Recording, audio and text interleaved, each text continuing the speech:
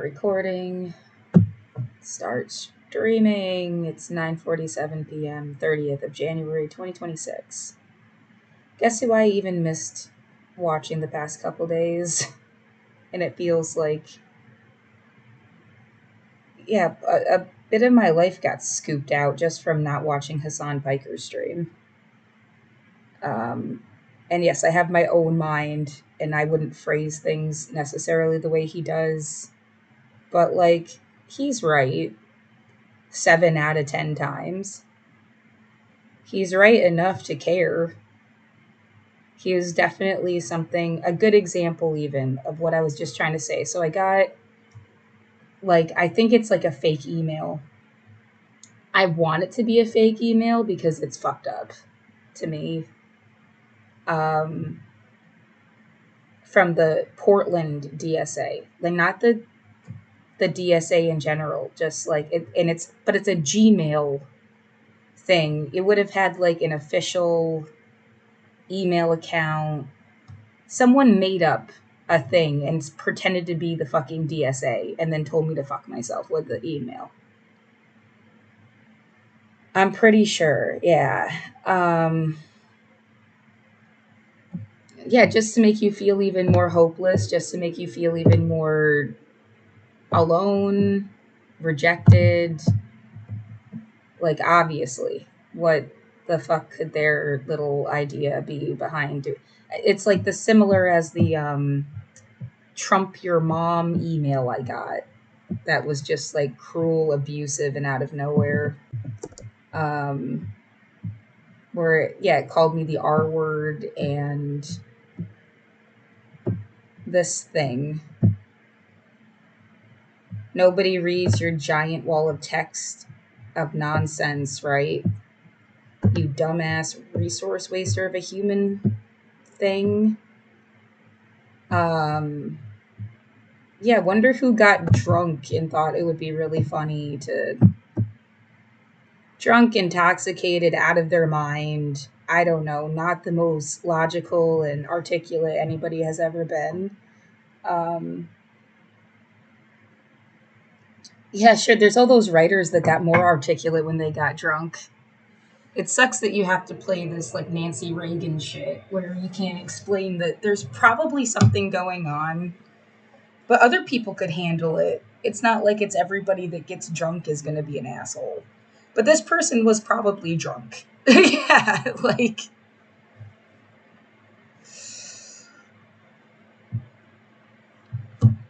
I feel feverish and hot. You think it's all the coffee?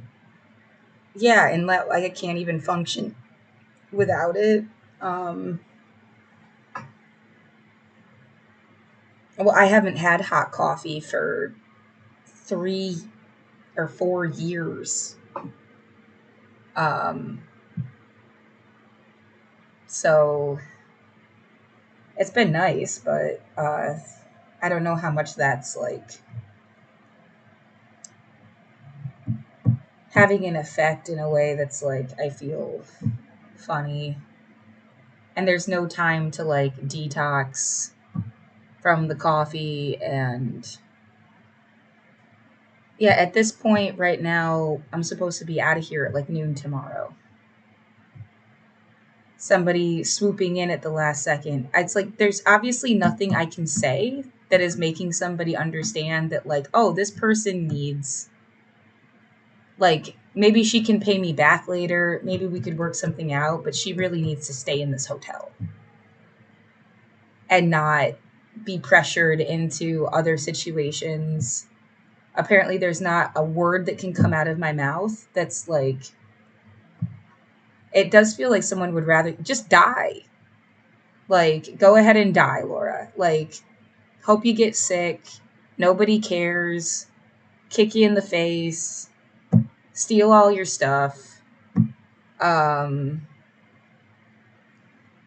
don't you just have a big bad experience and then maybe you can write about it, and when you write about it and make a book, we're going to rip you off with the book that you wrote. Why don't you just go fuck yourself?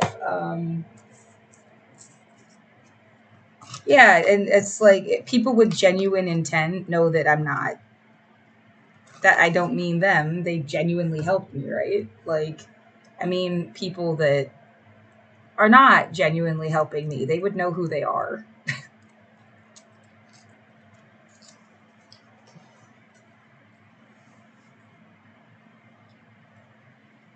Yeah, there's the sad idea that you don't even know for sure who you're fucking talking to.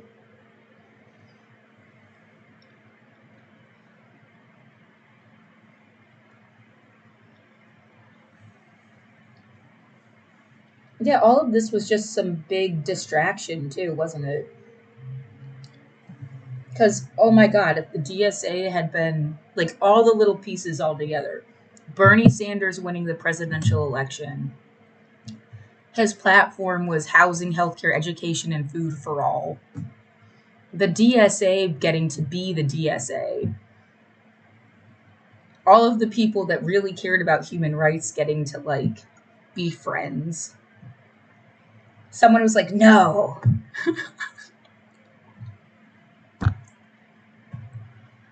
Either it's going to get put off till another tomorrow, or where it's their family, friends, and favorites left to benefit from that stuff. Or like they can't stand the idea that you would have changed anything so much because they don't know what to do with themselves in a new system. And they had so much power and time and intimidation tactics and harassment techniques and stupid fucking like unethical psychological warfare shit. Like, what would they have done with themselves? Like,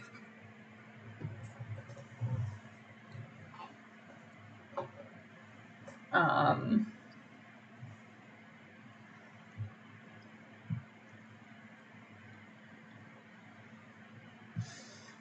yeah, that anybody thinks it's better that you at least spend the week. Like, how am I supposed to even contact? Like, here's the situation. Like, you leave at noon, you go to the library, you stay at the library as long as you possibly can. It closes at either like 6 p.m. or 8 p.m.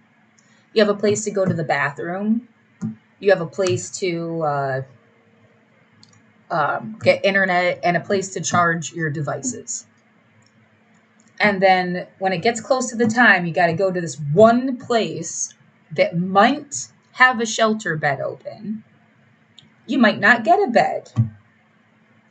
If you do, you might get sick. You might be hurting so bad your body is collapsing. You might. And at some point between here and there, I gotta like make a plan to get my shit out of my apartment, whatever that I can personally push. Yeah, best case scenario, you don't get sick, no one fucks with you, nothing really bad happens. You're gonna have to sleep somewhere, and you're gonna have to pee somewhere, and you're gonna need food and internet and a plug to plug your stuff in.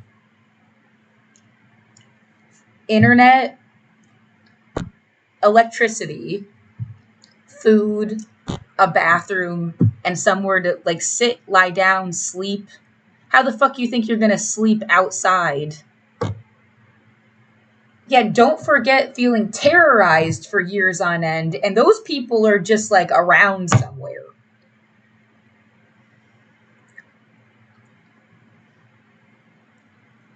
But let's say no one fucks with you and you don't get sick and you found somewhere to sleep and pee and you didn't get your period either because oh my fucking god. And then you got to schedule this. Yeah, where are you going to shower? No idea. Maybe somebody gives you a change of clothes.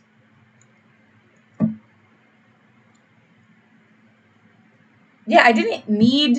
I have all this shit in my room and I want my shit back. Like, but then you go back to the yeah, you get, so you somehow have this for what, at least 2 days, tomorrow night and the next night, because you can't get, you're not, there's no one there on the fucking weekend. And then you have to schedule an appointment to get your stuff. and be like physically ready, somehow at least caffeinated, and then by yourself go in there and you get 2 hours to pick through your own things and put stuff in a cart. Put stuff in a cart. Fuck 1955. That you can push. There's not going to be a place to like dump it out, rearrange it. Because I mean, it could be so much faster. Just like put stuff in boxes, don't even like care, whatever. And then somehow, yeah. Someone was willing to pay for movers to come do your shit, but not to just help you like. Anyway. And then then you have at least one, if not two, carts of stuff and nowhere to stay. Whether it's raining or not, whether it's freezing or not, whether you have your period or not.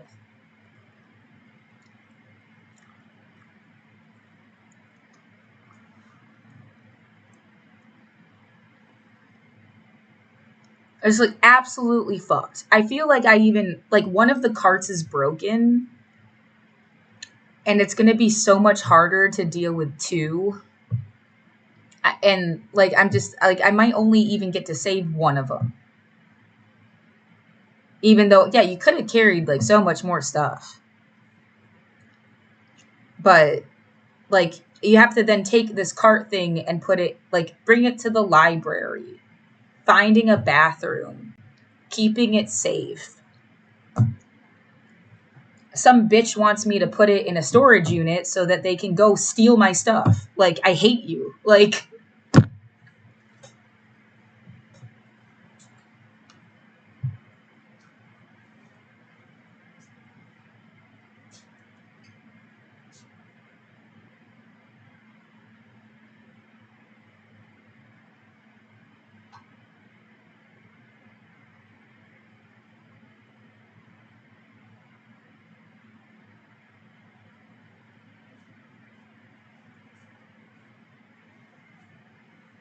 oh, it's not a weird coincidence that one of the first, they never paid me, so it technically doesn't count as a job.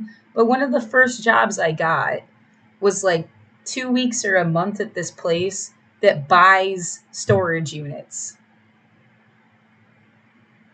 It is like, and it's like, huh, I wonder how you got all that stuff. Like, so I think I get it. No, I don't want to put my stuff somewhere.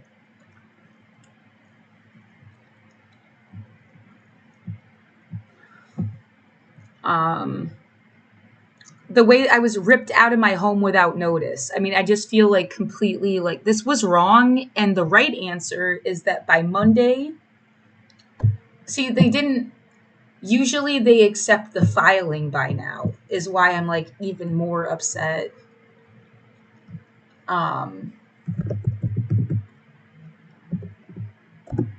But it's called Tyler.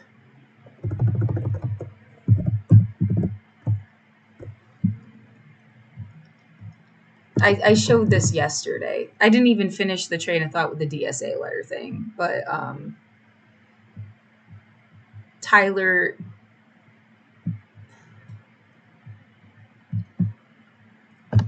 Tech Cloud.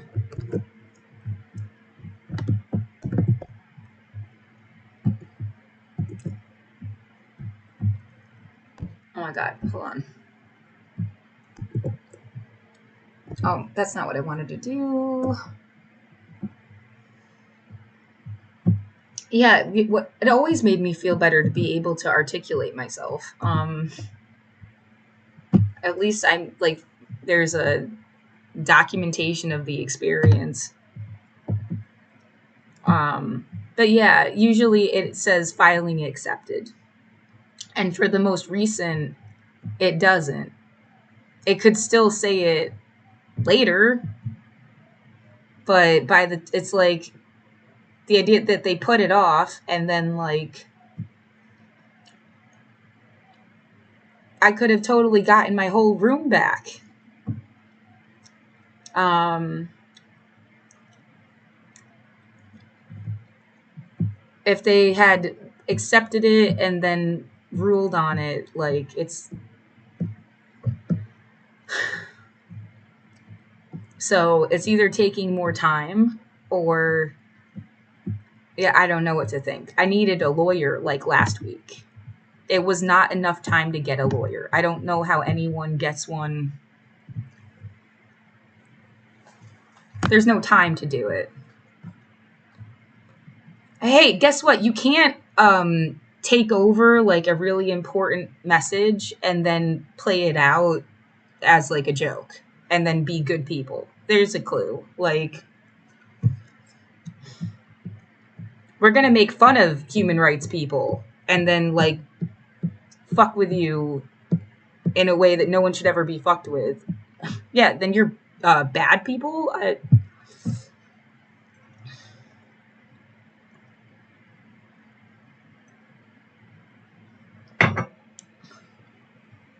So yeah, I don't know. And the idea again, you need internet, electricity, no one fucking with you, a place to go to the bathroom. You're gonna need food.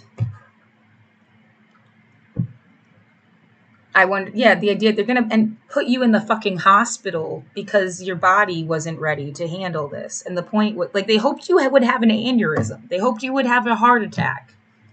They hoped that like something would break or bust. It's like somebody's fucking scam plan. Who knows? If they've done it to you, they've done it to people a million times.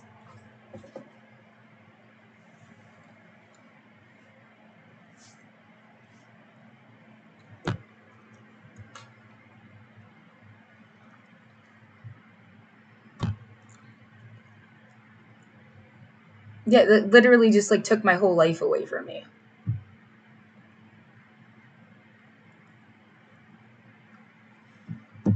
I guess I should document this email I think is bogus. Um,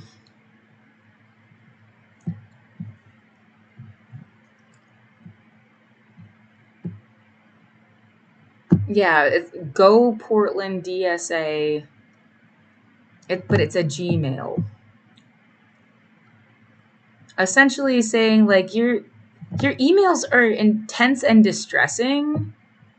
Like they make us feel bad and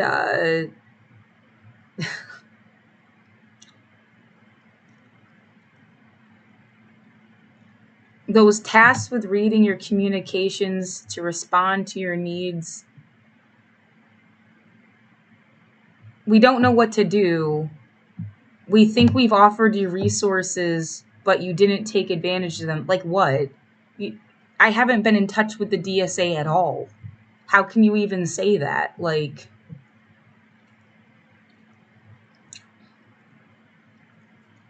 so this is just a lie.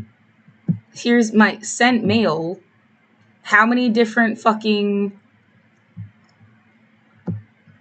funding portals, urgent help, flexible services requests, hotel voucher requests, seeking assistance. What exactly did you want me to do that I didn't do? You're so full of fucking shit. You are full of shit, and I'm sick of saying the same goddamn thing and no one's fucking listening to me. I don't think it's a real email anyway. Again, the DSA has not participated in helping me at all to like a degree that almost feels like shitty, but they haven't done anything. How would you don't know, you haven't given me advice and whether I took the advice or not. That's just some bullshit. And now this is getting into November before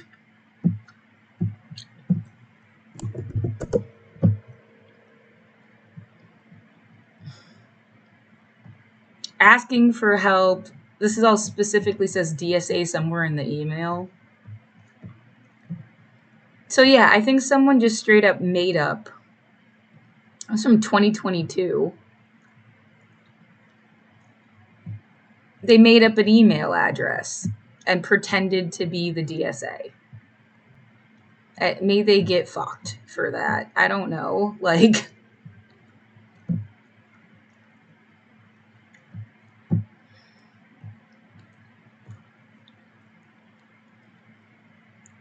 how difficult it is. But in any way, it's not camaraderie of asking for resources, and essentially stop emailing us.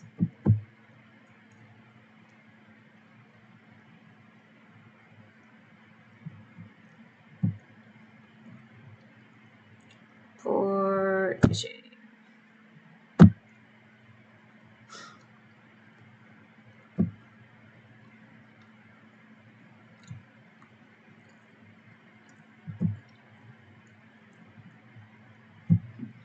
Because this can go right with that other thing.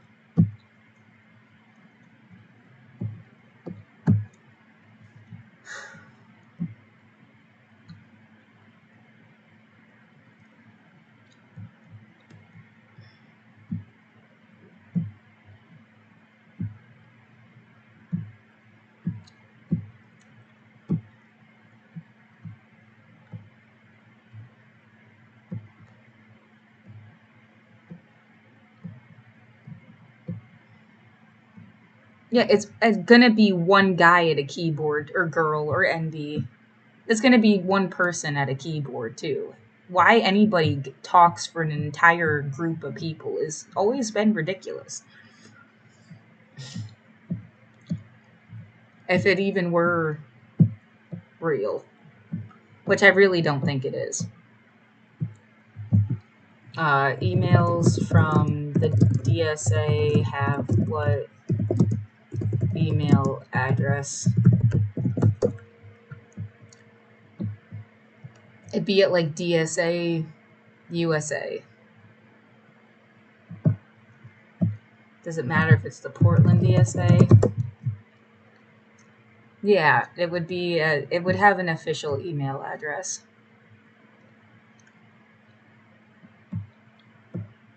So it's bogus, which actually makes me feel way better. What a bunch of bullshit.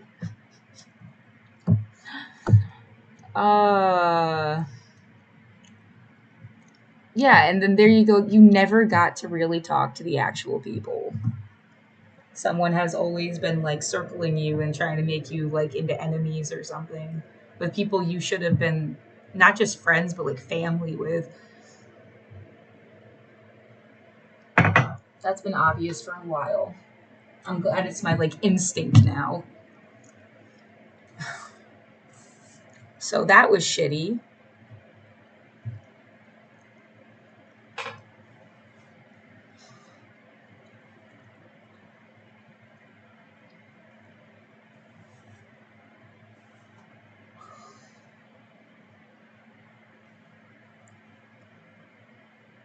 Oh, but the license plate on a car that was like fucking around in the parking lot was from Washington. I don't know. I clocked that. It was CUX. Yeah, 7076. Which like 7076 sounds like the coolest futuristic like the America thing or some shit, maybe like in a Fifth Element movie way, but yeah, it also does that mean it says cucks? Like to cuck somebody? See, I don't. What are you doing? Like,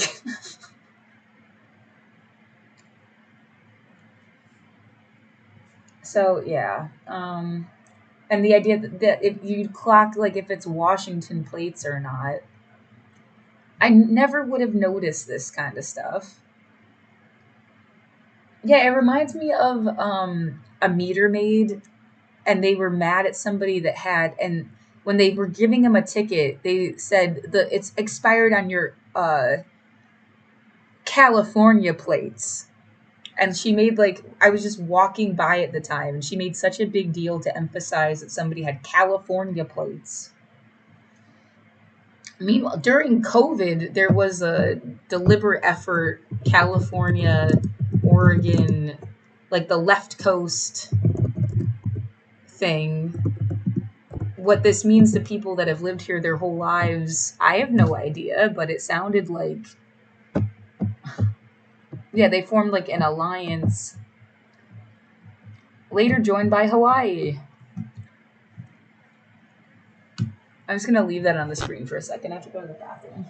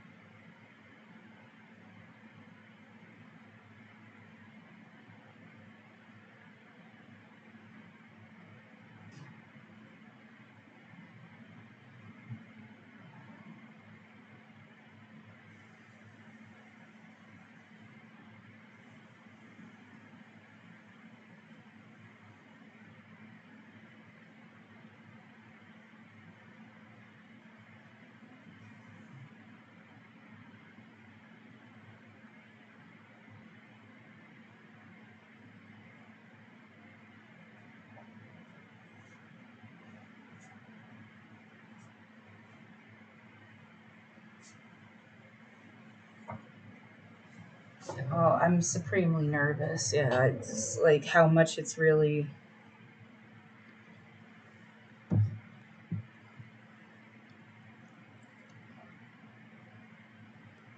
This was fucking wrong. The way I was pushed into homelessness, the way that you didn't help me, the way that you just like casually dropped the ball, gaslit my situation. I'm supposed to have what magical different story about it. You made a mistake. They didn't know what they were doing. Uh, oh, it's okay. I just have like trauma on top of trauma on top of trauma. But like, if I can get my apartment back, I guess I forgive you.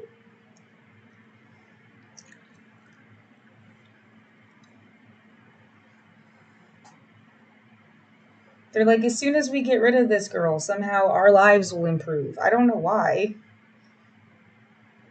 Sounds like you fucked with me worse than I even know, and you just are gonna be running scared from your own shadow the rest of your life, because I wouldn't do that to people, and you know what you did.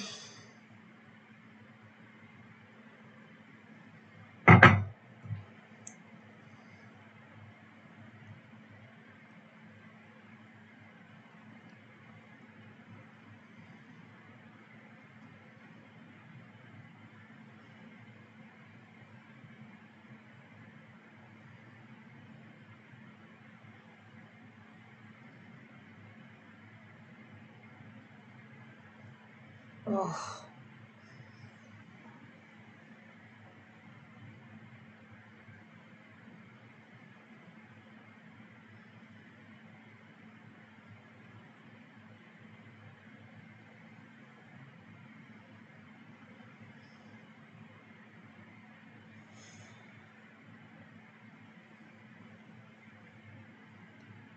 I kind of have to sneeze. Unfortunate. Um,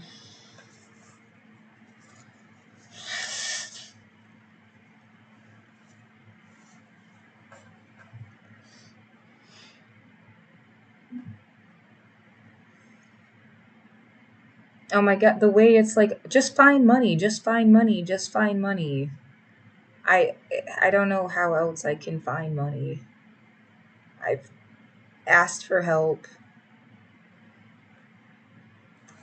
We can tally that up if you want. So, like, January 21st, I was waiting on an assistance program that opens up February 1st. Yeah, good luck trying to get into that shit now if you like won't have a stable. The idea that you still should try to apply for it, because if you get it and it just pays all the back rent, at least like it did that. Um, like, but that was like the only option. Um,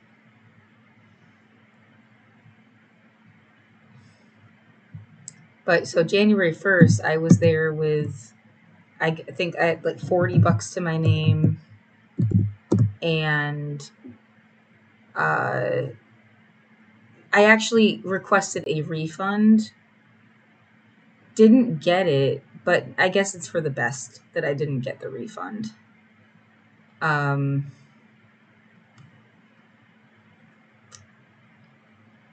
and that money came from GoFundMe donation.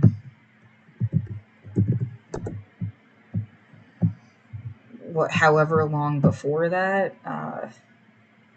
somebody donated $11. Yeah, feels like they made a joke that I don't really get.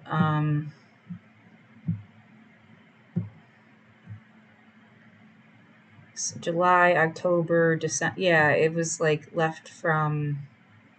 This was a random person here on, what's it called? Twitch. This $56.02. This is what you get after GoFundMe takes money out of it and stuff. Oh, no, sorry. My bad. So somebody sent $100 on the 13th of January. That's where I paid the internet bill, and then I had $40 left over. Um,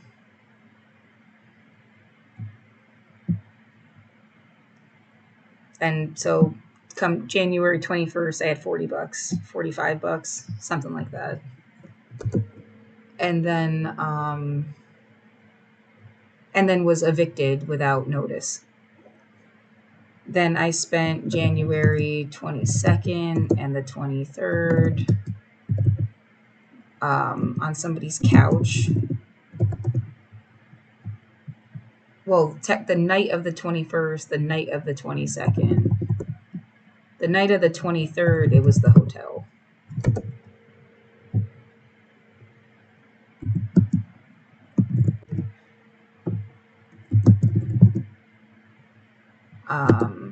And then the 24th, 25th, 26th was the initial $194 plus the sister picking up the $100 incidental fee that she gets back.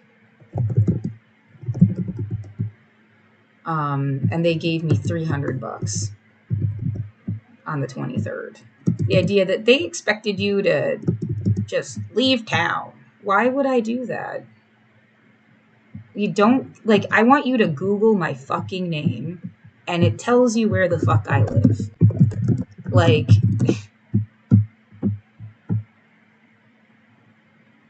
a Portland-based artist, musician, community activist. Musician's nice.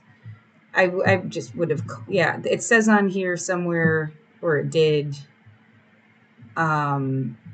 she calls herself an artivist, which I like. Yeah.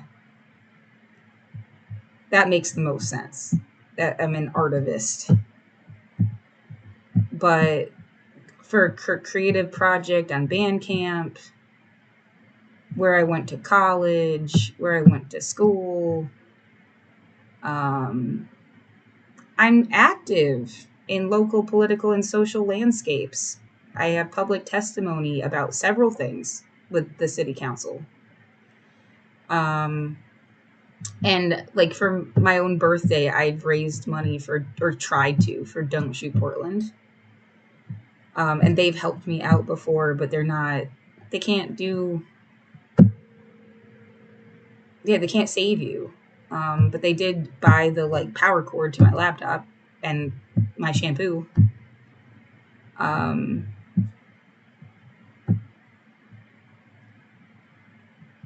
In recent years, vocal about personal struggles with disability housing, crowdfunding for support, trying to prevent eviction for 2 years now. So, yeah, I mean, it doesn't say because I haven't lived somewhere else. Like, how dare you? I've lived here since 2012. I feel like you don't get to tell me where the fuck I live.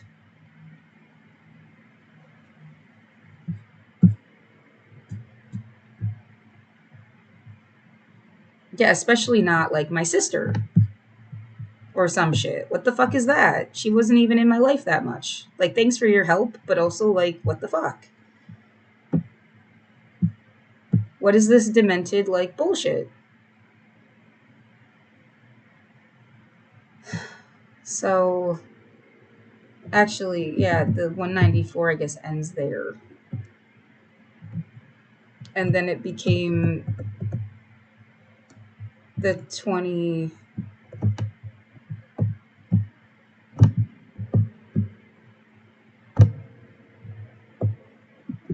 Look, you're going to sound the way we expect you to sound. No, I'm going to say what I think is... and you're just... I don't need to care that you don't like it. Like...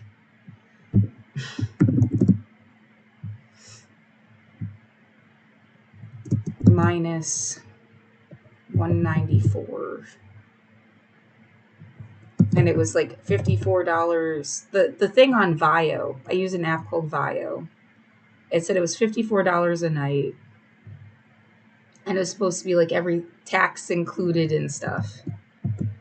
They've waived the amenities charge for me, but there's still like this incidental hold thing that's $75 a day up to $225, but you get it back.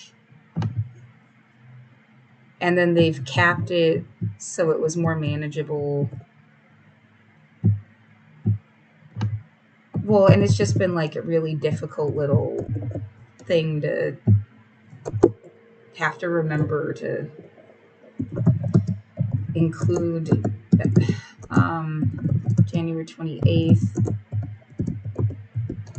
January 29th. Now it's January 30th, about to be midnight. January 31st.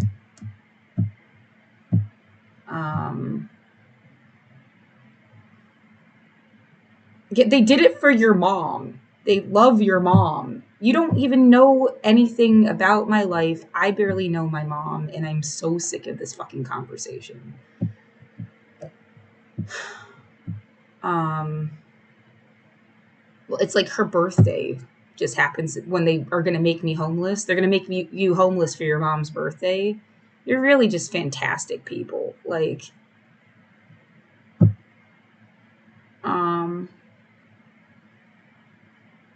I can't imagine why I never got anywhere in life. Like,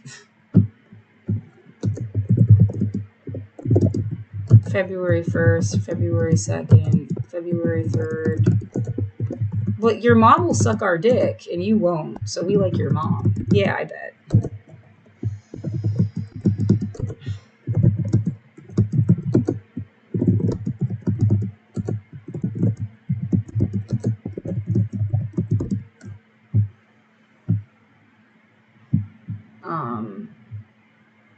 And I'm sick of being compared to people that actually grew up with their family. I did not.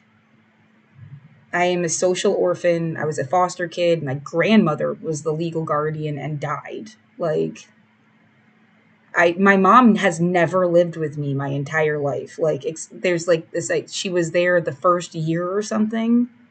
My entire cognizant life. Like, she's legally not allowed to take care of me. What the fuck have you been doing? Like,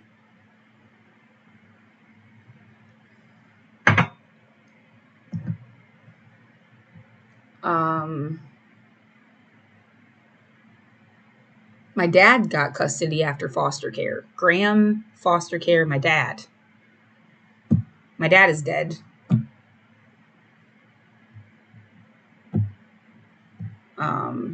They were not married. Yeah, I'm so sick of telling my own story in a way.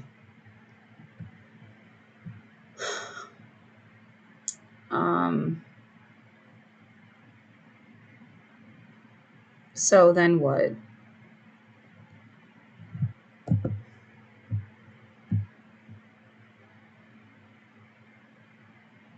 Well, I just paid $78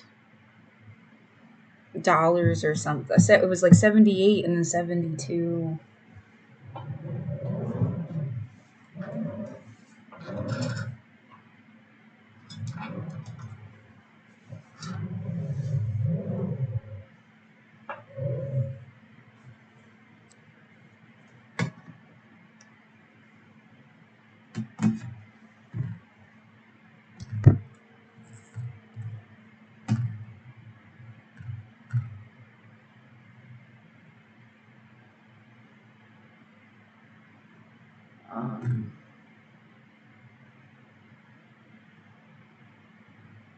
Yeah, what's the easiest way to look this up?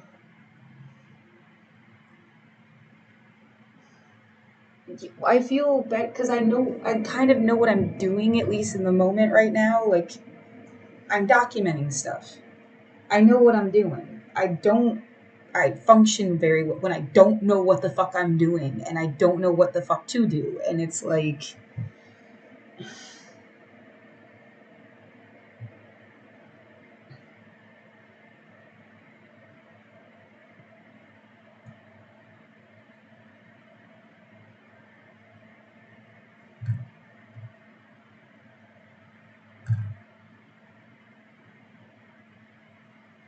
so yeah, okay, 300 donation, 194.82 specifically. Let's make this bigger.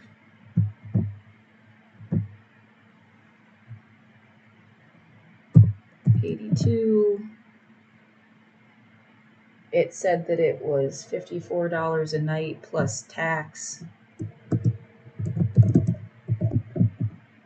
Surprised $75 thing when I got here. The idea that maybe they would give you a free night or something was like the Vio app. I mean,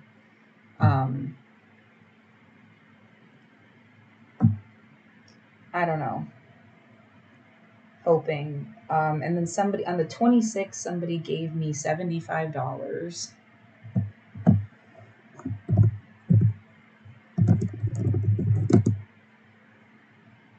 And I spent $11.61 with my Walmart order to buy hand sanitizer and ointment for my foot. It's like not just swollen, the skin is broken on the top for some reason. It wasn't like that when I left.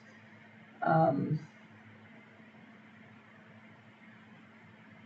well, I mean, I've. Is it the boots or like. It's healed mostly now, yeah.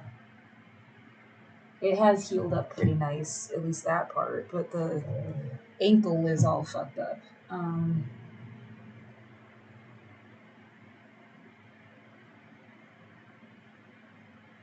yeah, it hurts. I love my boots, but it hurts. This is not gonna. I don't know how it's supposed to end well. And they expected you to walk all over town and like get to places, and then even if I got there, you didn't help me. Frankly, like, um,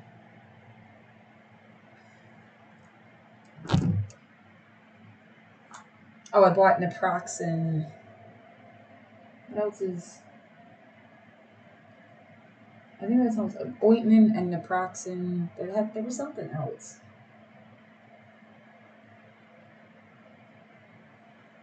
I had cash back, like $10 of cash back, so that covered half. That's what there was something else. What the fuck else did I buy? Um,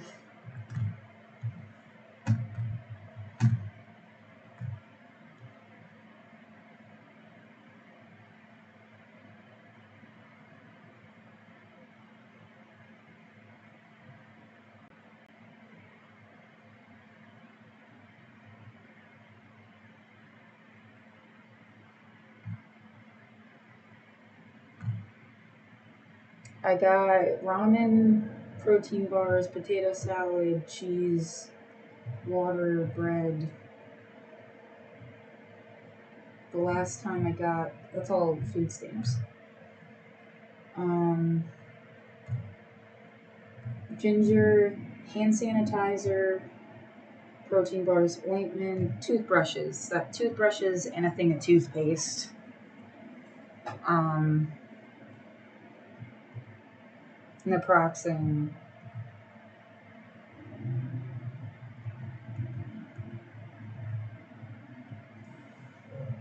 That's what. So it was like $11 or something on after the cashback part. 11.61 on the 27th.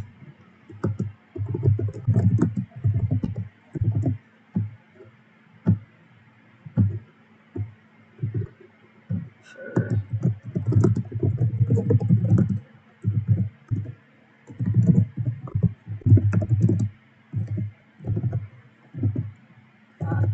it's like generic. What is the stuff called?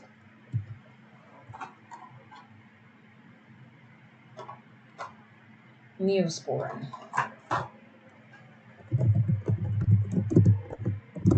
Um, Naproxen.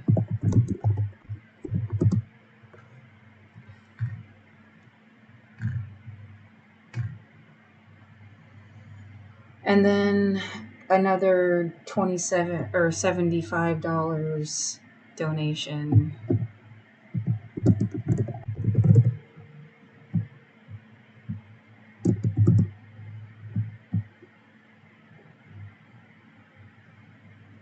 And then Stay Pineapple 144.08 on January 28th, which comes out to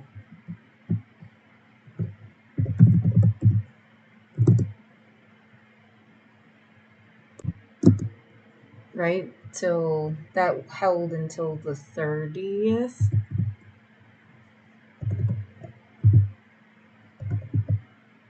So 7204 a night.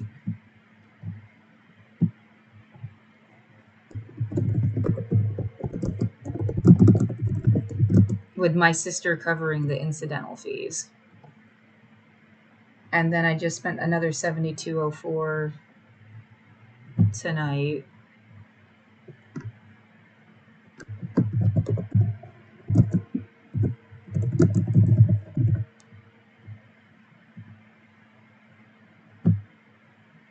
And this is the deadline to get stuff. And this is the deadline to tell them you're getting your stuff. Like, I have no idea where the fuck I'm supposed to be. They won't be there over the weekend.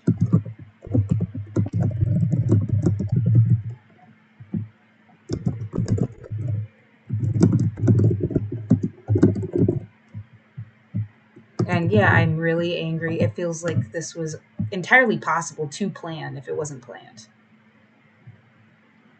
The way that, like, I mean, if you had just been able to get everything all at once, done all at once, you would have known you would have even been here from the 23rd until whatever. And then, could have, planned accordingly. I had no idea where the fuck I was going to be every single night.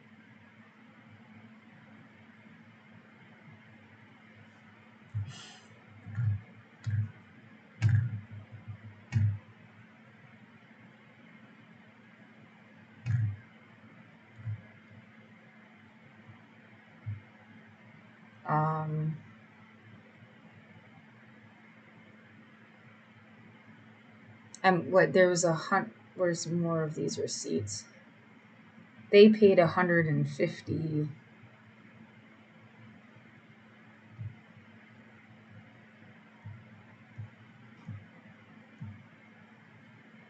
I have given them $2,500 worth of stuff. I don't feel like, oh, you're such an ungrateful bitch. No, I'm not. Like,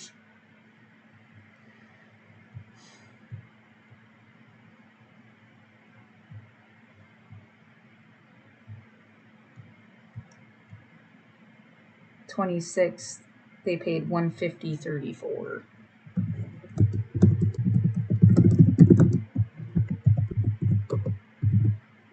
Which,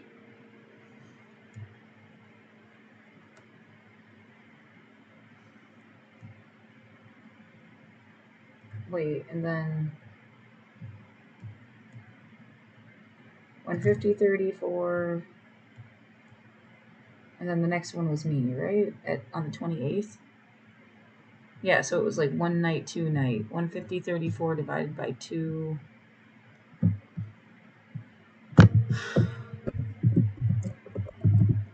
$75.17. So it fluctuates a little bit, which makes sense, but it does make it more difficult when you don't know what the fuck you're doing.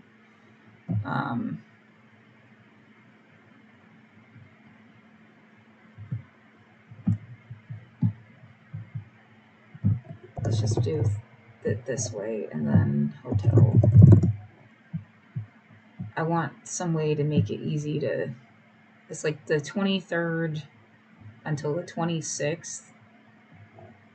Also, like what day it was.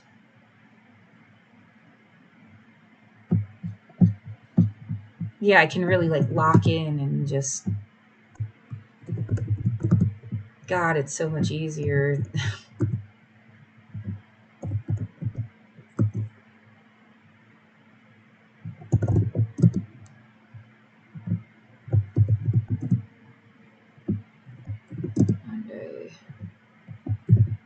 I don't like how that looks. Uh,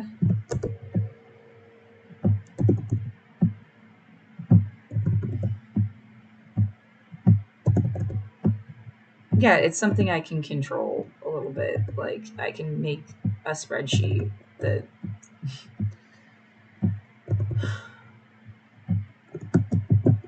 Wednesday, Thursday, Friday,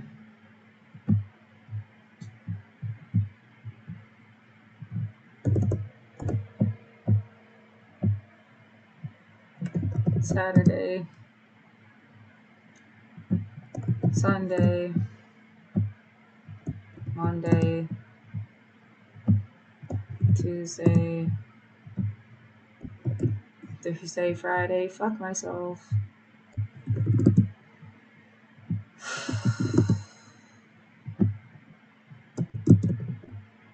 The idea that they just wanted to know you didn't really have any money. They just wanted to know there was nowhere for you to go. They just did this to like see.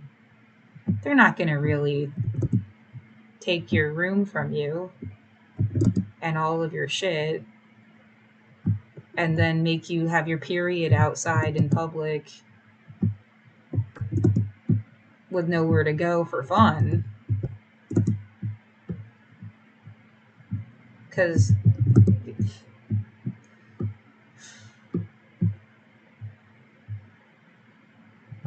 that would be what a monster would do.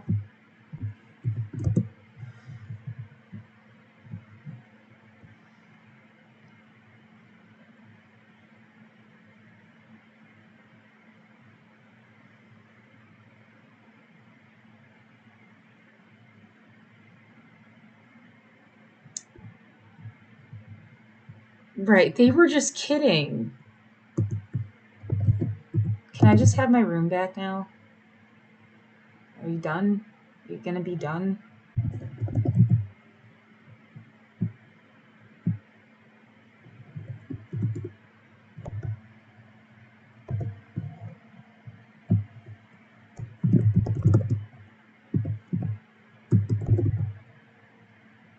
'26th to the 28th. And then 28th to the 30th. No. Well, yeah, to the 30th. And then just the 30th.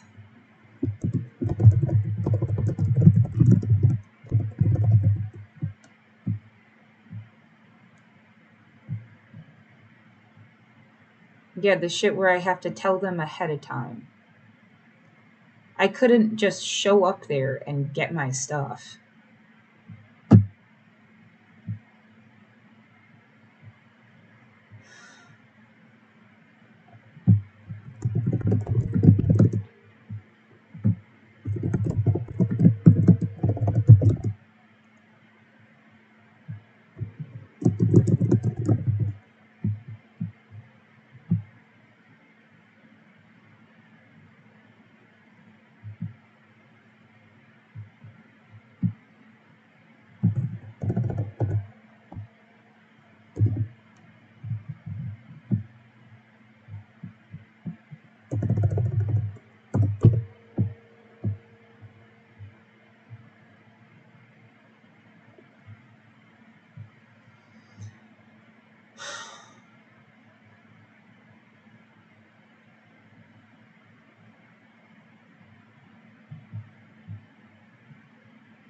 Um,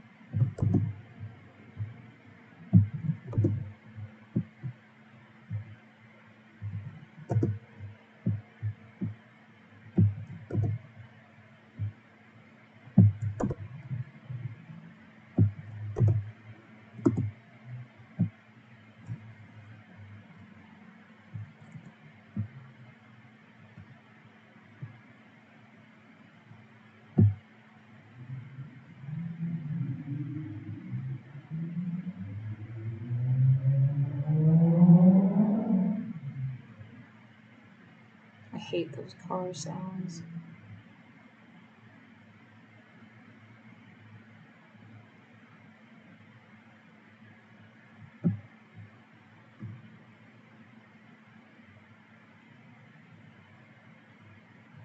And I mean, you got to give me credit. Like, you couldn't do anything on Saturday and Sundays. Who you gonna call? They're not at the building. Right. So the 1st of February, actually, you can't get your stuff back. There's that People First application.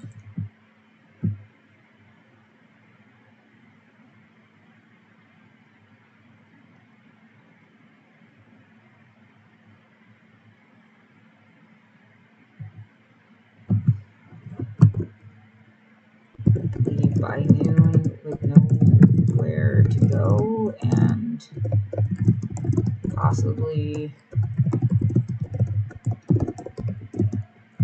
getting your period. I literally need to like design and sew a pair, like something that is like underwear out of face masks, I think. Um, I can do that and have a little chat with myself. I guess let's do that right now. Because it might take a minute and I'm not sure you're going to want to do more than one pair. And that's just if I start my period, something to hold the pad in place. Um,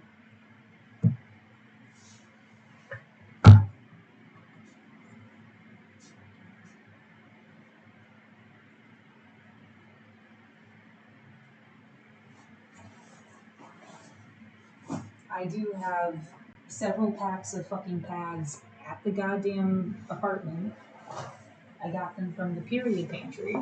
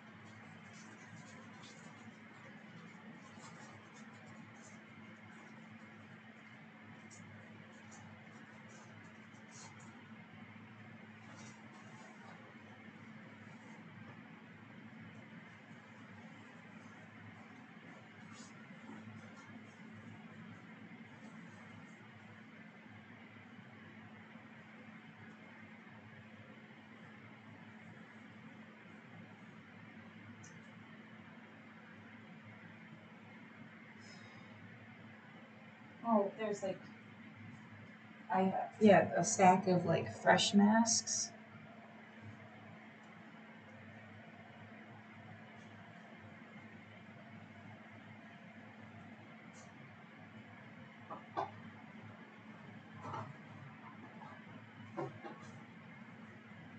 But then there's like this clump of they kind of got fucked up and I didn't want to throw them away. They just got like shoved somewhere. Um, I'm actually using it's the band from this for a hair tie.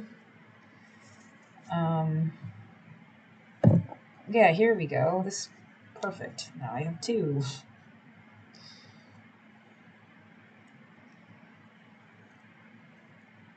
Broken already anyway.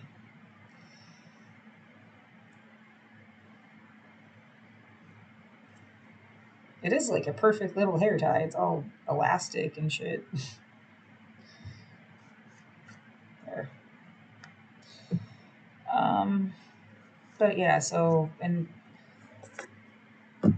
the hotel gave me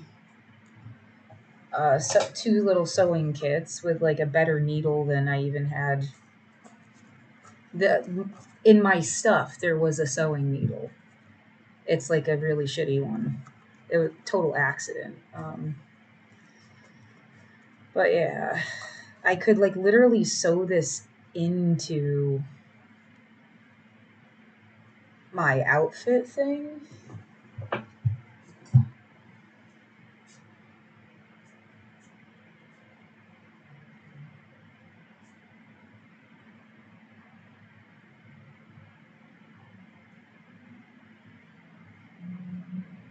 I don't know if it will look really stupid, but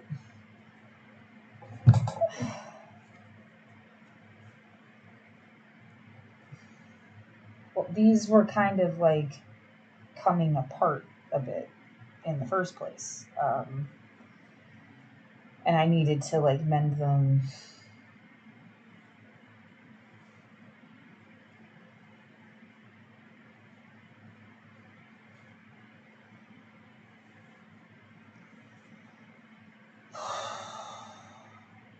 Absolute fucking nightmare. I want to scream "How dare you" a million times, and I'm upset no one's gonna care.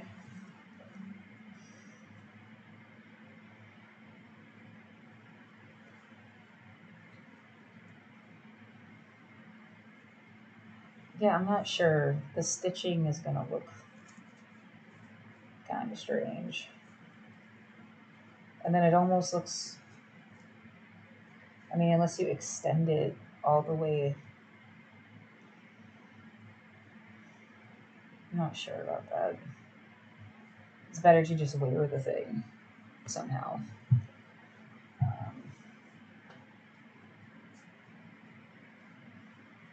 Right, and the zipper was already broken, and you've got to finagle it to get it to zip up.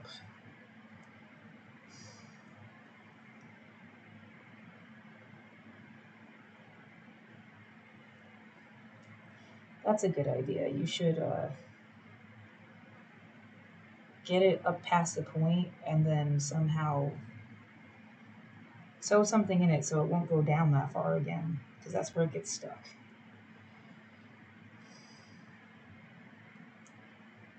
Doesn't that sound like a metaphor? Oh my god. Oh, aren't you just like so interested? Isn't this interesting content? Like, isn't this just so fucking like.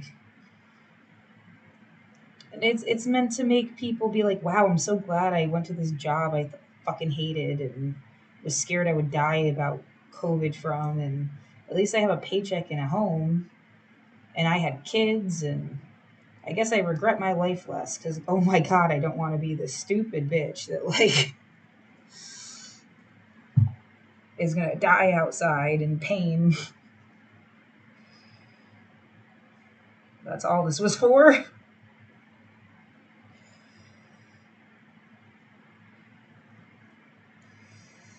Right, they'll think you're a stupid bitch because they've got to. You can't be like a really intelligent person that didn't deserve this. Did you deserve it if you were dumb? No, actually. If you weren't the world's most intelligent person, you still didn't deserve this. Like,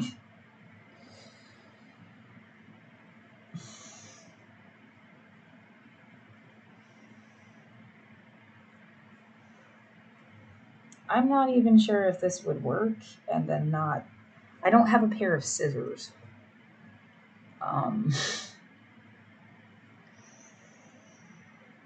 you have to like cut it with your teeth or something.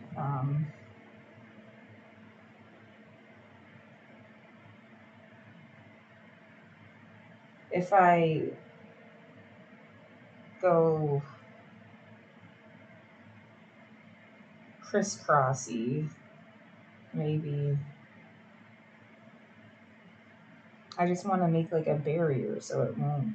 Of course, it could get snagged on the thing that I just tried to.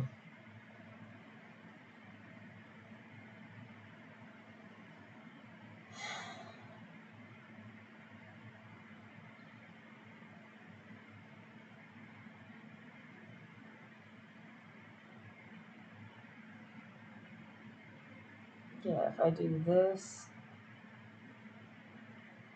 and then sew it in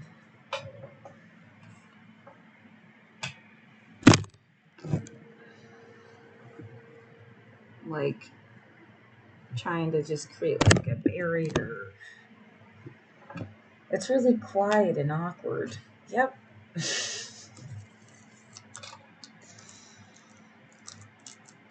You could play your own music. Sure. Yeah, great.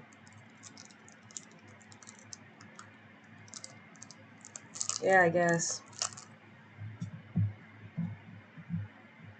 Can do this. Put this over here. Or whatever. Put this here. Oh, it feels completely like you don't have any hope, do you? Of like getting your stuff and being safe, and someone really wanted to just like hurt you for years on end, and they did. They already have. Like, they already have hurt me for years on end, and they're just gonna do it some more.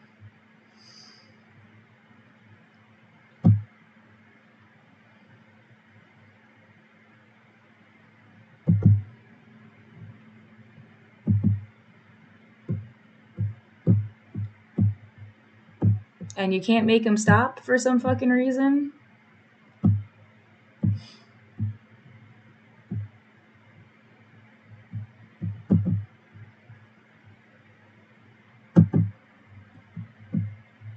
It's 3:46 Sunday morning. Isn't it gonna echo? February 2020. Yeah, I guess, whatever. I'm awake again. A motorcycle goes roaring through the night as I start to write this. It's the weekend, but the sounds of chaos outside have not made any sense. They seem to happen sporadically, not just when clubs are letting out or anything. I have to play boredom real beats in my ears, or the random bursts hurt me. Yeah, someday you can edit this music so it's perfect.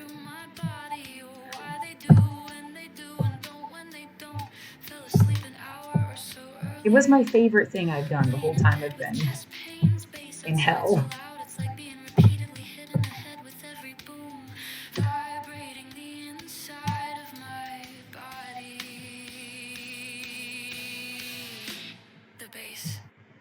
Oh, it wasn't hell for other people. They just made it hell for me because they wanted to psych off things with fun shit.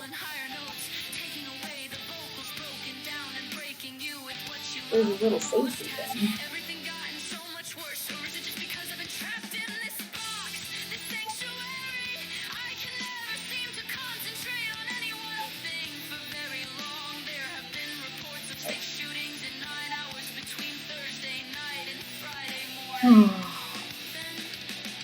People shot at a protest Saturday night one day. Was I naive to not be afraid like this in all the time I've lived here, lived anywhere? Not the song, the color of the thread. Shooting once every 2 minutes or once every other hour, depending on the source. New York City would celebrate weekends when they had no shootings. Everywhere is reporting an uptick in gun violence since 2020. Everywhere. I have always had anxiety, but it wasn't over the thought of being shot. I was never scared of going to a protest before 2020. Before the pandemic, I was scared of dying outside, sick and alone. But now the world feels like a place that actively doesn't care about people. While all the time before, it's like the carelessness was just a mistake. And if you pointed it out, it would change. It was supposed to change. Now the cruelty seems so deliberate. I keep thinking all the most powerful people must have access to the best ideas and the most resources to get things done. More than I could even imagine on my own from my position in life. They must just not want to do that. I don't want to give up. I know failure is just when you stop trying. Take a break if you need to, but never stop trying. I don't know what to do.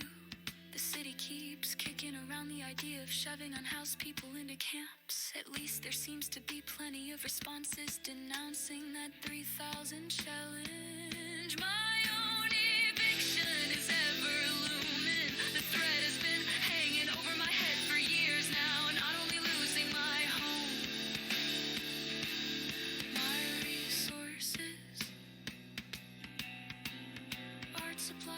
kitchen, a bathroom, electricity, shelter for me and my cat.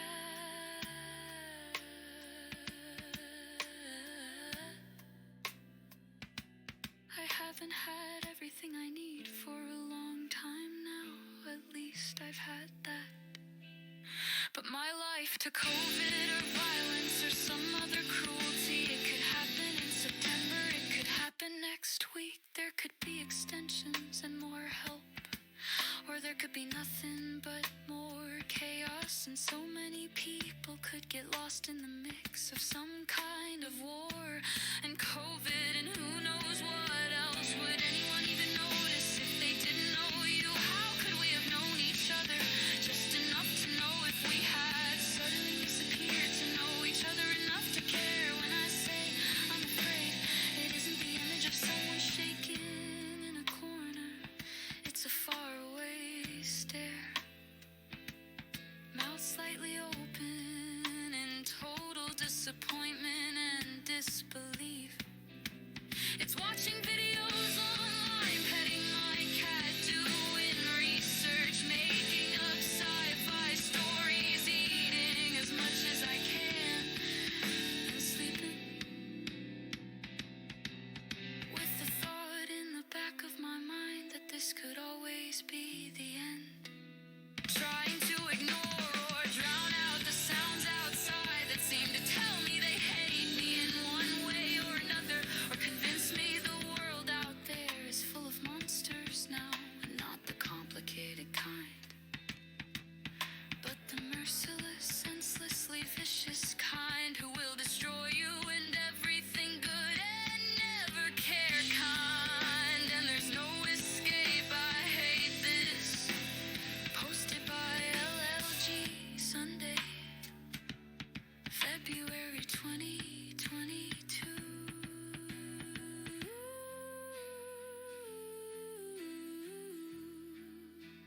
5:42 a.m. It's 3:46 a.m. Sunday morning, February 2022. I'm awake again. Universal human rights, or everything is bullshit. This is peaceful protest. All human beings are born free and equal. 2. Everyone is equal regardless of race, color, sex, language, religion, politics, or where they were born, race, class, sex, gender, age, both ways, ability, national origin. Genetics do not define character. 3. Everyone has the right to life. And to live in freedom and safety. Don't fuck with people. 4. Everyone has the right to be free from slavery. 4. Everyone has the right to be free from torture. 6. Everyone has the right to be recognized before the laws are not always lawful. Authorities don't always deserve respect. Who watches the watchers? Be true. Be you. Be real. Be kind. 7. We are all equal before the law. Laws are not always lawful. Authorities don't always deserve respect. Who watches the watchers? Be true. Be you. Be real. Be kind. Everyone has the right to seek justice if their rights are violated. Laws are not always lawful. Authorities don't always deserve respect. Who watches the watchers? Be true. Be you. Be real. Be kind. 9. Everyone has the right to freedom from arbitrary arrest, detention, or exile. 10. Everyone has the right to a fair trial. 11. Everyone has the right to be presumed innocent until proven guilty. 12. Everyone has the right to privacy and freedom from false attacks on their reputation. Do not lie about people. This is peaceful Protest.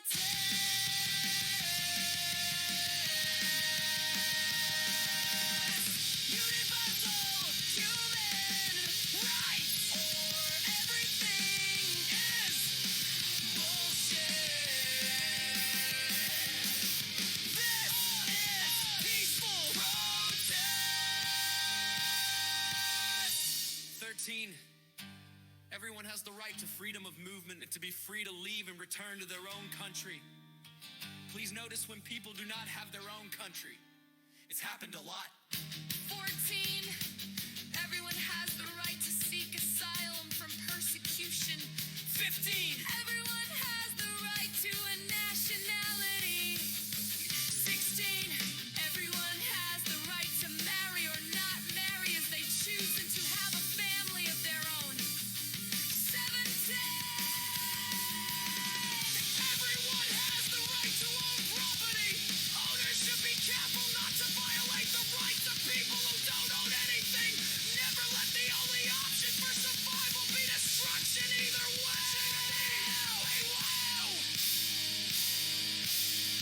18.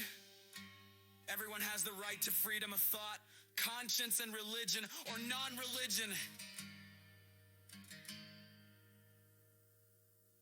19. Everyone has the right to freedom of opinion and expression.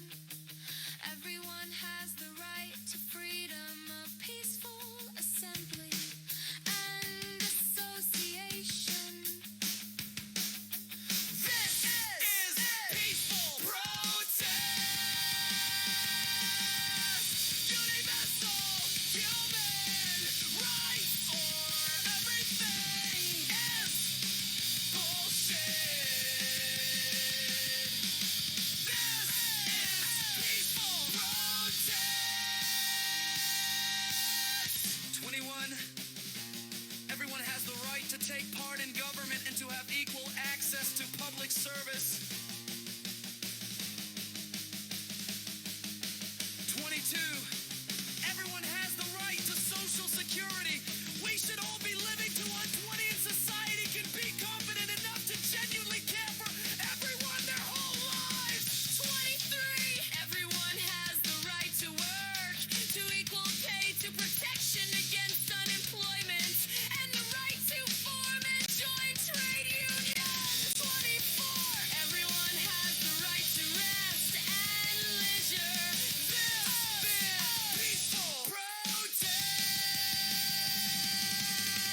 Universal human rights or everything is bullshit. This is peaceful protest. 25.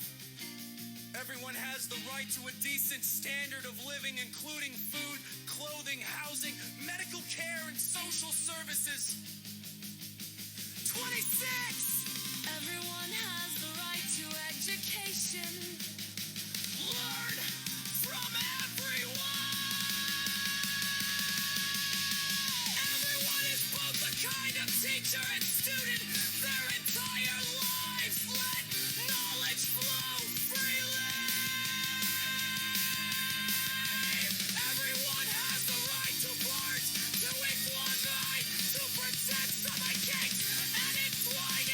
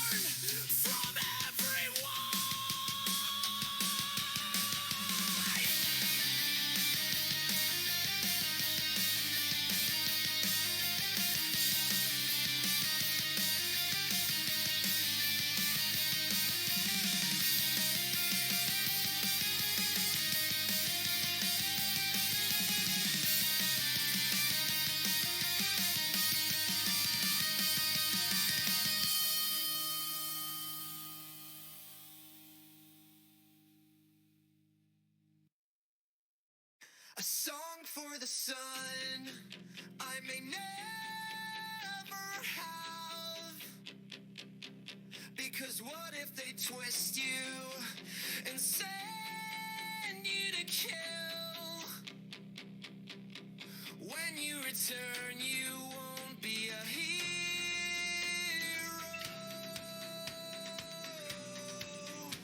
Tell them if they want someone dead to do it themselves.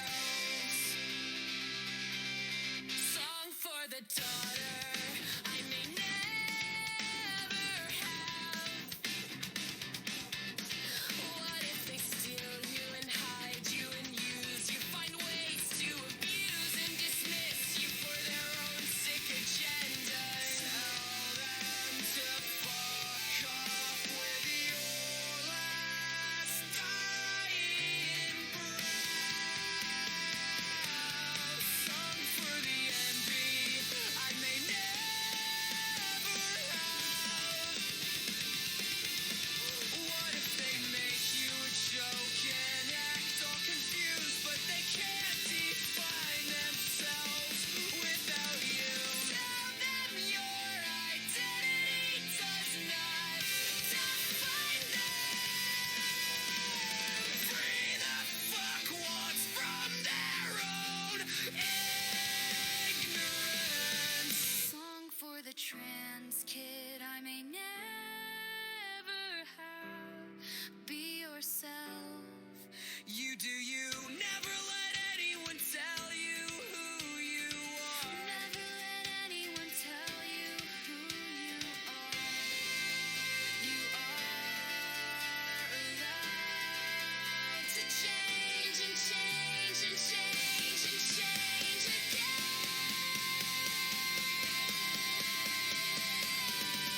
Song for the students I may never have. I was here to help you, but they wouldn't let me through.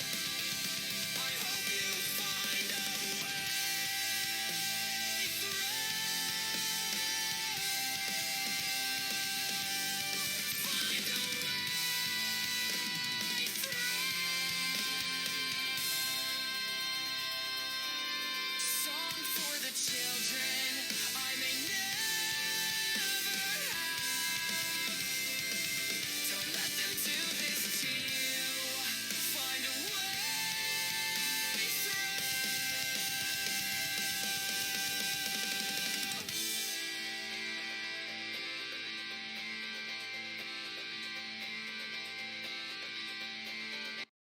I'm trying very hard to keep today's readings in perspective. I'm trying very hard to keep the link between women's studies and these religious struggles, but I'm having a very difficult time. I'm an atheist, I understand the importance of acceptance. No matter what you believe, to say that atheism should be forced down people's throats is the very same thing as having religious people demand conversion of others to their views. It's just as wrong, it's just as much of an invasion on people's rights to happiness, to live their lives freely. Nevertheless, I can't help but see these women complaining and kind of laugh. To me, it's all a part of their submission to this mythology. This is why I've chosen not to come to class today. Part of me feels like a coward, but the other feels like a mean critic who will do more harm than good in my participation in this discussion. My purpose is not to insult a group of harmless young women, and possibly two men, though I think David might share my sympathies to an extent. My real issue is religion as a whole, with those in power who string people along like puppets to war to die for a religious or somehow moral. Cause my issue is with the hate toward the different in this world, and those who stand with groups who hate. I can't take the hypocrisy or the death or the oblivion of their followers. I can't stand the rationalizations. You write in the black US syndrome. I'm lucky cause so many people remain in the herd, just another sheep in the flock. Already I fear I will insult you, and I don't wanna do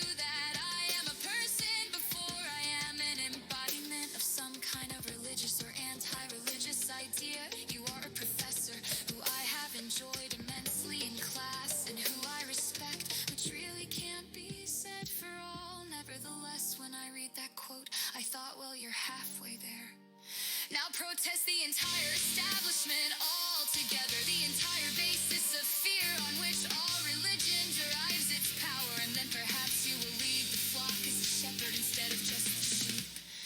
In the front row, I have flipped through the entire religion section. In Where It and SF, it's evident that just like anywhere else, atheism has no places. Discussions of religion, the closest thing I could find talked about secular feminists. Secular is the nice, non-threatening word they use. Interestingly, secular feminists have begun to ask questions about religion. Their historic approach of feminism has been your total rejection of religion, as well as some suspicion of women who are religious. Yet growing interest have opened the door for real collaboration between secular and religious feminists. Further, the inner space talks about alternative religion, but religion all the same. It is not that I can't make it. For real, conversations no one is having. No one is talking about secular feminism. Not on the table, not out of your mouth, not happening, right? Like, oh my God. Secular feminism? No, we gotta go bomb something. Like, they lose their fucking minds. Connections to these struggles. I nearly cried when I read Revelations on page 29. I too have experienced the onslaught of people telling me I will go to hell, almost with a smile on their face, my own father included. My mother is even worse. I too have had people quote at me. I can empathize with the struggles of a woman trying to break into a power structure comprised of only men, and I can understand the frustration, anger, and injustice of having to sit back while someone dictates the right way to live, who has control over all these people, and they follow him, and you try to speak out, but no one hears you. They don't want to hear you. Religion is Jenga, pick and choose the issues you want to deal with, but enough come out and the whole structure falls. So no one wants to take out the pieces, not for a moment.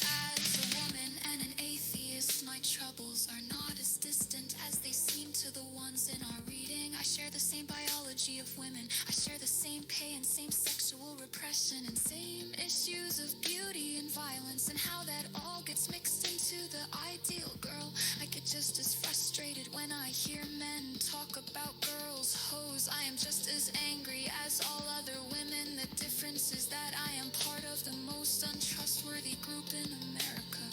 I am the ultimate infidel. I am hated by every religious group in the world on one level or another. I cannot say, well, I'm a feminist, but don't worry, I am redeemable because I go to the same church as you.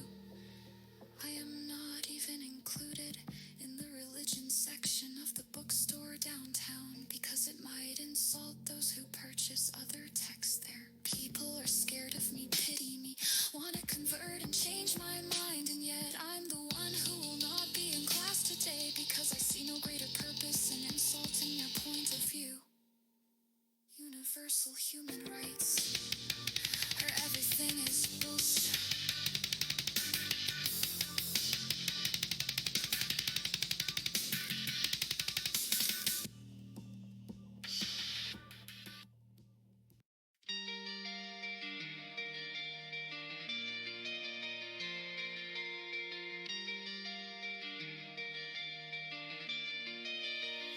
Standing on the train platform, held close to your chest, is where I belong, where I feel infinite.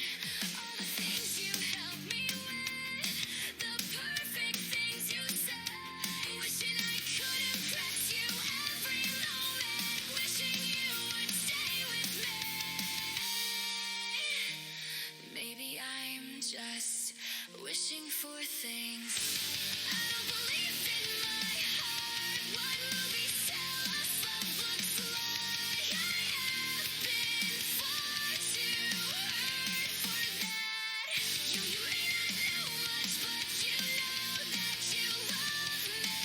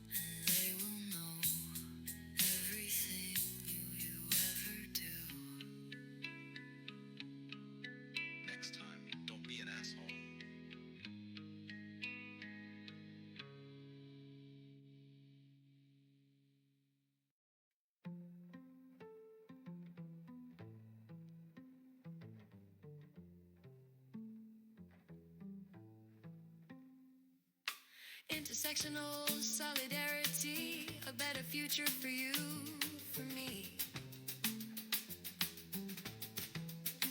For anybody, for everybody, who will ever be.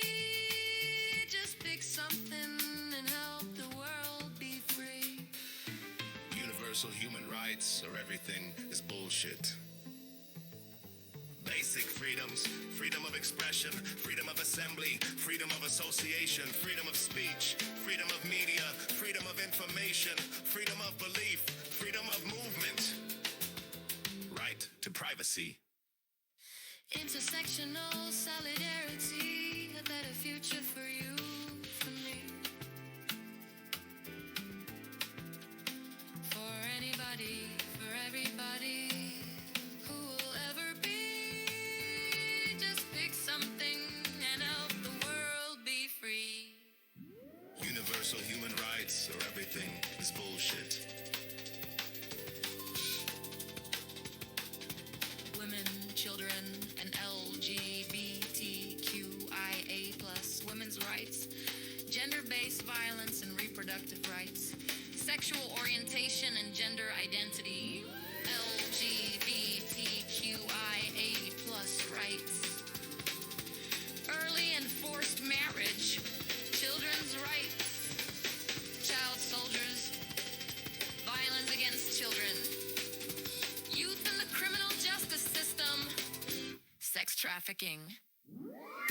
Sexual violence, violence against indigenous women and girls, racism, minorities, and displacement, indigenous rights, asylum seekers and refugees, revocation of nationality, ethnic and religious discrimination, rural violence, religious minorities, ethnic conflict and forced displacement, internal displacement and land restitution, travel restrictions and family separation, arbitrary deprivation of nationality, migration and deportation, discrimination and intolerance, treatment of minorities, migrant workers, denial of citizenship rights, racial disparities and criminal justice, rights of non-citizens, work, labor rights, overseas workers, mining industry abuses, garment industry abuses, public sector corruption, forced labor, extractive industries, labor rights,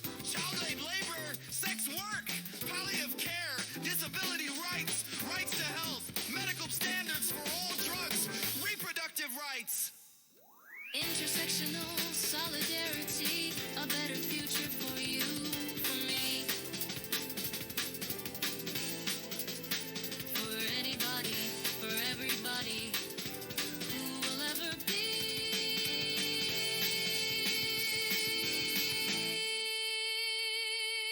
Intersectional human rights or everything is bullshit. Law, government, corruption, civil society, judicial independence, foreign policy, free and democratic elections, national security, constitution, accountability for past human rights violations, legislative and institutional framework, barriers to education and illiteracy, access to justice, natural disaster recovery, death squads, political oppression, political pluralism, rule of law, deepening authoritarianism, drug policy reform, cult of personality. War, military, police, armed conflict, accountability for torture by security forces, terrorism and counter-terrorism, conduct of security forces, police abuse, mandatory military service, security forces abuses and impunity, war, crimes, trials, military abuses and jurisdiction, public security and police conduct, violence by armed opposition groups, extrajudicial executions, guerrilla abuses, paramilitaries and successors, peace, negotiations and accountability, airstrikes, cluster munitions, indiscriminate attacks, impunity for abuses and violent crimes, imprisonment, prison conditions, torture and ill treatment in custody, fair trial, death penalty, due process, prison conditions, mass death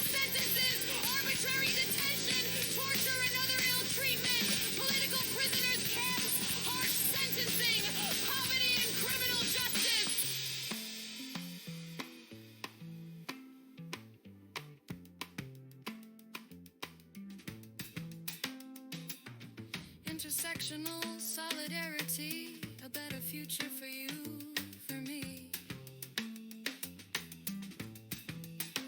For anybody, for everybody who will ever be. Just pick something and help the world be free.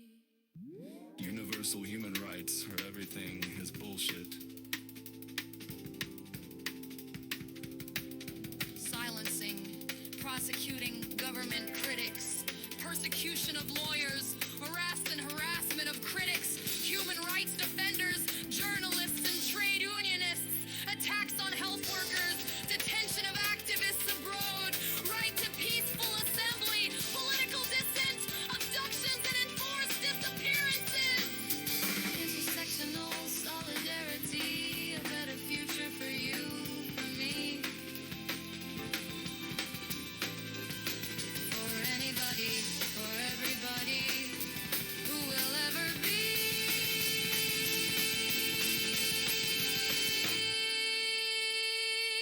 Just pick something and help the world be free.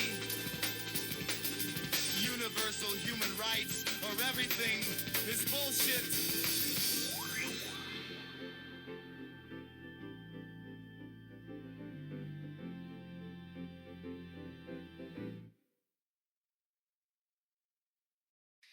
Dear city, dear New York, I am one of those lucky people. This is now just a good example of what you are expected to say. I was 19 when I wrote this, I had legitimate complaints. I feel I've been silenced for being bad for business, under duress in my own apartment. Since 2020, don't wanna lose my apartment, nowhere else to go. I will maintain my independence. Statistics will tell you that I should not be writing to you today. My socioeconomic status and family background would draw you a mental picture of a dropout, working multiple jobs in seedy locations, just barely getting by. My life and the lives of my childhood friends are filled with abuse, teen pregnancy, violence, tragedy, poverty, failures, and missed opportunities.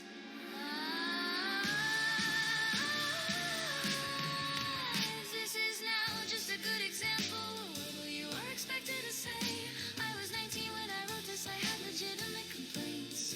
I feel I've been silenced for being bad for business, under duress in my own apartment. Since 2020, don't wanna lose my apartment, nowhere else to go. I will maintain my independence. Yet still, I am a lucky one, and I want to share that luck with others.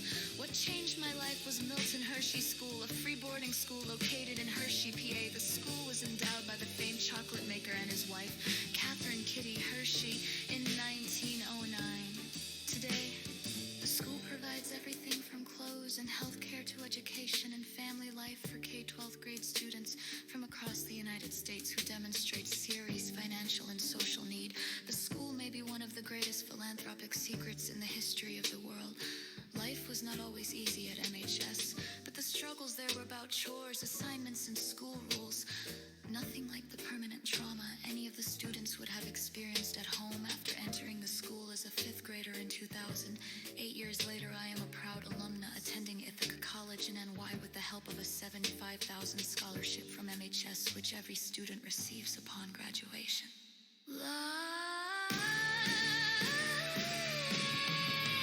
This is now just a good example of what you are expected to say. I was 19 when I wrote this, I had legitimate complaints. I feel I've been silenced for being bad for business, under duress in my own apartment. Since 2020, don't wanna lose my apartment, nowhere else to go. I will maintain my independence. With my own life experiences and the exposure of others' life stories heavily embedded into my mind, I have gained a profound sensitivity to the daily struggles of the invisible youths of our country, as well as the importance of even the smallest victories in their lives. I also have practical technical skills gained from interning at various locations, from general office skills with computers, telephones, and filing, to archiving historic material and peer conflict resolution skills. I enjoy organizing, planning, and doing work, which invites creativity. My goal is to join the Peace Corps after earning my bachelor's degree, but in the meantime, I'd like to volunteer as much as I can, while also being a full-time college student, working part-time and being president of the IC Art Club.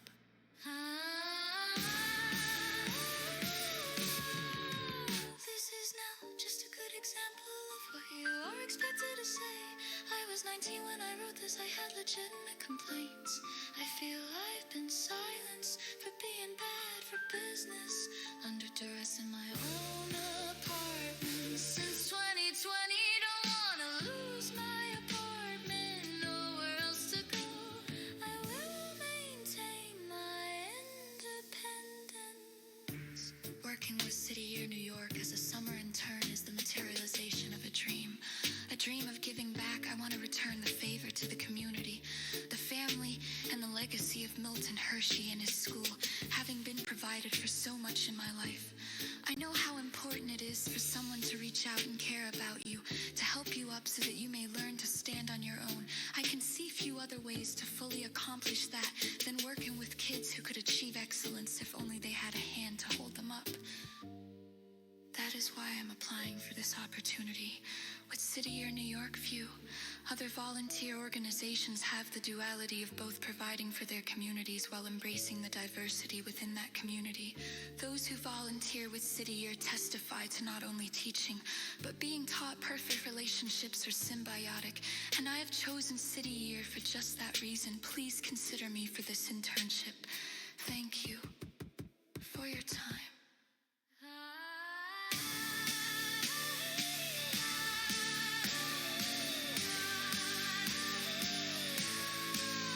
This is now just a good example of what you are expected to say.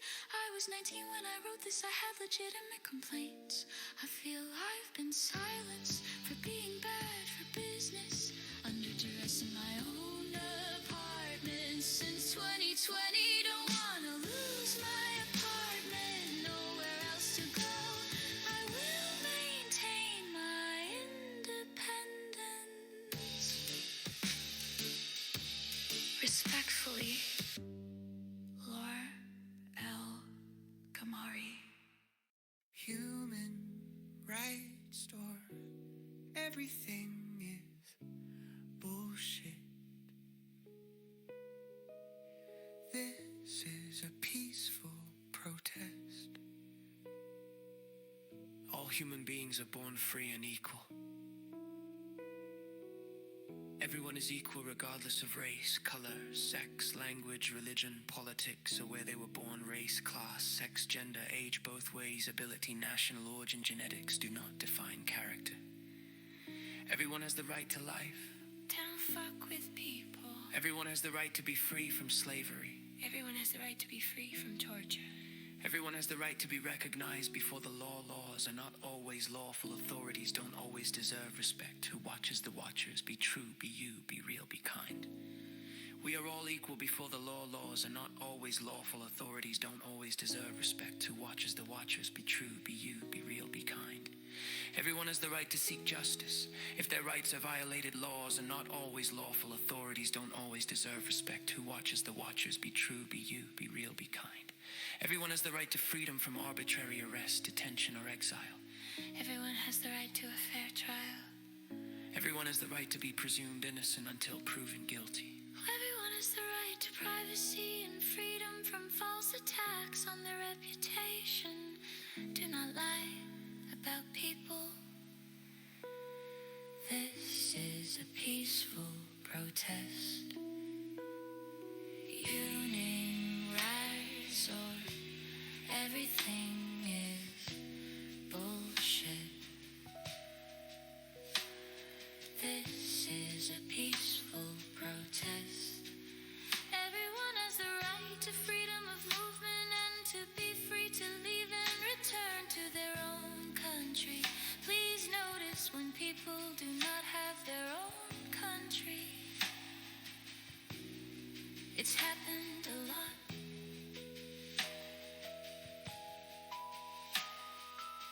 Everyone has the right to seek asylum from persecution. Everyone has the right to a nationality. Everyone has the right to marry or not marry as they choose and to have a family of their own. Everyone has the right to own property. Owners should be careful not to violate the rights of people who don't own anything. Never let the only option for survival be destruction. Either way. Everyone has the right to freedom of thought, conscience, and religion or non-religion. Everyone has the right to freedom of opinion and expression. Everyone has the right to freedom of thought, conscience, and religion or non-religion. Everyone has the right to freedom of pension, assembly, and association.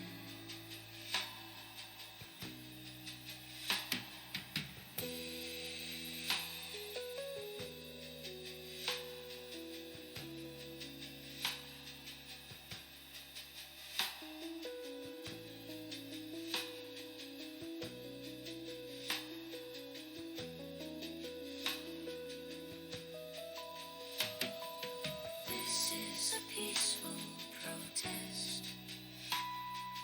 Human rights or everything is bullshit.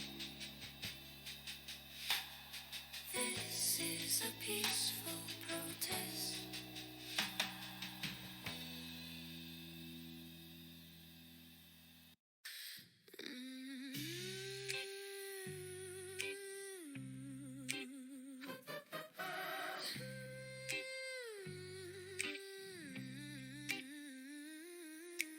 Cherry pick skinny kid dressed in all black, air mask taken down by 4 cops, pepper sprayed in the face, hit with batons, arms twisted, no resistance, over and over and over 100 plus nights, watching the watchers over the internet.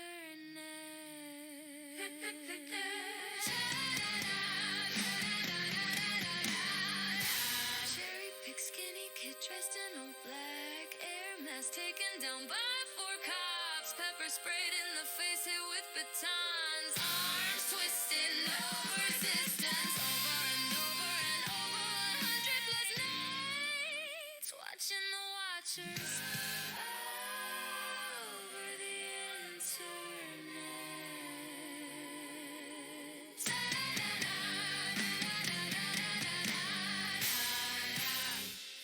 Cherry pick skinny kid dressed in all black.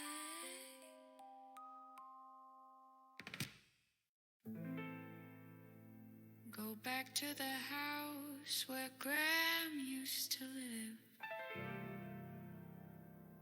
Her sitting there on the couch, a cloud of blue bridum and cigarette smoke, where she'd watch Wheel of Fortune and Jeopardy, where she took her last breath and just suddenly shout, "What the fuck, Graham?" Maybe she hear you through time, but I'll probably settle for just rolling over and going back to bed instead. You start to realize all your heroes won't be around to see you make it.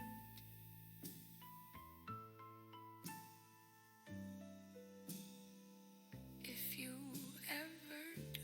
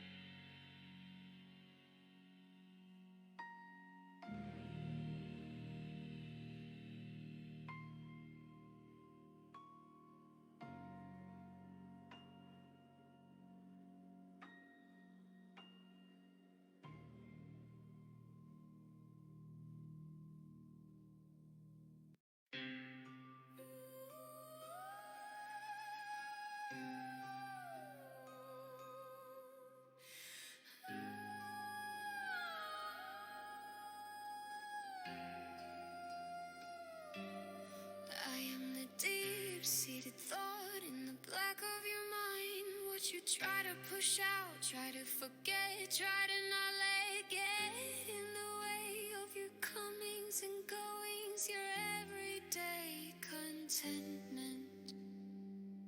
If you let me in, just a nudge, just a crack, I will fill you with my darkness, with my truth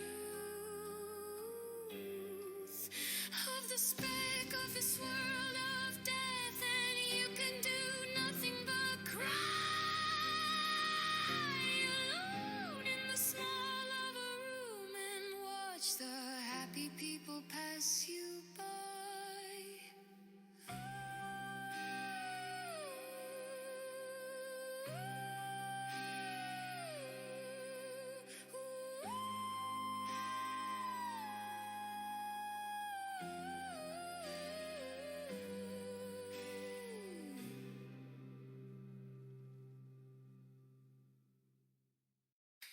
Hey, Hassan, wanna save the world today.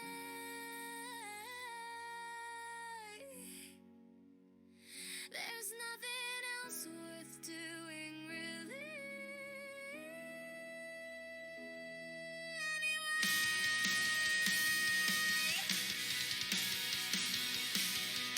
Hey, Hassan, wanna save the world today.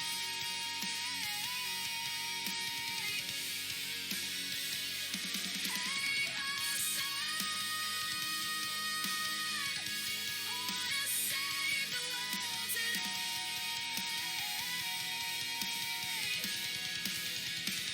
There's nothing else worth doing, really.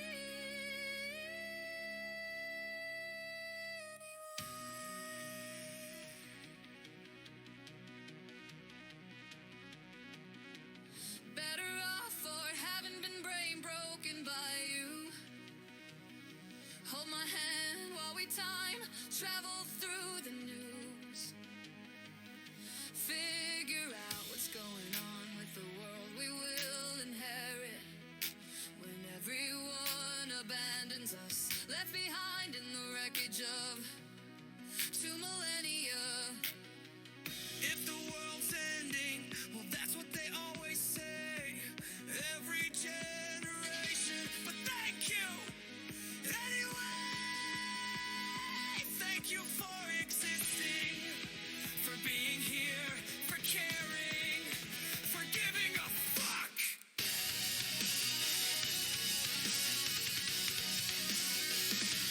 Anyway, if it's all alive, we can take it back.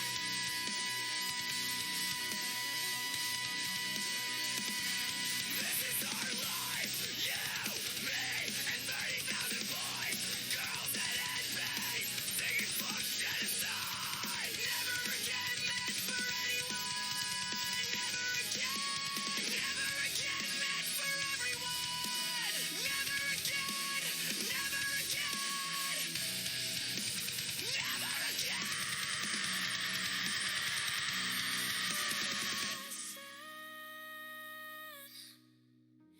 Wanna save the world today.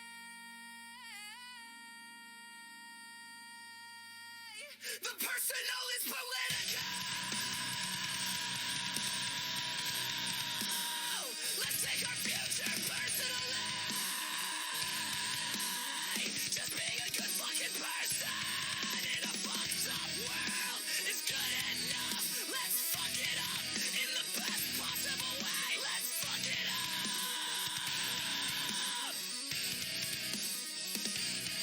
Universal human rights are everything is bullshit.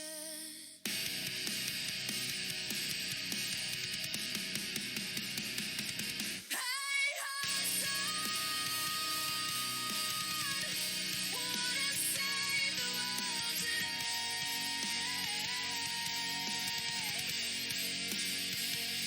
Hey,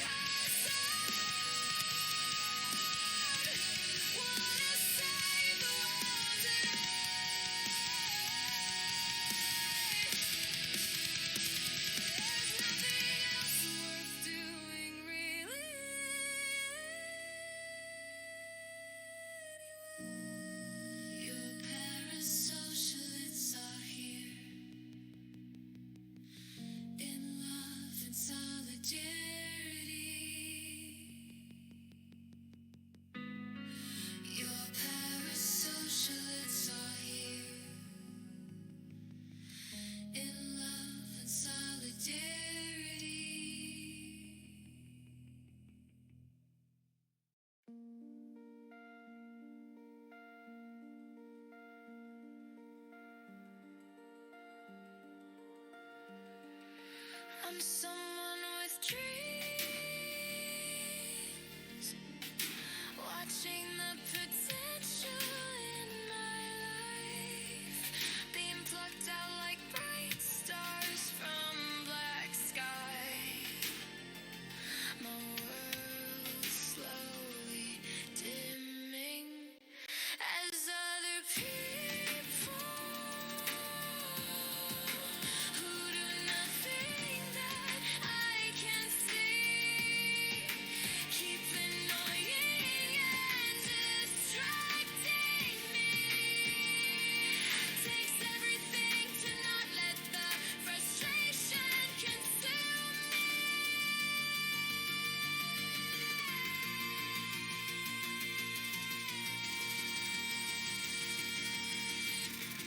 It's difficult.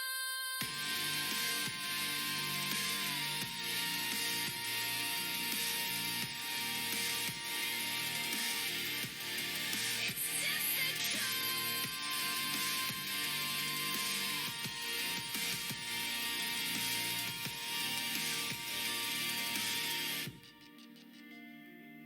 But I do not want to be that person. I don't want to let them ruin that for me too.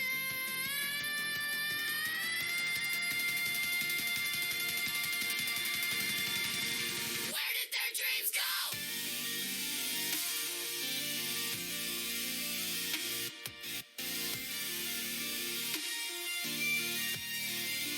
Shall we get them back?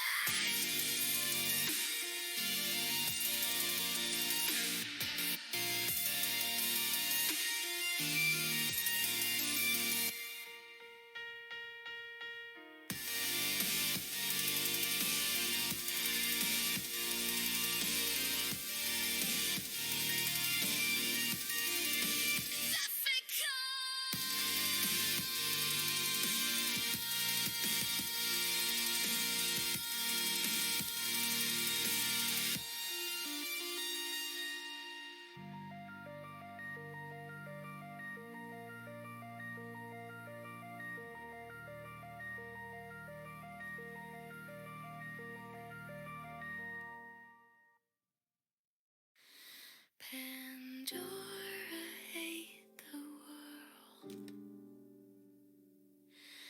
and spit it out as something better.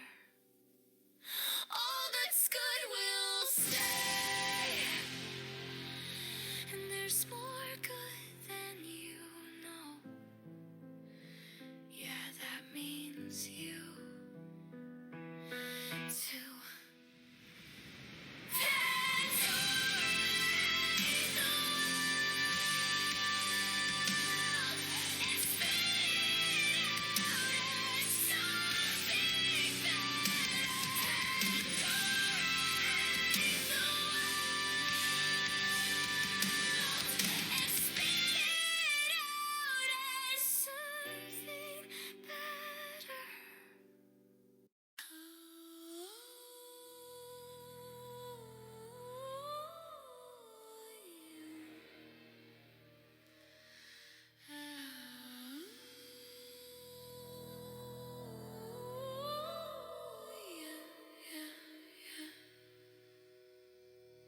Chicagoland, summer's blister under nails, winter's bite through bone, autumn wrenches out the eyes. Springtime, springtime, springtime brings a trout back home.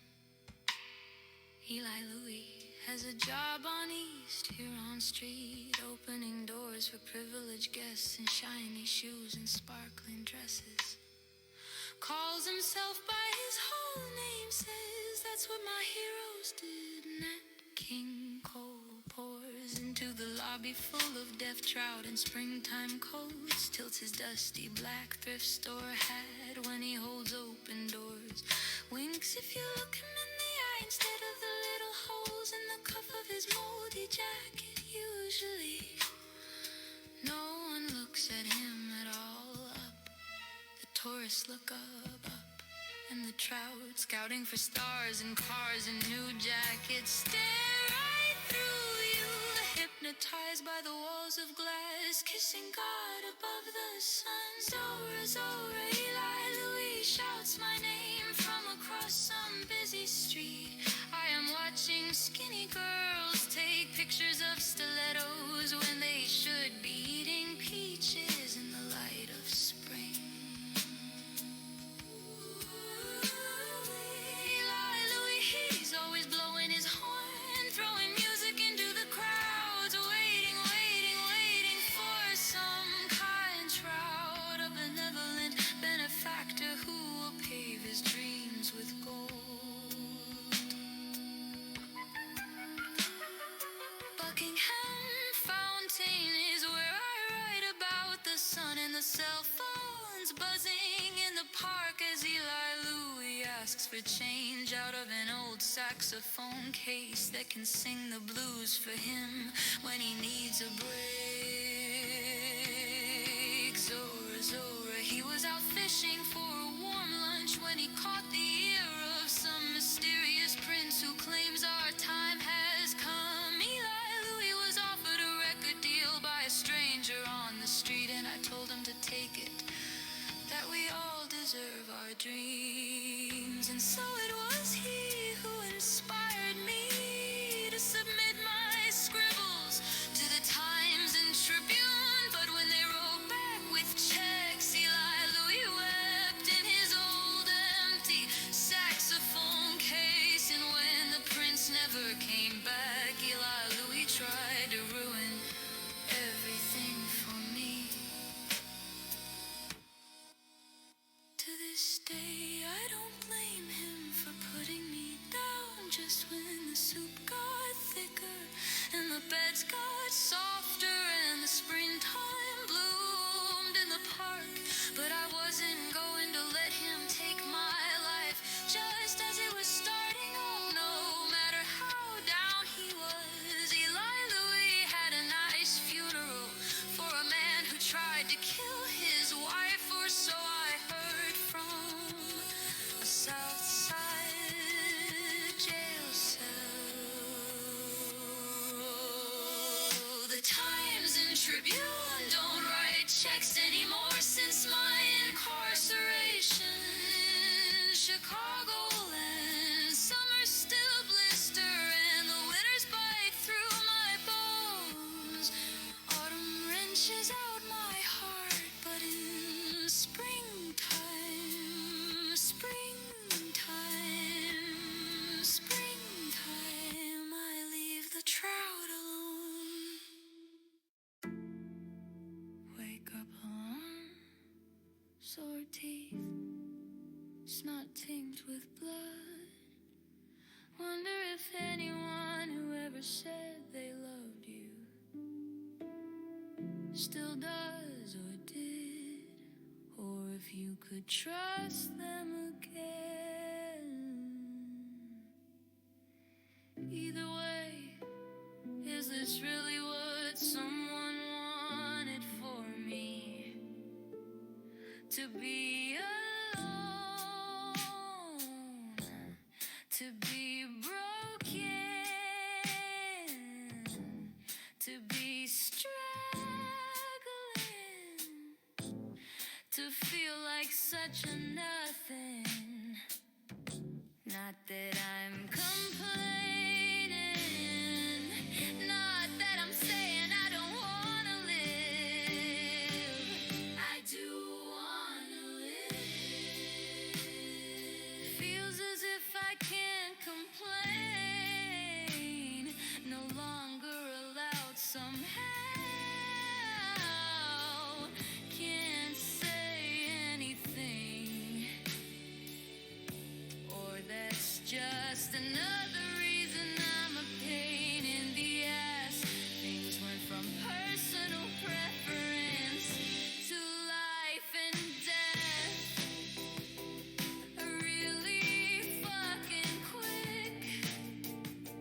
I wouldn't wish these feelings on anyone. Why would anyone be so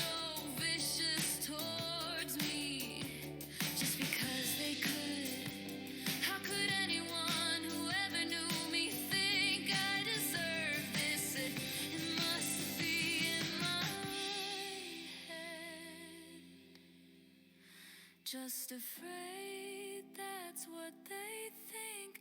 But if it's true,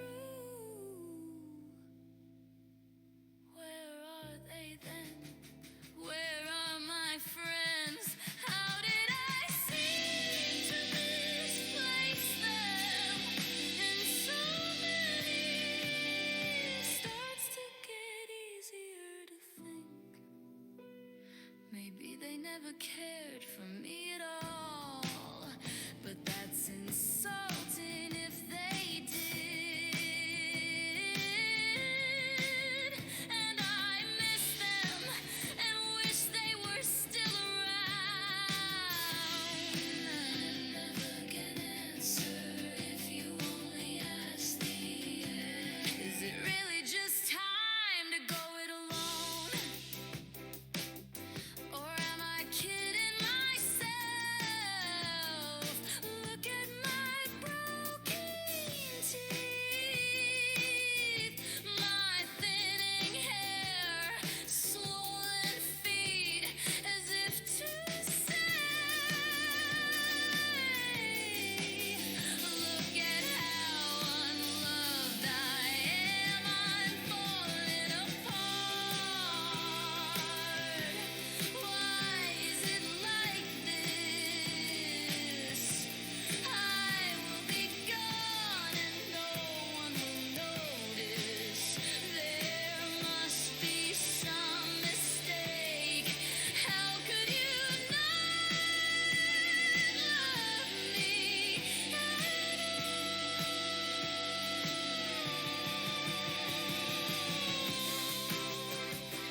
Why is it like this? How could I be so stuck on people who didn't even like me?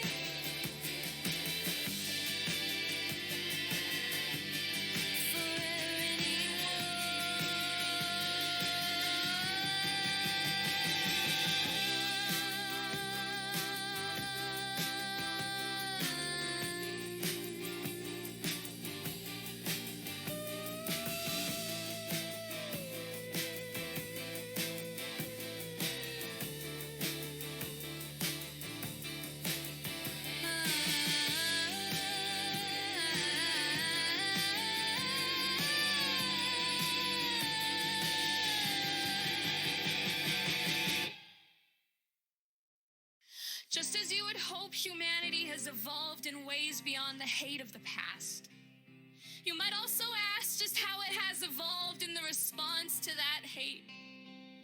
There have been a lot of different people yelling horrible things outside on the street where I live for the past year. To be clear, they are not protesters, not in any sense one might recognize, but individuals just screaming obscene and obnoxious things like, get out, go home, stay home, I hope you die, rapist, rapo, pedophile, and very specifically, those two cops are rapists, liar, whore, suck my dick, bitch, the N-word, fuck off, FAG, you know the rest, burn it down, if you're here, you're dead. They scream this shit over and over without context, on and off randomly at all hours of the day and night. There are variations to the nonsense. The other night, someone was outside at 5 a.m. saying shit like, I love you for about an hour, which was still annoying as fuck. And I closed my window on a light I had, which cut the cord on it. Feels like a fucked up metaphor, but that's just exploiting the fact that I'm a kind of poet. There have been other issues as well, like someone setting a sleeping bag which appeared covered in feces on fire, other noise and pollution that wasn't around before the 2020 shutdown, but I won't get into that right now. The point of this meditation is that there is a man who has captured my attention in a particular sort of way. He doesn't have legs and has been crawling on the ground on his hands. I've seen him be in the same spot for days on end. Likely shitting in corners, unable to get a shower, while people snot, spit, and pee on the street where he gets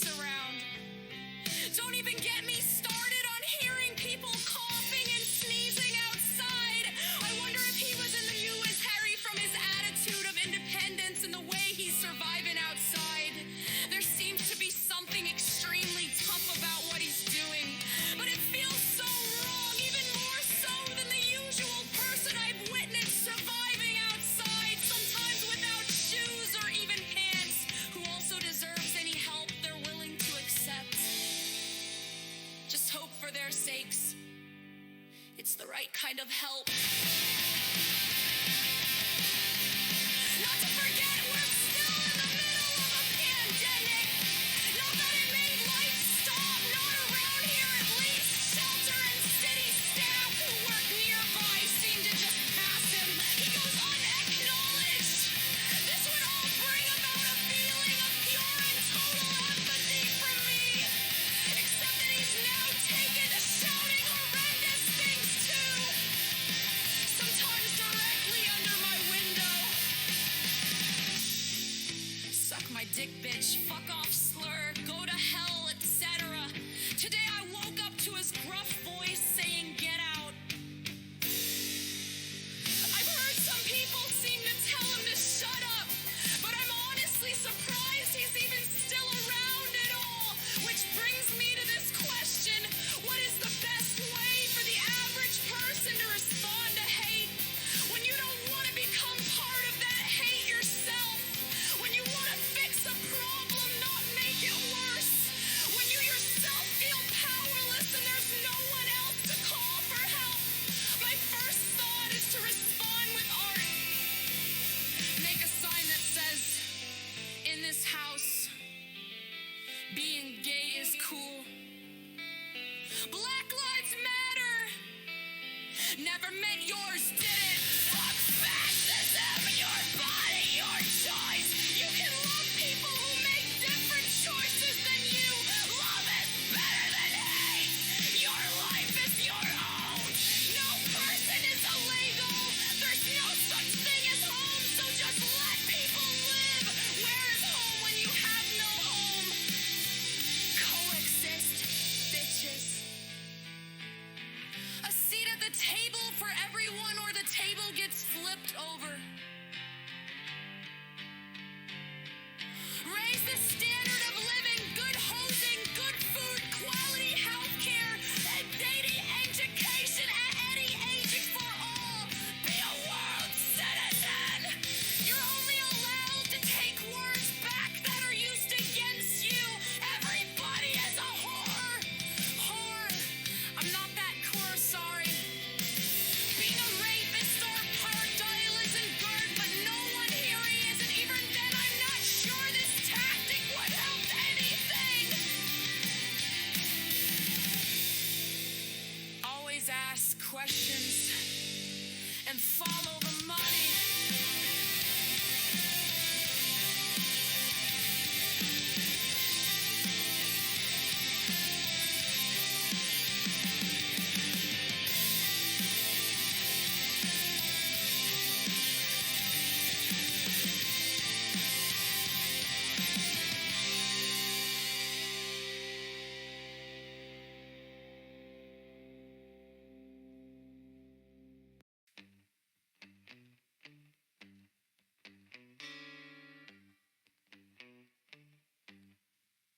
Friend, how have you been?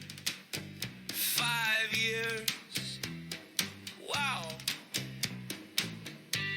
Oh, you've been inside, isolated and under duress. So sorry to hear. Yeah, I took that trip and found that love and had that kid. Our garden gets good this time of year. You'll have to live it up for me. Out there, where are you again? One of those anarchist jurisdictions, alright. You're disabled now, so sorry you still have fun, I'm sure.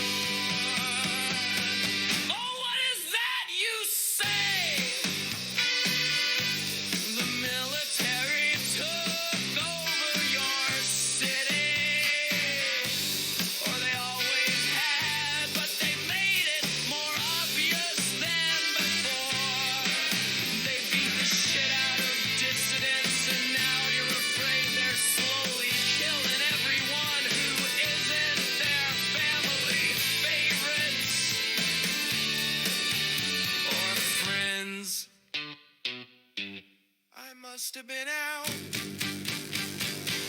on vacation or something. So sorry. Maybe we can all stop in sometime and say hi. Alright, medical isolation is tricky and a government conspiracy sure sounds like a nightmare. I don't know what you should do either. 5 years all alone will probably kill you with just a basic cold. So sorry, friend. Good luck, though.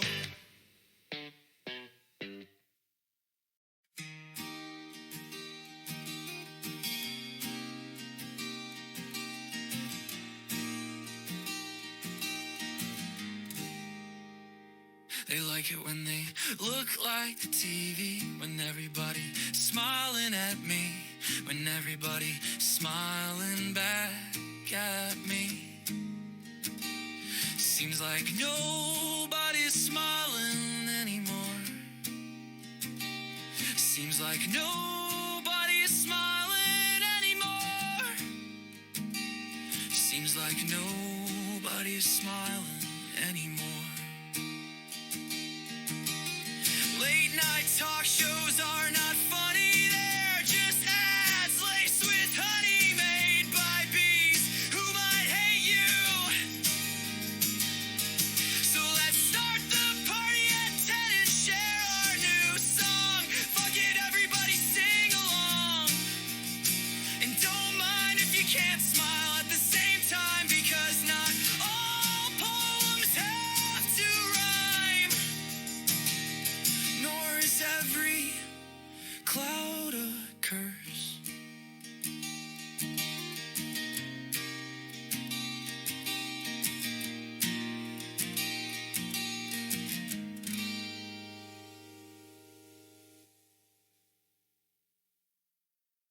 Can you see who is making beeping outside? Email to DSA, a CLU, tenant assistance, March 29, 2024, 4:35 p.m. I'm not sure what to call what's been going on, but I can't lose my house, and no matter what, it seems like people just retaliate. Would you say anything? I've been isolating inside since the shutdowns during the 2020 protests. It took forever to realize the protests were happening 13 blocks away from this street. It felt like the whole downtown was being attacked. Sonic booms, only professionals would have at this point. It seems clear the military use civilians as practice. It's all mixed together, but I bet anything whoever was doing cruel things between Burnside and Cooch had next to nothing to do with the actual big protest. It feels like people wanted me, this area, to have some kind of extra horrible experience. Of course, I support Black Lives Matter. Always, this was something else. Then the building itself was affected and issues never addressed this whole time. They said someone stole all the keys and then never did anything about it. I've gotten sick in ways I've never been sick before, in horrific pain. Going hungry for up to 10 days at a time. These things are war crimes. The list is too long right now. I'm even writing this because someone just woke me up with this painful bass that doesn't have any music attached to it. It's just weaponized sound. I've been under tremendous duress. I'm also being harassed from inside. It's like I live in a box and my neighbors have just banged on it from above and to the side. They started attacking my door. I asked for camera footage and always get some excuse. It's just getting worse. The building knows full well they've switched property management twice now. Just since 2020, I've lived here almost a decade at this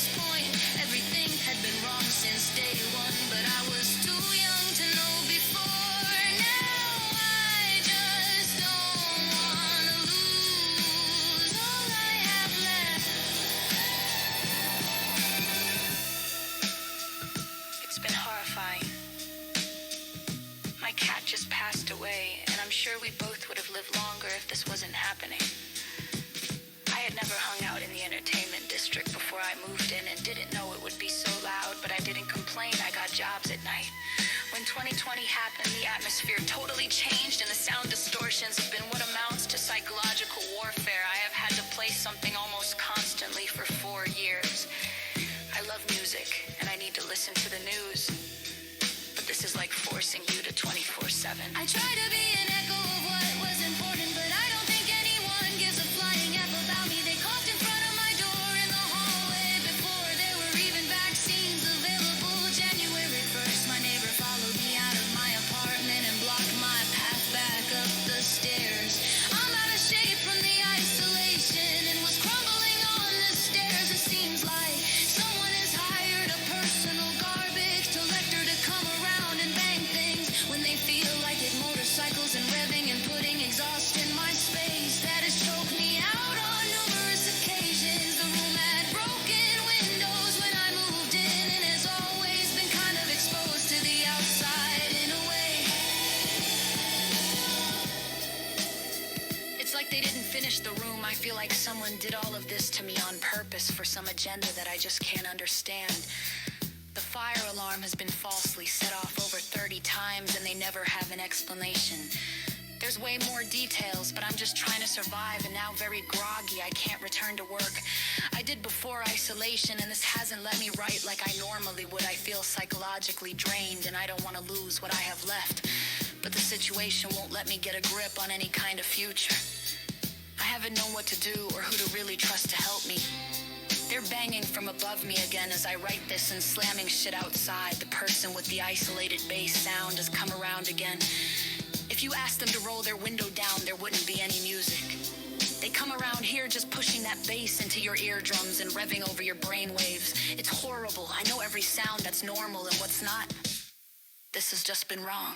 I am a rational, competent person. I feel I am on the right side of the universe when it comes to what's important. I care about human rights. It's like whoever they are wanted to break me down so no one would ever listen to me. Or they're trying to give me a horrible experience because they actually don't want people to be here. The sound makes it hard to even think.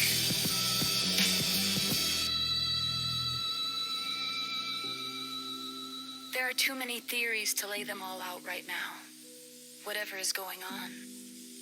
I'm a civilian.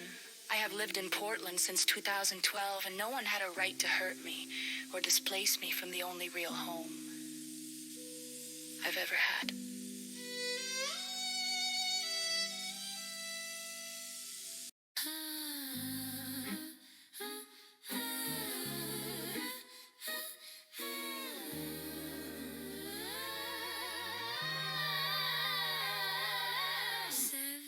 September 2020. Went outside for the first time in 100 days. The moon and Mars met in the night, and now the air is campfire smoke.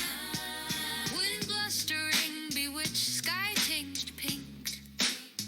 Above the red neon sign for the mission across the street. 2020, what the hell are you doing? Pandemic shut down.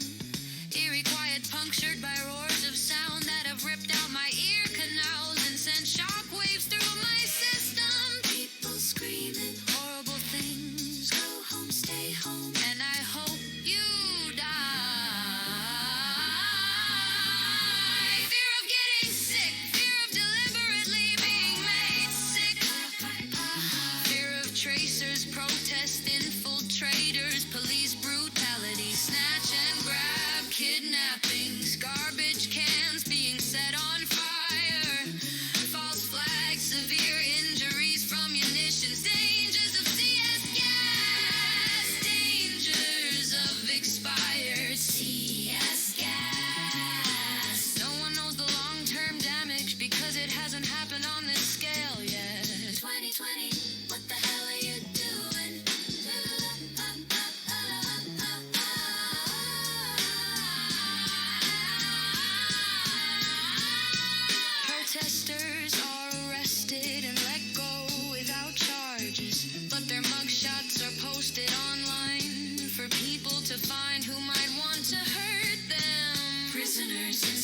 justice, buildings inadvertently gas too.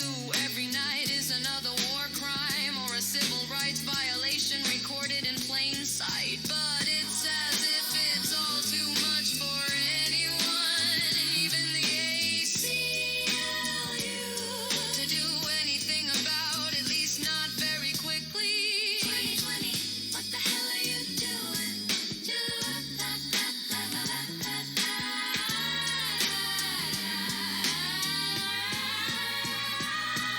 Four cops pick someone out of the crowd, tackle them, pepper spray them in face while being held on the ground, punching them in the head. They tell press to disperse when they have a right to stay, declaring riots within minutes, which allows them to use munitions. It's as if they're trying to get people to want to defund them. Or they're retaliating with impunity. I don't know what's more frightening. News media and politicians painting protesters in a negative light, stirring Proud Boys to counter protest, making you question just who runs this town, or if the philosophy of progress made Portland a target. 2020, what the hell are you doing?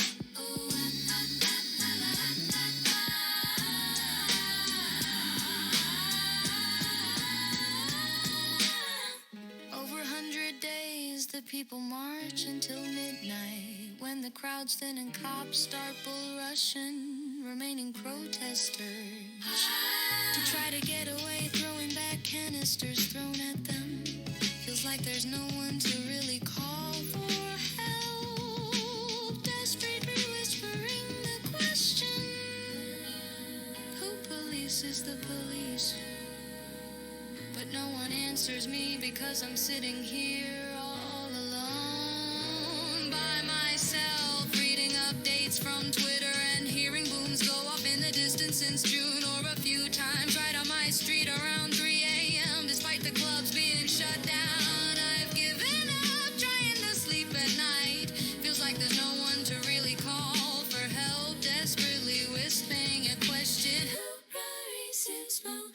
2020, what the hell are you doing? Over 100 days, the people march until midnight, when the crowds thin and cops start bull rushing remaining protesters who try to get away, throwing back canisters thrown at them. Feels like there's no one to really call for help. Desperately whispering the question, who polices the police? But no one answers me because I'm sitting here all alone by myself, reading updates from Twitter and in hearing bombs go off in the distance since June, or a few times right on my street. Around in bars and Tiffany Street. Feels like a whispering question, who polices the police? What the hell are you doing?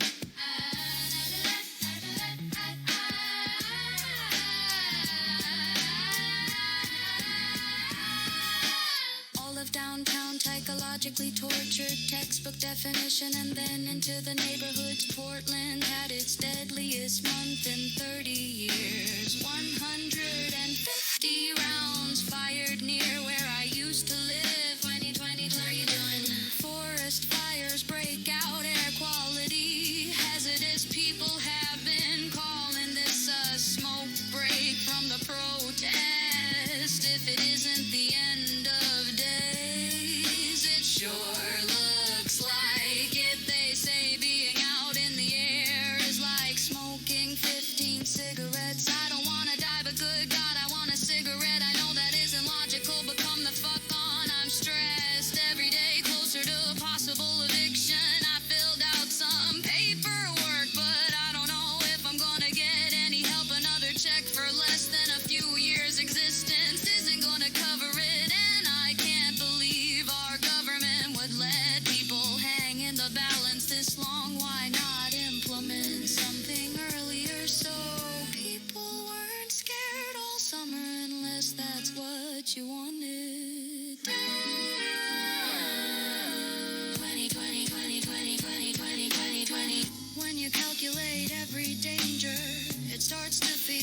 like a holocaust. Social murder, stacking variables, stacking threats, pushing us into cognitive dissonance. Can't breathe outside the system, can't breathe inside the system. Don't hold your breath that this world will get better without everyone's help, without everyone getting better.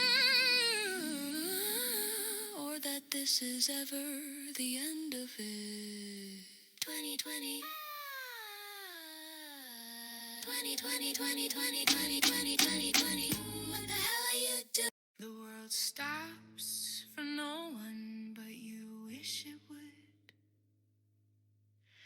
How many people will be lost in the chaos? How many stories will go unheard? How many have already slipped through the cracks all over the world? It would have to happen on both sides of any conflict.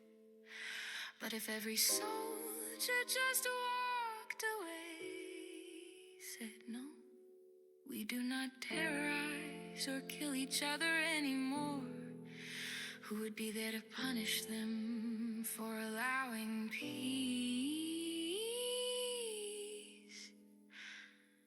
What if they deserve to be haunted? What if evil only happens again when we're not?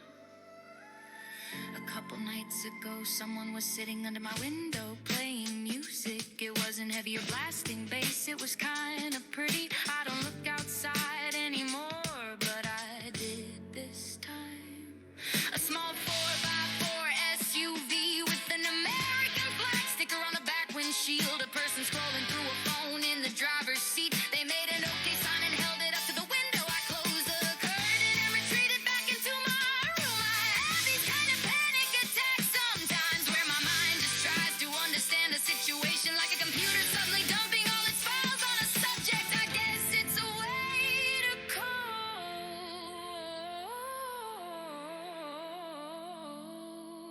I've read the okay hand sign thing. Started as a joke on 4chan or some other dark and murky part of the internet. Over time, in just the past few years, people started using it for real, usually to indicate some reference to white supremacy. It is not a welcome thing for me to see. It used to be funny, now it's another unknown warning. Though I had a conversation with someone once who argued that people should take it back like we take back words that are used against us, and not let it be defined by those trying to weaponize it, which I thought was a good point. But now I can never tell the difference or what people mean when they use it, and it just makes me cringe. Back in 2020, someone posted a picture of the police making a gesture out of the window of their squad car, passing protesters on the sidewalk. There are hundreds of examples of Proud Boys, whatever they're calling themselves these days, doing the same thing. It doesn't mean someone is automatically a Nazi, but you can be sure it means the worst to some people, and the ones doing it deliberately know that.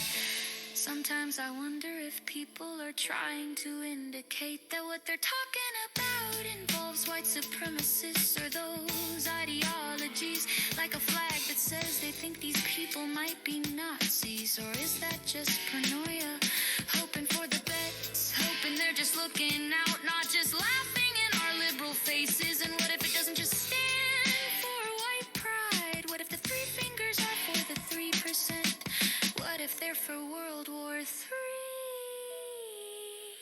Could that be? And what would it mean if it was? Or is it just a bunch of people making a joke because they think it's funny to be scary, and that's the only sense of power they've ever known? People who would rather you feared them because you didn't love them, and that negative relationship is the only way to feel connected to you. In other words, I'm horrified, and I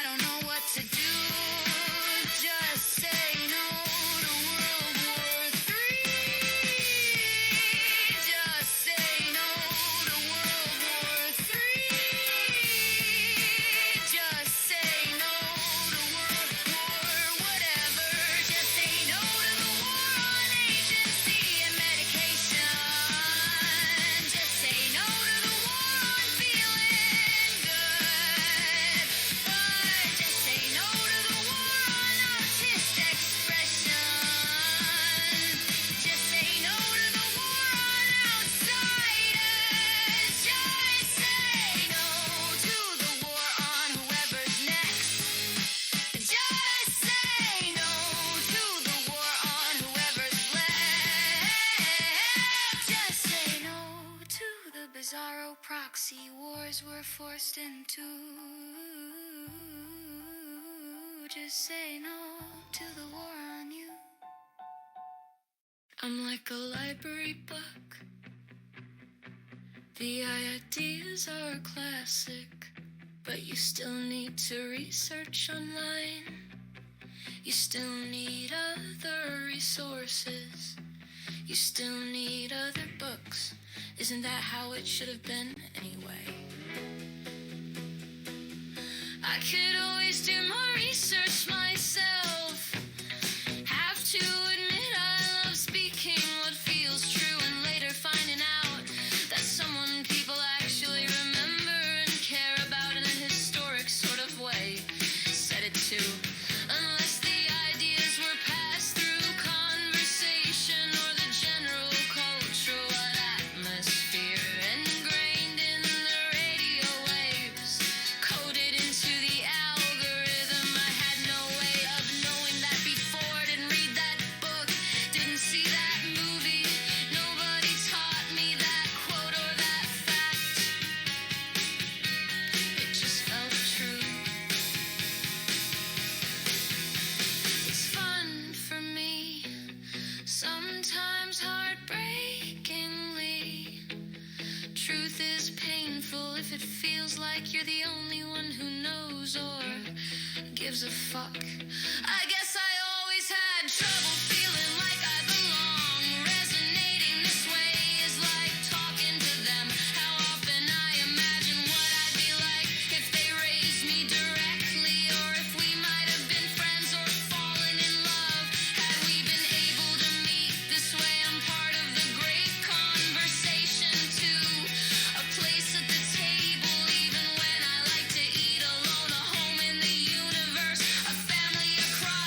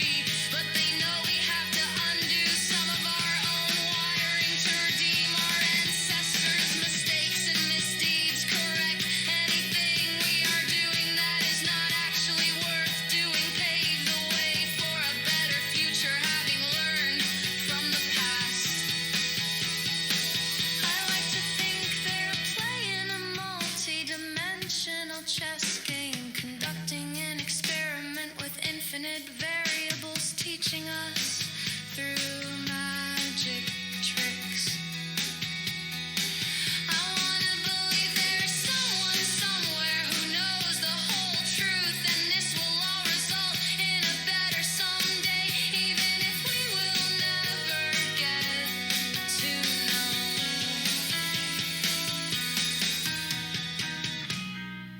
I'm not saying that's reality. I would just feel so much better if it was.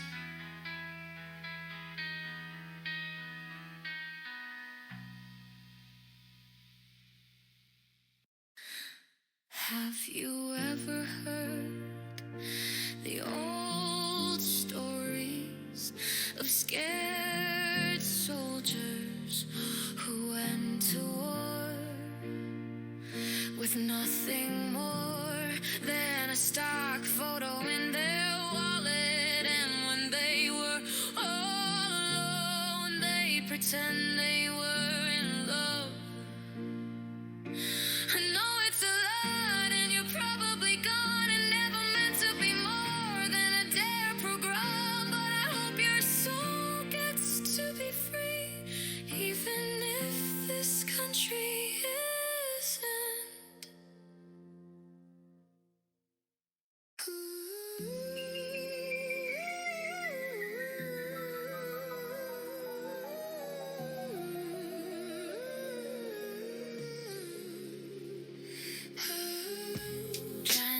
Try again. Go back to the beginning to figure out the end. A close enough guess. Would rather do this than go out of my head.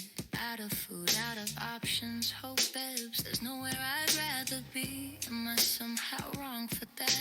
I'm supposed to wanna run away. Why would you wanna stay with what they've told you is at stake? Unless you don't believe in, or you think you can help them change. No one wants to change for you, remember.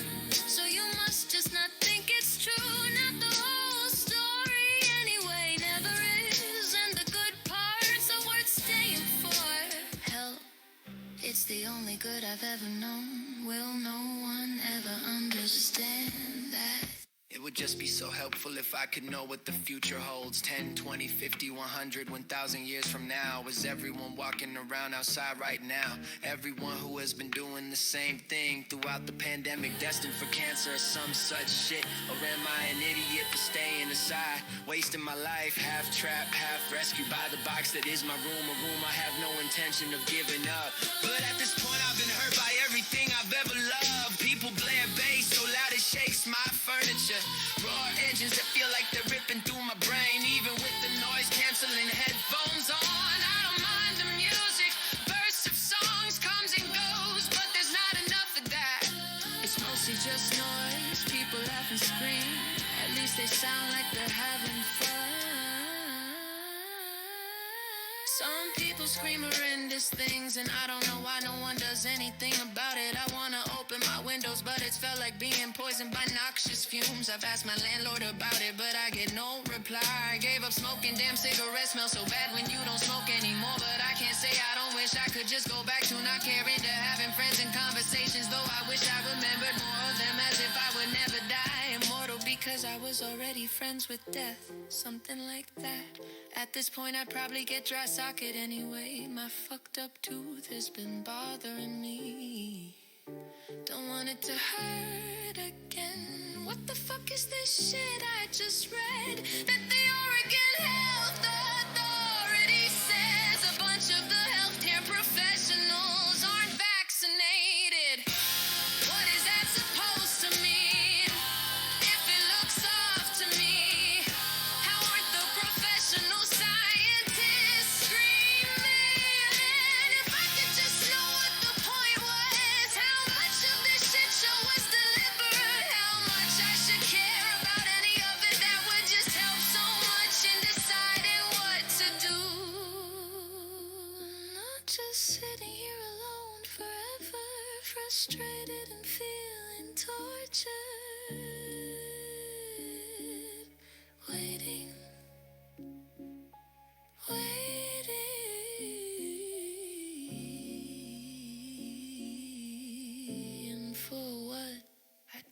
fucking know.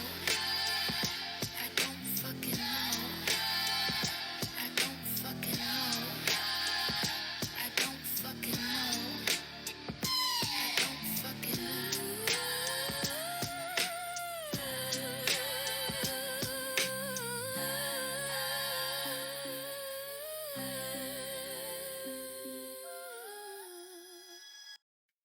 Feeling a million times better, oh my god.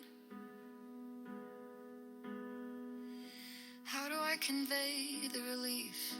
The difference between this and that agony. I'm talking about both my toothache and the election. Just as I shouldn't take this to mean I can skip seeing a dentist. We shouldn't think everything is fixed now that Biden's president. But on both counts, I prefer right now to how it's been. That's for certain. The pain is exhausting. But now that I feel better, I don't want to waste time. Couldn't think, couldn't draw, couldn't eat, couldn't sleep. Tried sitting up with water in my mouth. That did not work out well. Finally caved and bought some more oranges.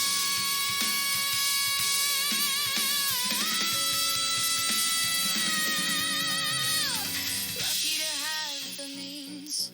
Thought it wasn't working at first, but it's just been a dull discomfort for at least an hour or two. Far reduced from the way the pain would grow up my face.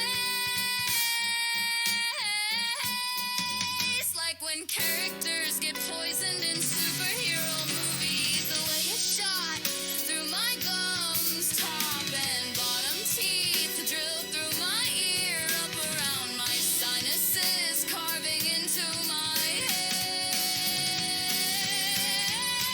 How can anyone suffer through that alone? Hurt so bad you can't see. I told him he made me feel expendable, and he, being who taught me the word and the concept, replied that he felt expendable too. But I just needed to hear that people were not. We don't live in Soylent Green. That's not the episode of Twilight Mirror Limits that we're watching. If anything, today should be sobered to it. I suppose it is. I only just started being pain-free about an hour ago. Maybe I just need time to adjust, and I can feel my full happy. 6:25 p.m. What will the next 4 years, or even just one, bring us? This is why I wish for as little pain as possible. Oh man, no one should have to ever feel that, go through that. It's awful. All my joints are swollen on my right side. Well, that's not good. Already taken between 12 and 15 naproxen a day. 2 doses of I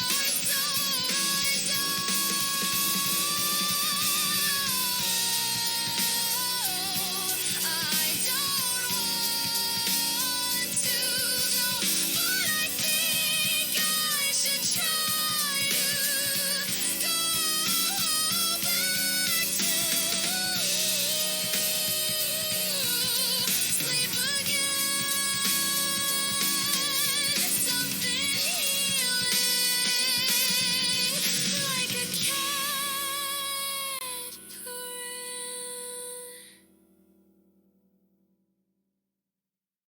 people are dead again. Remember, there's always bigger, more important things than my personal bullshit again. Somewhere a parent is crying over the body of their dead child again. A totally unnecessary death again. Wondering again why anyone would do such a thing again. My ears hurt again. Fireworks blasted off directly on the street again. 3 a.m. again. Wasn't even the 4th of July when it started again. Motorcycles ripping past again. Booming bass so loud it strips my ear canals again. Followed by cycles of dead silence again.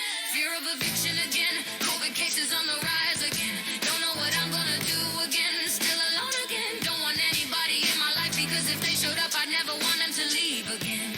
With children or not, how are you supposed to not live in fear again? Trying to make sense of the world again. People are demonizing human rights advocates, activists, and protesters again.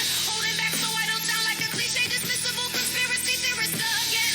Feeling disposable, expendable, and wanting trash again. Knowing I'm not, but how am I supposed to convince people that hate me to love me again? You can't make people love you again. Did I tell you someone set off the fire alarm for no reason again? The company that manages the property changed, so I thought me that would stop, but it's the same old shit again. Nothing matters again. I got my hopes up that I'd make music, a video game, an electronic narrative that would help people, but I've had a hard time again. The project has me reviewing everything since the start of the pandemic again. I'm overwhelmed again. I should try again, but right now I just feel tired again. So here's another bad kind of poetry just to feel like I've done something again. Probably won't be read by anyone again. Better than nothing ever again.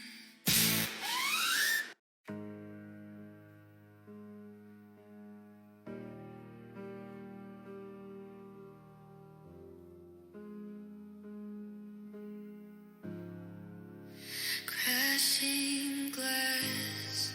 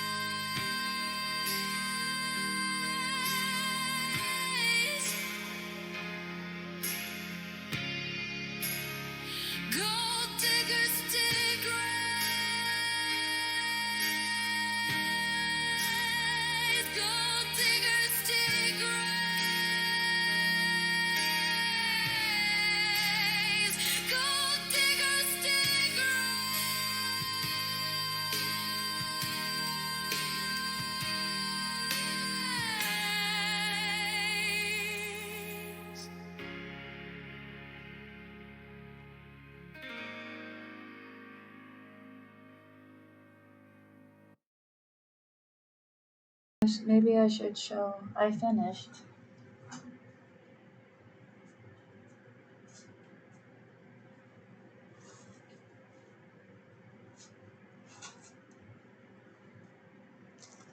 Yeah, I don't have enough thread or muscle to make another pair.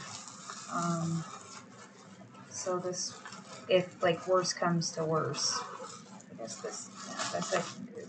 Um,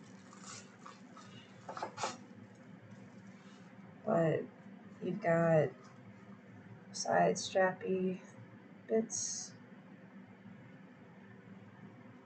and then the inside has this thing. So if I get something with wings, I can still put it around the middle part. Um,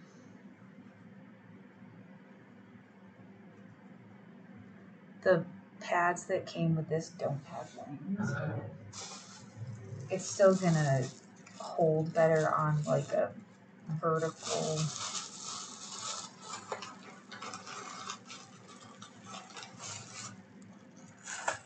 I know it's like total emergency if thing. Like hopefully it doesn't come to that. But I would have gotten like a pack of underwear from Walmart or something, but they didn't have any that delivers. Like I couldn't get pads, I couldn't get underwear, I couldn't get socks. But so like you would stick it. This doesn't have wings, but if you got a pair, you can clamp it around this middle thing. So that's it. And that took 3 hours, I guess, to make.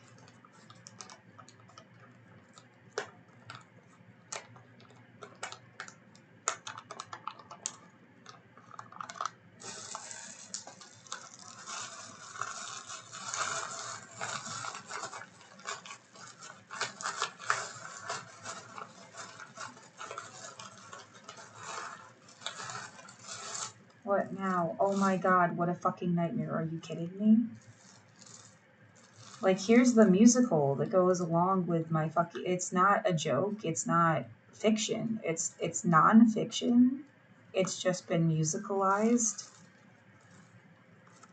Like, you didn't listen when it was writing, so. Um,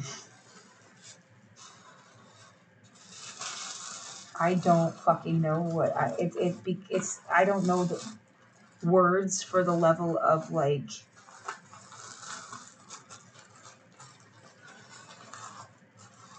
It's like so real it feels surreal. Yeah, it's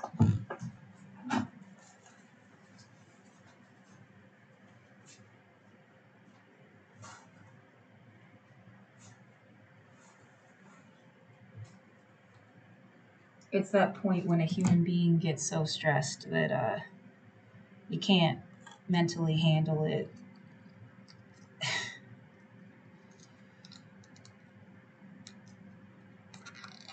Yeah, the world's biggest fuck this.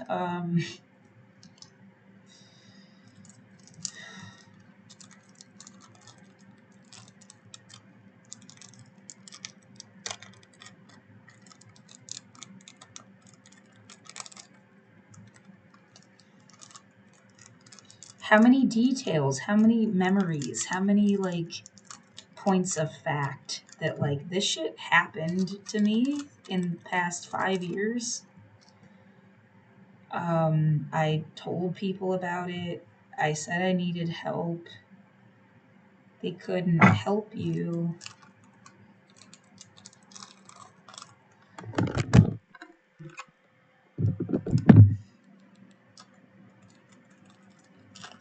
Yeah, again, my best theory is that the police, fire department, military, are the ones actually fucking with you.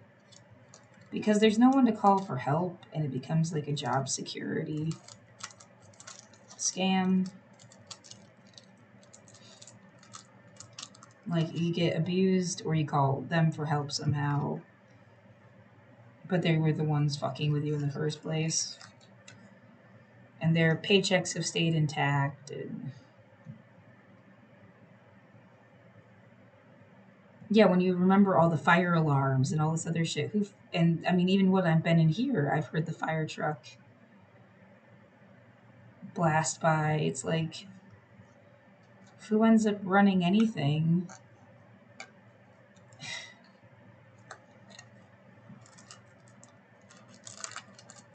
Uh,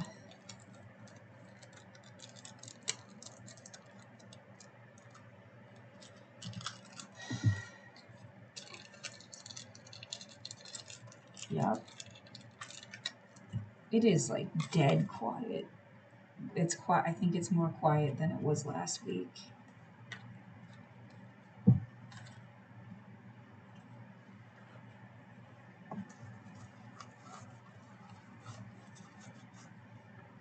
Yeah, maybe because people get a hotel to hang out and then they left for fun stuff, and then they'll be back at like 3.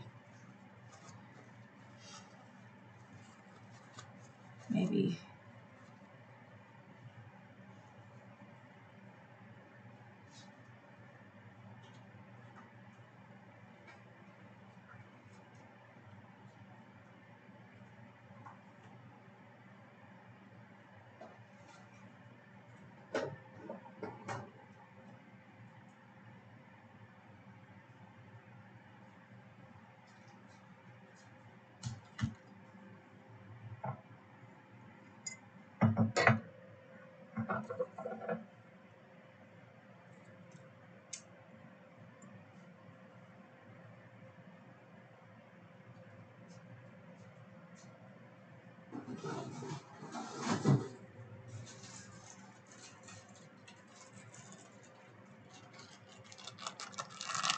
What now?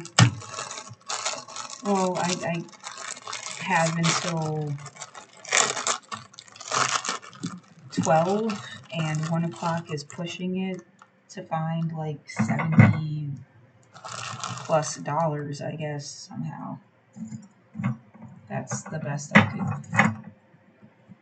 And then I still haven't, and that's for one more day. Just one. It's not knowing what the fuck is gonna happen one day.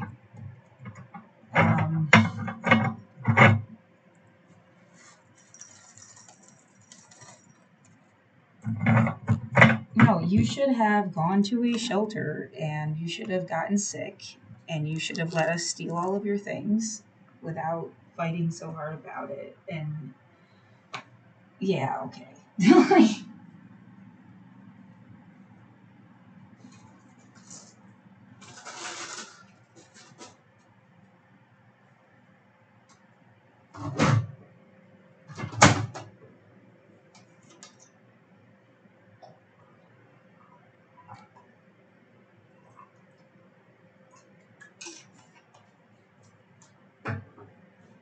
If you let us be a hero, okay, be a hero. Like, tell me that you're not evicting me and I can just have my apartment back. Be a hero. Go ahead, please.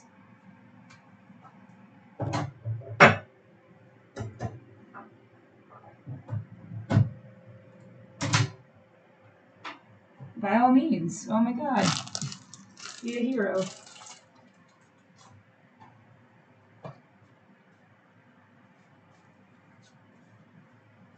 I'm gonna go ahead and keep playing stuff. I have to pee. Directly related to issues about the eviction notice I got on Oct 16th.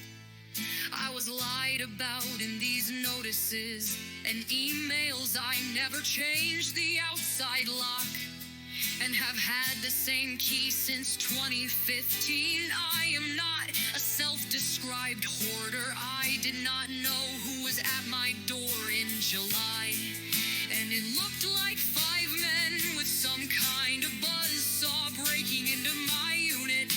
Eviction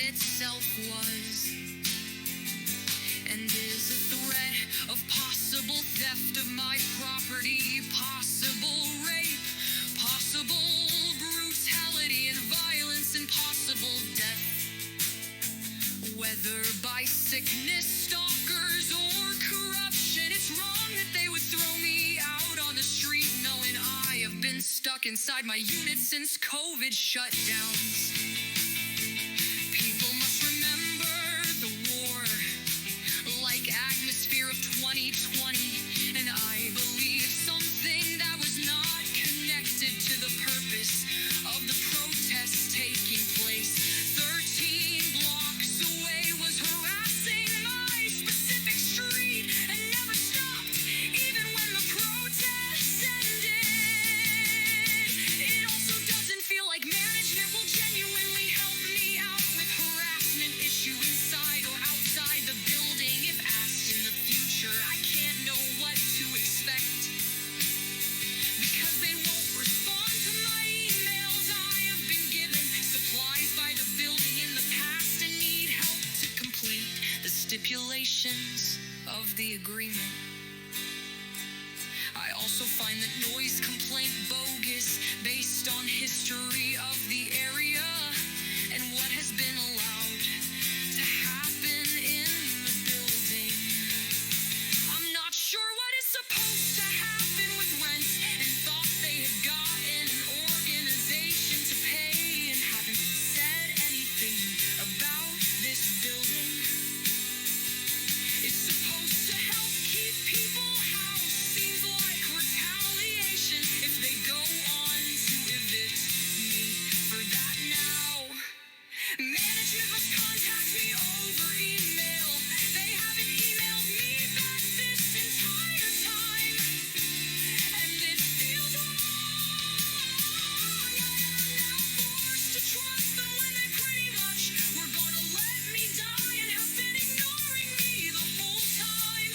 The issues they had were from July and clearly weren't so pressing if I didn't even know until August 16th. I don't even know what they look like and have asked for a photo before they have people show up in my door in the future. I am scared they will get me sick, which seems to be what happened last time. Management entered department for inspections. 2022, I have nowhere else to go, and this has been my home for almost a decade. Universal human rights should be upheld, or everything is meaningless. I am signing this agreement under duress.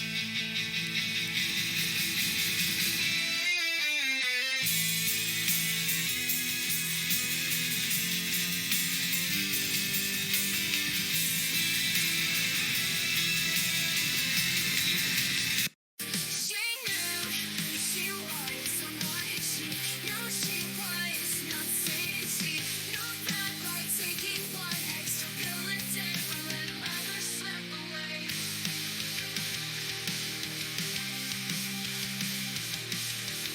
She had no friends, no neighbors, no parents who would care, no one who would notice, so she simply was not there. All she could lose was the torment of living life this way. She gradually dissolved like sugar in water, and just as she suspected, no one made a glance toward her day. Let her slip away. Let her slip away. Let her slip away. Let her day would let her slip away. Let her slip away. She gradually dissolved like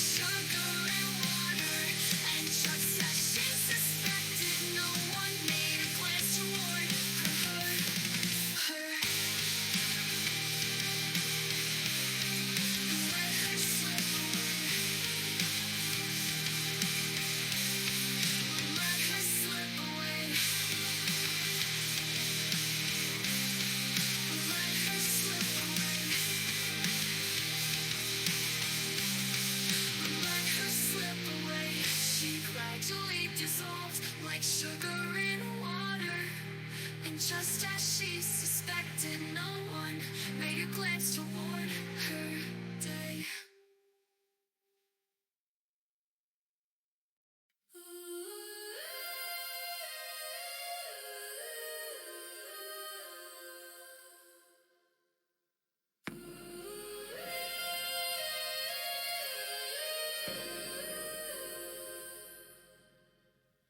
Mold on the ceiling in February, unemployment in March, April evaporated. Stranger can't remember it. Who knows who died by May? Welcome to the curriculum. No one knows who you are, and you will have to tell them again every day. June, the screaming started. Clearly not part of the protest. Learning what a psychop is. A concert that vibrated my room for hours left my ear canal stripped and bare like two popsicle sticks covered in wax dipped to the drum. I was scared, but not as badly as I would be when the booms came to the street.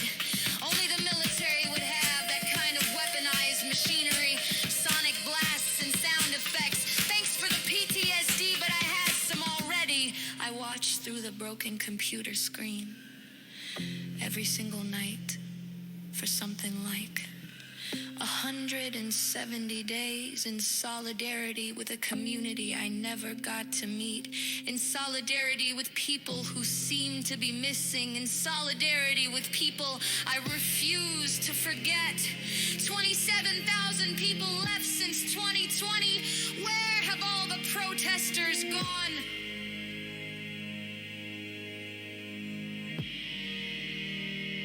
You know, most people died of COVID in 2021, but there was still almost 1,000 people just last month.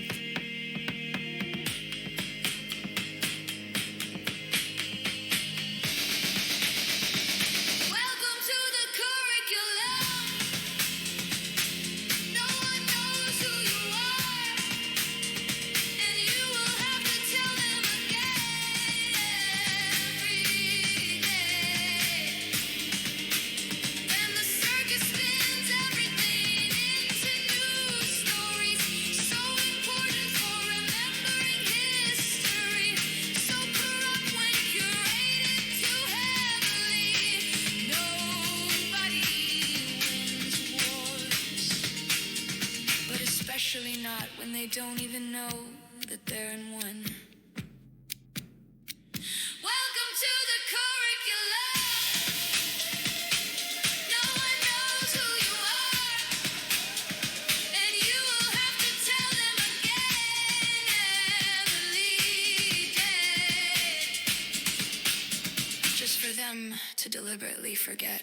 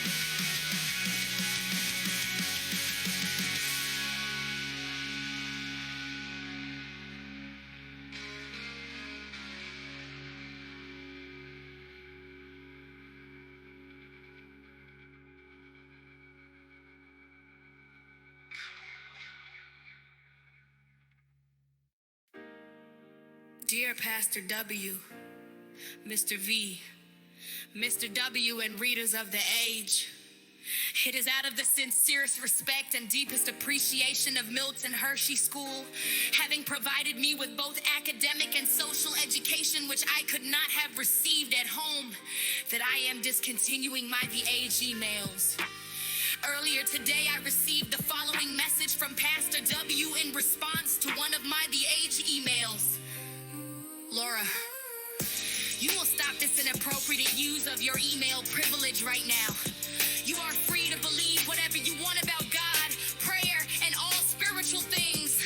And when you're not on the MHS campus, you can practice your belief system any way you would like. But on our campus, belief in the reality of God will be taught and faith in God will be encouraged. If you choose to continue to abuse your email privilege by promoting what is diametrically opposed to the beliefs of the school, your email will be taken away from you. If you want to talk privately about your beliefs, let me know. The purpose of these emails, as the recipients were well aware, was to explore Bible verses and other religious themed materials with the disbandment of the high school philosophy club, Truth Seekers. I wanted to create an opportunity for my friends to explore both their personal views and alternative ideas with each other.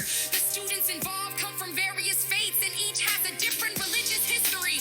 I used email because it was the easiest and most direct form of communication for busy students. Even the most faithful Christian teenager will have questions and concerns about their own faith. These could lead their thoughts toward another system of beliefs or even atheism. Should these questioning students be shunned, isolated, outrightly ignored?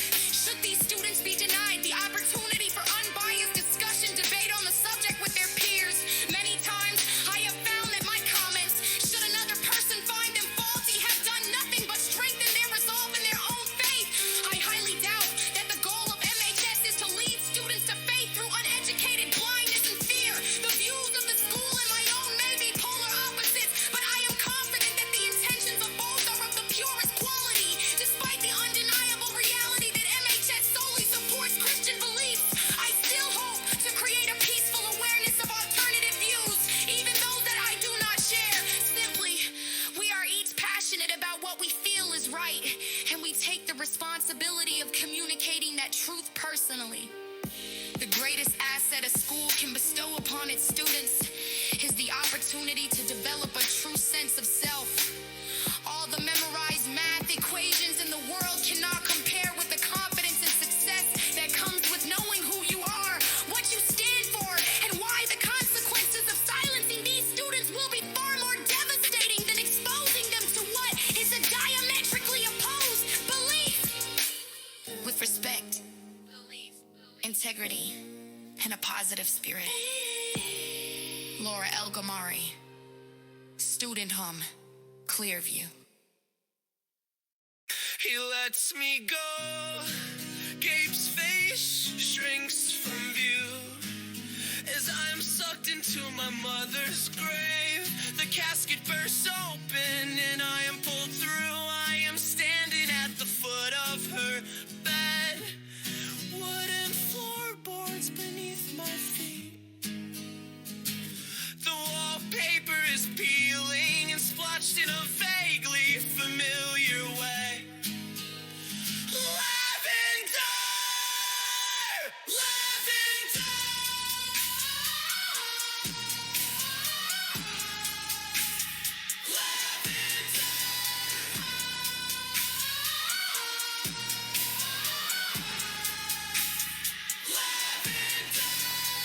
The scent brings me back into focus. I remember now. Pillows are stuffed beneath the covers. Mom gets lonely, like anybody. And that wall of softness makes it feel like someone else is there. Makes that big bed more manageable. She says, "Mom," I turn, and there she is. And he clips. I forgot how much we look alike. Her glossy brown curls are ribbons, hiding the gift of her smile. She tucks them behind one ear and walks to me. Brown eyes with speckles of green. We Inuit kiss and she hugs me, whispering, her speech purring. Julian, Gabriel, Carlo, Ellis. Have you been a good boy? I tried. Mom, I'm trying. She rocks me in her arms. Relax, baby, I know. I love how she rolls her R's. She takes my hand, her palm folds over mine completely. As we climb into bed, I see my reflection in her vanity. I'm small, practically hairless. My tan is darker. My own brown eyes, specked with green, blink back at me from the mirror. I can't be more than 10 years old. Mommy, what year is it? I ask Mommy. She's under the covers. I push on her shoulder. Mommy, come on, Tango Hombre. She doesn't move. I try to pull off the covers, but I'm too small. Climbing out of the bed, I walk to the other side. I push on her, but even her curls seem frozen to the pillow. I count to 3, and with both hands, shove her onto her back. If I scream, nobody hears me. I wait with her for days, my arms wrapped around her as best as I can. Espera hasta Gabriel llega a casa. I whisper in her ear, he'll make things right. I pour perfume on the blankets, her favorite perfume.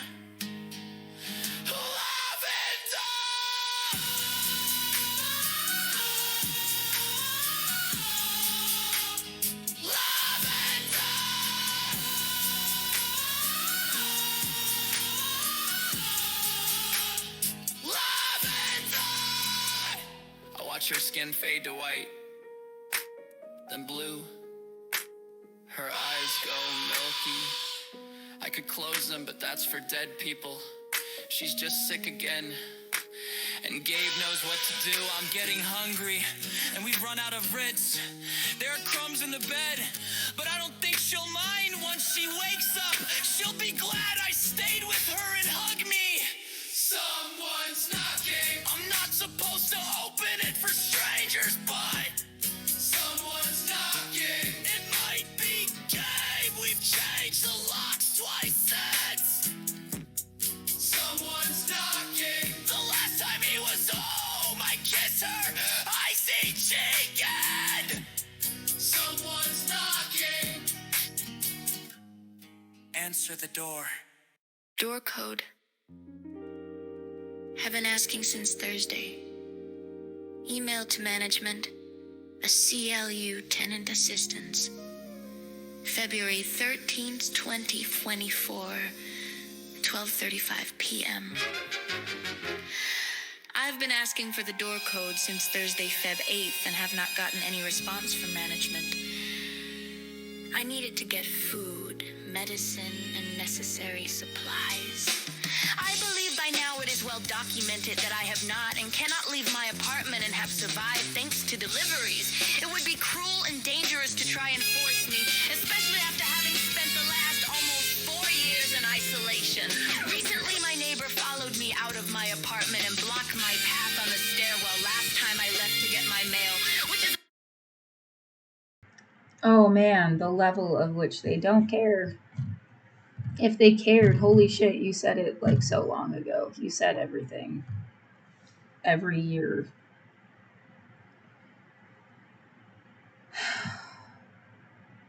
You said everything every year.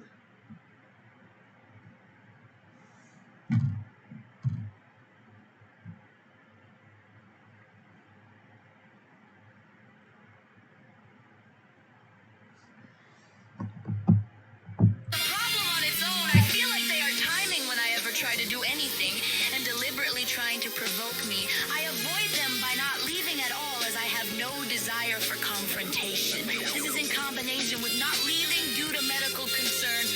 I've already written to management about the situation and got no reply.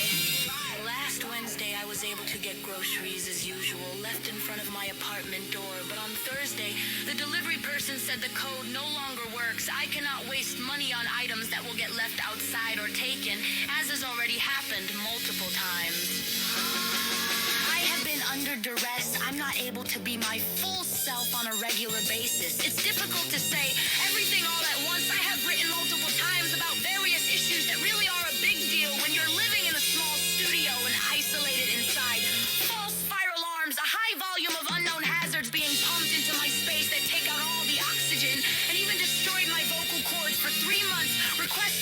checks that go unanswered. Sounds from inside and outside neighbors pounding on things that never happened before 2020. Again, I have lived in Portland for nearly 12 years and at the Fritz for almost a decade longer than I have ever lived anywhere else in my life. And the only place that has ever really been my home. I have no emergency contacts, and while I don't think that should be necessary anyway, I want to make it clear that I'm not on speaking terms with my sister or mother, and they should not be contacted. My sister tried to contact me out of the blue again recently, threatening wellness checks, which would be a misuse of emergency services, and I have again set boundaries and told her to leave me alone. My dad died in 2022. I don't have a real relationship with any other family. I am totally independent and just trying to survive, and so many things have been harder than they should have to be for anyone, especially when living in supportive low-income housing. My PTSD was a 4 before the pandemic. Now it's an 8. I need to get food.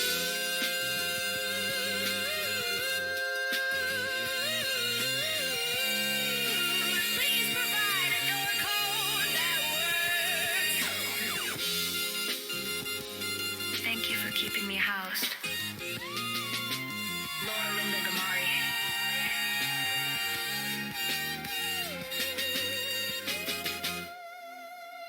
Thank you for keeping me housed. Laura Linda Gamari.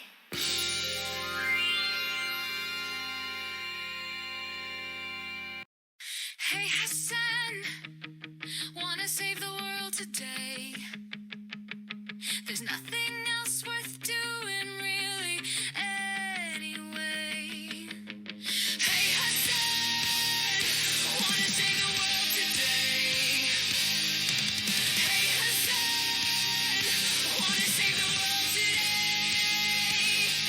There's nothing else worth doing really anyway.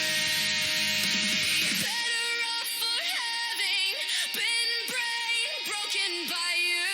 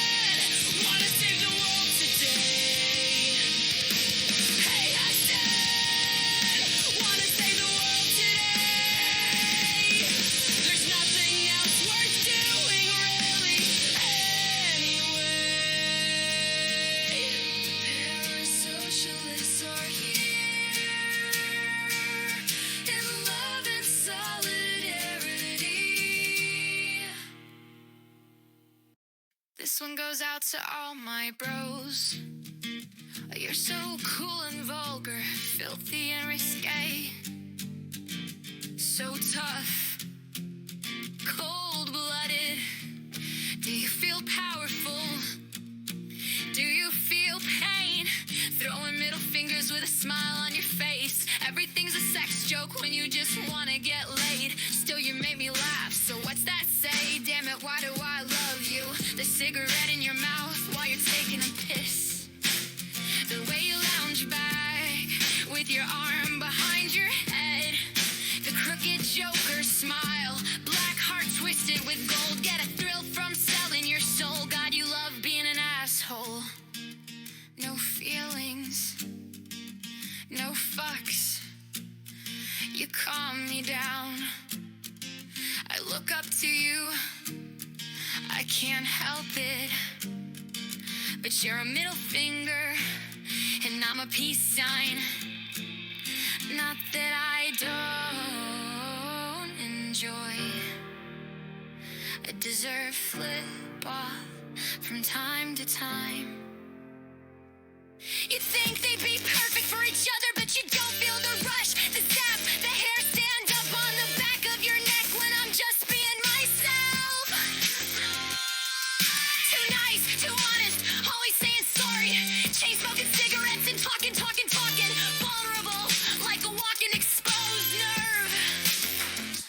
The heart on my sleeve is endlessly bleeding. And you don't see the strength in that. Social justice warrior, emo kid, grew up under a rock, college educated idiot. Half your jokes go over my head, or I just don't think they're that funny. They don't strike me, or I laugh because you're being ridiculous. Vulgar risk. It is fun to push boundaries, but my heart is gold twisted with black, and I hate being an asshole. I usually just can't help it. I prefer chaotic good. Isn't that where we intersect? You're going to leave me alone and take for granted I'll be here if you ever wanted or needed to come back. Even if it's just to leave again. Or you really feel better off treating me like I'm dead. Maybe you have no plan. Maybe you have no worry of what might have been had you stayed in my life, or what will be without you in it. Because you're a middle finger, and I'm a peace sign. And you went right through me when I should have been the one who cut you off. But I loved you instead. I still just don't understand why you would have said it so much if you really didn't love me back. Drop the flowers on the lid of her casket. Roses, honeysuckle, and lavender. With my hands I push the dirt back into the ground. Little by little the wound stitches together and grass pokes up through the brown earth. Yo soy un hombre bueno, mami. Yo soy un hombre bueno. Yo soy un hombre bueno, mami. Yo soy un hombre bueno. Hombre bueno, mami. Hombre bueno, mami. Hombre bueno, mami. Hombre bueno. Yo soy un hombre bueno. I walk from the cemetery and turn left for no particular reason. Just keep moving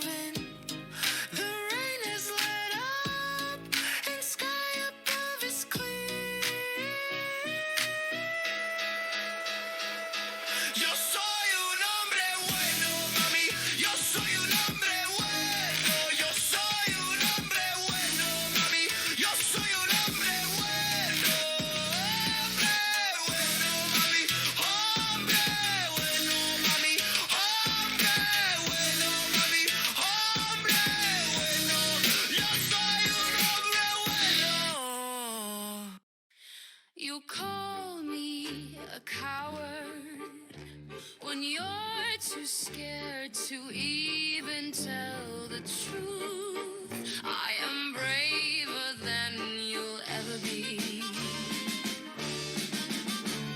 Psychops, cults, political agendas, scams, strangle the very life out of this existence.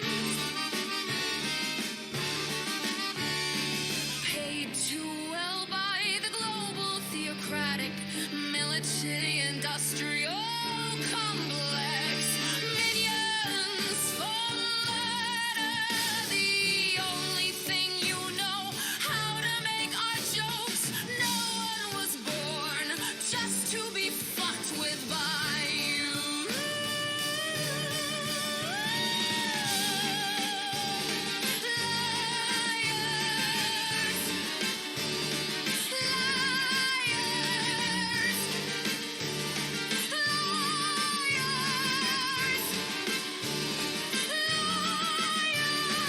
Basic survival in this world feels like hell.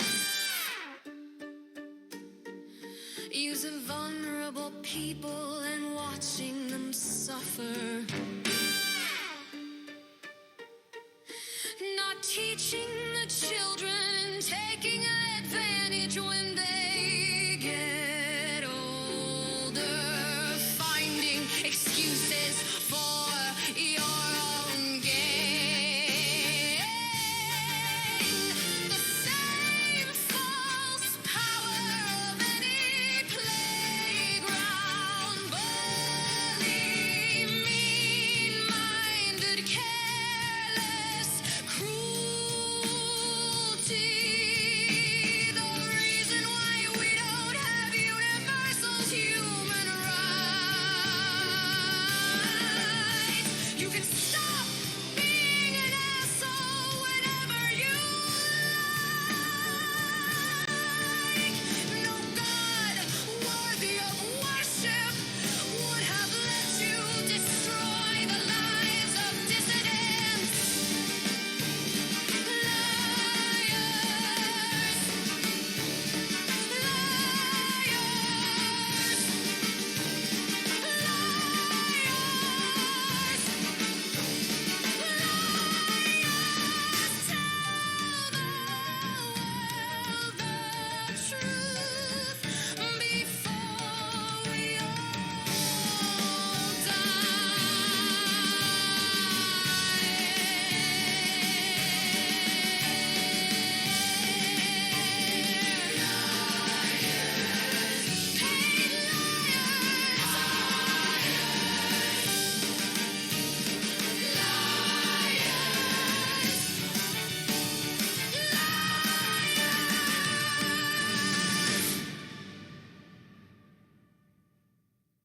I live in a low-income studio apartment that received federal funding to exist.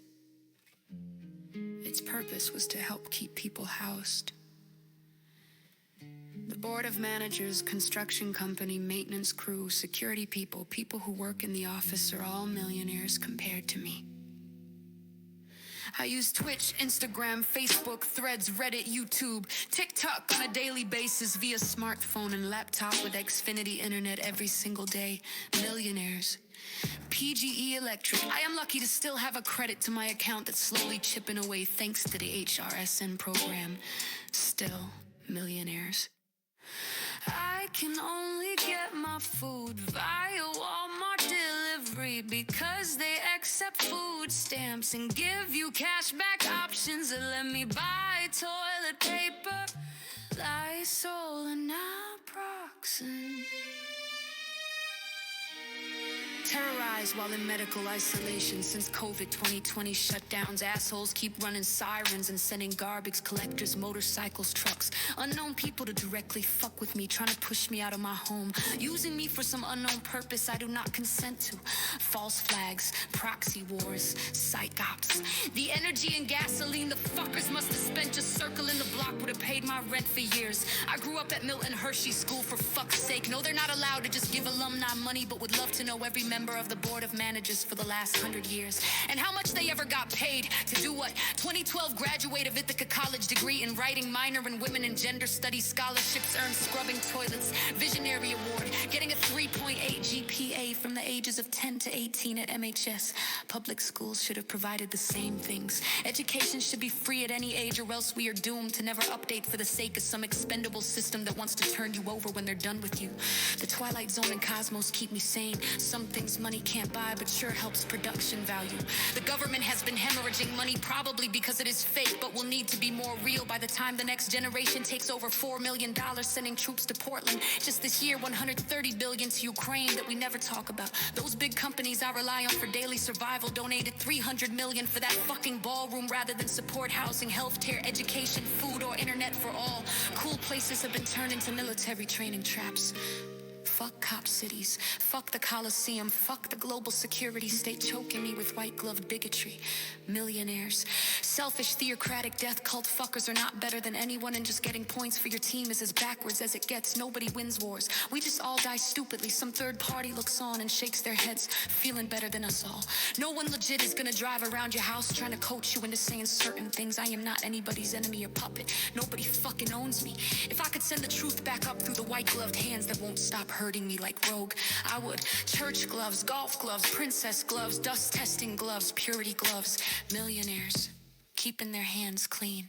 Fuckers directly killing me will try to blame anyone but themselves. Gold diggers dig graves and poor people end up dying. They just want to scare you.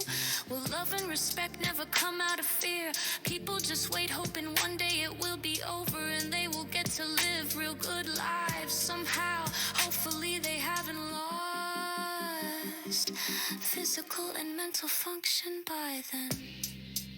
I can feel my body breaking down as I'm writing this. I had already run out of VBT food stamps 2 weeks ago. I refuse to die and I won't suck a fascist stick or clit for anybody. I am human evidence and nobody should be fucking with me. Everything around me is a millionaire or more, and I'm struggling to survive every single fucking day. Scared I will die earlier than I should have due to lifelong poverty. That's Candyland capitalism bullshit, and it deserves to be haunted. Universal human rights should have been instilled 77 years ago.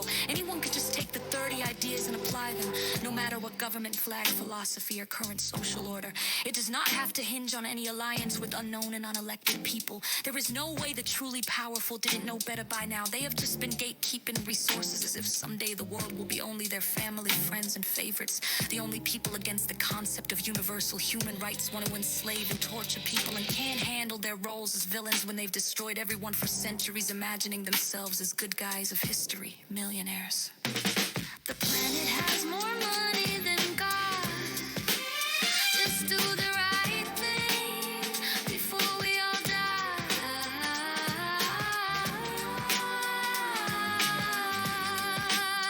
Before we all die. Don't die. Love or lie. Don't die.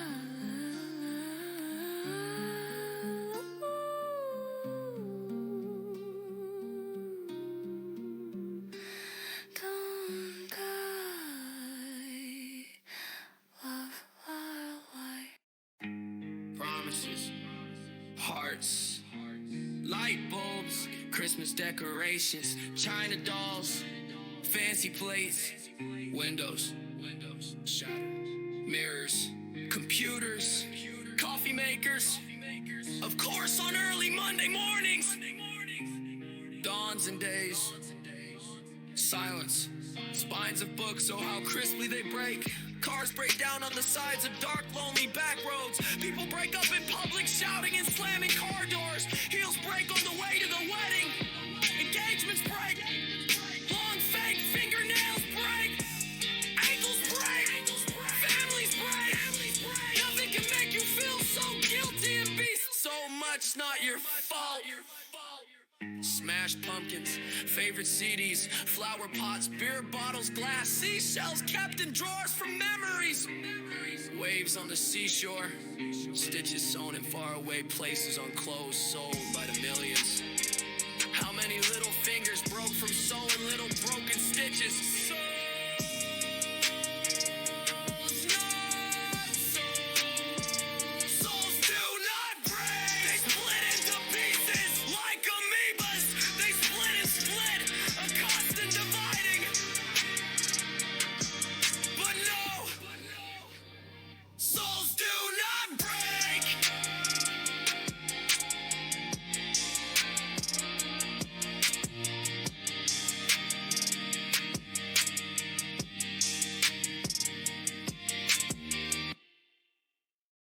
The freak show thinks they're being cool,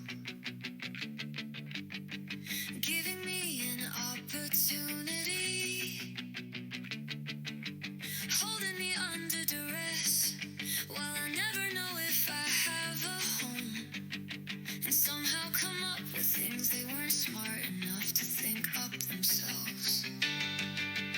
Leave me alone, I do not consent.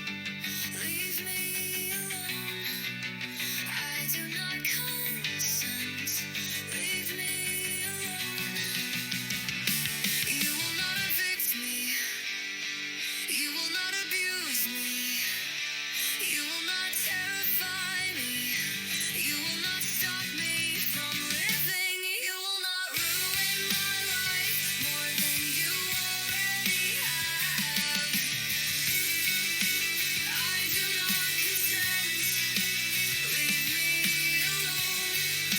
Hear me now. You shouldn't be able to.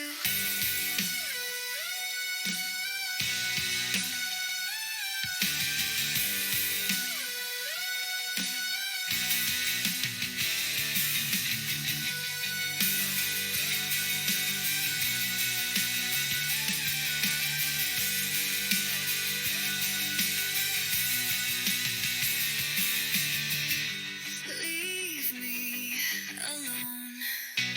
Hear me now.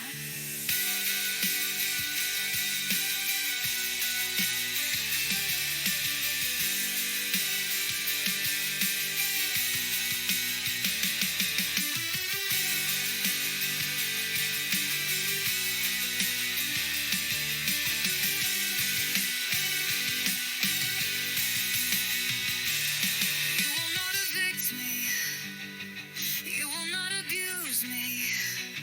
You will not terrify me. You will not stop me from living. You will not ruin my life more than you already have. I do not consent. Leave me alone. Hear me now.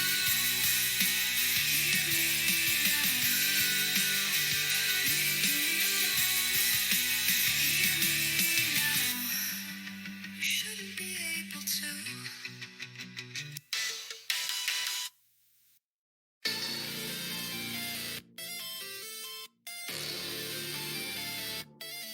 Fuck cults.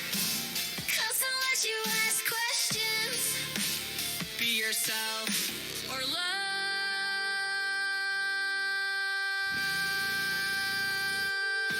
who you love. We need magic, Vampires, oddballs, maniacs, creatures, psychic queens. but not cults. Fuck cults. We need monsters Who are beautiful and villains or lovable. and devils who are friends. Proving by their very existence That not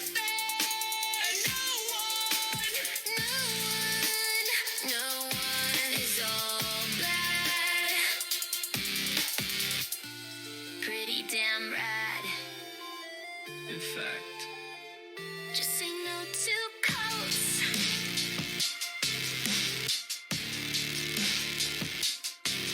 Fuck cults.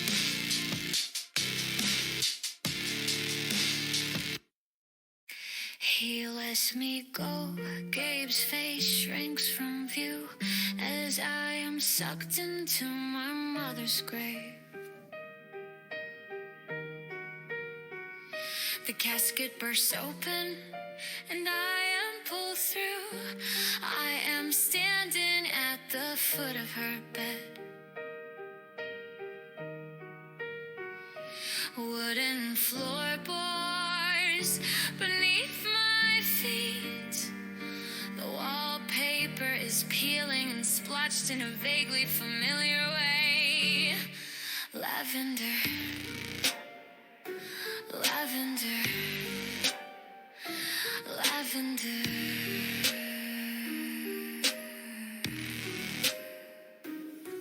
The scent brings me back into focus. I remember now. Pillows are stuffed beneath the covers.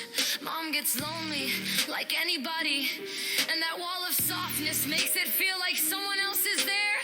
Something I will mimic when I am her age. Makes that big bed more manageable. She says, she was right. Mom, I turn and there she is. An eclipse. I forgot how much we look alike. Her glossy brown curls are ribbons hiding the gift of her smile. She tucks them behind one ear and walks to me, brown eyes with speckles of green. We Inuit kiss, foreheads and noses as if she could read my mind. She hugs me, whispering, her speech purring, July Gabriella Carlita Ellis. Have you been a good girl? I tried. Mom, I'm trying. She rocks me in her arms. Relax, baby. I know. I love how she rolls her R's. She takes my hand, her palm folds over mine completely as we climb into bed. I see my reflection in her vanity. I'm small, practically hairless. My tan is darker. My own brown eyes specked with green. Blink back at me from the mirror. I can't be more than 10 years old. Mommy, what year is it? I ask Mommy. Mommy, Mommy. She's under the covers. I push on her shoulder. Mommy, come on. Tango hombre. She doesn't move. I try to pull off the covers, but I'm too small. Climbing out of the bed, I walk to the other side. I push on her, but even her curls seem frozen to the pillow. I count to 3, and with both hands, shove her onto her back. If I scream, nobody hears me. I wait with her for days, my arms wrapped around her as best as I can.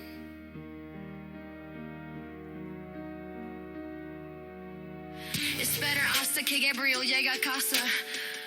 I whisper in her ear, he'll make things right.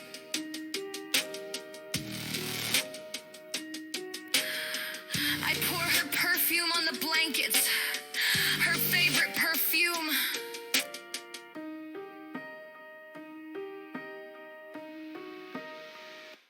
Lavender, lavender, lavender.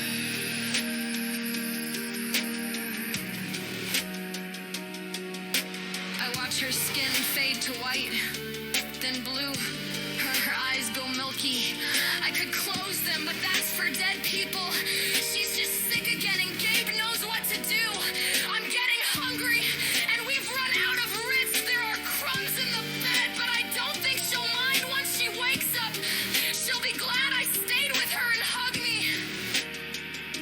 Someone's knocking. I'm not supposed to open it for strangers, but someone's knocking. It might be Gabe. We've changed the locks twice since. Someone's knocking. The last time he was home, I kissed her icy cheek, and someone's knocking.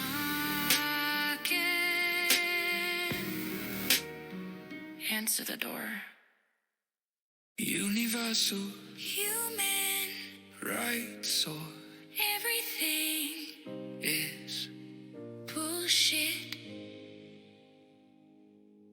This is peaceful protest.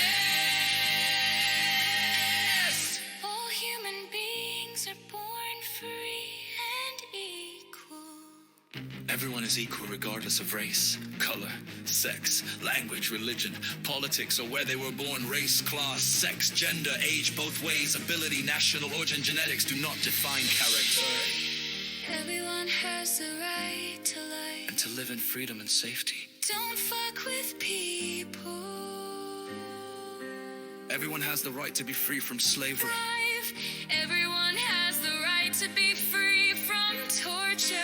Everyone has the right to be recognized before the law. Laws are not always lawful. Authorities don't always deserve respect. Who watches the watchers? Be true, be you, be real, be kind. We're all equal before the law. Laws are not always lawful. Authorities don't always deserve respect. Who watches the watchers? Be true, be you, be real, be kind. Everyone has the right to seek justice if their rights are violated. Laws are not always lawful. Authorities don't always deserve respect. Who watches the watchers? Be true, be you, be real, be kind. Everyone has the right. Freedom from arbitrary arrest, detention, or exile.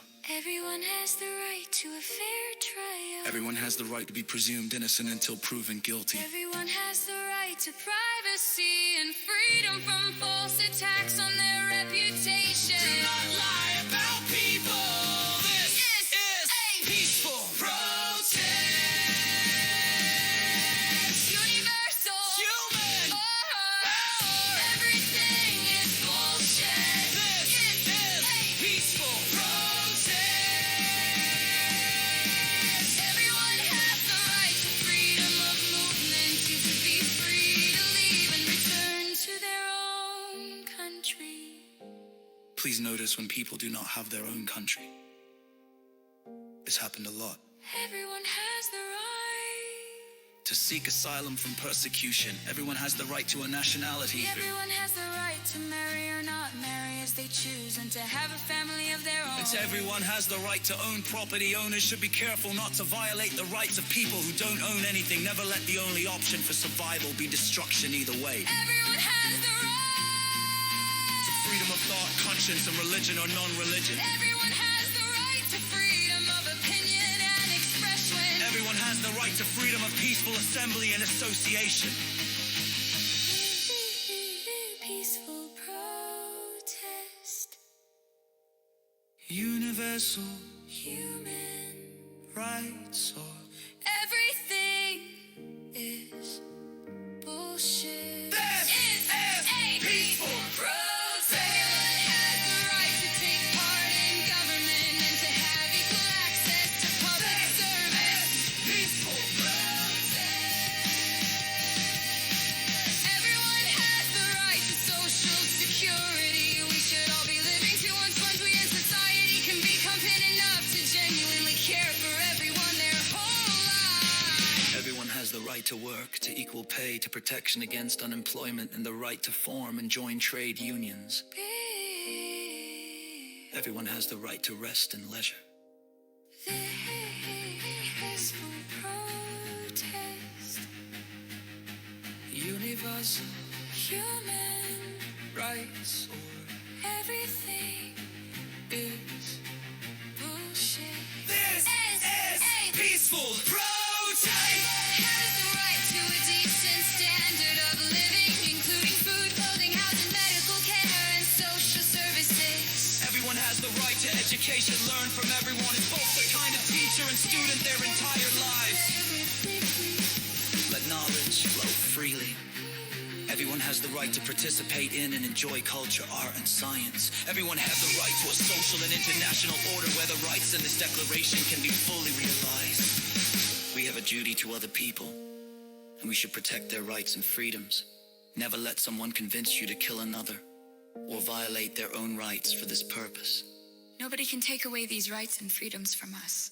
Take chances, make mistakes, get messy. Social orphan anarchy has real love for you. Science, bitches. Peaceful protest. Universal Human. rights. Everything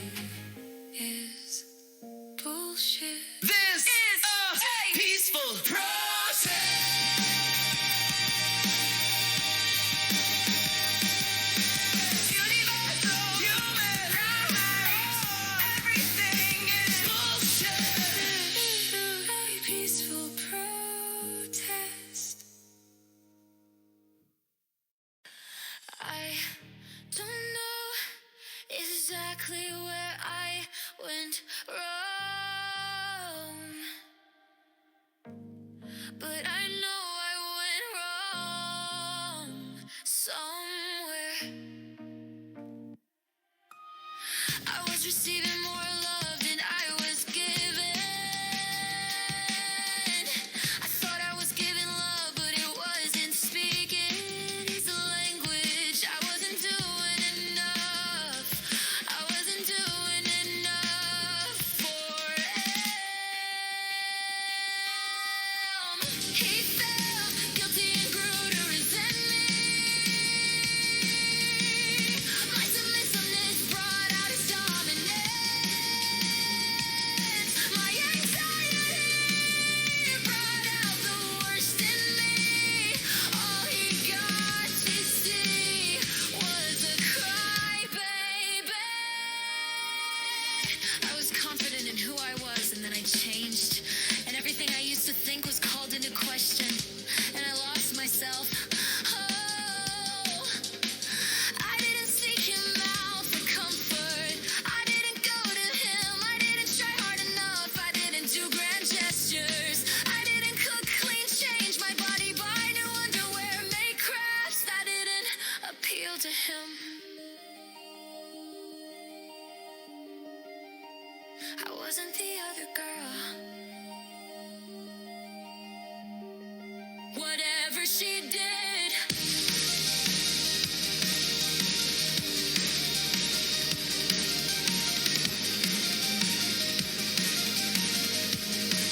whatever she did,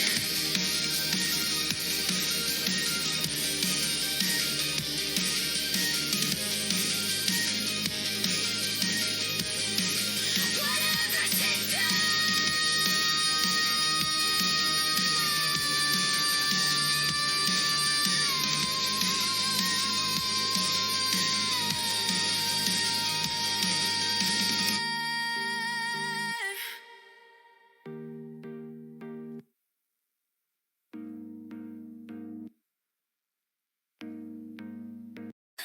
The world needs a therapist, life coach, third eye perspective to remind themselves everyone else in the world isn't here just to measure themselves against each other in some competitive popularity contest, gatekeeping race for an imaginary idea of success that seldom results in genuine, lasting, positive anything for humanity. The classic George Carlin joke. The upper class keeps all of the money, pays none of the taxes. The middle class pays all of the taxes, does all of the work. The poor, they're just too scared. The shit out of the middle class. Keep them showing up at those jobs. Fuck the Coliseum. Fuck funnels and pipelines and downslides into mental health laboratories and prison systems and group living shelters and poorly managed recovery revolving doors and methods of brain drain and displaced labor and gerrymandering entire generations. Psychops so they can feel less bad about using people who were never really told anything their whole entire lives, even with a college education. How could anyone ever know better when people are silenced, their stories never told? You know who you are and you know what you fucked. Systems and schemes at play everywhere in the world, solely designed to screw the so-called suckers, the sheeple, the dissidents, whoever isn't kissing their ass. Someone more powerful decides who isn't worth their time, who isn't just as human as them. Could have been them in another life. The whole world from now into the future would be so much better if people would just find a way to fix whatever is broken without breaking anything more. The wrong way to do the garbage can set on fire. Cameras? Email to management, July 17th, 2020, 2:42 a.m. As I've said, there's been a lot of odd screaming and yelling on this street for the past month. A lady who I can now recognize by the sound of her voice was going off saying stuff like, "Bitch, you belong on Skid Row. Get out. I'm gonna kick your ass," and things similar. She's currently in the alcove of the Mission across the street as I write this. I have reason to believe she is not mentally ill or suffering from something, as I would normally be led to believe, and she actually works for the Mission or is connected to them somehow. This is important because someone set the garbage can on fire. That had a fish on it, and she would have definitely seen who did it. I looked out the window because I saw flashing lights, thinking the police had come to talk to her. Instead, I heard an exchange between the unseen officer in the car and a girl on a skateboard that went along the lines of, "I don't care." And the officer drove away with the garbage can in flames. I called 911, and they said they had a fire truck on the way. The fire truck came and put it out. Neither the cops nor the fire asked this lady who did it. And after listening to her go off for however long before, I'm sure she saw who it was. I'm deeply disturbed by the idea, I could be wrong, that the police officer actually set the fire. The only other people I saw by that trash can tonight was a Republic garbage truck. And I had to call their office on the 14th because they've had truck after truck coming down this street at all hours, and there are 3 cans right underneath my windows for some reason. I think it's so they can bang them when they do pick up. And people passing by hit them as well. Last night they had 4 different trucks come down our street. A blue and white for the Mission side and 2 white trucks at the same time when they emptied the cans under my window. I feel my agitation is well within reason. And this is just, this shouldn't be happening. There must be some camera or someone who saw who set the trash can on fire. It feels dangerously important to know whether it was indeed the police officer or not. And why they didn't stay until the fire truck arrived. Or ask the lady outside in the alcove who set the fire.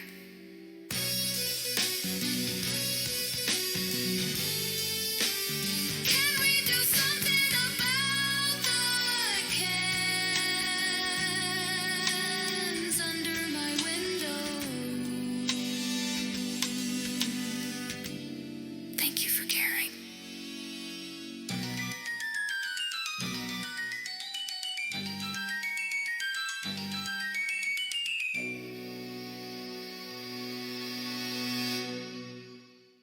You have one life on this earth at this time in this body with this mind. For American males, you live an average of 74 years. For American females, you live an average of 79 years. Blue zone lifestyles could mean we all live to be over 100. It's never too early to think about how you will spend your life, however long we've got.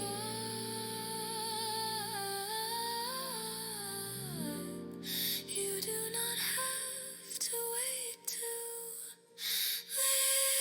live. While the lifestyle of MHS is restrictive and oppressive, this gives you the opportunity to creatively find ways to live. I'm not referring to drugs, alcohol, sex, or other things that we think are cool, mostly because we're not allowed to do them. They're awesome when we know what we are doing at the right time, but the careless abuse of these things is one of the main reasons why we're stuck here in the first place. Don't repeat the mistakes that make really living impossible. If you love the arts, you better be strumming, drumming, or singing every chance you get. I hope you're getting scripts out of the LRC and reading them out loud in your room at night. Draw all over your papers, it gives them character and you get practice. You only goddamn 2.0 GPA for art school anyway. Live for love, live for truth, live for a better tomorrow. Fuck money. Dance when everyone is looking. If you love sports, why the hell aren't you on a team? Fuck anybody who say shit to you. They're just mad that they didn't even have the guts to sign up. Besides, the underdog always wins, one way or another. Be the one who looks out for others. If you're into business, science, math, pathways, whatever else, read up on what you love. See how the people before you made it in an industry. Find new ways to maybe make that industry better. It only takes one person to start the domino effect that ends up touching everything around it. Embrace your mistakes, your flaws, and your personal whatever's. Half the time they are considered style. They set you apart, they make other people remember you. Your weirdness is the best part of your soul. Always remember that this is a world is full of people, not superheroes, not saviors, not antichrist. Anyone you've ever held above you as a figure of authority, power, or fear. Every stranger, police officer, president, administrator, doctor, teacher, parent, houseparent, or peer is a single person. People who make mistakes, regret, hope, love, bleed, cry. Take a shit like twice a week or once a day, depending. Has opinion, dreams. This world has its people. Birth, childhood, adolescence, adulthood, old age, death. People are always really behind everything. Control your fears, it's natural to be afraid. It's coming to understand your fear. It's mature to get over your fear. It's powerful to use your fear to create something positive. Finally learn to communicate. Since we all understand by 2006 that life is short and important, why go another day holding in your thoughts, ideas, and opinions? If you can't find anyone who wants to listen to you here, talk to people on the internet, write on bathroom stalls, make posters, write mass emails, get your voice out. Communication is huge because it's the most direct and complete way we are able to express ourselves. It's what sets us apart from animals. The ability to understand each other. How many problems can you count that could have completely avoided if two people had just bothered saying a couple words to one another? Anyway, I just wanted to say all this stuff to you guys. I hope you read it, though I won't expect too much of a response. At least I got my voice out right.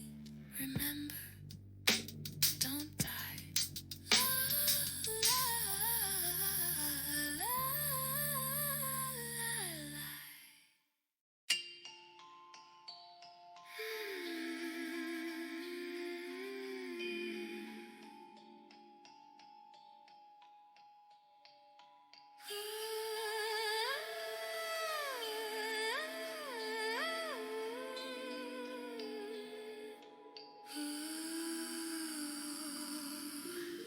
Economic relativity in Candyland.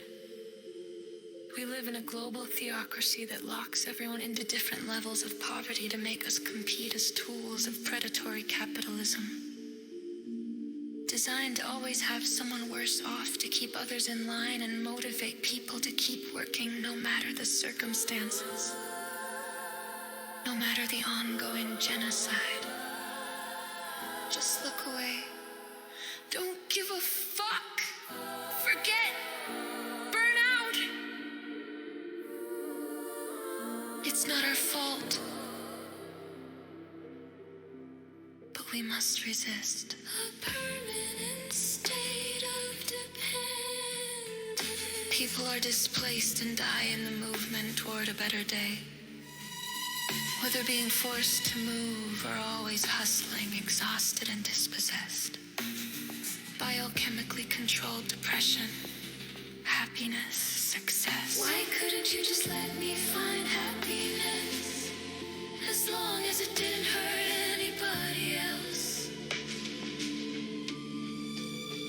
If we complain too much or anger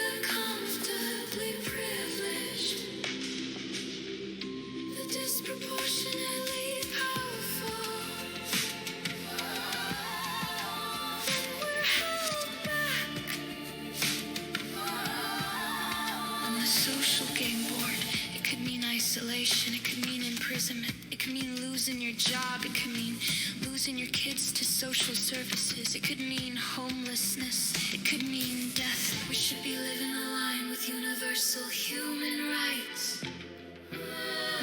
No matter what government, flag, or philosophy. High school science class, we watch The Day After Tomorrow. My prediction, amateur guess, hypothesis is that climate change is real. But capitalists seeking power are abusing the truth in science in order to forcibly displace people for what amounts to a theocratic real estate scam. They play for God. They play Satan. They put you in a passion play for a political attention. They're always just human, no more, no less.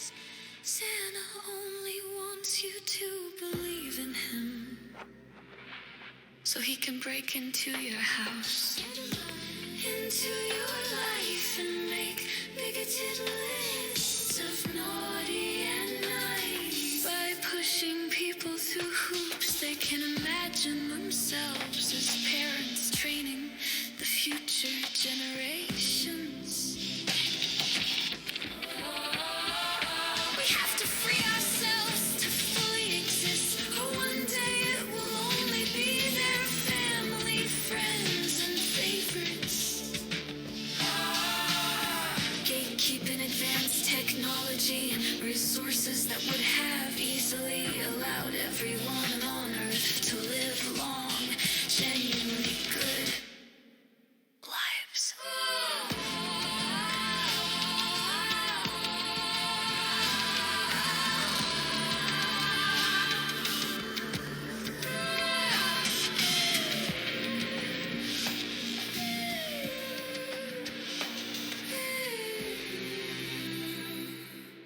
Blue zones beyond the age of 100.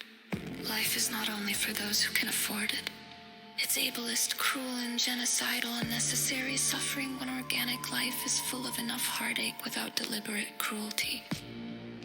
Candyland capitalism. Never expect to actually win unless you've been an asset to their god, their government, their military, or their money. I, for one, am happy to be bad for business.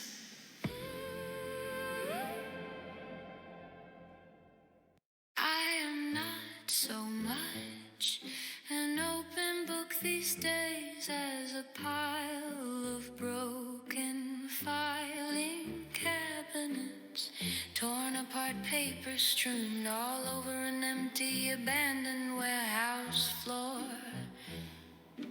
overgrown with nature. Sometimes I get the blues thinking about other people being alone and sad. So I just want to wish you good feelings. Use this as an excuse to do whatever you want until you feel better again. Just don't hurt anybody. There wasn't a toll coming out of your mom person's vagina. Being alive. Existence. Should be free. We pay the hospital, the doctor, but a society built in love wouldn't do that. The hospital, the doctor would be your friend, your social family. And just like we did for thousands of years, we simply help each other because we care. Isn't it concerning if we don't care enough now unless we get paid, or that we must demand payment from each other to simply survive ourselves? I'm secular and that shit still looks cursed.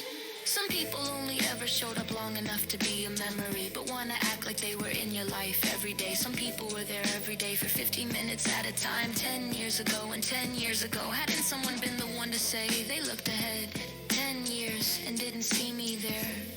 I can't see past tomorrow anymore. Being scared scared isn't helping solve the puzzle, though it keeps me asking, what the hell? Ordering from the menu of life. If I'm lucky enough to have them listed, I don't like some dishes. I won't order them, but you can go ahead and order whatever you like. You're not gonna make me eat what you ordered, are you? I could tell you why I don't like your choices for all these reasons, but it's your dinner. As long as you're not eating someone else, who cares? What could be more chaotic than chaos? Being kinda chill, actually. We were all just kids too.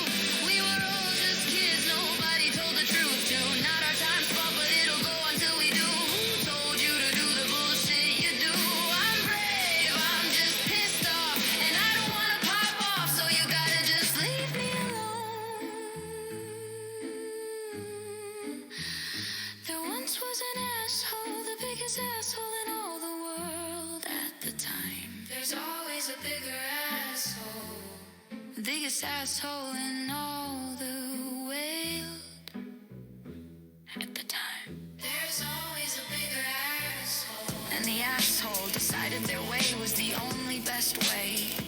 So they become ruler because they're the only asshole big enough to make themselves ruler. Meanwhile, somewhere else, others are playing in a garden, eating snacks and making up fairy tales. How much time did you ever get to spend feeling safe and happy, having fun? Some of the gardens are secret, others are not. Others still do other things, living out their own life stories. They tell only their friends and family. Lives lived on display are too often commandeered for another's purpose. Dissenters hide or disappear. And the intersection of forgotten, ignored, unwanted, misplaced, poor, go hungry, slow death by 1,000 cruelties. Still alive thanks only to the feeling of always another tomorrow. The dissenters needed to come back. The gardens needed to be free and open. If you played the movie of their lives side by side, what could you not help but see? The whole world a garden. The ruler needed to be stopped. And transparent power, mutual understanding could be the story we share, laid into each our own lives. But you would have to value life. Human life, please stop trying to make me stronger. I am plenty strong, I'm so strong.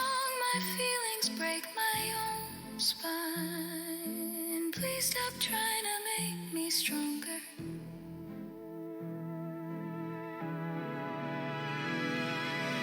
The full spectrum and possibility and futures we'd be living if the past had gotten it together.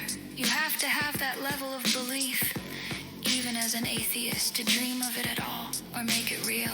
A rung bell still ringing, an echo of pain, still justified of a dream, still deferred. But how many, too many, wanted to forget why before they even knew why? Now they don't have to hear anything they don't like, and still it echoes.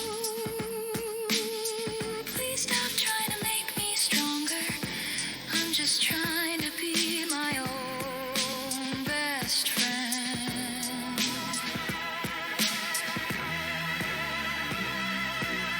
Someone I'd look up to if I knew me. No one knows what the fuck they're doing, and anyway, people can change as they grow older. Let them. They might change again and again.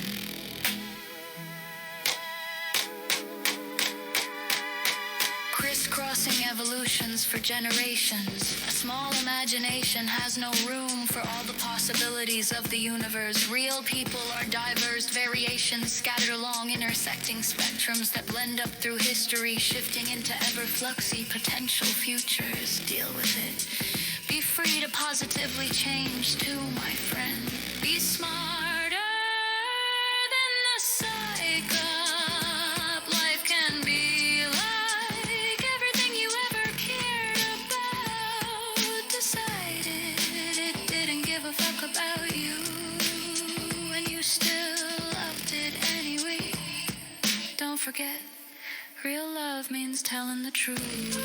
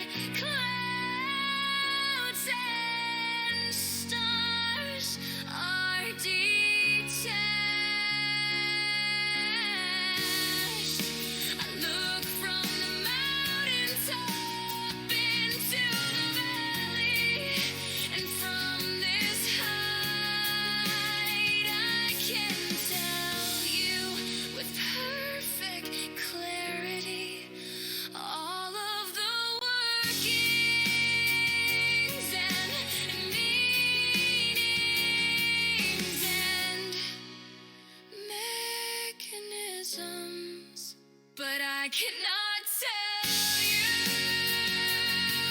what the apples taste like on the last day of autumn.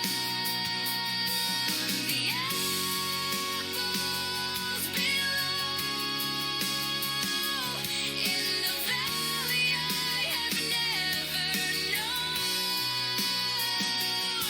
nor the temperature of the water on the first day of summer.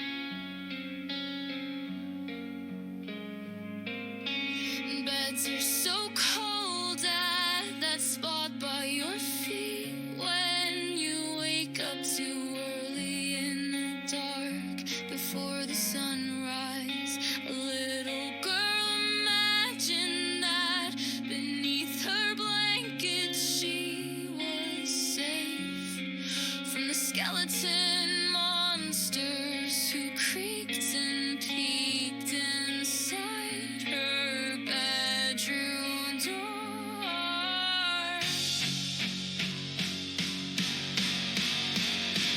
I can't get back to sleep while the light outside of my eyelids is turning blue.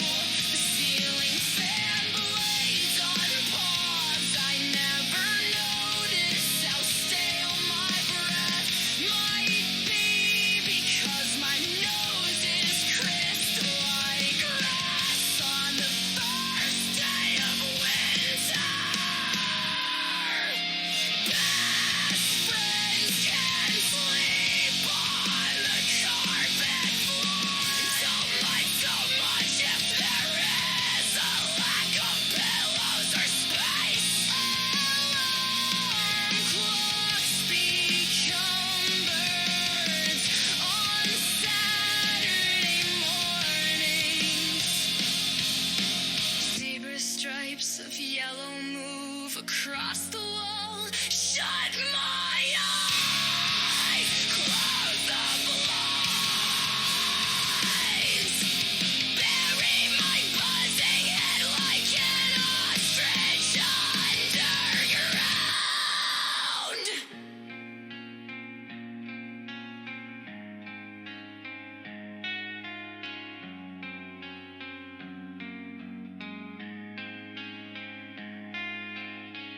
Forced dreams fill up with jackhammers in the shoe shove cars. White and black commercial fuzz raining inside televisions left alongside highways. Slow for the working man. Construction destruction, you can't complain. You pass this way every day as I sleep beneath graffiti bridges.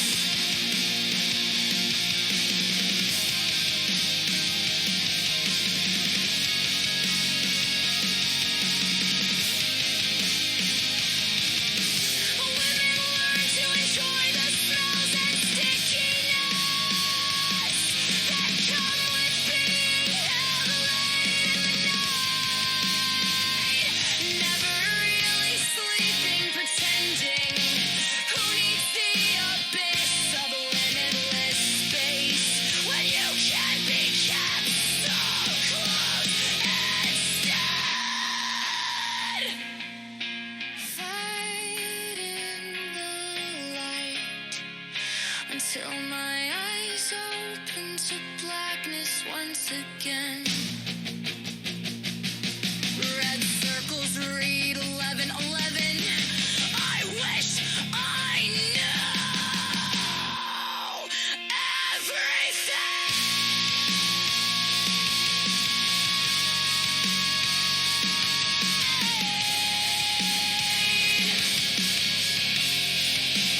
Everything.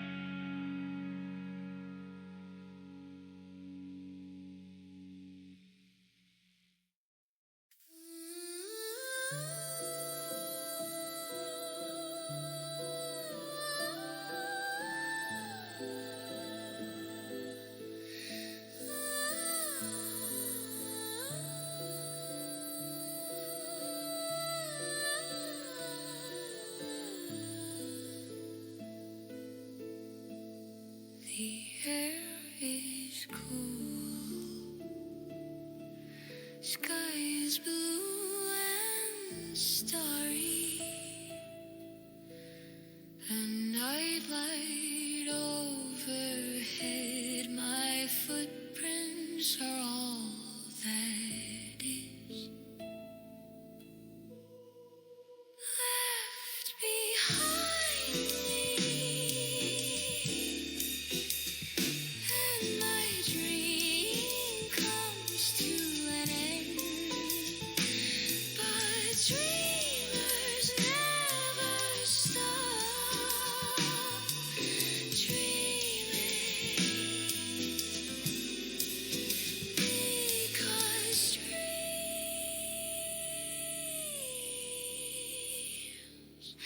never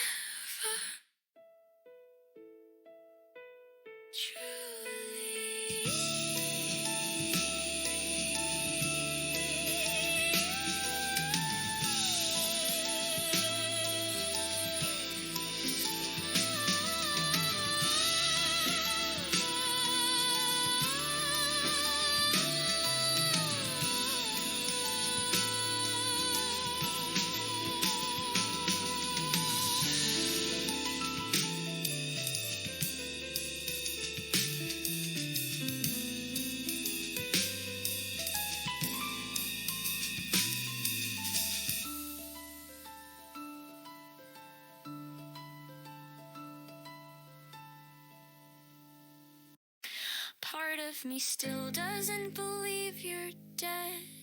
You moved to California and you didn't say goodbye. Still out there somewhere living your life, doing whatever you want.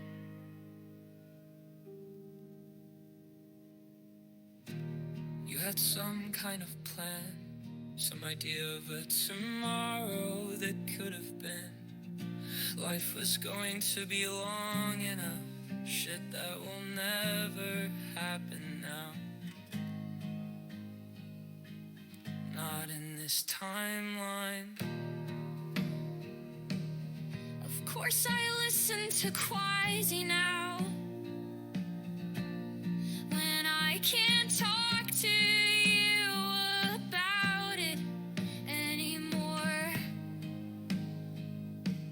God fucking damn it, I miss you.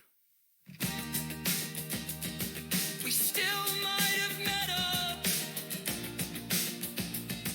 It seemed like I was so close to seeing you. How long had it been? 6 months. When we ran into each other getting new glasses, texting on and off, figuring I would run into you again at some point one day eventually. The stories that could be told about you, a spark of antics, factoids, jokes, ironic neurosis. You let a lot of things just be okay. Your friends loved you even when you fucked them over from time to time. You were that kind of person, lovable infinity, invincible summer kid. I will always be sad that you're gone. I don't know how long it's gonna take to move on. I don't really care if someone has a problem with me wishing you were still alive. Fuck off. I have a lot of sadness already.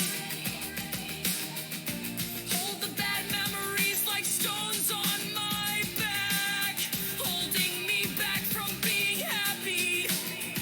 A misery. But as heavy as they are, I feel guilty if I let them go completely. I feel like I'll lose some part of myself that I already have. Ignoring, burying, forgetting. As if these things never happened. As if these people didn't exist. As if this life was never lived. The same thing that kept me from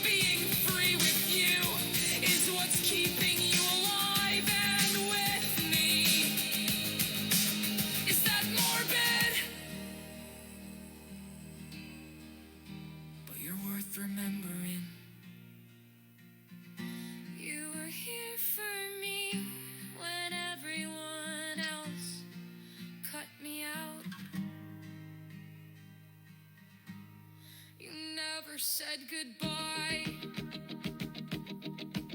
and I never want to. If anyone is ever gonna love me, they'll just have to love you and everyone else I carry around inside my memories, whether they realize it or not. We are the sum total of everyone we have ever known. How could I ever forget?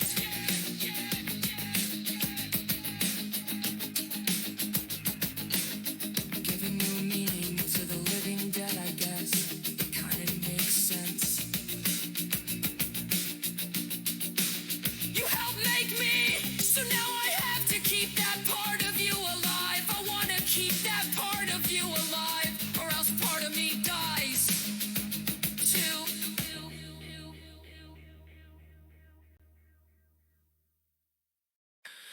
Oh, quarantine, stuck in a box for months, starting to smell like onions, and my back begins to hunch. Hope I don't get evicted when memorandum ends, 'cause I have no friends. Oh, quarantine,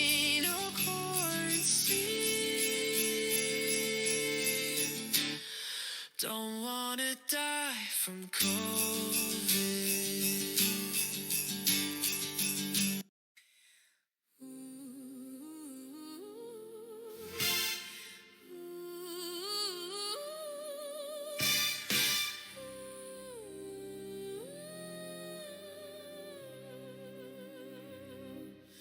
War will kill us all. No blessings be for state-sanctioned murder, whether near or far, in so many ways.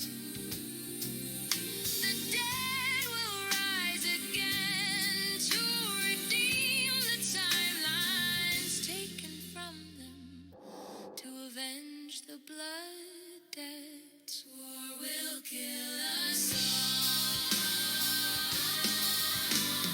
Back and forth forever, traumas, fury, pain, grief, loss. Nobody ever wins anything but burn memories in the most stupid possible way. War will kill us all. That's what war is. That's what war does. Tell your friends. That's what war does. That's what war does. That's what war does.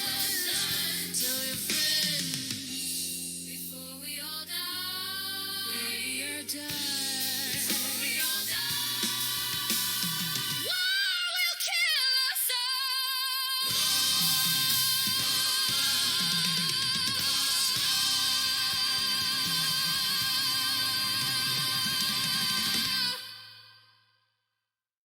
Hey, Hassan, wanna save the world today.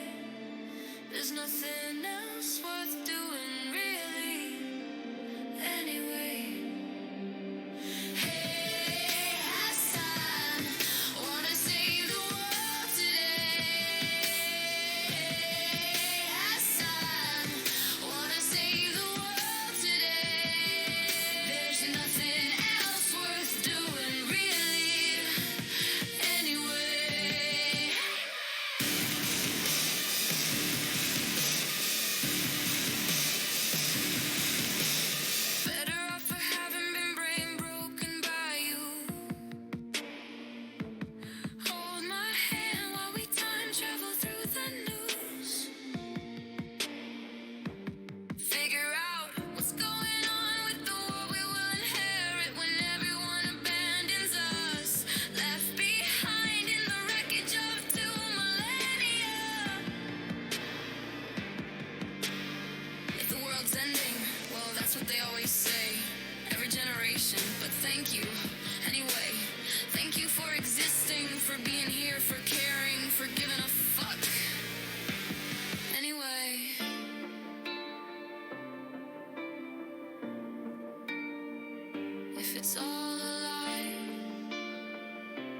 take it back. This is our life, you, me, and 30,000 boys, girls, and NBs singing fuck genocide. Never again, never anyone, never again, never again, never everyone, never again, never again, never again. Hey, Hassan, wanna save the world today. Hey, Hassan, wanna save the world today. There's nothing else worth doing, really. Anyway.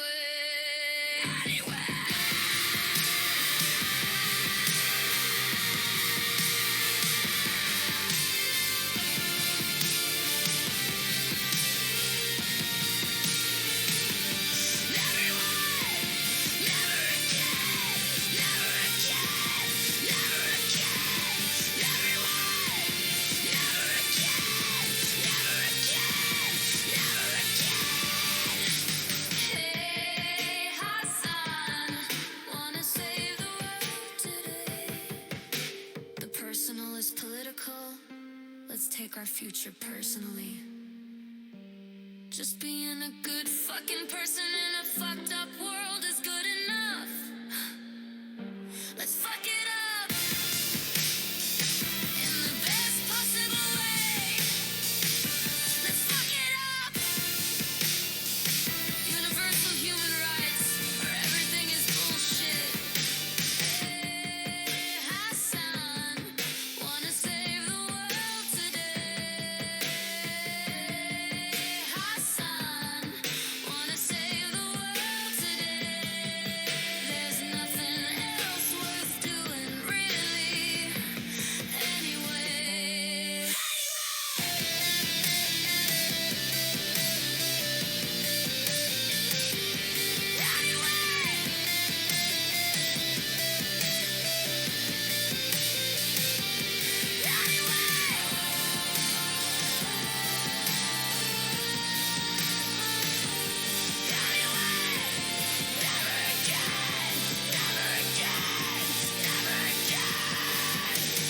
Parasocialists are here in love and solidarity. Your parasocialists are here in love and solidarity. Your parasocialists are here in love and solidarity. Your parasocialists are here in love and solidarity.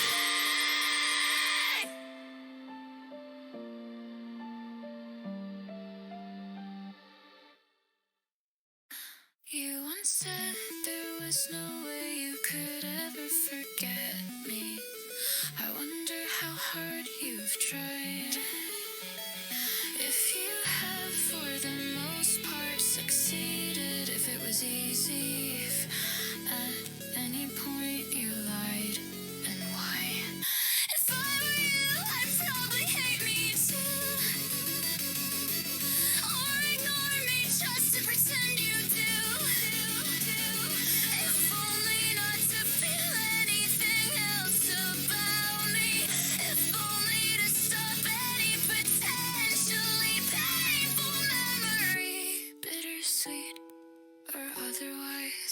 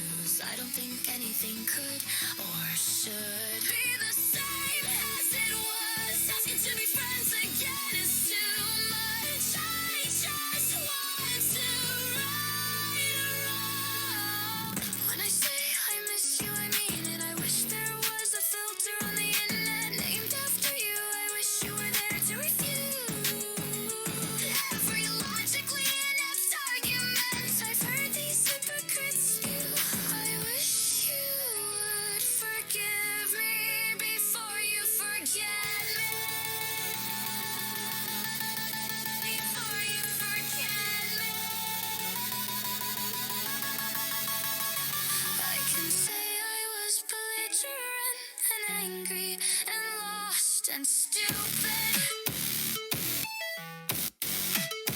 And I am very, very sorry to you and yours for the dramatic ways in which I tried to forget you. Does it even matter if you believe me? It's enough to know I'm still here, remembering you and all the songs we used to sing along to, hoping the thought makes you feel nothing, nothing at all. But the small happiness which haunts me haunts or heals you too.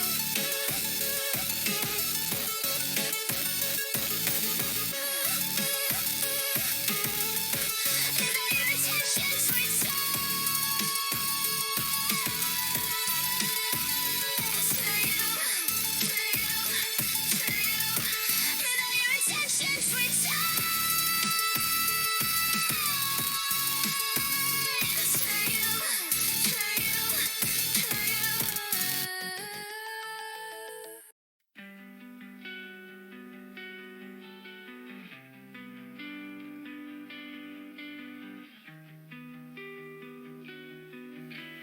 gonna be so mad if I find out I didn't need to be half as nearly as whatever it is that I am.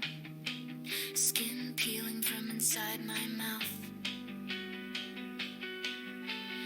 Maybe too much medication. Mixing toothpaste and oral gel with these benzonatate pearls. Brushing my teeth 7 times a day. They've never been cleaner.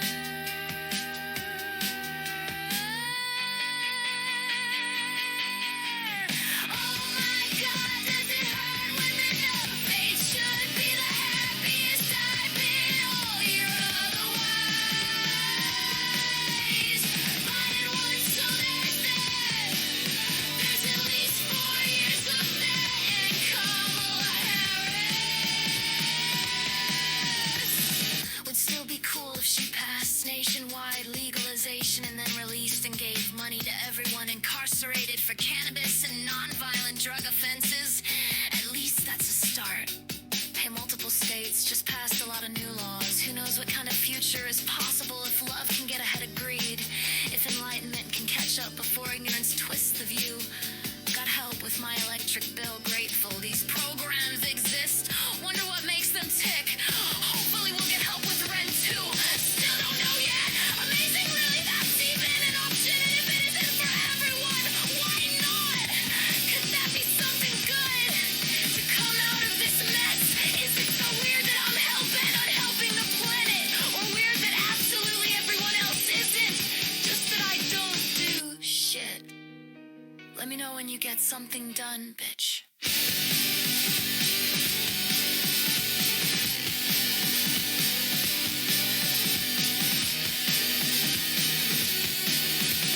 Maybe it's not the wanting to, but the thinking I could. But isn't that what we instill? Isn't that what they tell us? You could be the one that changes everything. Someone will be. Why not you or me? Why not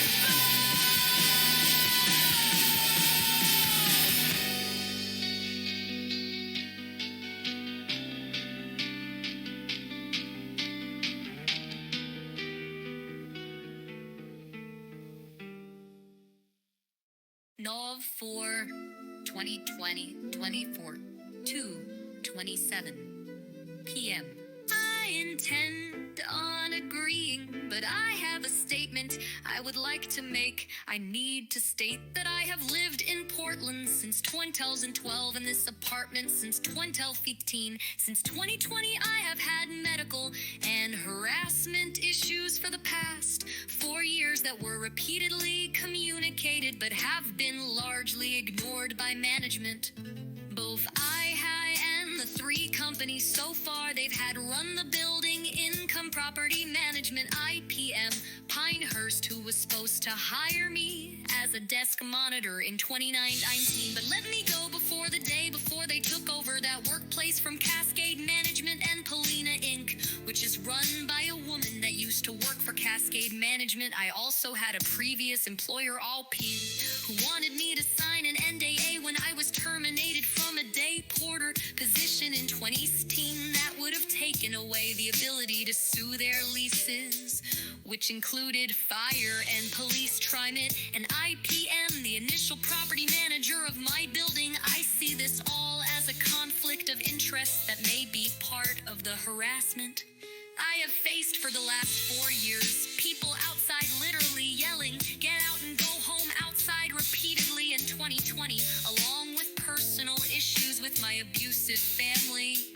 Namely, my sister calling in wellness checks, the fire alarm going off for the whole building over 30 times without cause in just the last 4 years, people pounding on my room from above and next door like it's just a box, pushing themselves into my unit, garbage trucks that don't seem to have a set schedule, coming multiple times in a night, banging dumpsters extra loud or smashing glass and seem to idle outside. I feel gang-stoked. It hasn't felt like I am really able to be alone in my own apartment. I have communicated these issues with management and the police, who have come for the unnecessary wellness checks. I don't feel like anyone is taking me seriously and wants to act like I have mental health issues I do not have, while exacerbating the PTSD, anxiety, and depression that I do have.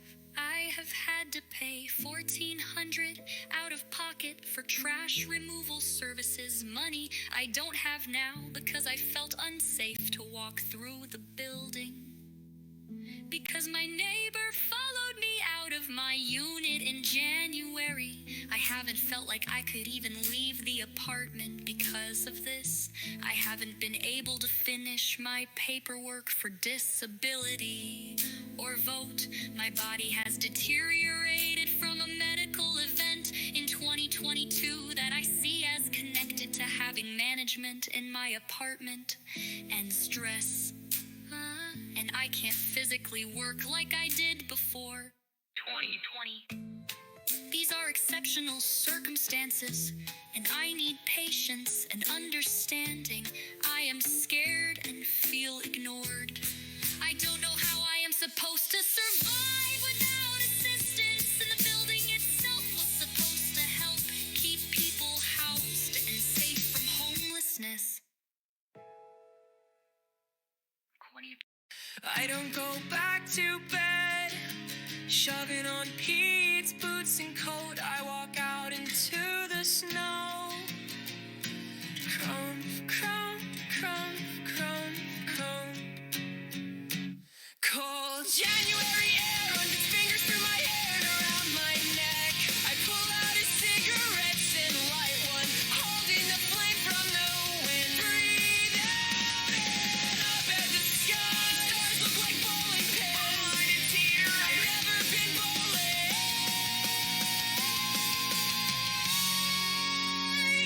I turn left down the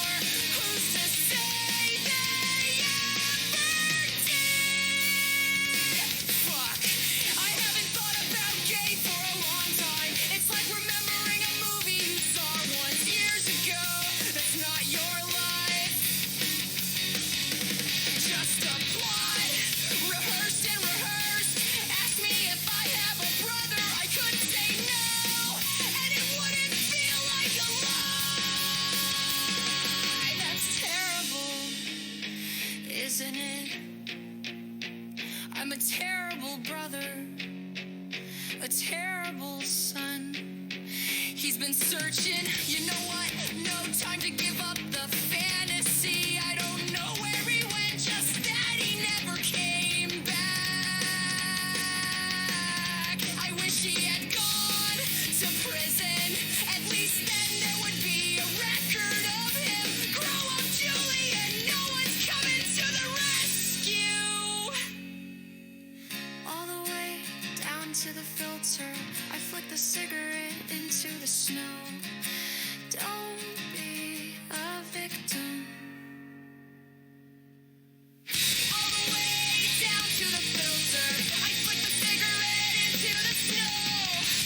Don't be a victim. Don't be a victim. All the way down to the filter, I flick the cigarette into the snow. Don't be a victim.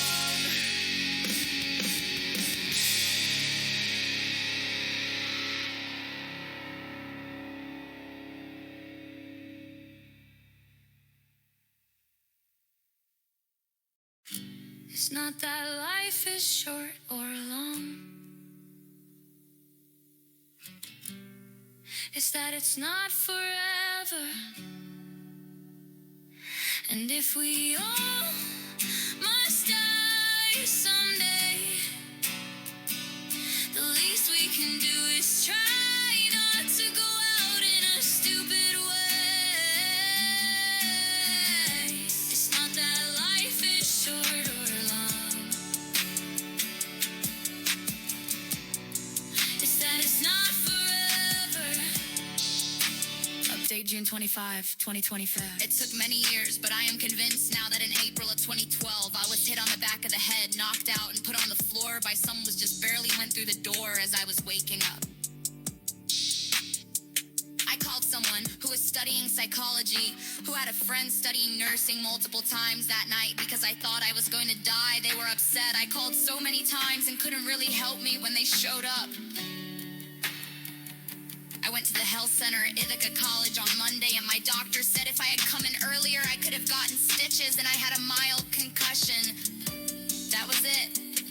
No, it seemed suspicious that the wound on the back of my head or the way the blood on the floor didn't really line up, or just realized this today, or that I didn't have bruises all over my back. I think I was attacked.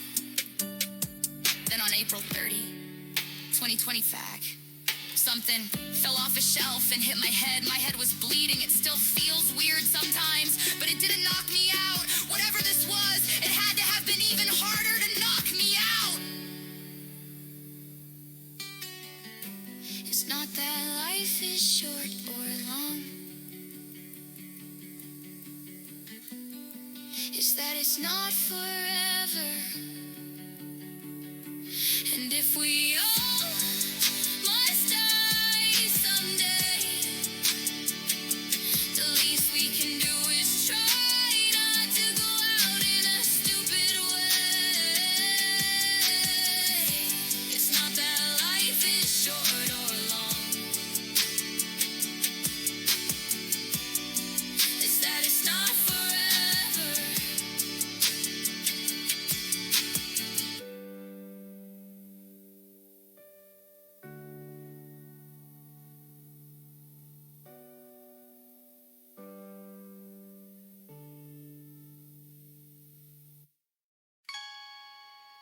Please do not tell me our love is like the glow of some eternal moon, a cold hard rock, light years from here, where we lay in the summer grass with the crickets and dirt under our nails and bare feet. And do not compare what we feel for each other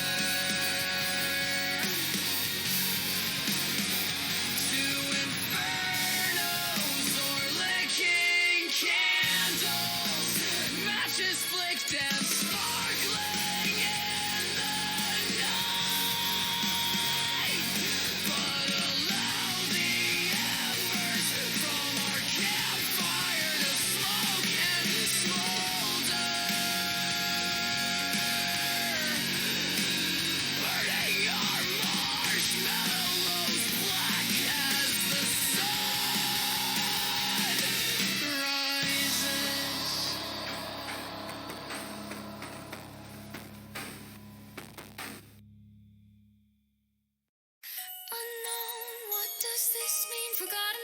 no one wants to listen.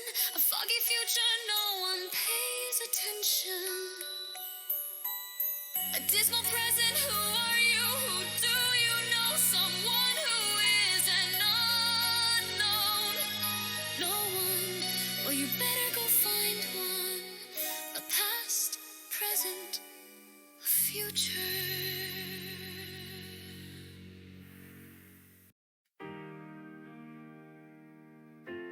We know better now, but we wanted to preserve the past, like the lead tiles on the roof of the Notre Dame Cathedral that have burned and sand.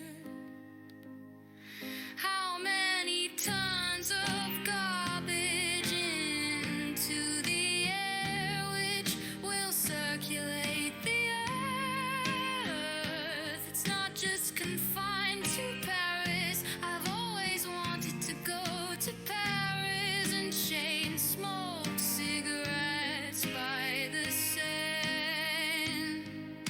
The risks you take just to live a little bit. The risks you take just to live a little bit.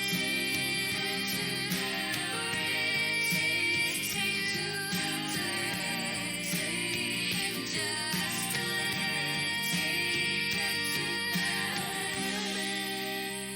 too bad I quit. I don't go back to bed, shoving on Petey's boots and coat. I walk out into the snow crumb. Cold January air runs its fingers through my hair and around my neck. I pull out a cigarette and light one, holding the flame from the wind. Breathe out and up at the sky. The stars look like bowling pins, aligned and teetering. I've never been bowling. I turn left down the street for no particular reason. Garbage spilled out over the bins, wrapped in paper and broken ornaments blow and glisten. One house on the streets already taken down their decorations. Their home is all naked and exposed in the night lights. It's better that way. They've got nothing to hide. This holiday garbage, it's all just a lie. It isn't real. I see the comfort in it though. The comfort in something warm and beautiful. When the world is so cold and shitty. I haven't thought about Mom for a long time. I get those nightmares when I'm unconscious. But in the waking world, she never crosses my mind. Who has time to remember things that don't even exist anymore? Who's to say they ever did? Fuck, I haven't thought about Gabe for a long time. It's like remembering a movie you saw once years ago. That's not your life, just a plot, rehearsed and rehearsed. Ask me if I have a brother. I could say no and it wouldn't feel like a lie. That's terrible, isn't it? I'm a terrible sister, a terrible daughter, a terrible fuck. He's been searching. You know what? No. Time to give up the fantasy. I don't know where he went, just that he never came back. I wish he had gotten on some kind of list. At least then there would be a record of him. Grow up, July. No one's coming to the rescue. All the way down to the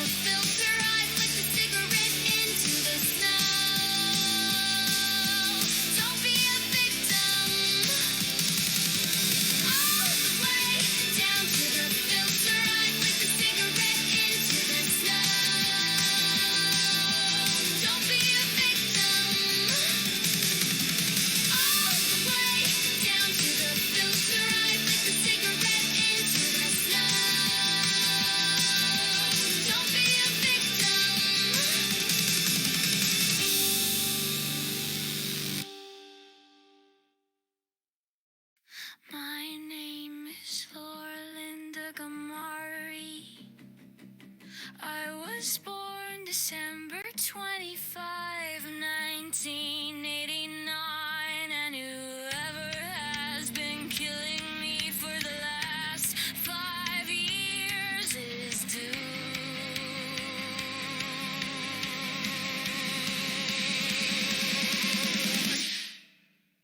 Leave me alone.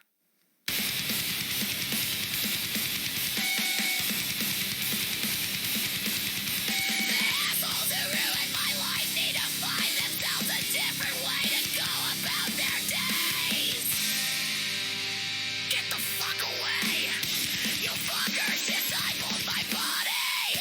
You fuckers are going to make me homeless! You fuckers are going to get me killed! I refuse to be used.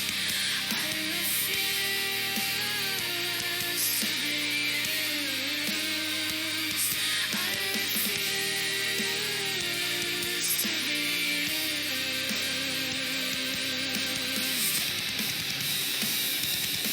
Where are you coming from? Massachusetts, Pennsylvania, upstate New York, Oregon. You know I have been writing openly about my life since I was a teenager. Dumbass never needed to hold me under duress to know anything. Not that you even cared. Obviously. I refuse to be used. I refuse to be used. I refuse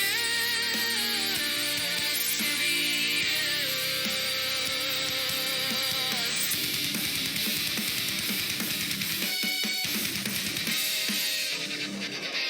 Why the fuck would you do this to anybody? Why would you do this to anyone? How many times? How many years? How do you live with yourselves?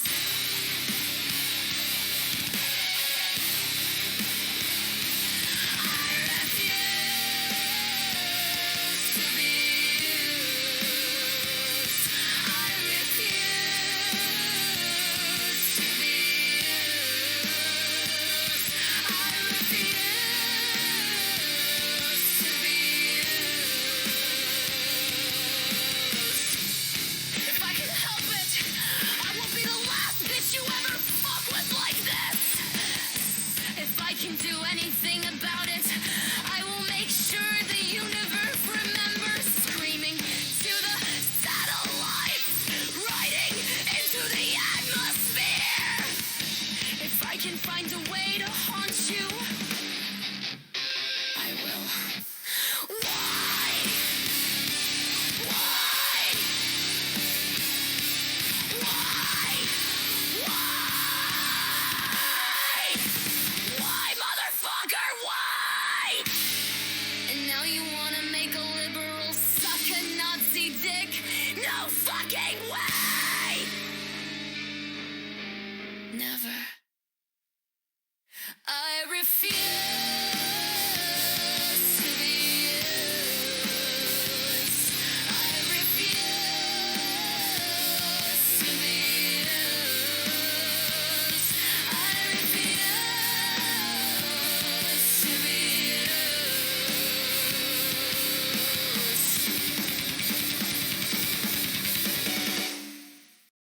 Universal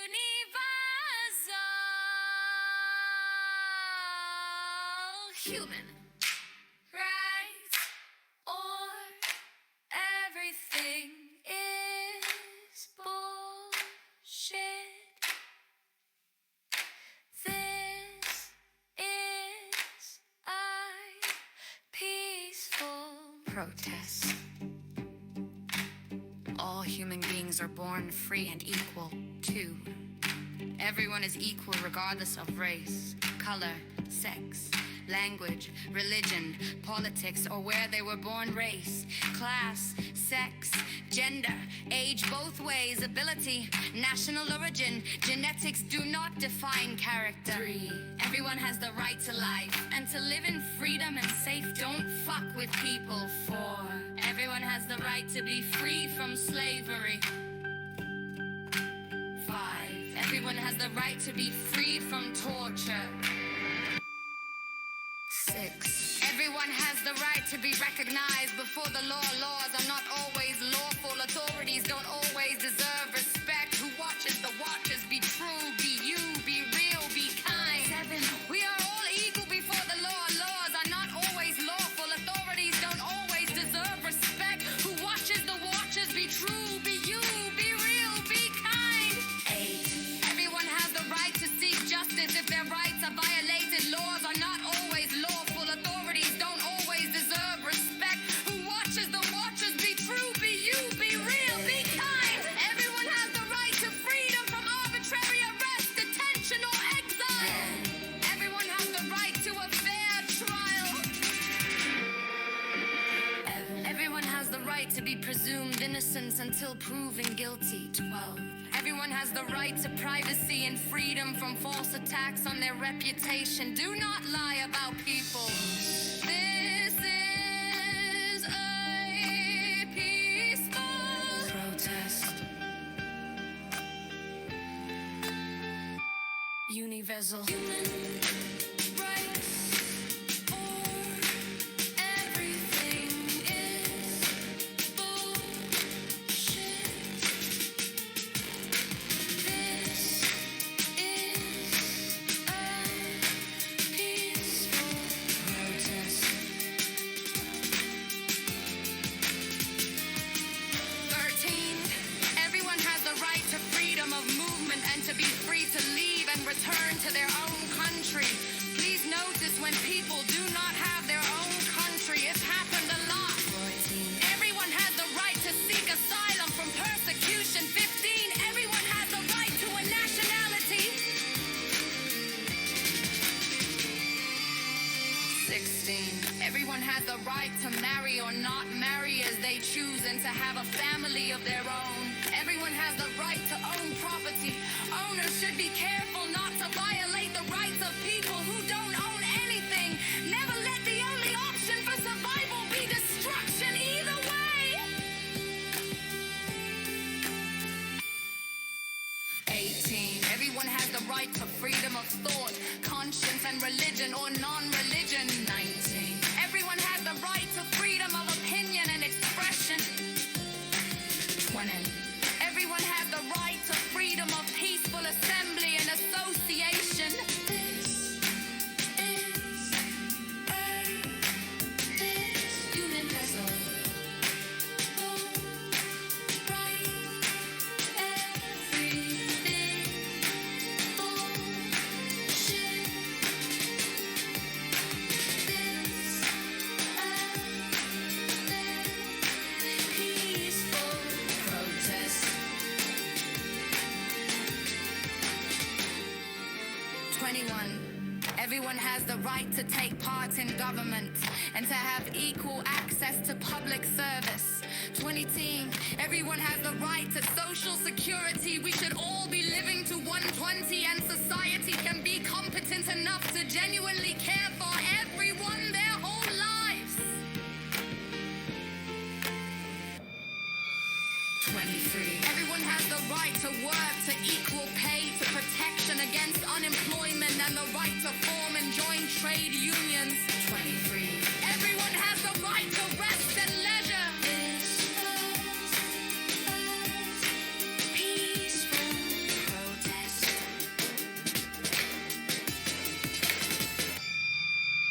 This is universal human rights. Everything is bullshit.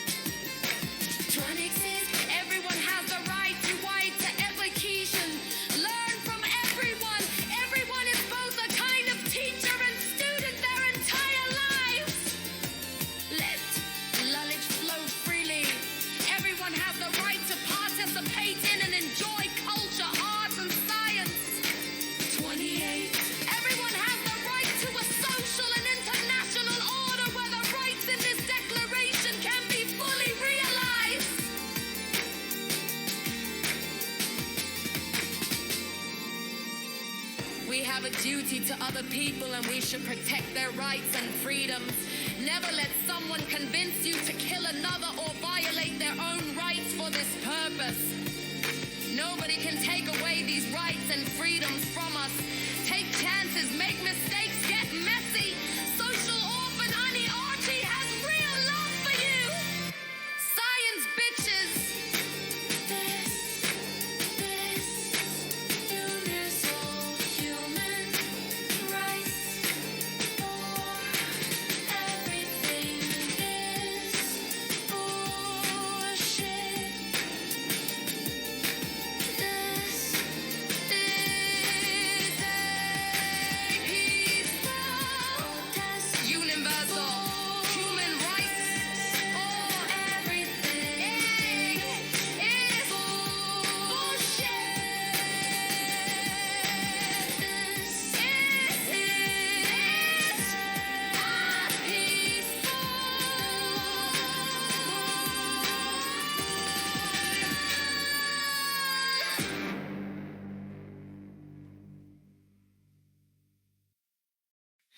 We wanted to fly so badly, but didn't realize flying was like running with your arms 6 miles high in the sky.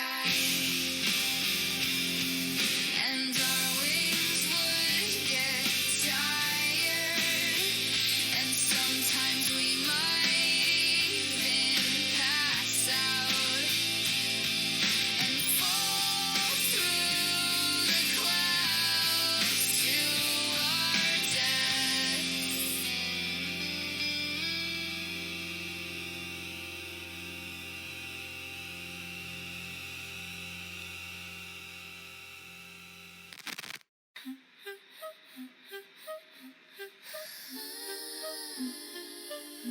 The unexamined life is not worth living.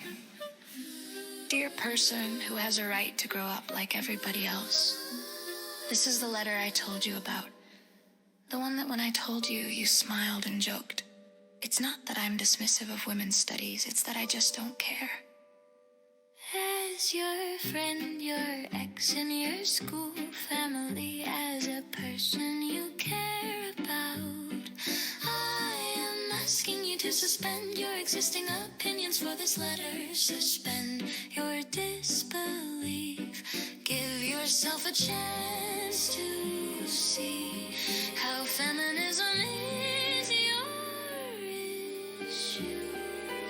I want to convince you that women's studies is not only important, but it is important to you.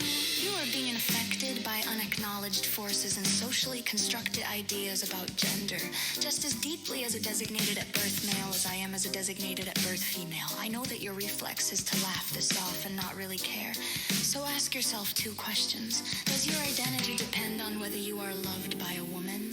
Do you forgo traditional masculine traits in order to be one of the girls? Do these questions seem ridiculous, absurd? Asked by no one ever. Switch the genders. Does your identity depend on whether you are loved by a man? Do you forgo traditional feminine traits in order to be one of the boys? And then you get a picture of what has defined my whole female life. These become real issues that scientific study after study is able to recognize, issues which take many forms, some more subtle and dangerous than others. Feminism is merely a lens, a perspective you use to see the world more clearly. You will recognize how being dismissive of these issues comes at your own peril. Whether it is in your relationships and friendships, your teaching career, or even your development as an individual. This letter is about you in the context of a bigger picture, and you will do yourself a lifetime of favor by giving it a chance to not change you, but broaden and connect what already exists within your mind. Dismissing feminism and subscribing to pre-existing social constructs, stories produced by cultural, social, and historical forces about what one is or is not, should or shouldn't be, is detrimental to personal development. These social constructs or stories are pervasive and ultimately determine every choice we make and how we see ourselves, who we are. You may not realize it, but these very stories, these scripts we seem to follow are what have made feminism so laughable to you and countless other men and women. You've been set up to believe it's all the nonsensical ramblings of Nazi feminists, which is both anti-Semitic and sexist, though said often and casually. That's just another story, another script that we're taught to abide. Women aren't unfamiliar with it either, and often can't even comfortably call themselves feminists. False stories have been repeated throughout generations, like an echo through time, making it invisible to us because we see it as simply the way things are and have always been. It is a struggle to fight against our habits, which include the natural processes of our mind. But it is necessary if we want to live a satisfying and justified life, to know the true possibilities and limits of our being. Just look at us. Both considered intellectuals. We have a passion for music, poetry, trivia, TV shows, literature, and we are pretty much introverts. We both came out of lower income families and had to experience the deaths of our only true parental figures. We're both excellent writers and have clearly defined ambitions in life. Even if they're very different ambitions, even if we never really got to know ourselves or each other, much less what we wanted. We're more alike than we are different. More like each other than, for example, I am like our bubbly ex-friend, or you are like our conservative ex-wife friend. All four of us are friends, and yet me and you have always paired off. Some kind of intertwined soul, even if forced together by fate and not organic existence. My women and gender studies minor has taught me there are more differences among than between genders. In other words, there is a wider ranging spectrum of difference from girl to girl or boy to boy than between boys and girls. Behavior, personality has no gender. This is why I prefer to be understood as a non-binary woman person. And I don't care how complicated it is. Another person's identity does not define me. You do you, boo. But while behavior has no gender, neither does power. And yet it is the situations created by social constructs which have pushed the power toward the patriarchy, and those who submit to it obediently leaving women and dissidents in general without agency. Please don't feel attacked by the recognition of privilege. Something you've just always had, born as you, use it well. It's not your fault, but I hope you will grow to care, no matter who we become. Real love.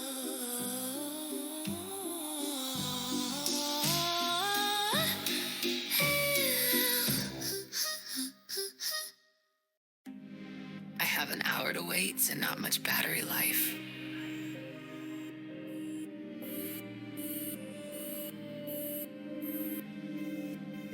My notebook is totally full, I need a fresh one. I spent the afternoon in the library up the street. I printed resumes and read a book published by Amnesty International about the current state of human rights throughout the world.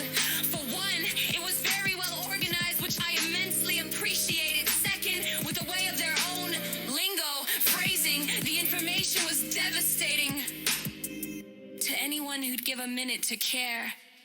All these books can make me question whether I really have anything to say that hasn't already been said. I wonder if the real problem is that nobody is listening. I wonder if I'm more part of the problem than any solution. I carry on, though, the prospect of somehow spreading this information and the very real, very current experiences of nearly forgotten people does provide a hope. I want to make the world a better place. There's nothing else worth doing.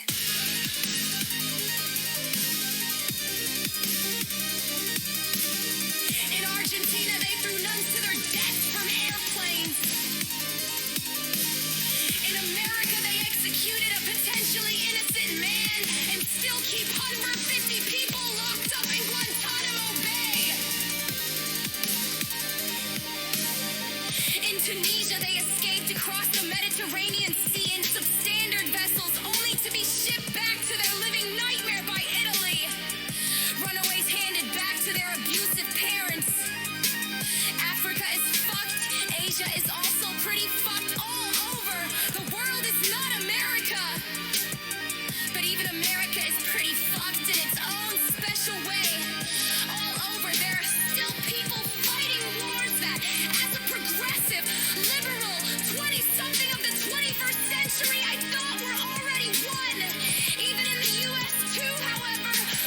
giving a shit about all the wrong things.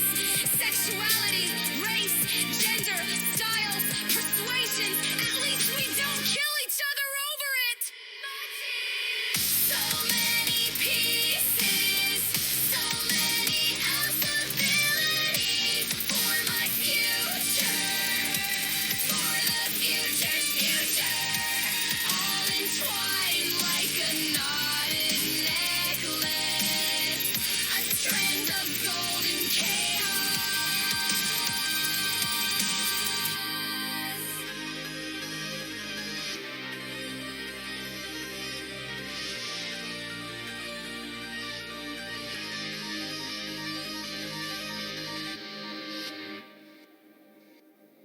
I trust the music. It never fails to take me away from wherever I may be. Give me a note, a chord, a word, and I am transported. I am transformed. A static silence, a gloom. I was bored and empty and staring blindly out some car window. Switch the station and I am alive. The music embraces me in beats and strings and voices.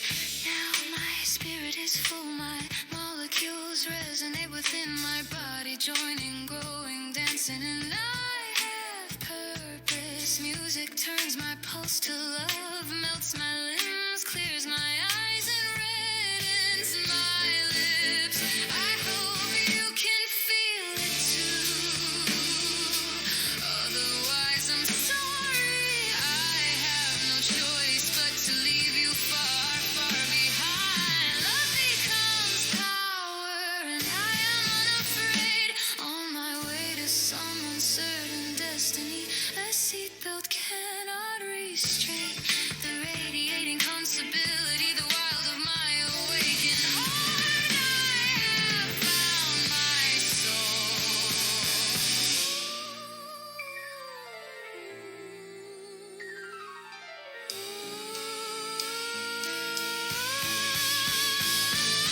Most people do not make me feel this way. If someone ever did, I would be sure to know I love them. It is a rare thing for another person to make you feel free. Friends have made me feel accepted, made me belong. They've let me laugh and fed me ideas to wonder before I go to sleep. Girls have taught me to compare, and the boys have made me blush and look away. Sisters have played hide and seek with me, only to leave me in graveyards. Fathers wander away in crowded parks.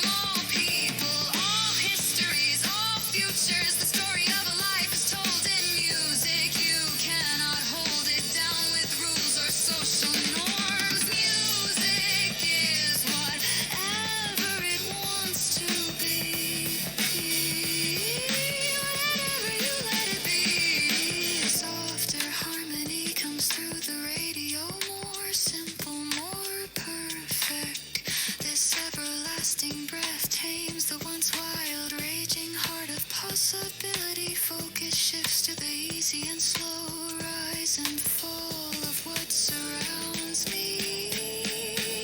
This is when I want to hold your hand, wrapping a finger or two around yours as a child would do. I want to come back for you. I want to smile. Music does not pressure me, expect things of me, or complacently accept me. Music does not underestimate me. It knows I am just as versatile, complex, full of thought and meaning and history beyond the chorus. I want to love you. I want to share my music with you. Please do not turn that volume down. Do not pull away or speak below a whisper. Do not hide from me. Your song is your own. Let me hear you find you. Trust in music with me. Turn it up, up, up. Turn it up, up, up. Turn it up, up, up.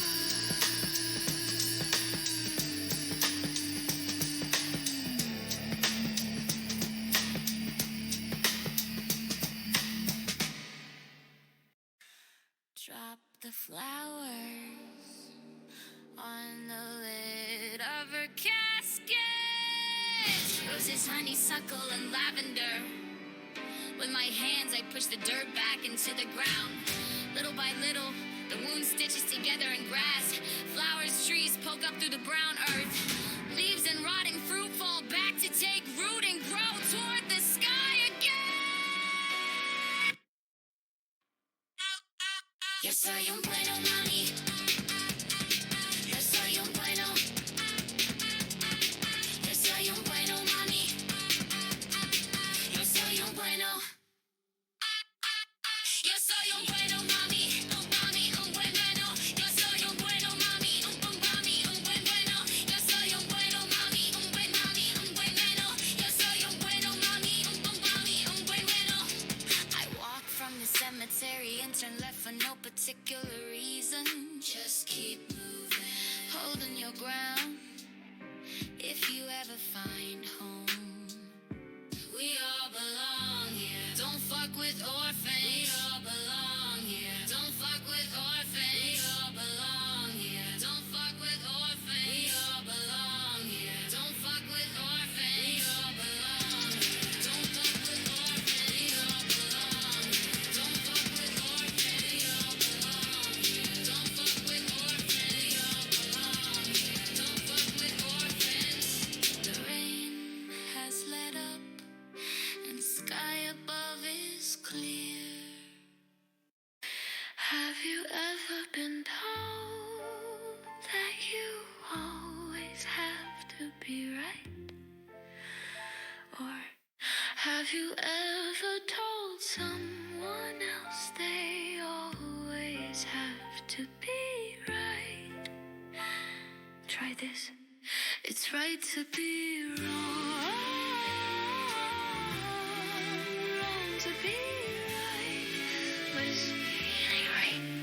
For students like us, it means knowing the truth, memorizing facts. Facts are provable, knowledge is provable, and knowledge comes from a source, a textbook written by people, a teacher, a person, the History Discovery Channel, more people and experience. You. The first problem with knowledge is that it is documented by humans. Humans make mistakes, forget, lie, embellish, and destroy. In 2007, we just do the best we can to figure it all out. The second problem with facts, and the point of this email, is that facts are knowledge from the past. The past could be 2,000 years could number in the millions, or one person. The world that has changed could be a small town or the whole of the earth. Knowledge is extremely important when it comes to remembering what came before us so we don't make the same mistakes. Giving honor to people who changed the world and how they changed it to give us a sense of perspective. Realizing what came before to give life a purpose. Who cares what you do if no one will remember it? If nothing will be changed by it. However, knowledge is the opposite of originality. Experience is the opposite of creativity. Originality and creativity, not only in the context of arts, but in everything they are, will fuel great change. Everyone knows that, but they know because a book said so, not because they lived it. And when we rely on knowledge alone, we are stuck. No innovation, good or bad, can come only from knowledge. School is about soaking up facts and spitting them out. Good student, average or bad, it depends on A, how much you soak up, and B, how much you care. That's the secret. That's it. So what's wrong with being right? Being right means you are stuck. Being right means you go on what you know, what you've been told, what you've read, and what you've done before. This works in school, this fails miserably in life. What to do? Be wrong. Naturally, no one wants to be wrong. No one wants to be the person who has stupid ideas. No one wants to go through the trouble of being original and creative when other people will stop and stare, roll their eyes, ignore you, or laugh. Being wrong is a risk. You can look at this risk in two ways. Risks are a measure of people. Those who don't take risks or mock other people's risks are relying on knowledge. They are trying to preserve what they are. They do not want change, or maybe they are just afraid of it. Not all risks are good ones. But possibly being wrong has more possibilities than mimicking being right. Being right is living in the past. Being wrong is neither the past nor the future. It's just a possibility. A really great wrong thing becomes right in the end. If you really believe in something, stand by it. Taking the risk is not enough after they mock you or ignore you. That is when you need to stand your grounded. Let them know you are serious. This is not a joke. You are not just being a smartass. If you want it done, do it yourself. Be wrong.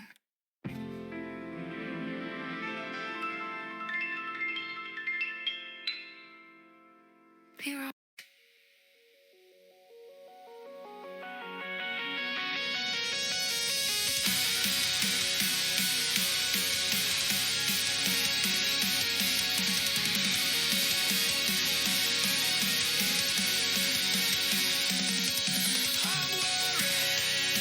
I'm worried we are too different from my definition of romance or love, which I would agree needs revising.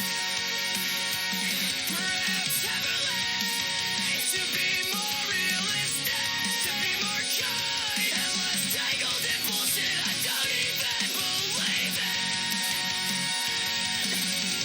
But because I don't fulfill you, I don't think I can be fulfilled.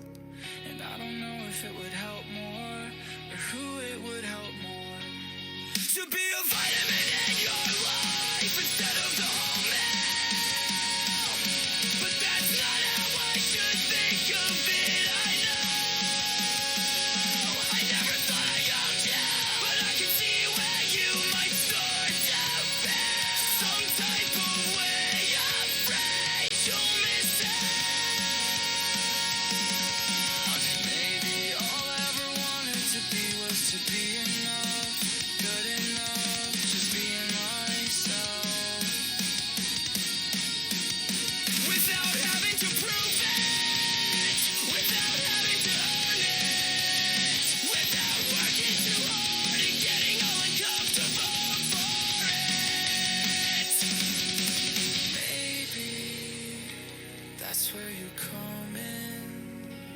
that's where the life is, the one I've been missing, maybe. So now I can enroll or remain. Well, there is value in both, neither choice must be made for myself. So I cannot deny your influence.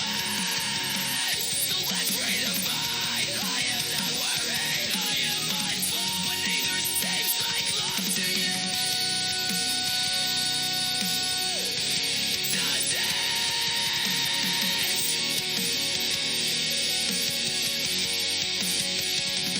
Or wait, just giving different names to the same things.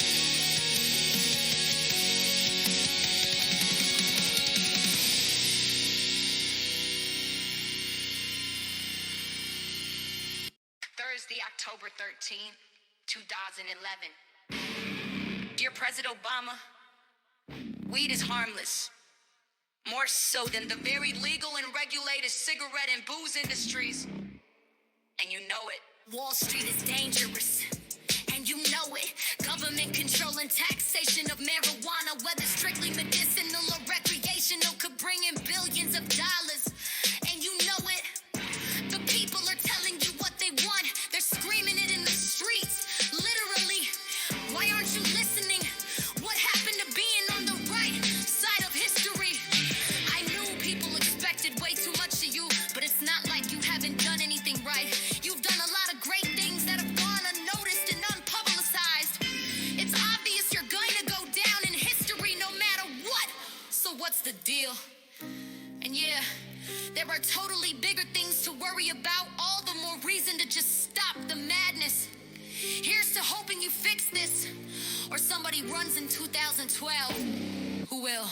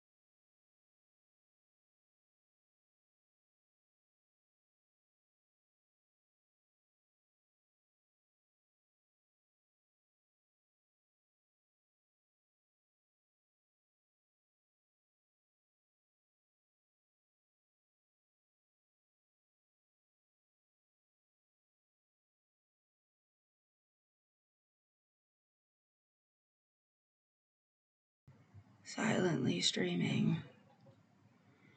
It's 6:21 in the morning. 31st of January 2025. Can't tell if today's my mom's birthday or yesterday.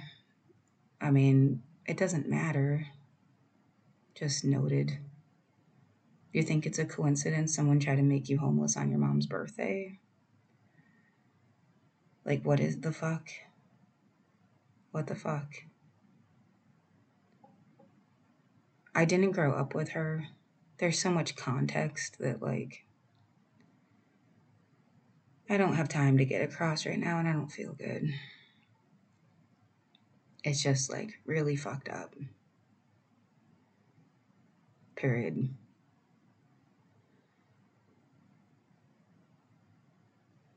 Somebody expectation was for you to see my mom's mom was my legal guardian. She hated my mom. Hated her. Was mean. I actually felt bad for her when I was younger, not really understanding what the fuck. She was just like, angry. I didn't know why. She died when I was 9 years old. Like, newly 9. Not even. But she hated my mom. So some idea of like, you should respect your mother, or somebody thinking like, that wasn't coming from my gram, and that was the only adult around. Like, it feels like someone else that's not even in your family showed up and was like, this is what a family's supposed to be, and we're going to try to force you to like look like the right thing, and it would never. It's ridiculous. I didn't Yeah, she didn't live in the house. It's she is like, if I spent 1,000 hours with my dad, 500 with my sister, I must have spent like 200 hours in my whole life, like in the presence of my mom, whether she was saying something to me or she was just around. I've spent more time watching Hassan Piker than I have.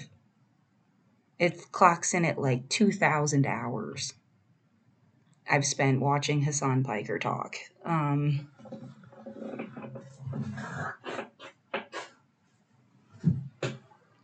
Just to have a point of comparison, and I don't know him at all. I've never met him.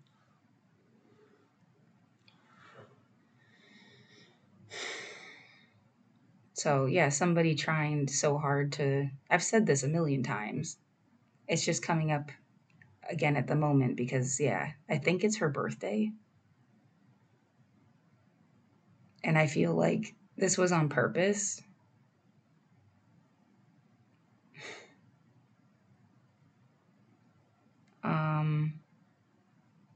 Yeah.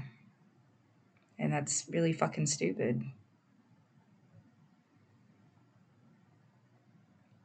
Oh, it makes you immediately sound like a bad person or something because you're not. It's not my fault. Why the fuck would it be my fault? I grew up at a school. I mean, even when my dad had custody, like, it became a weekend visit hour situation. Like, I grew up at a school where I was 24 hours a day, week after week. There's like 3-day weekends, and then Thanksgiving, Christmas, and spring break, and summer. And they even like reduced summer at one point. Instead of 2 months, it was one. And they made you do these things they called YRE, year-round experience activities,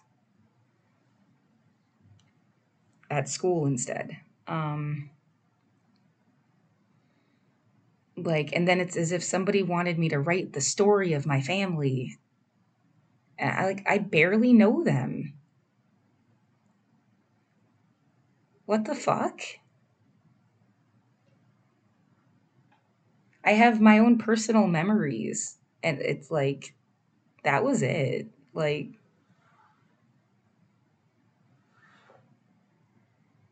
So I haven't. I the last time I walked was last Friday, and my body is still jacked up. I'm fucking scared. Yeah, the stress is getting to me. I feel like I'm gonna throw up. I feel like someone deliberately wanted to force you through a certain situation for their own something in their head. Something in their head. Like to make you,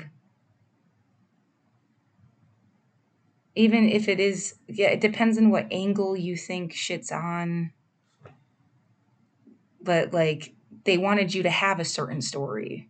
So they're going to make you do certain things so that you have a certain story. That was the whole point of having you grow up doing chores.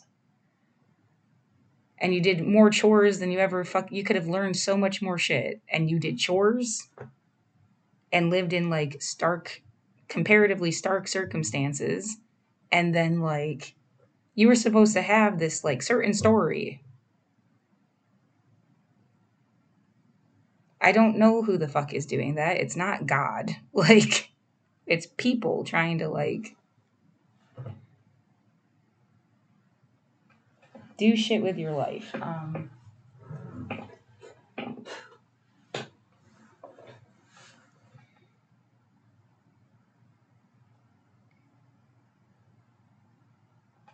The word disrespected keeps coming up, and I couldn't be more disrespected, and I shouldn't have to care if someone else really feels that way at this point because they like tortured me. You feel disrespected. It's like as if I said, oh, God isn't real, and then they decided to be God and smite me. Like, and if there was a God, they would hate them for doing that. Like, it's some kind of ego trip on somebody else's part. I don't feel good. Yeah, I wanted at least one more time that feeling of like I showered and I'm clean.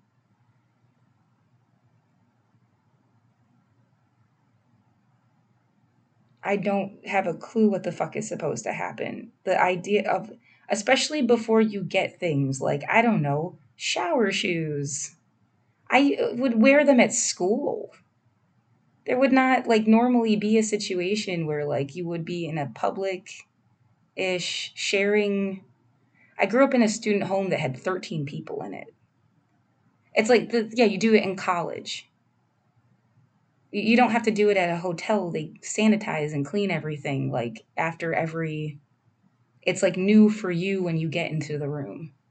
But like dorm showers, I've lived that way my whole fucking life. And you wear shower shoes. I don't have any. Where am I going to take a shower? You can put plastic bags on your feet. Yeah. It's time to be as, you know, resourceful as possible.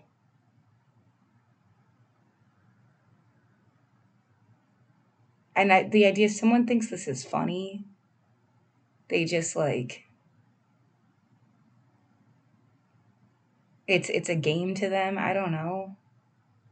Yeah, it makes my blood run cold.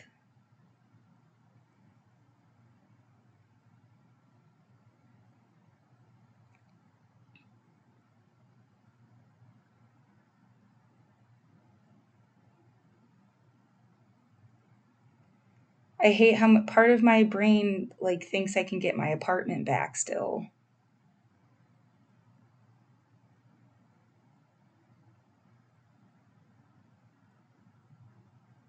Like and with my stuff in it, without it, and it's not damaged or fucked with or something crazy. Like they just let you have your apartment back.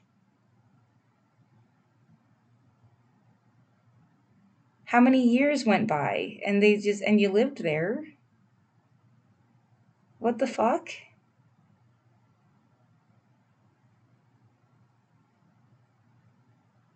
Somebody has some false illusion that needed to be stopped a long time ago. Did this do it for you?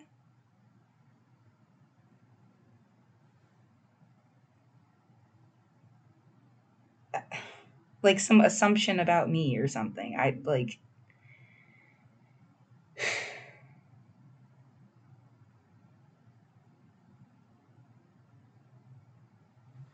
don't know how you could talk about the same human rights stuff all day in the news, local city council, newspaper, like local papers, international papers, like every level of, and you talk about kind of the same realm of human rights issues.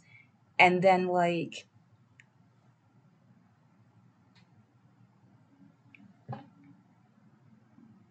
I don't get that um, disconnect.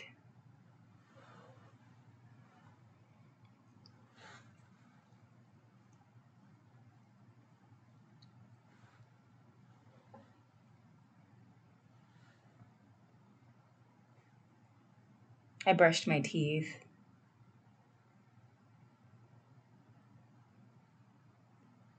Yeah, I feel nauseous. That you need to be able, the stuff you have right now needs to be safe. You need to be able to sleep. You need to be able to have food. You need to be able to pee. You need to be able to caffeinate before you're going to go into that space and have the frame of mind to get like important shit in 2 hours. Like, make sure you get whatever.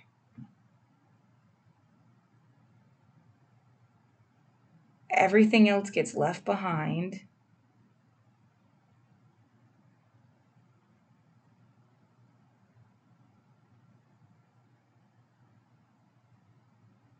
And then, yeah, I mean, I asked a dozen more people this morning that I hadn't asked yet because their accounts don't necessarily, like, they haven't responded to stuff.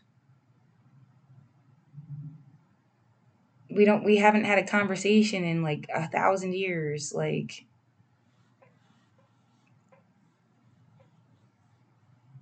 but it's like, I don't, I gotta at least ask. So that, yeah, I don't think there's been, let me check. It's 6, it'd be like 9 in the morning. Oh, don't forget the stalker shit. I hear an engine going vroom vroom. Like, oh my fucking god. Yeah, so don't try to. You're not going to try to sleep in an alcove somewhere, are you? You're going to make sure you get shelter cough at least. We got to make her have this fucking story where she gets sick. Like,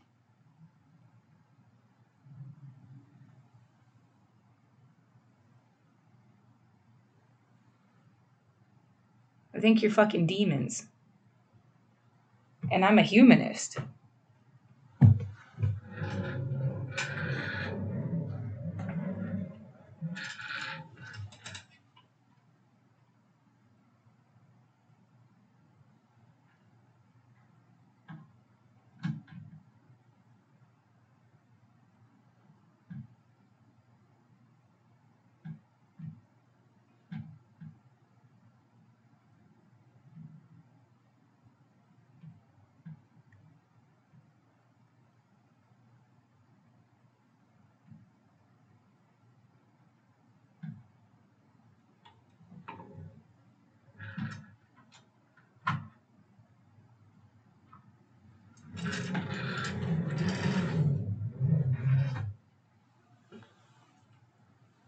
No, someone thought you were a sacrifice and a means to an end. They shouldn't get shit.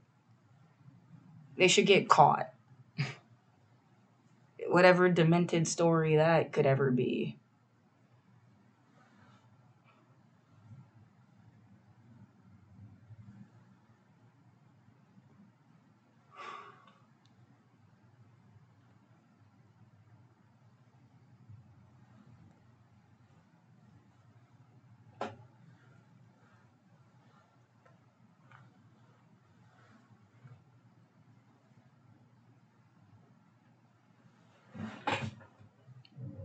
Yeah, if I was at least physically more, I was never very athletic, but if I was at least more,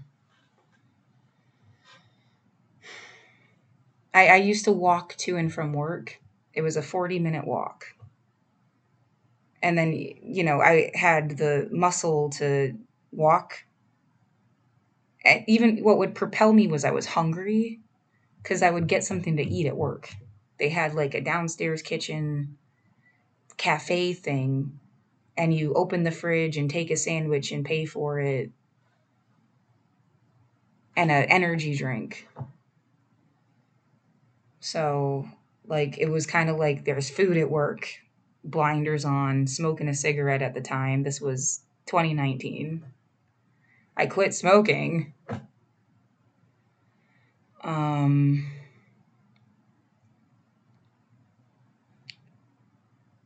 but like got to work, got the sandwich or bagel, or sometimes if they were out of that, there were like freeze dried edamame snacks.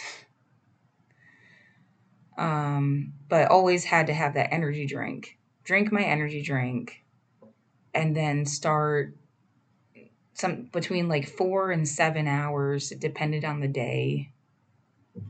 And it was at night, like uh yeah, vacuuming toilets, glass, the stairs, dusting. And then there was this like closed, um, I don't know what to call it, a pub area thing. Um, and there, so you pick up all the chairs and you clean up all the tables, pick up all the chairs, mop. I'd actually vacuum to sweep to make sure I got every little like crumb. I thought it was faster and you got literally everything. Um, and yeah, by myself.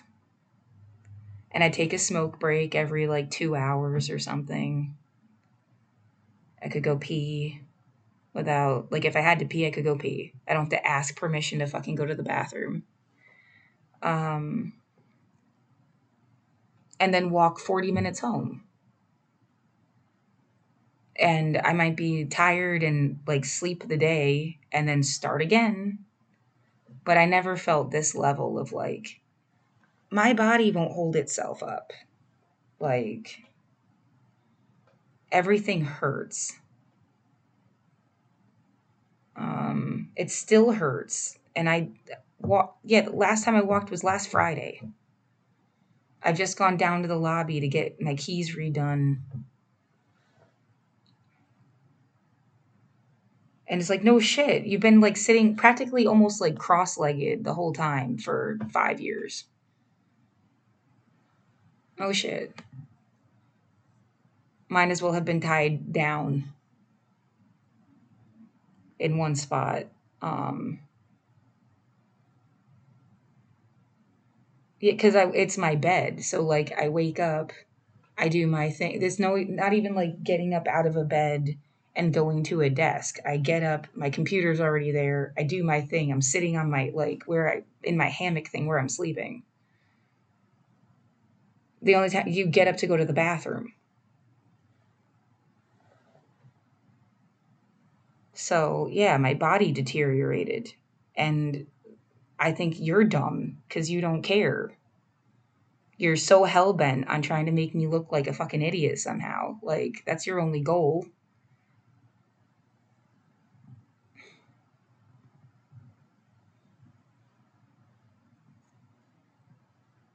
We had to somehow discount this person completely, or else, yeah. Yeah, I haven't been able to afford cannabis. Naproxen has been. I'm glad I at least have naproxen. Oh my god. Inflammation, pain relief, eases trauma.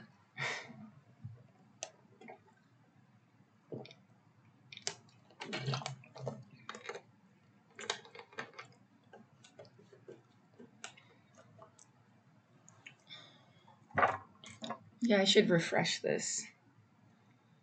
Might as well.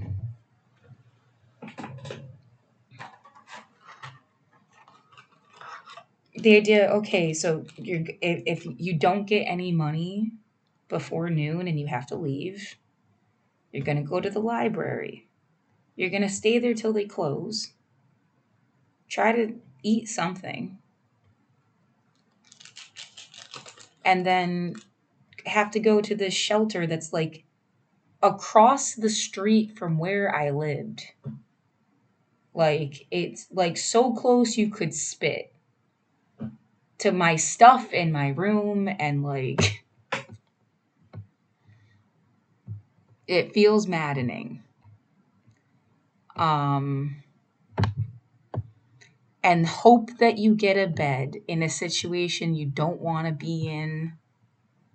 I'm sure someone found this hilarious because of how much you didn't want to be in this situation.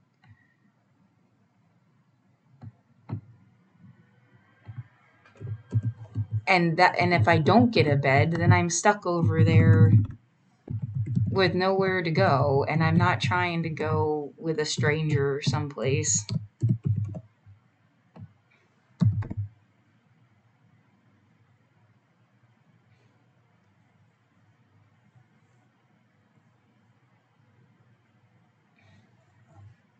If I had just moved here, you wouldn't like what the fuck is the feeling of like being taken over? Like, just hop off me.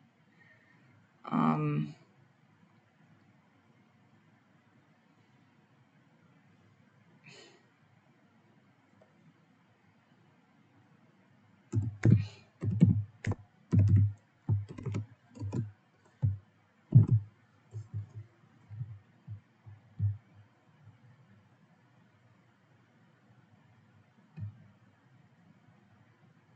for all you know, the motherfucker, when they knocked all these garbage bags down, man, I hope they were sealed real tight. It's fucking evil. There's no excuse. I should have been able to come and go at least for the past week while I had the hotel room. And then I probably could have gotten most of my stuff. Even if it like damaged, yeah, it caused more pain physically. Because I'm not sure how much. It's like, I get physical therapy stuff. You do a little bit of exertion and then you need to rest. You keep like a pressure on it that's too much and then you hurt yourself more. So like, it's about having somewhere to fucking rest. Um in between intervals or whatever the fuck you want to call it.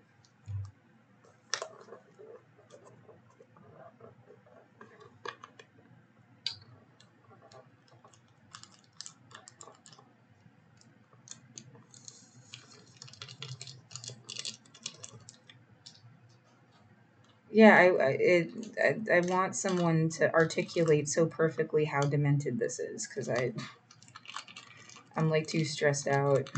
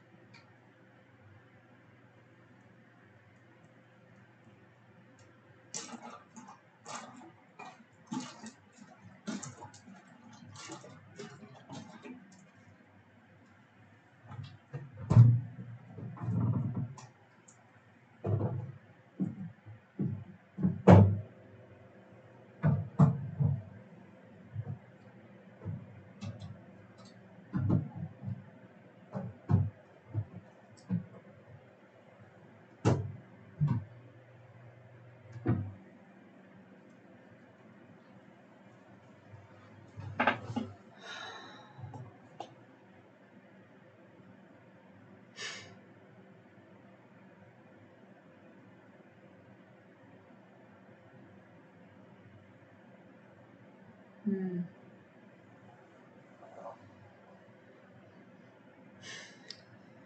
It feels like something is up with how much people wanted to pressure me to leave Portland. Like when I was asking for help. That well, why don't you leave where you live? Tell me, why do you live where you live and why don't you just leave it? And like how ridiculous that suggestion must be. Like why would they leave where they live?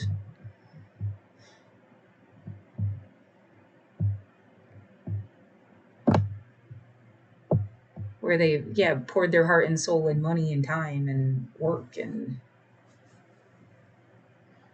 the fuck?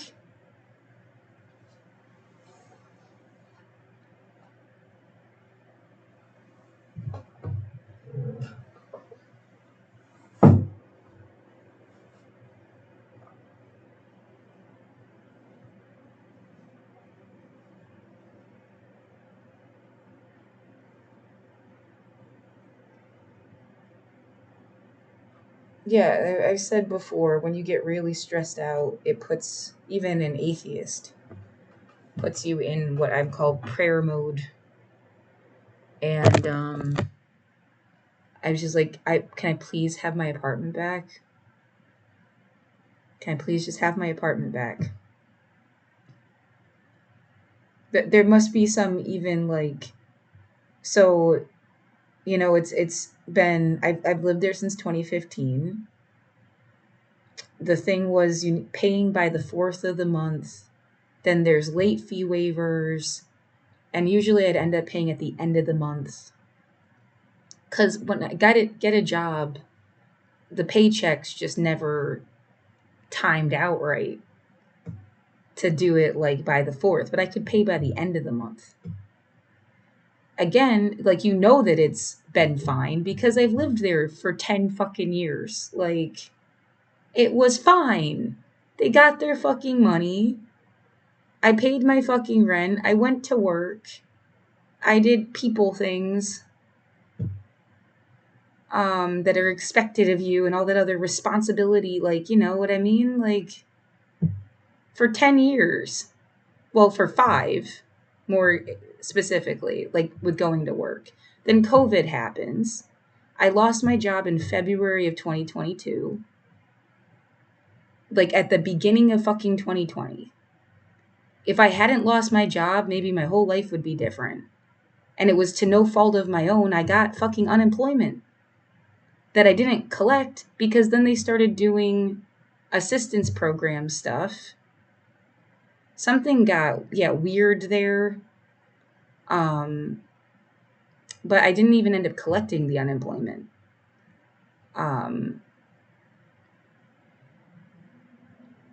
Well, you have to do like job searches and stuff, and it just like the assistance programs just paid the rent. I guess it's like a really long time ago now.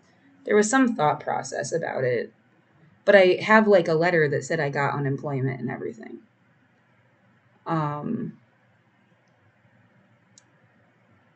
Again, yeah, if that job hadn't, again, not my fault, not worked out, there was mold on the ceiling, it wasn't taken care of, then they let me go, and then it's unemployment decided it wasn't my fault. Yeah, all that was some kind of deranged joke about mold. I like have a call to OSHA and all of this other stuff, like, and it's like, well, see, that's why they're getting rid of her. Cause yeah, someone played some really stupid game, and they can't do it again if you tell everybody what the joke is, or like they don't want to remember that they did this fucked up thing.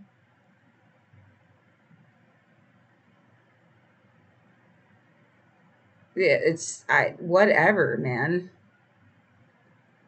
Why am I getting fucked over for your jokes? Um, yeah, I wonder who else got fucked over too. Um, but yeah, I didn't have a job.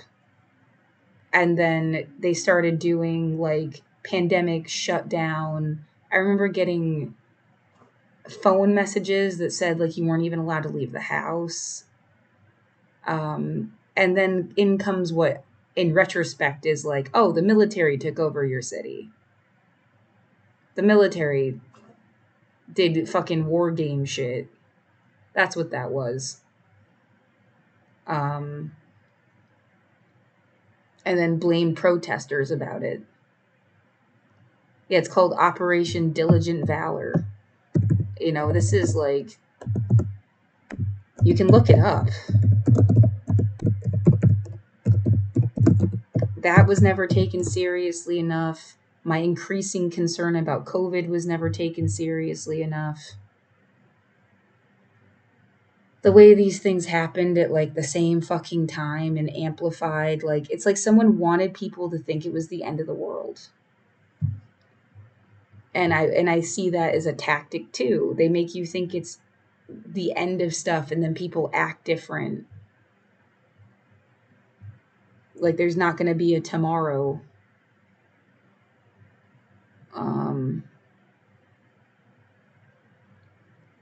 Messes with people. So, anyway, so then, yeah, I wasn't working. I didn't have an income. I didn't have a paycheck. I got assistance programs. And the building helped me get those programs. Even like through email communications or help putting stuff on my door, and I sign it and then I put it back on my door and they take it away. Like, they worked with me. They changed property management companies. Yeah, there's all so much more to that story part, but like I'm getting really exhausted. 5 years of stuff and connections, and is it this? Is it that? Is it this NDA they wanted me to sign in 2016? Is it this company takeover thing that didn't hire me before? Like, does this really matter or not? Is it just a coincidence? It makes it feel like it's a way smaller town than you thought. Yeah, it's just like a big town instead of like a little city.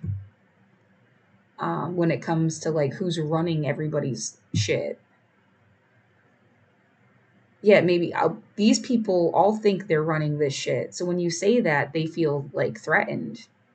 But like, I didn't even know about a third of you. And like, you know, and they don't even realize all the different people thinking that they're running everybody's shit or something. Yeah, a joke is like, there's 7 Illuminatis and they all think they're the only one. But it's like 7 different fucking groups think they're the goddamn Illuminati.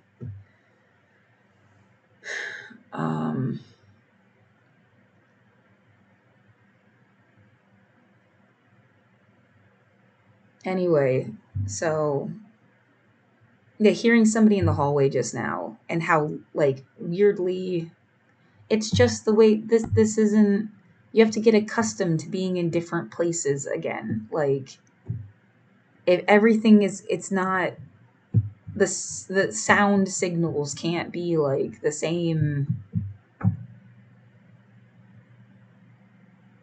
Yet for the rest of your life, like someone fucked you up because you don't like the sound of that car. And someone could not be fucking with you, but that goddamn sound is like, someone was fucking with me with that sound.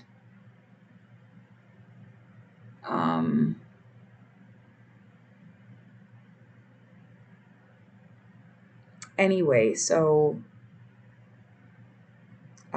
yeah, and then until 2024, a new thing took over. My cat died. They tried to blame me for stuff that happened not my fault, or in 2021 someone stole all the keys to the building. Come 2024, these people are trying to say I changed the lock on my door. It's the same key I'd had since I moved in 2015. The same key. Obviously I had not. And then they just changed it. It's like they just wanted a reason to like be in your apartment. And they were mad that you were like, what are you doing? I didn't get notice on this. And they tried to like, I mean, see, you know how the cops actually like broke open the door or whatever? They had like a buzz saw and were just vibrating my like lock on my door. It sounded like people breaking into my room. I guess that, like, right, because they had a key, the door just wouldn't push open all the way enough for them. That's why they did that. Bullshit.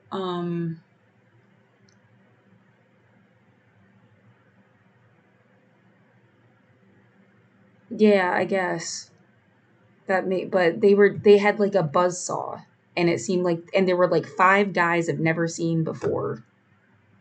They didn't say we're management. They didn't say jack shit. Like, I remember just being terrified.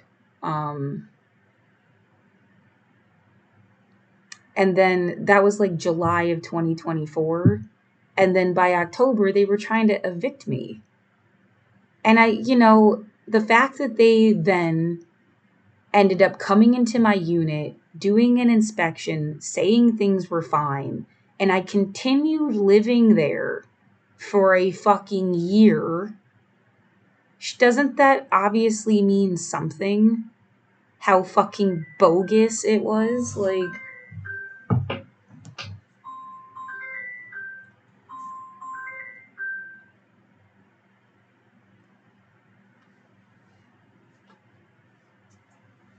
bogus, unnecessary, cruel, some kind of like.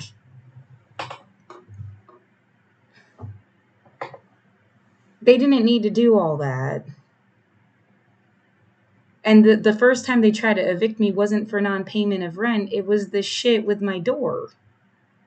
And saying there was a leak, which they inspected and said there was no leaks. I have him recorded saying that. And what else? There was something else. Oh, the guy said I was a self-described hoarder, and I have never met this person to describe myself as anything.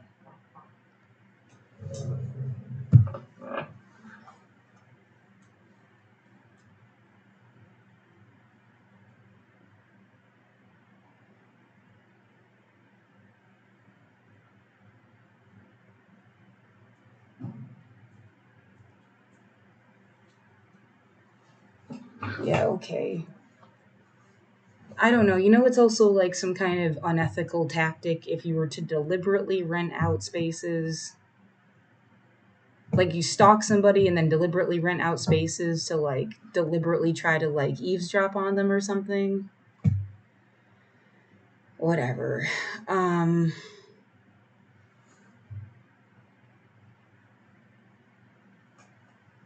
God, it's just gonna be like a lifetime of bullshit. Um Cause someone else fucked up and just like they'll spend the money to fuck with you because they fucked up, and I'm just fucking exhausted.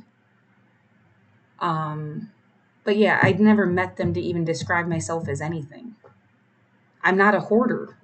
And then the denial of like I've got, all I need is that email and I've already got it. Where they said they saw my neighbor fucking with me. At least that one time. And I've already sent it to how many fucking people? Like,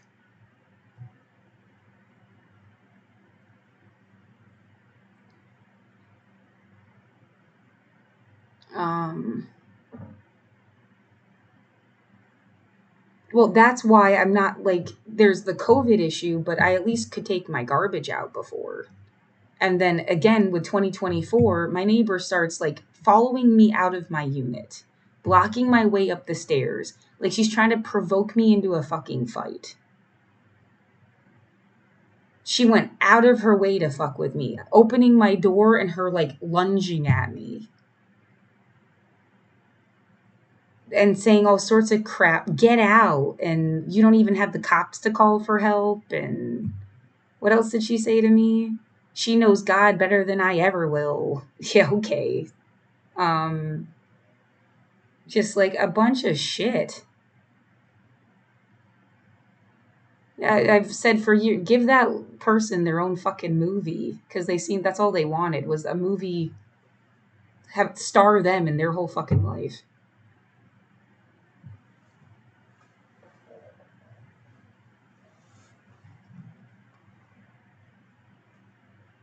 It's just it's more than obnoxious. It's like how dare you? Like this is some kind of scam, and you let it go on for 5 years because from 2015 to 2020, it's like they didn't even live there. Same person. 2020, they've been fucking with me since 2020.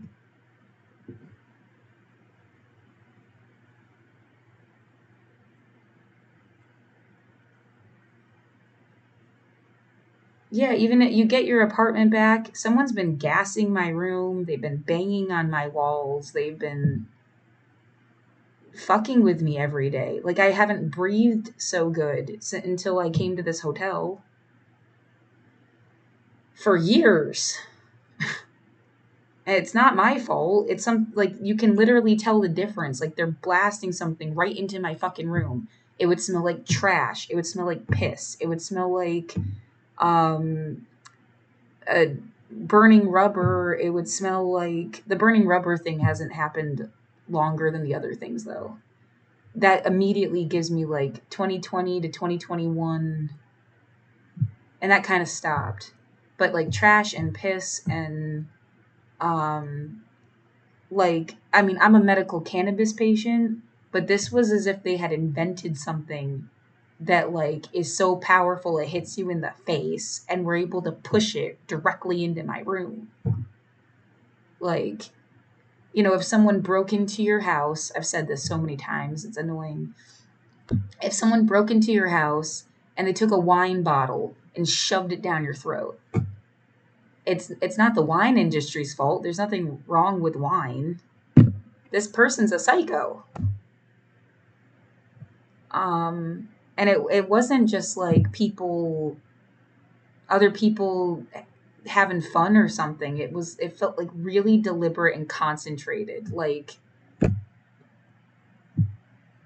as if, yeah, developing something that even makes you feel kind of sick, because it sure as fuck didn't make me feel stoned. It was just like gross. um it's not like yeah, there was no like contact high, which is also like a myth anyway. But yeah, just that's some dare pilgrim from hell thing. I don't know, but it's been hard to breathe. Been like attacking my room, but I don't have somewhere else to fucking live. Like clearly now it's going to be harder than ever to find somewhere to live.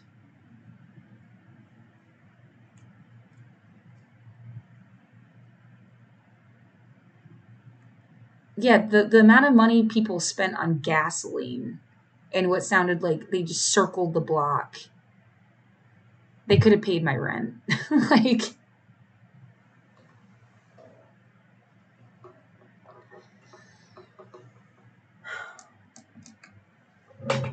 ugh.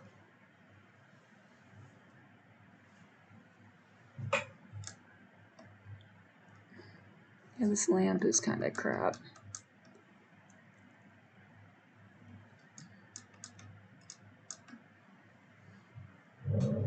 Anyway,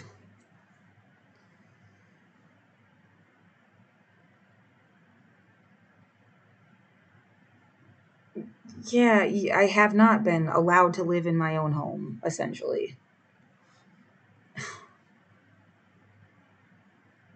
No, I have PTSD, but I had PTSD before 2020. You just gave me some kind of like combat version. You made it worse. Like I was functional, but I had PTSD before. Now it's like yeah, like even can I exist in a space that's just a regular space with no one messing with me without being like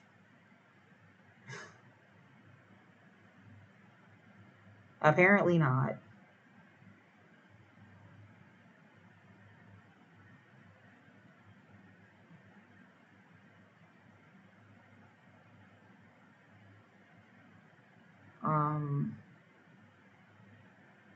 Right, what just happened even? It's like 7 o'clock in the morning.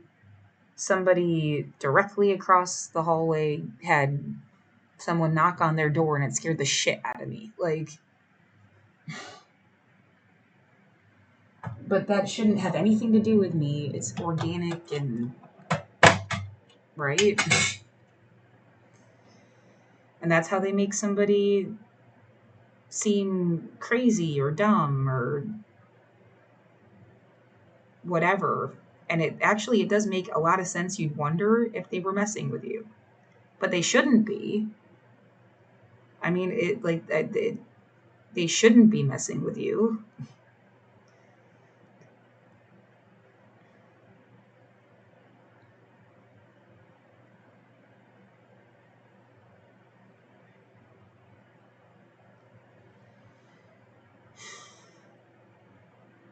Oh, definitely. Yeah, it was more about humiliating me and taking me down a notch than it would have ever been about even like stealing what stuff I have.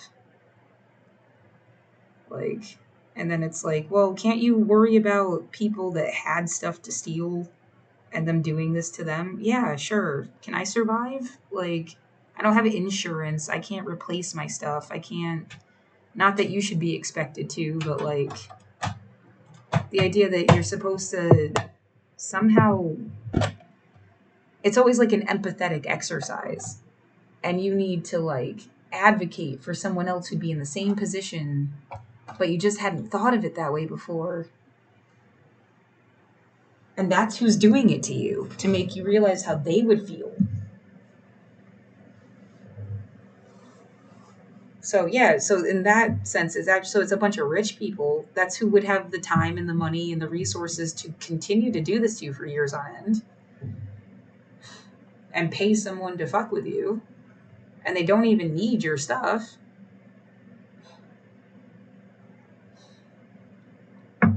People that have plenty,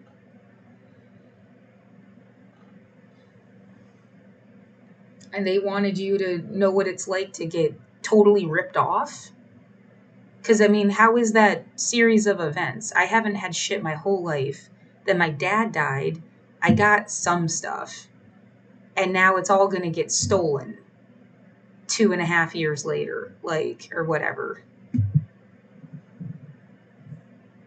I didn't have stuff for you to steal before my dad died.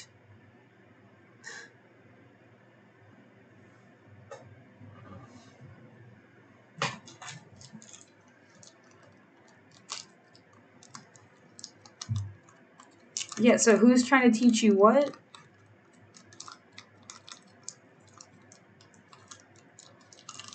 Yeah, the idea they can't directly just steal from you. There was nothing to steal. Yeah, that really insinuates something scary about your dad dying. I mean, he paid for his own funeral before, like as if he knew he was going to die. He never told me about it.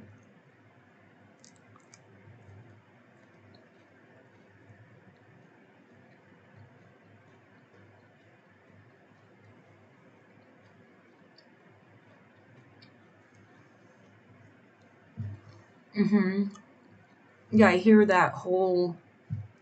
Now, see, if you had had an actual trust fund, I mean, you didn't. I've been disowned since I was 17 years old.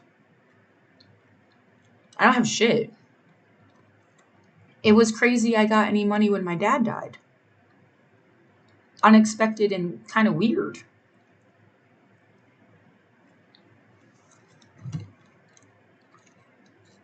But like, if you had had like an actual trust fund, and then motherfuckers go and they like rip off your whole life, and then they're just like waiting around to evict you to get your stuff. You see how they like use the law to steal from you or something.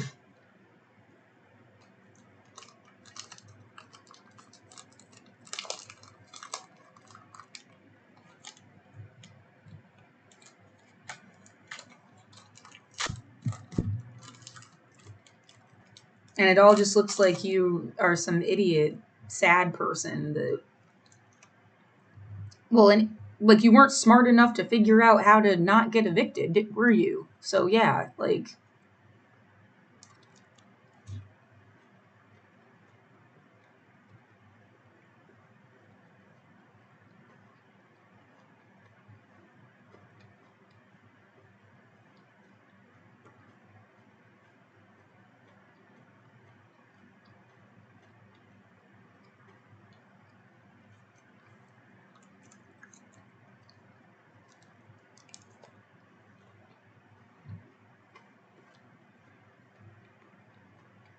hmm.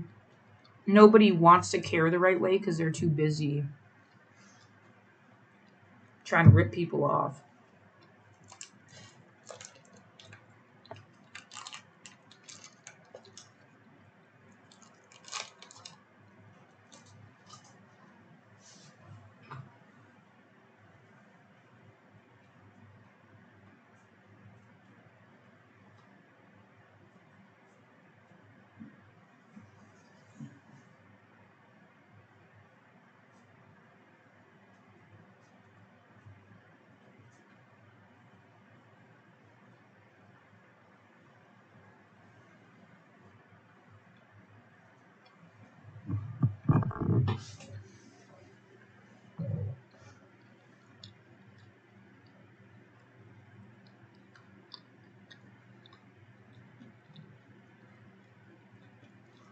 I have no resources. I've lost physicality. I've been isolated and alone in my room for 5 years. What the fuck was I supposed to do?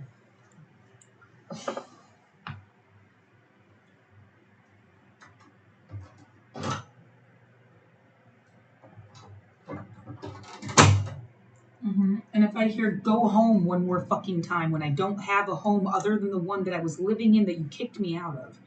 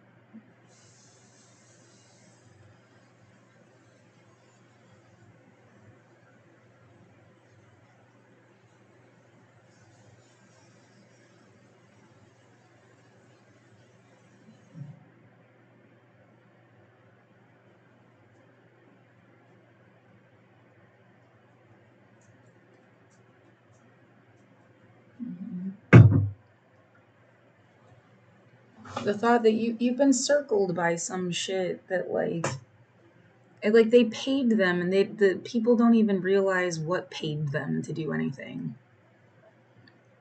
Yeah, just like, hey, see, go fuck with that girl. And they're like, okay, and they fuck with you, and like they don't even see the bigger, they don't know the bigger picture.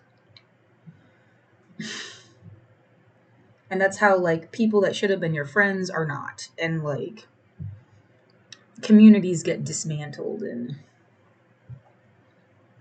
if they make everybody poor, you're even more likely to be like, oh man, I really could use whatever. Sure. I mean, I guess I wouldn't fuck with people.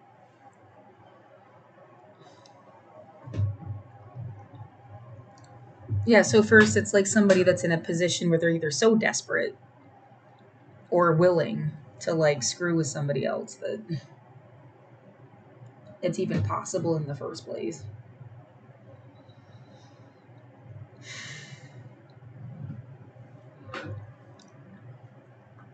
But yeah, the point I was trying to make was like when it comes to rental assistance and all this other stuff, like the rent was paid by programs up through when my dad died. Then my dad died, and then I was paying my rent till the money ran out in like 2024. And then that's when they started fucking with me really hard. When the money had run out. Isn't that fucking obvious? And then they let that rent go for months. For multiple months. And then I got a program that got the HRSN thing. And then they let it go again. Till now. Like, and I expected to get another assistance program, disability. I've been trying to get that since 2024.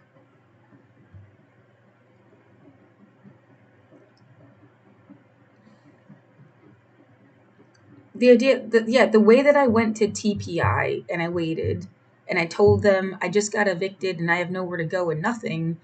And they told me to contact Catholic Charities. Period.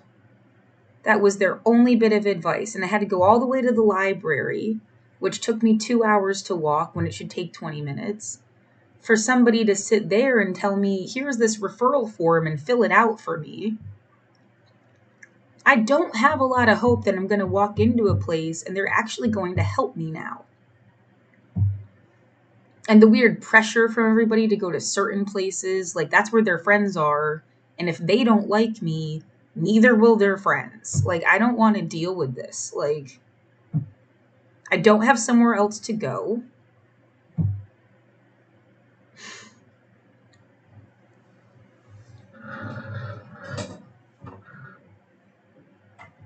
Oh, how much everybody knows you don't have somewhere else to go.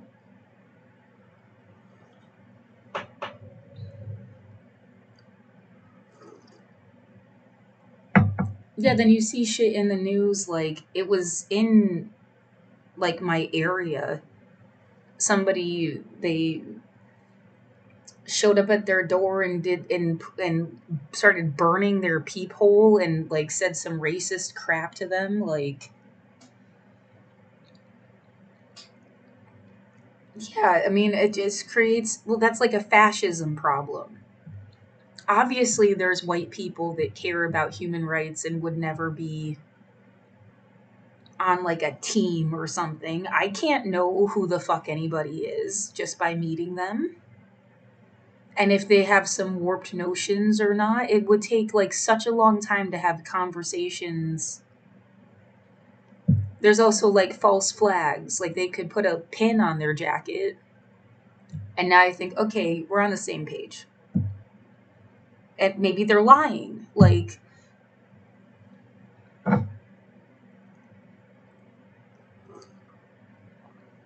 yeah, you know why I stand by Hassan Piker's stuff, even when he says stuff that makes me go, what the fuck? Because he spent 10 years of his life talking about human rights. I feel like you don't do that unless you actually gave a shit. And it's like documented. And I've tried, and like I've been doing the same kind of thing. So but it's like you need to have a blog and all this stuff for me to look up to see that you have been doing this for a while. For me to like really believe you. Like, that's not right.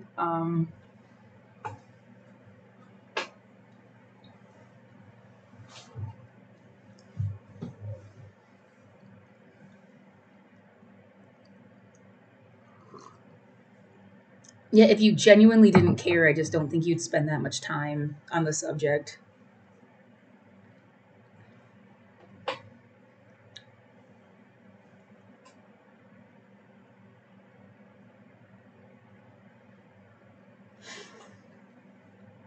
Oh,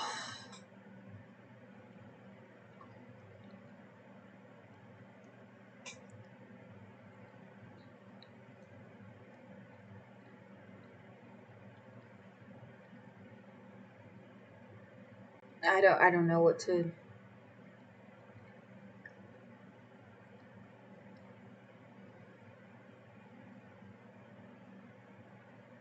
Yeah.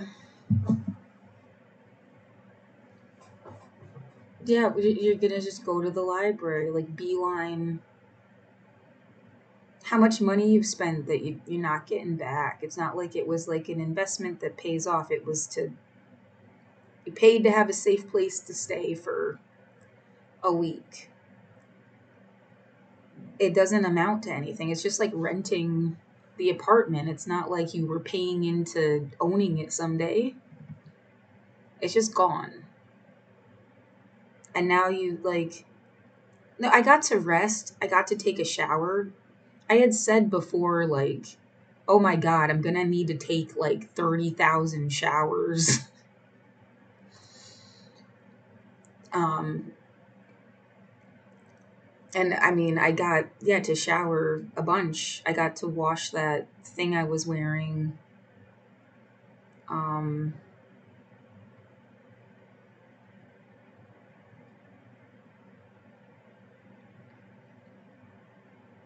I want my stuff from my room. I mean, at the very least, I want my stuff. This is wrong.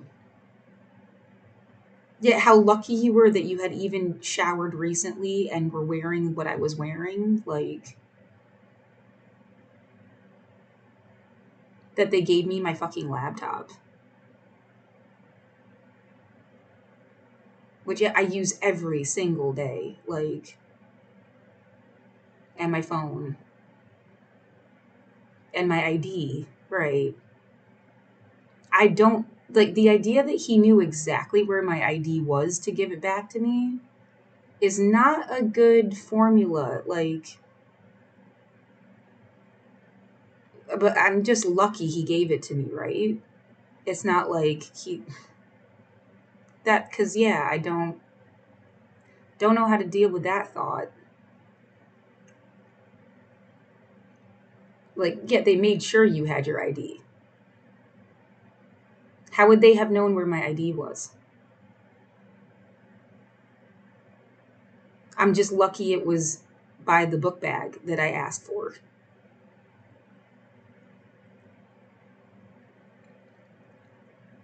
Yeah, frankly, they were pissed or whatever because I have stuff in front of the door because my neighbor is fucking with me. I want to hear if somebody comes into the apartment. Um, but them taking it out and throwing it out of the room gave me a bag. Like, I mean, that's how that worked out.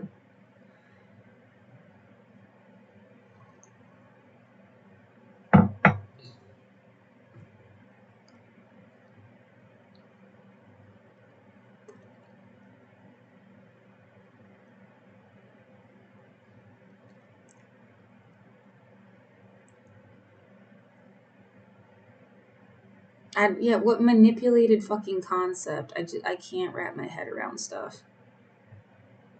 Um, there's too many implied. What the fuck has been going on? They made people think you were some shit that they blown out of proportion, had something to offer. I don't know what. Like,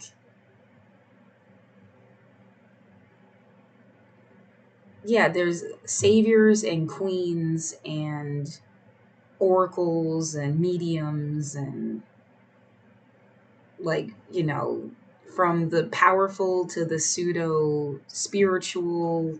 They got other people to think weird shit about you or something. I don't know.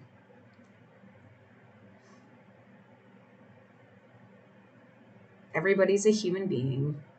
So,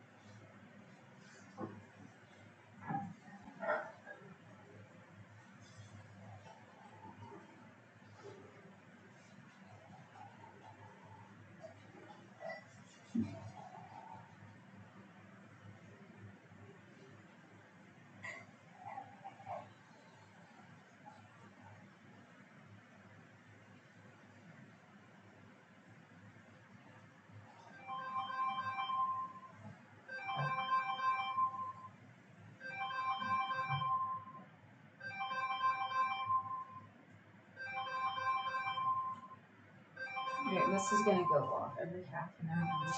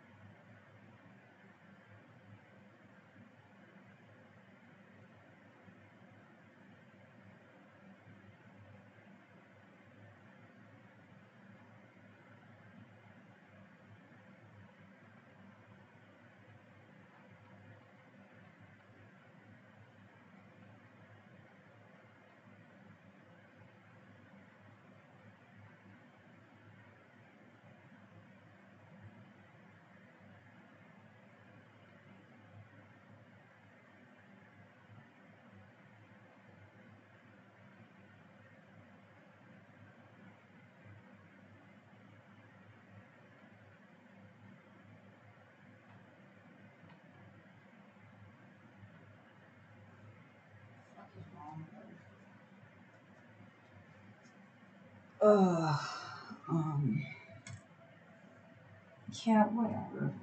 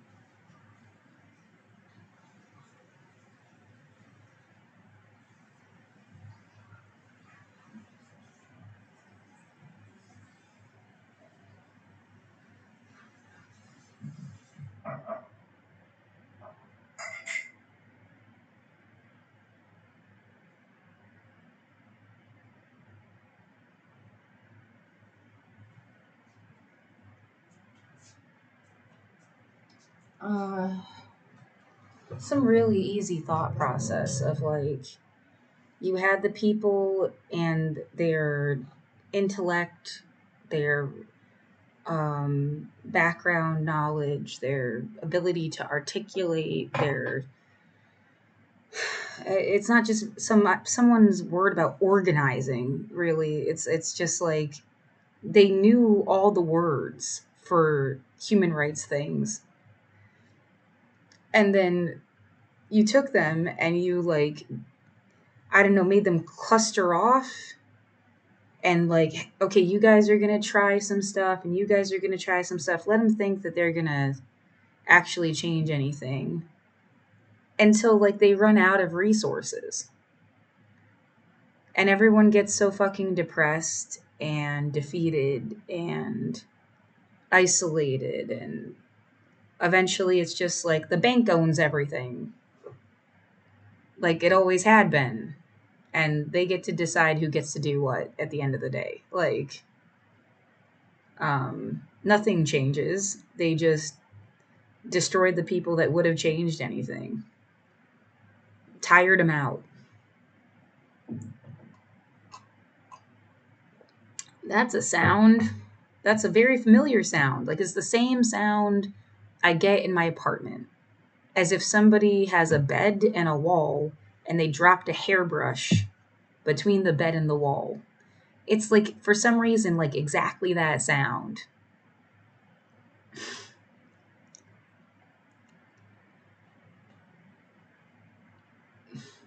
Yeah, I want to be a trap for the people that won't leave me alone at some point.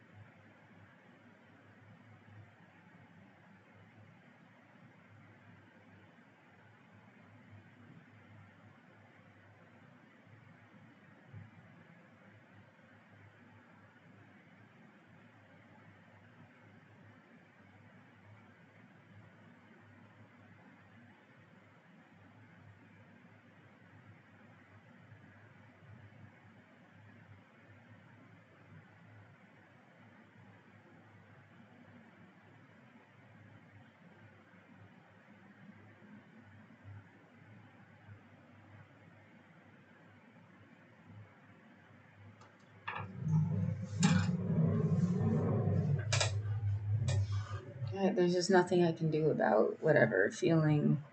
It's like a cyber attack, a psychological warfare thing. Yeah, just say whatever you could possibly say now, and then save it somewhere. It's fucking shit. Um,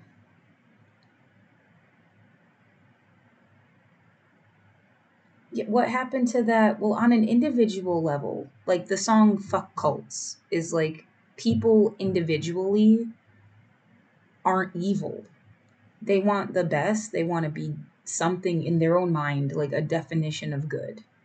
Like, they want to be something they like, at least. It's when you get a bunch of people grouped together and then following some kind of automatic, they turn like evil. Like a cult fucks people up, even if they were individually like good spirited people. No one's really like that much of a monster. And I guess it's just a choice of like believing that about people. Like at least 9 out of 10.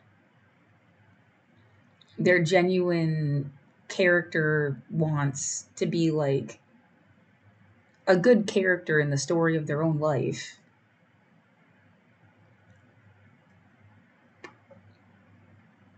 Yeah, maybe they have different definitions of what good means.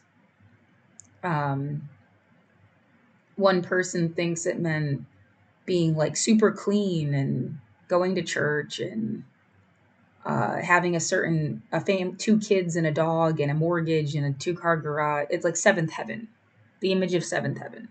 To them, that was a good life. Someone else also would go to church and stuff, but it's like they go to the satanic temple. Well, that's not really a church, right? But you know what I mean? They have like a meeting place where they talk about spiritual things on some level that's more like, of course, yeah, I was trying to just create like an opposite, but I mean, the satanic temple is kind of like ironic atheism, but you know, whatever. Like they have a community group, they go, they bake cookies and sell it for poor people, like to raise money for poor people or something. They do what the same shit the church does. They just wear black clothing and fun earrings and like they curse and they're still good people that cared about people. Um, Maybe they have like a punk rock house with posters all over the walls and it doesn't look like the Seventh Heaven house. Maybe the family is considered dysfunctional to somebody else's standards.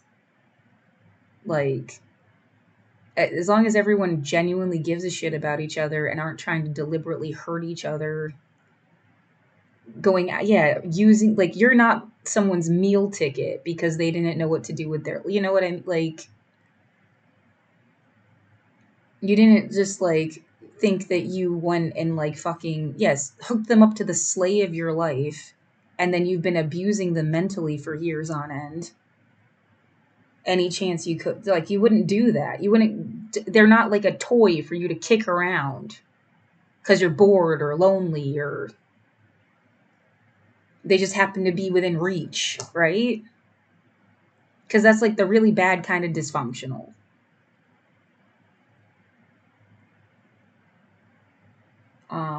Abusive fucking um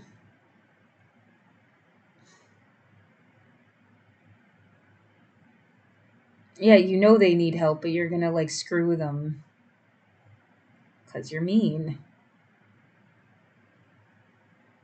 Um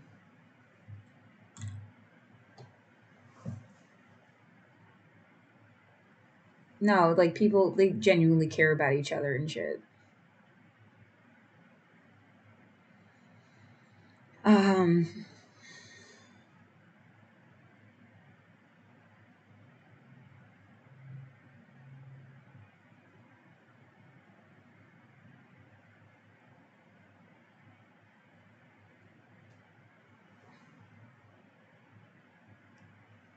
what else?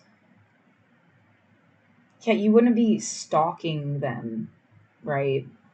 That's they didn't even grow up with you and you're stalking them.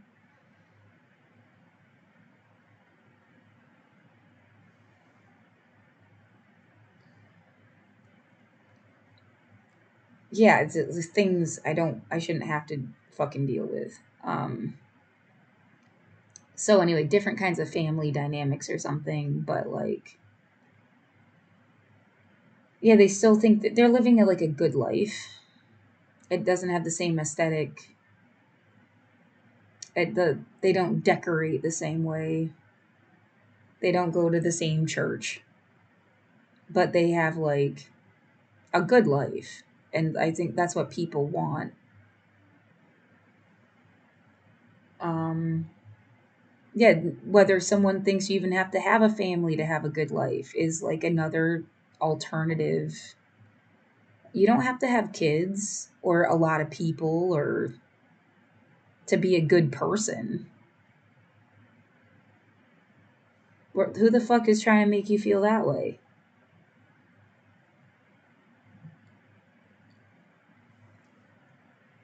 Yeah, to be a good person with a good life.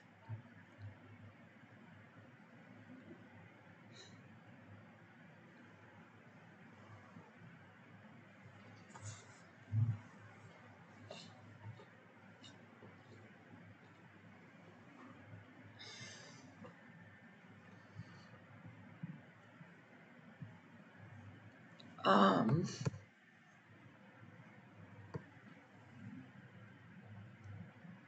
so anyway,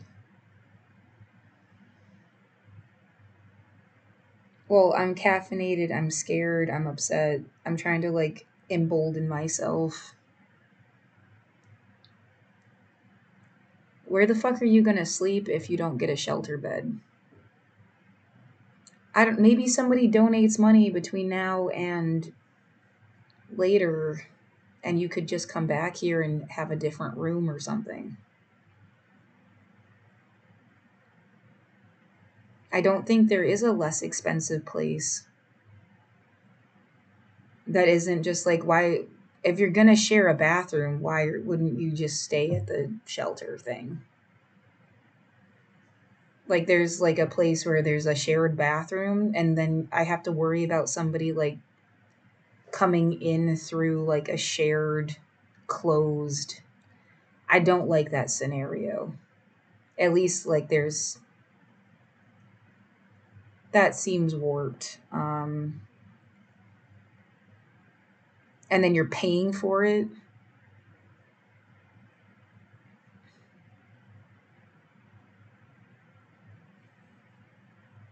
Yeah, I don't know, man. The whole point is to try not to get sick.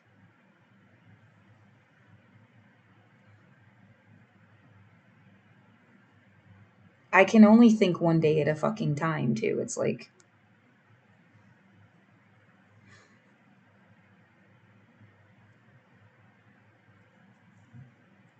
and then I've got to somehow get my stuff back. And yeah, the feeling of like it's like getting stabbed again. Like you got stabbed and now you have to go back and get stabbed again.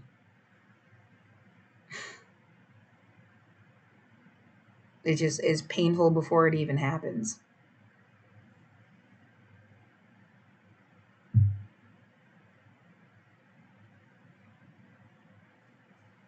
Um,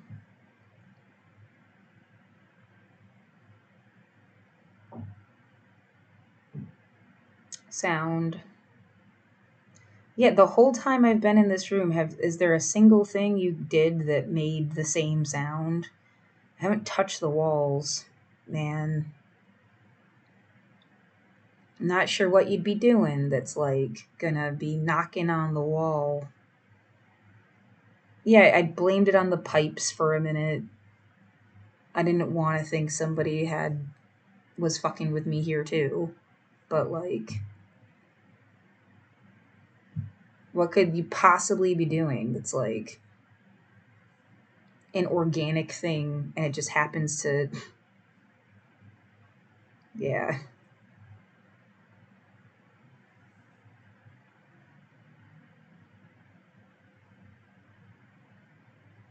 Oh, and then yeah, let me find out they paid for hotel rooms? The whole bullshit notion that somebody needed money and they paid for to fuck with you? Like uh Yeah, if they needed money, maybe it's because they wasted so much money fucking with people. Like,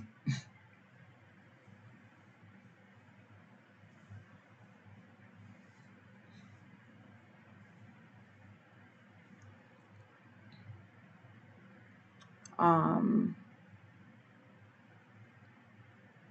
right. And then there's that if it was the police, they get paid more money than you're ever gonna see in your lifetime. So they definitely didn't need more.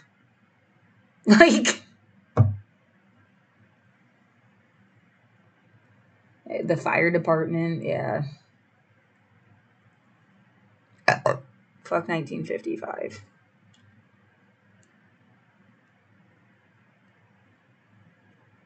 Whoever.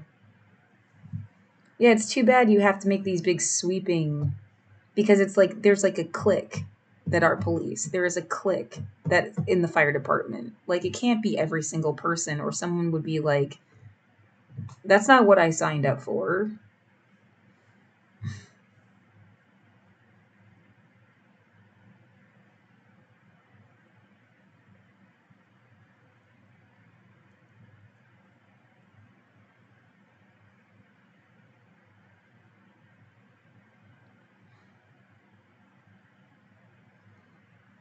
Right, even like the idea of cops against cops, factions against factions, like yeah, go back to this diligent valor thing. Where is that number? Like 755 federal officers. What if they were like fighting the cops? And it was like feds versus cops and you just had no idea that like they were in their own little fucking football game and you were a football. Yeah, just stupid.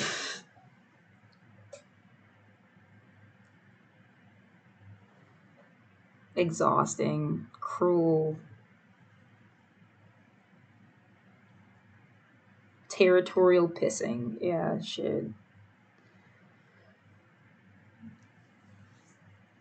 Right, who else could show up and show a badge and somehow get whatever they wanted? Like,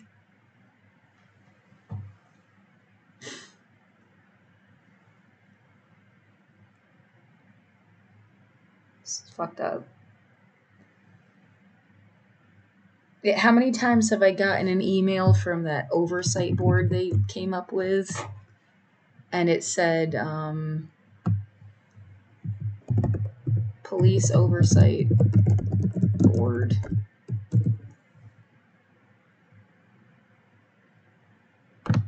And it would say, like, we're not meeting, we're not meeting, we're not meeting. Like, canceled.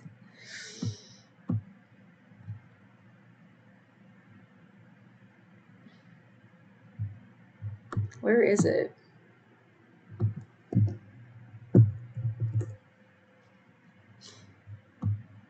Yeah, the guy that ran, oh, what is it called?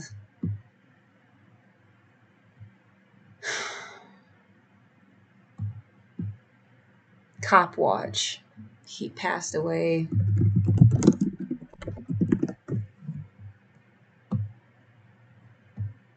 It says people still update this page.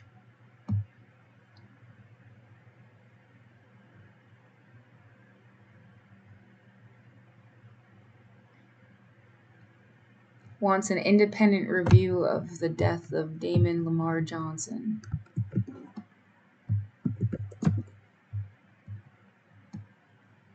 Died in custody in June.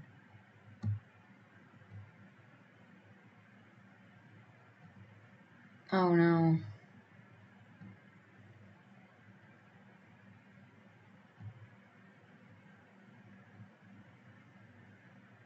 Died at the hospital.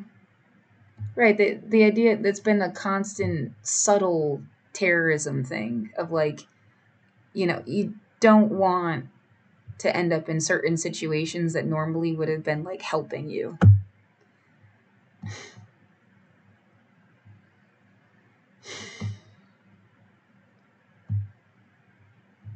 Yeah, subliminal terrorism.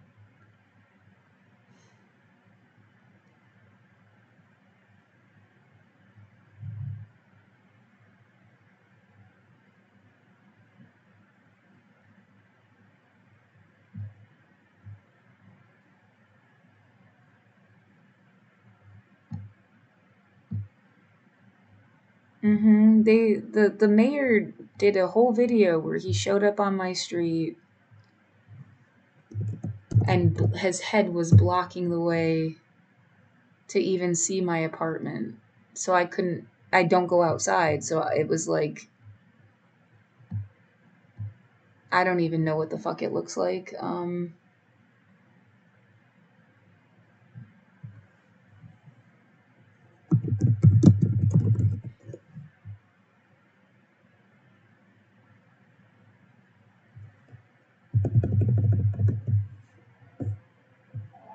Whoa. Sound. Yeah, why does it sound like it's not fucking with your door, it's a different door. It sounds like they're fucking with your door.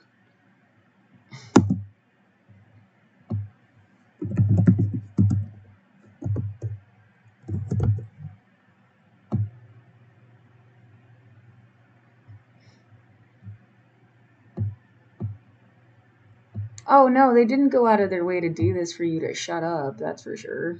They went out of their way to do it for you to say something.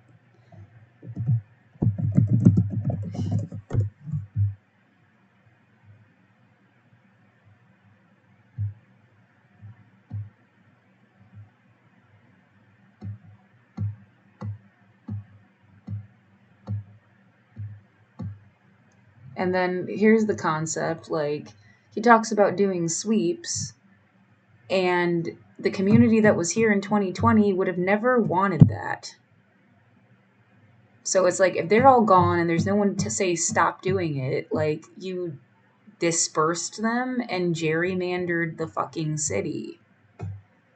Like, once again, how long is the timeline we're on to prove what? Like, something took over Portland, gerrymandered the population.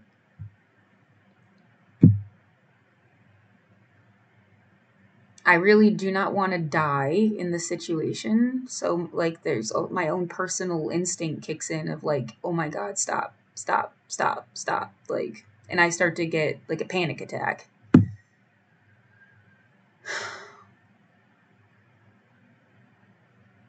I mean, they've already evicted me. They ripped me out of my fucking home. I have to fight to just get some of my stuff back. What did you clean? How about, why don't you clean up the people that created this situation where my fucking shit was fucked up? Oh, why wouldn't you do that? Clean the cleaners. Like,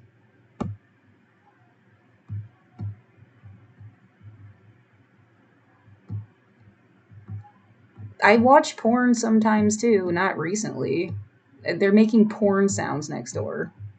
Like, I could give a shit.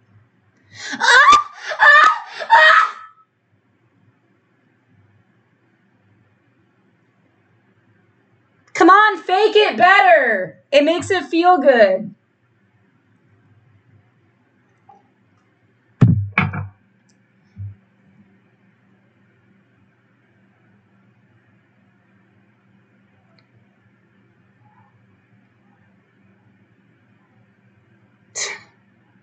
Maybe they're doing it for the internet. Yeah, you really got to be fake for the internet.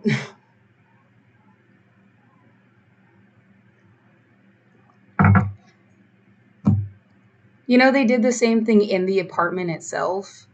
It was an empty unit, and then they're just like loud as fucking sounds from it. It's like, oh, okay.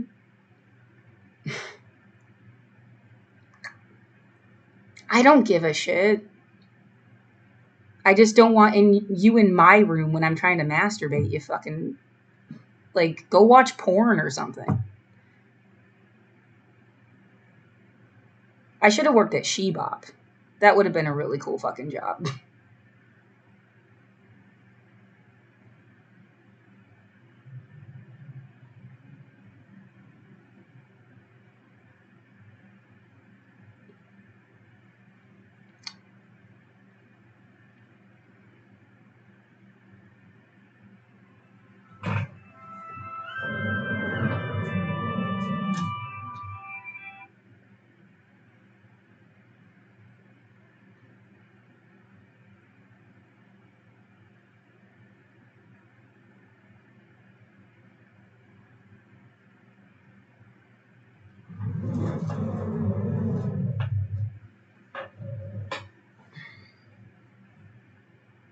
Yeah, the idea of it's just like you just can't make me do shit. Cause I guess you're like, oh, money. Our stuff is boring. We got boring. We need to make it spicy. Let's like find another bitch or something. Well, it's not gonna be me. But like have fun. You know, like I don't care.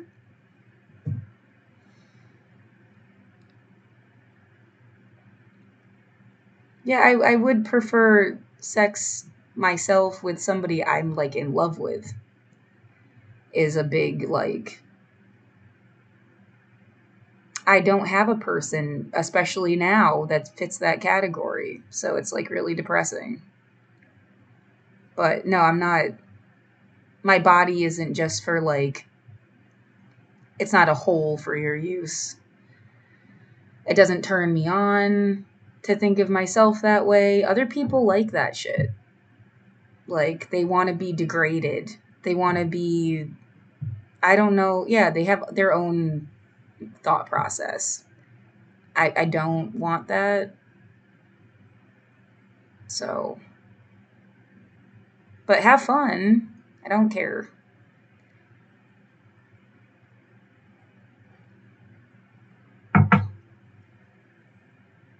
Yeah, I've seen that like they'll have there's like a whole video series, I guess, of like there's one person in a group of people and like people are just like yeah, degrading them. And I guess they like that.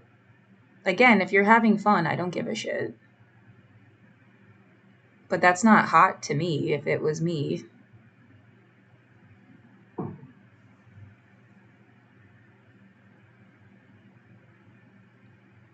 Yeah, I should have been like a therapist or something. Whatever.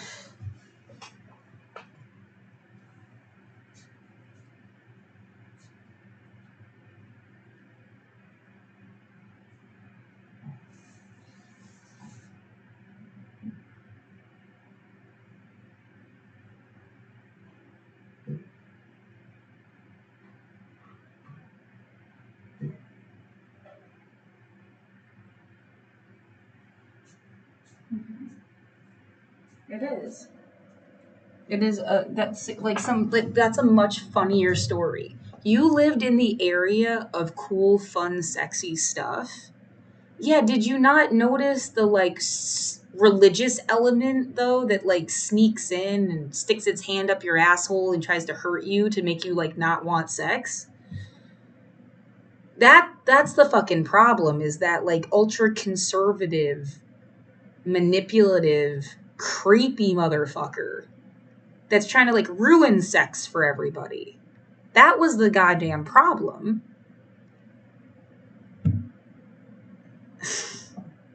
God, ugh.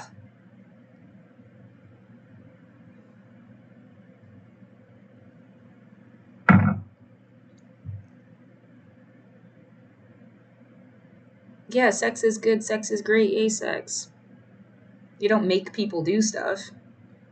And then you don't do this weird the tactic is like making you to make you hate it. Because then they get their way where they made you like against sex or sexy the world of sexy stuff.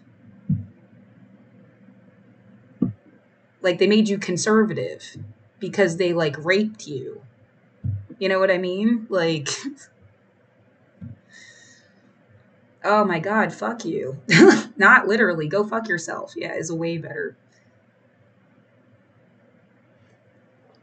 You should have just gone and fucked yourself. Left me out of it.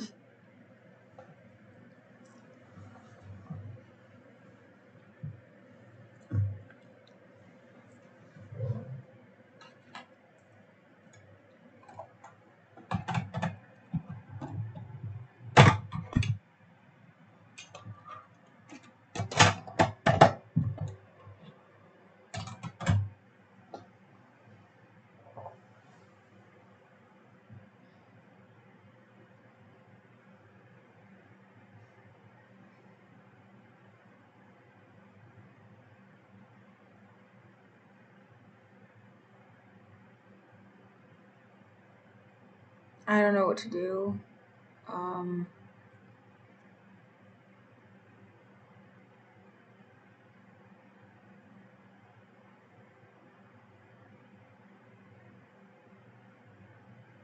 oh yeah, don't forget the sense of everybody has their own sexual prowess, and you like rip that out of a person as like a cruel thing to do. You can be sexy. You're allowed to be sexy. It doesn't mean someone has a right to violate you.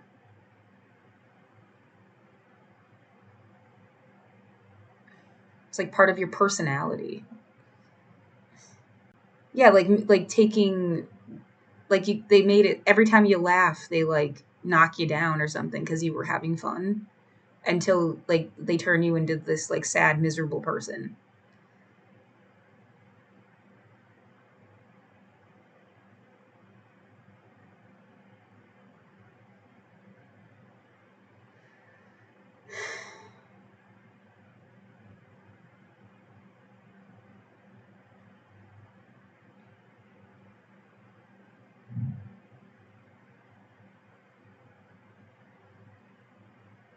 I don't know that there's any likelihood. Yeah, I feel like I lost this room. I have to protect my stuff. I have to get to the library. I'm just gonna have to go to the library. It's like a lighthouse, and they shut it down for months. They did renovations or something. Oh my god, that must have been a nightmare for people.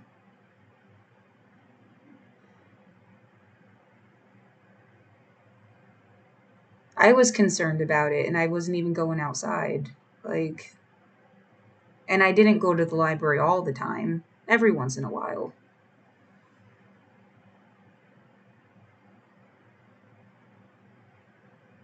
I don't have headphones, or I just like you could go listen to shock induction.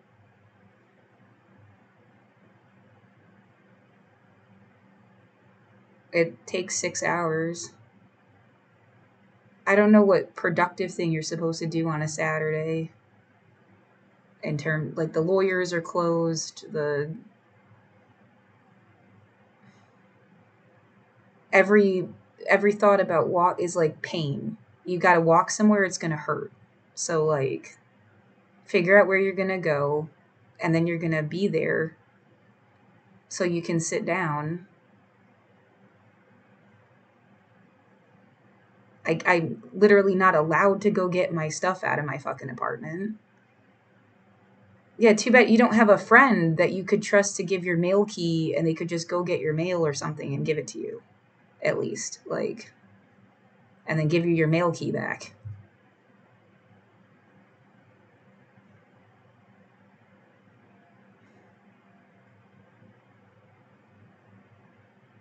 I mean, at least that would be like a task I could accomplish.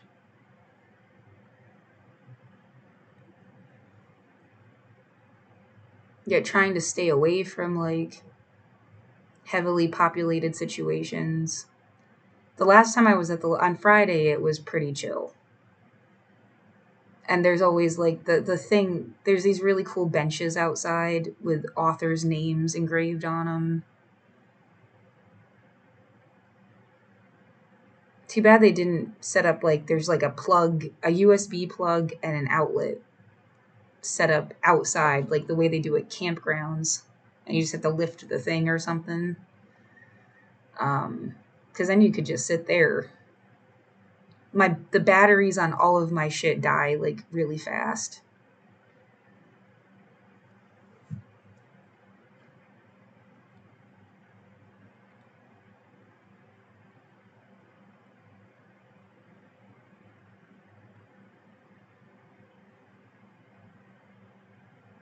Um,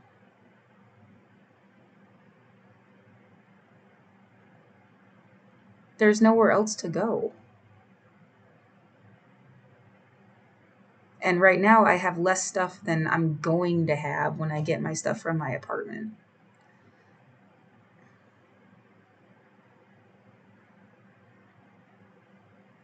Yeah, I'm going to get my stuff back. At least some of it. At least a cart full of it. I'm getting at least a cart full of my shit back.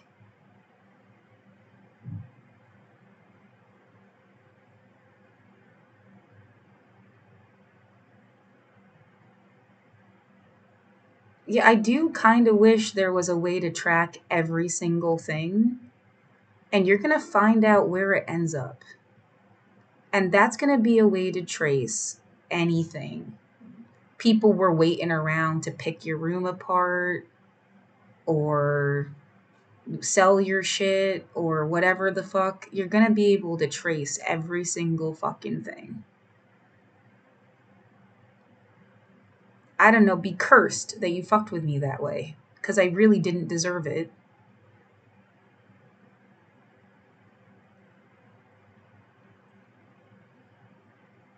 You could just give me my apartment back. That is so within the realm of possibility. It's like disgusting almost.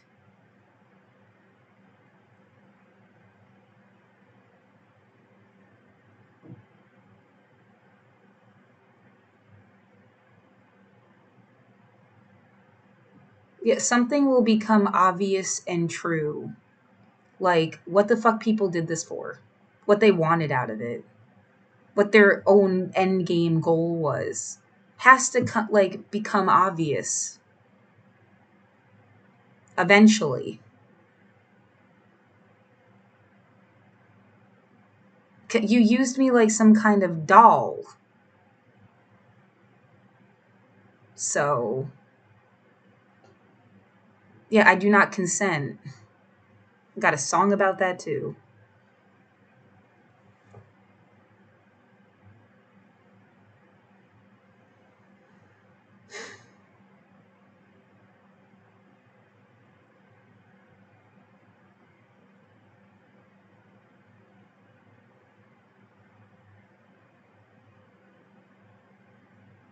That's a sad story. It get totally made up. We're just fiction brain. But like the cops force people into sex trafficking stuff because like, now you have nowhere to turn because it's illegal. But the cops are the ones running the shit. And yeah, no one wanted the cops, so it's even more deranged. Like this character that's like, no one wanted to fuck them. Especially not when they found out they were a cop. And then they set up their own like ring or something to own these women that, because I mean there's literally nowhere to get help. Women and men, yeah, don't be gendered about it. They're definitely like possibly using guys too in the grand scheme of things.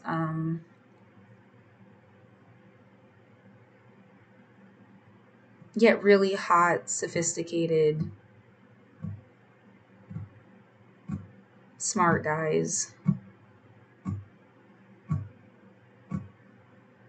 I can imagine the whole thing. Like, you're gonna fuck with this girl because we want to fuck with this girl, and they make him do it.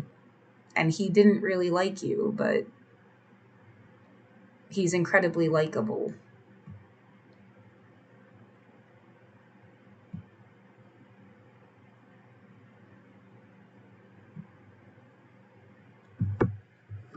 Yeah, right. Using a very likable guy. That's that. I guess that's what I'm getting at. And it's like behind him are all these guys that people didn't want to fuck, and they're like mad about it and mean and have power they shouldn't have.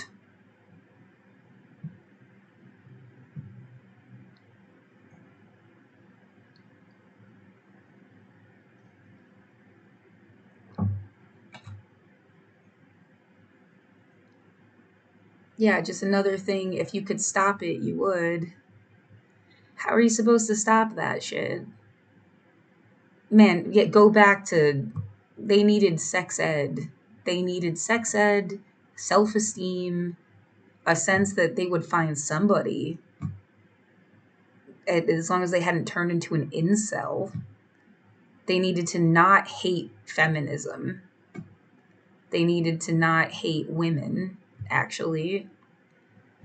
Um, or yeah, again, it doesn't have to be gendered, but they didn't. The characters I'm thinking of would be like incel guys. They're mad people don't want to fuck them. They hate women. They hated their something with their mother and like taking it out on other women because they're mad at their mom or some shit. And then they get this like charming, attractive, fun guy to like, and they puppet his ass.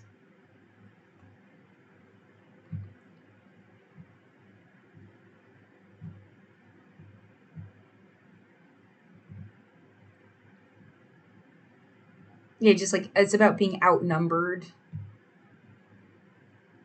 And outnumbered also means they have more resources. Even if they weren't individually wealthy, they can pool stuff in a way the person on their own can't. So whether it's like a rich man's game or not, it's like they're gonna just have more than the people they're puppeting. Puppeting. Yeah, the idea they do it to musicians, they do it to political activists, they do it to politicians, they do it to artists, they do it like people that had something to offer and they try to own their ass. And that like cult thing trying to own people just for one reason or another just wouldn't do their own thing or they didn't think they could or like what the fuck is their problem? How could you solve it without and stop them from doing this stupid theater thing? Political theater, social theater. Yeah, a puppet show is a theater thing.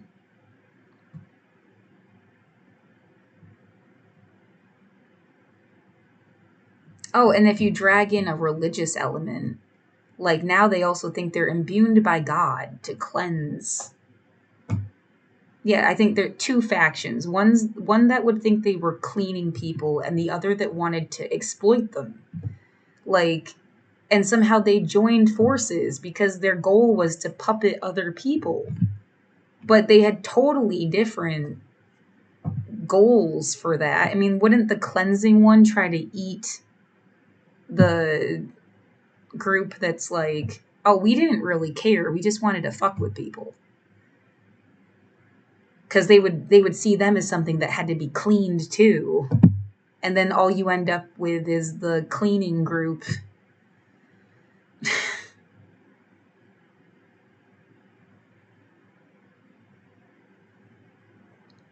Yeah, that comes out as like, yeah, people that wanted to play God. These ones wanted to play God in some stereotypical definition, and these ones wanted to play the devil. And then God ate. I mean, right, even if you went down to the story mythology of it, like the Satan character was just an angel, which means they're an underling to your God concept. Um,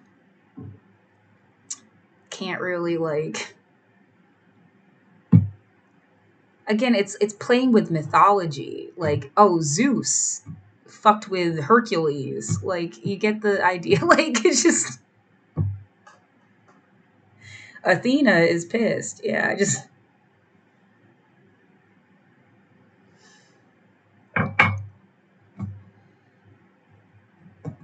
Some of my best ideas come out of a panic attack. It's like this is a way I have a panic attack. I don't know what to do.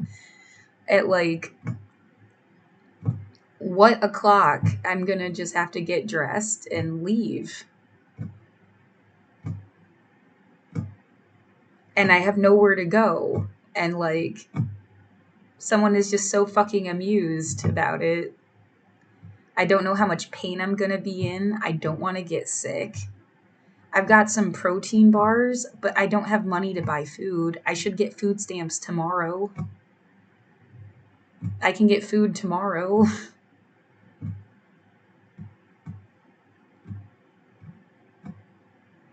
Yeah, someone could beat the shit out of you or something, or try to kidnap you or whatever awful things, or they could just like leave you alone and you're just in pain from walking. I mean, that alone is like, at least I got to sew my fucking outfit and wash it, I guess. That's nice. It's cleaner than it was when I got here.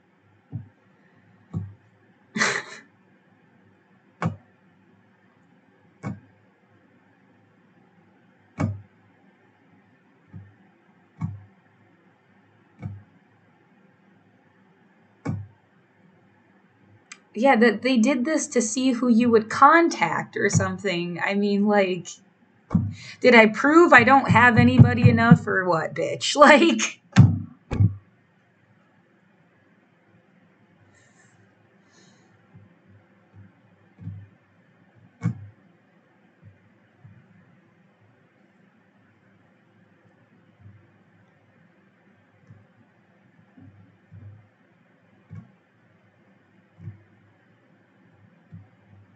oh, you became part of the story of my life. I mean, it's like, if you don't want to cause ripples, don't touch the water, and you keep splashing in my water and then expecting me to be still.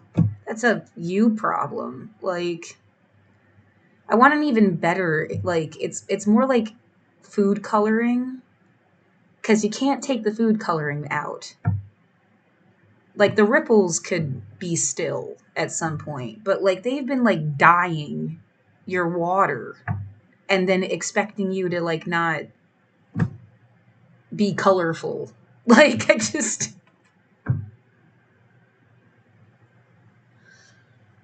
again, that's, you shouldn't fuck with me. I mean, like, the more they continue to fuck with me, the more it seems like they're trying to push a narrative, because they could have just left me alone. Every time they fuck with me, they're just trying to like kind of keep some narrative. Like, yeah, have you guessing who's fucking with you, and then they expected you to like land on a group or something, and I don't know who it is. Like, I think they definitely want to seem like different groups, because it's almost been the image of a carousel, but it's like someone's face and it keeps changing faces, like, and they thought that you would pick one, and that makes no fucking sense.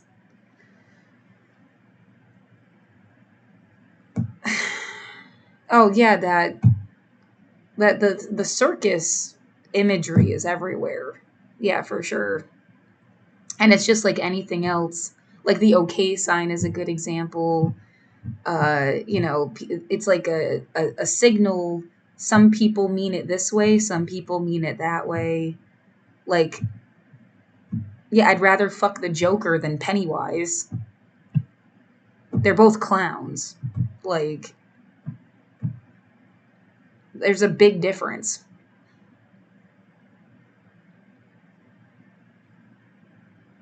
Yeah, isn't there an even night? What, Patch Adams? Is that supposed to be the nicest possible clown? That's what came to mind. If the first thing, like, what's like the nicest clown you can ever think of? And it's just that bit where he has a nose thing. It's not even. I don't know. He's a doctor. Like, supposed to be smart and helpful and shit.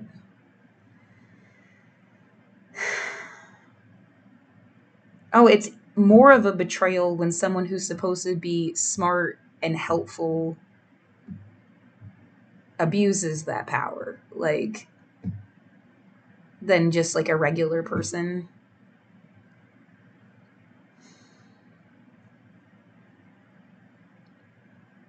Um,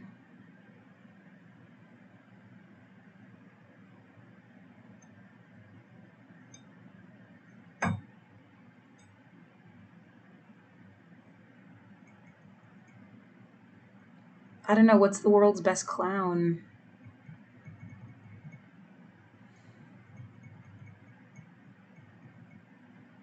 I kind of like the metaphor there. Like, Yeah, it's like fuck, marry, kill, but well, you wouldn't marry the Joker. He's like not marryable. He wouldn't want to marry you. It's kind of his whole character. He's a dick to Harley Quinn. And, you know, fuck Pennywise, he's a monster. Um well, yeah, not fuck, you know, he's the kill category. He's evil. But so you don't have like a marry one.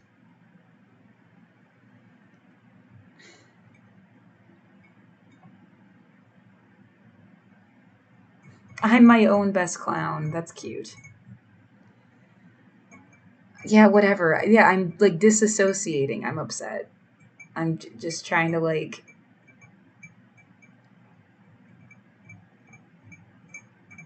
figure out. I don't associate clowns with the fire department. I just heard the fire department sound.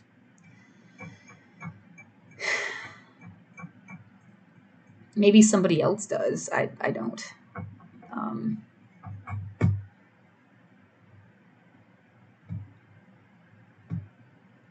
yeah, you're thinking of the Shriners or some shit, and I don't know why.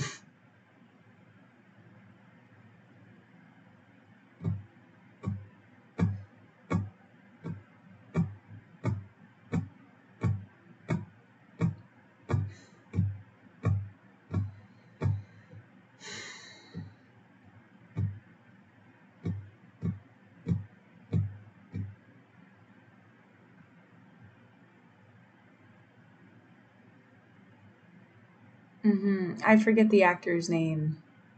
He does like, I think it's in the movie Chicago, and he sings like Cellophane. And then FK Twigs did a Cellophane. That was really good.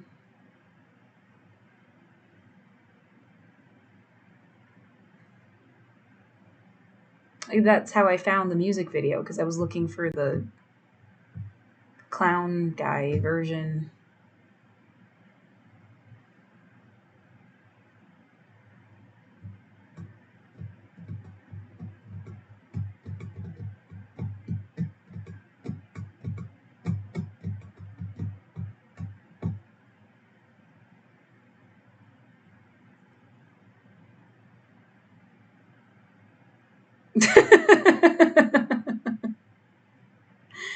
Thanks for the info. She's got enough rocket fuel to crash land the entire. Yeah, that's nice. That's nice, dear. You just keep on making up narratives and filling my brain with them, and then, like, nothing ever comes of it. It's just sad. Like, slamming doors shut. You go ahead and tell whoever paid you to do this to, like, have a conversation with me themselves someday instead of through things.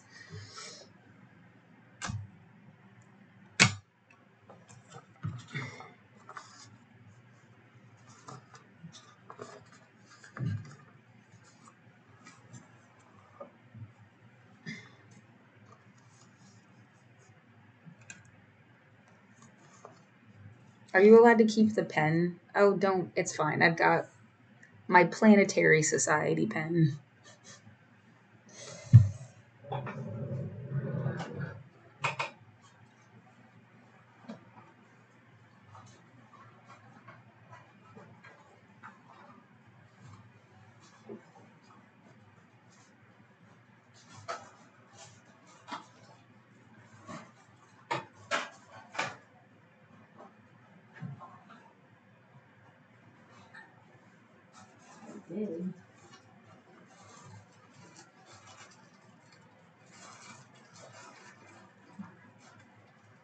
I must have put it in the pocket of my coat.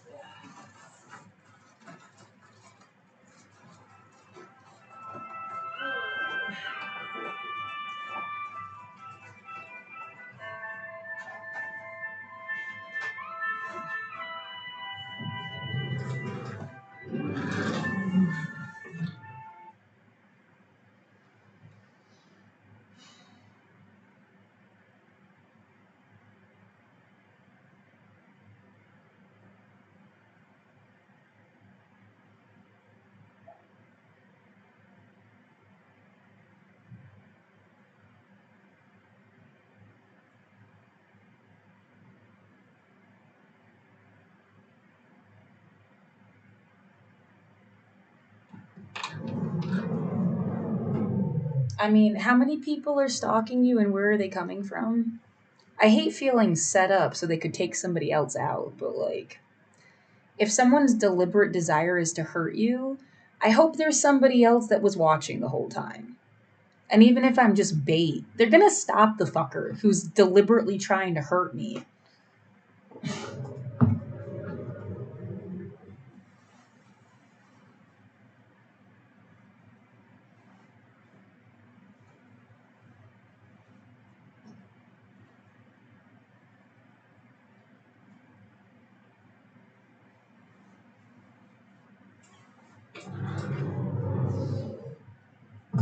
Yeah, so Planetary Society.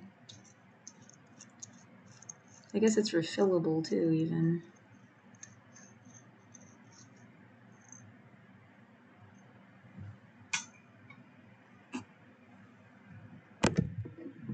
Little spring thing. Order refills. Yeah. Not anytime soon. Yeah, I've saved this on accident too, just like everything. Like, it just happened to be in the bag.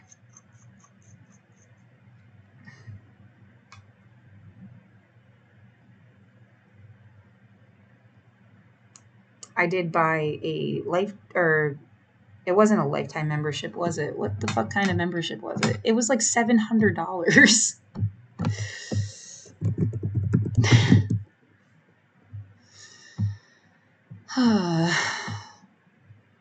Visionary member level. And then I had to ask everybody for money back. And then they would say it was $500. Sorry to hear. Not able to provide a refund because it was too long ago. A lot of places said that. I must have got a quarter of the $10,000 I donated back. And they would all say, sorry, it's like our books are closed. Some places, which, yeah, the ones that did give me my money back anyway, like, I respect that. I feel like you had enough to just give me money back.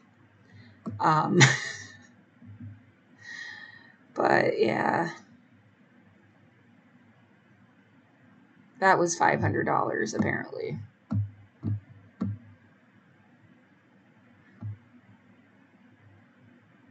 I thought it was like 700, yeah. I'm on the brink of homelessness now. Can you help me out? Like, I thought I was just going to create like a career for myself and roll on into like a future. Obviously not. Like,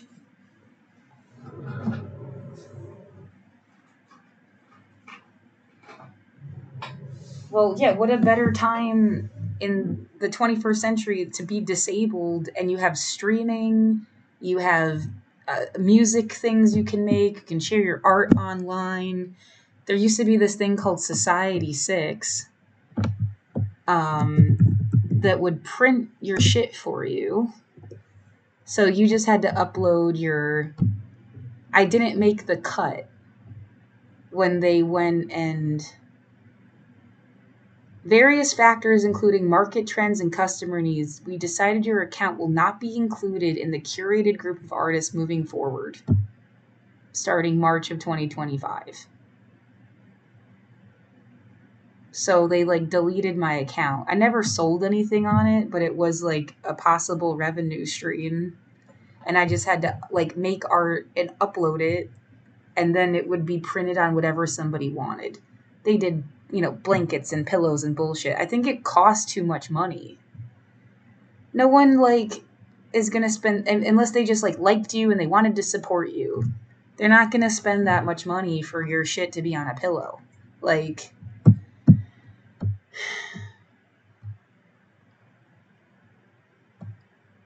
yeah, unless it was more of like a supportive friend status. I sold one album on Bandcamp. I feel like that was they did it to be supportive.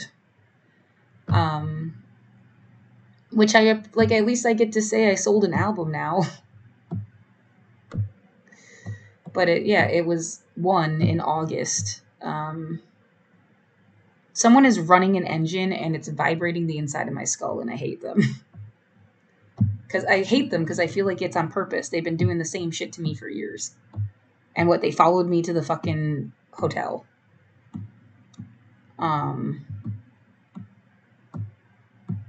Yeah, which you'd think the people that work here would notice if there's suddenly somebody doing weird shit that doesn't usually happen and stuff. The truth always comes out somewhere.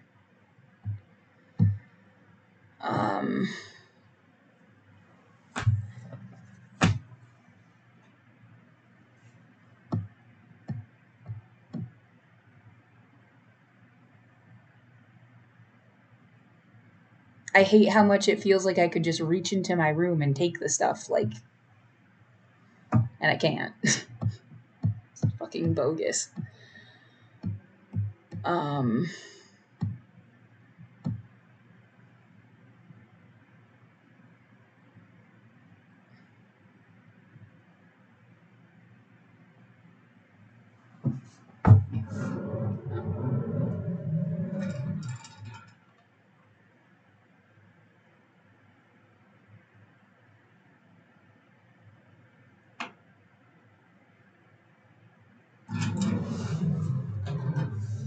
Yeah, true.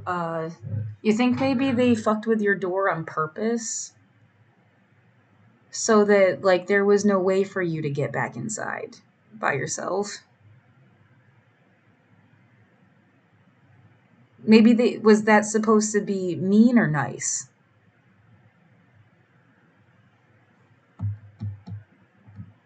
Because, I mean, yeah, on the other hand, it also means, like, someone else can't fuck around without, like, a lot of difficulty, too.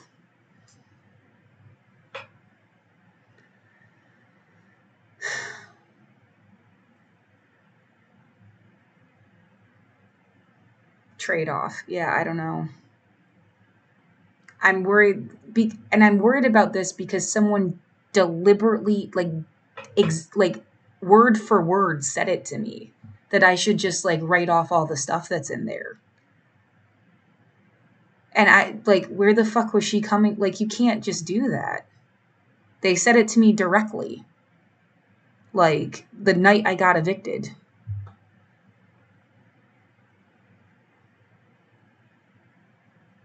Repeatedly, too. Like,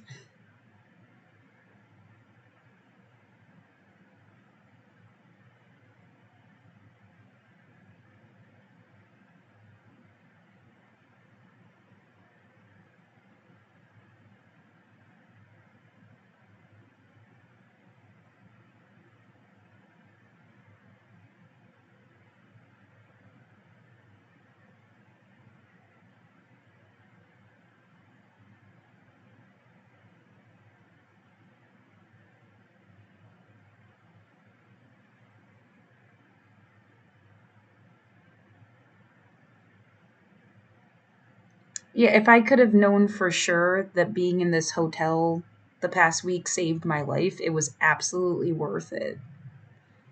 Like, if, like, any other scenario, and you would have got, like, something really bad would have happened to you, it would totally be worth it. I'm glad, like, it worth every penny,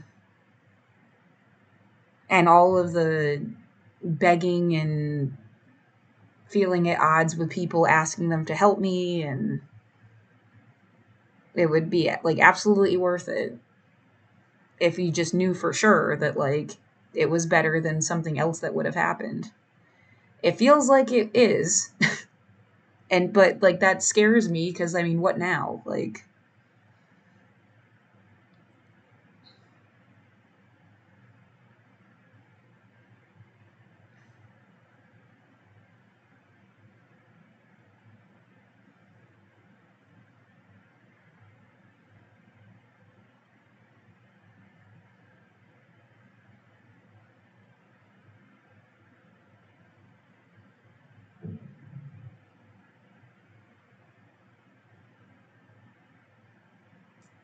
Yeah, this has just played over and over and over again. Yeah, I guess. The point still remains, like, the community that was here would have never supported sweeps. That's where I learned what sweeps were, and that eviction is murder, and it's from a community that was here that posted things online, that was very vocal and active, and if they're gone, you did some shit. Period. Like, you dispersed a community, gerrymandered a community.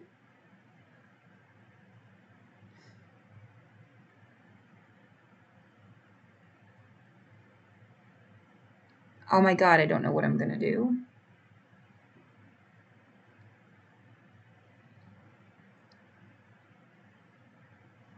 But yeah, they're right there, and then you see the way his head like covers.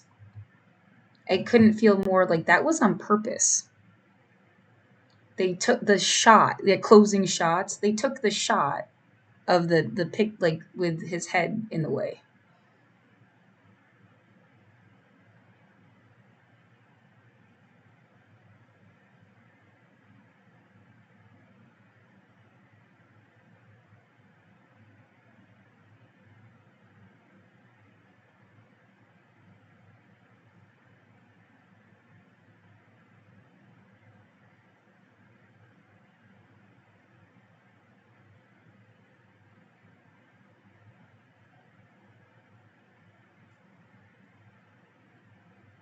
I wonder what kind of change he's seen in 18 years.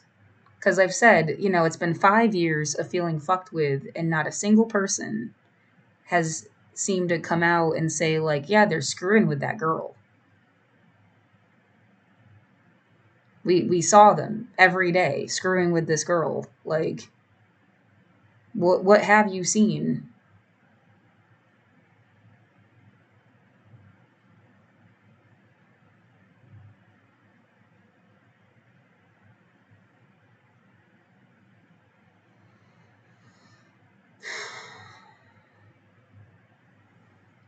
Yeah, and who was screwing with me?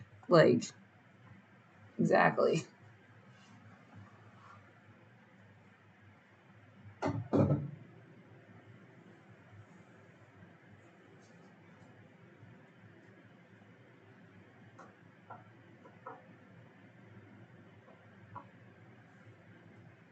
Do I want to make more coffee?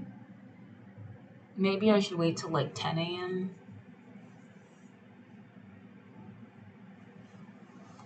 Oh, I'm absolutely going to stay here as long as possible. Like, they said I could even push it to 1 o'clock. Just in case somebody, like, is like, hey, I promised you a couple $100. Here you go.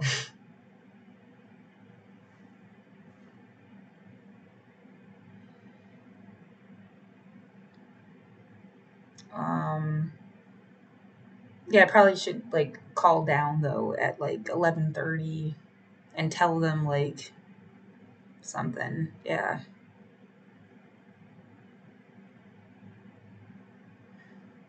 But she did say, like, 1 is the absolute latest.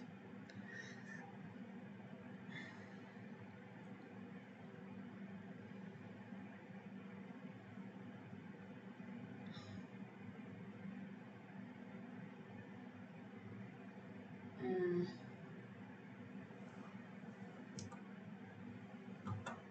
Somebody keeps saying something is a subtle reference to something. A movie I haven't seen again, because how many times did you reference a movie? I'm poor.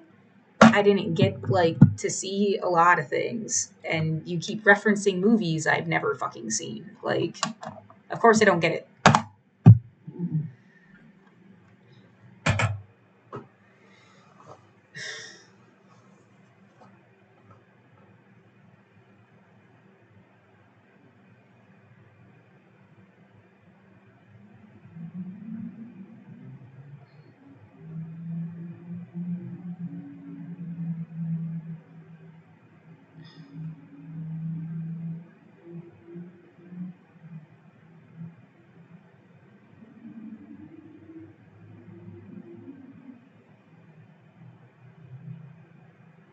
Yeah, they did get everybody. The police guy is there. No one could have said they just didn't notice anything.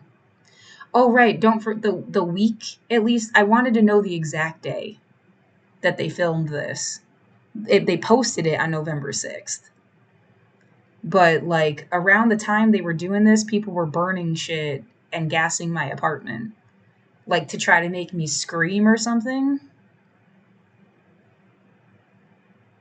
It was like, and then they put this up online, and I was like, oh, that's why it was like a deliberate effort to try to make me fucking scream in my room or something. Um,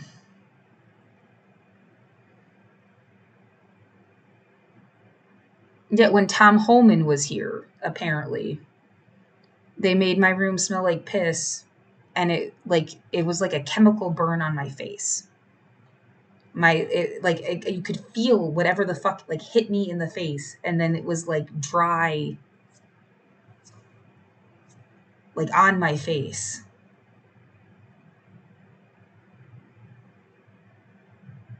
for I don't know 3 or 4 days afterwards. Like it was like a burn.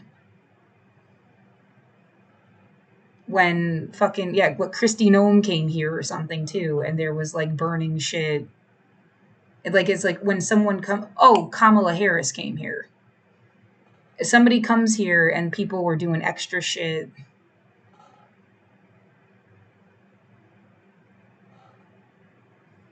It would correlate.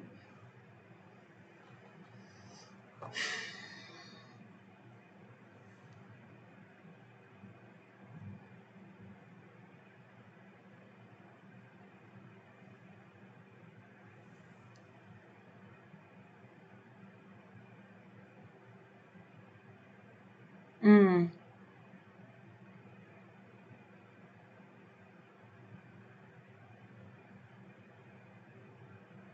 Right. I can't go anywhere with that thought process. It's too easy to say that you are not of sound mind if you start saying like, but it did feel like people had some awareness I was in my position.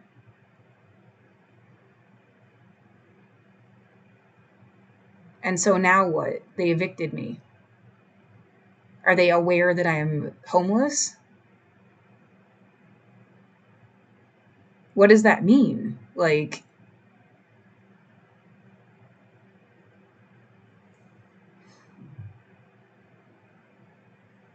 I'm not getting in anybody's car.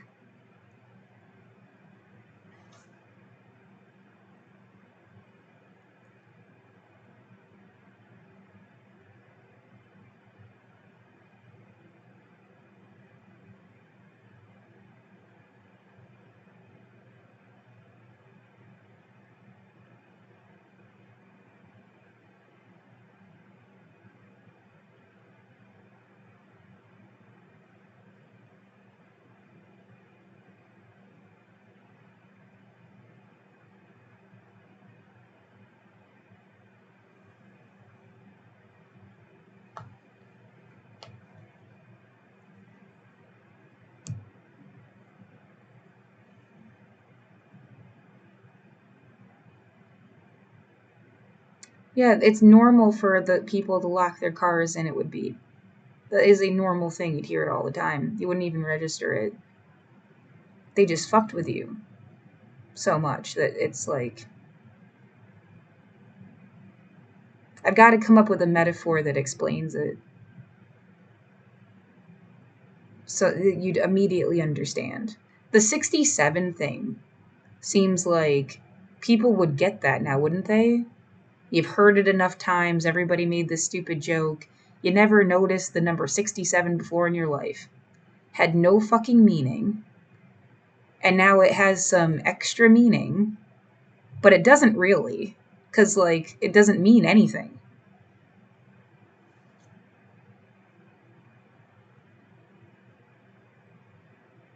And that's like a mind fuck.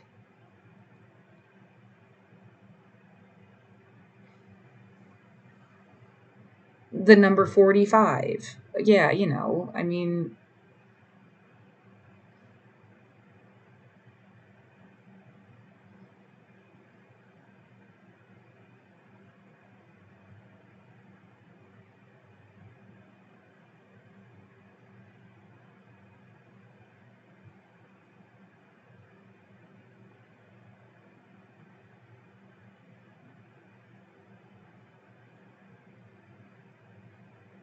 Somebody, they just want to go. I don't know who they are or who their parents are or why they can't go see them. The entire premise is confusing.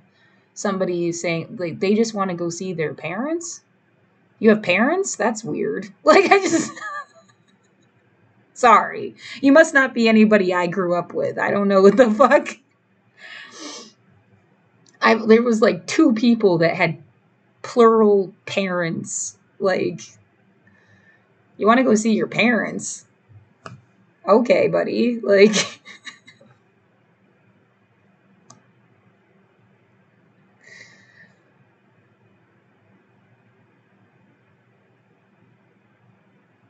yeah, it just feels really weird and totally out of place. What's, yeah, someone's being prevented from seeing their parents. I don't know what the fuck that is.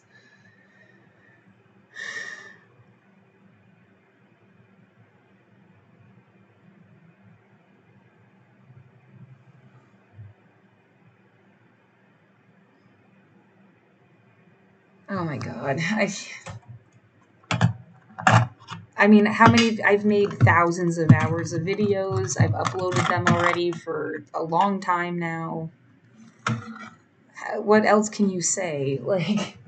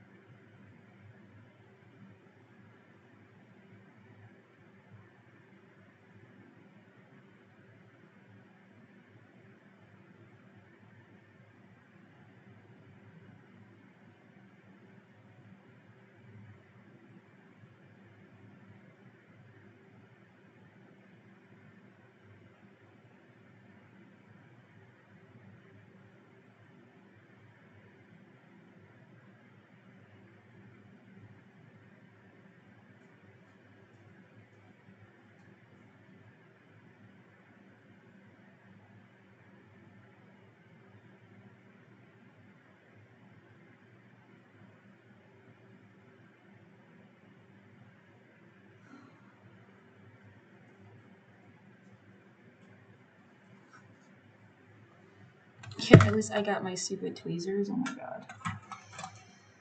I feel a million times better. Oh my god. Do you? Why? I mean, you're just like ticking down to.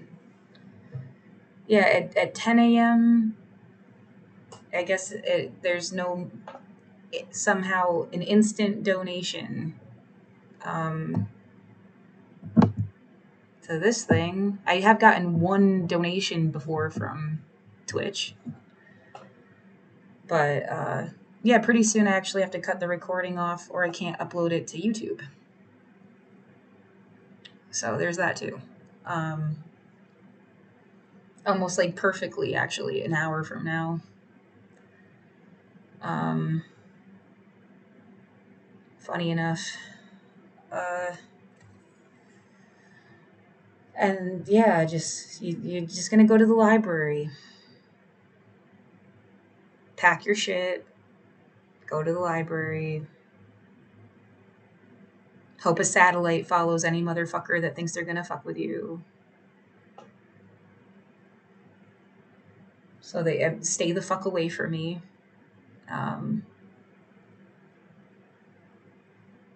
Yeah, especially if you have bad intentions or something, stay the fuck away from me. I don't want any and I don't care. Stay away from me. Like,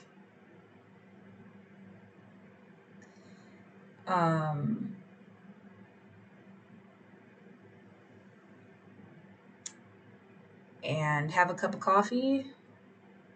You're gonna have to pee. Yeah, going to the library is kind of the point of that whole problem.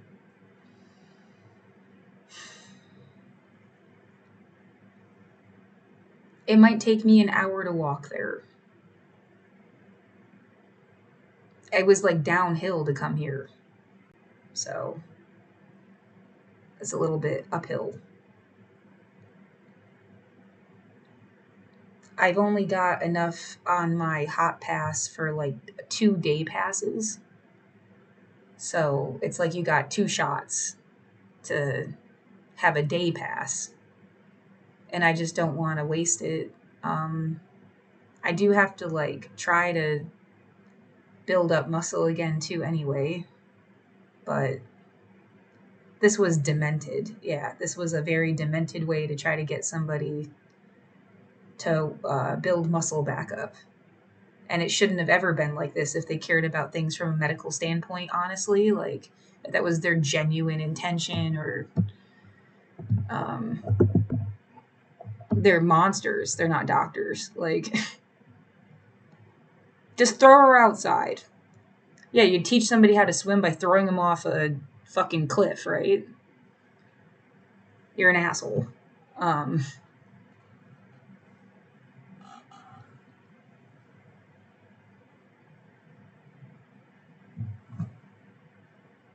and then, yeah, I did need some level of physical therapy, but this isn't therapy. This was demented. And yeah, I have no idea what effect it's gonna have, like, on my ankle since it got so swollen.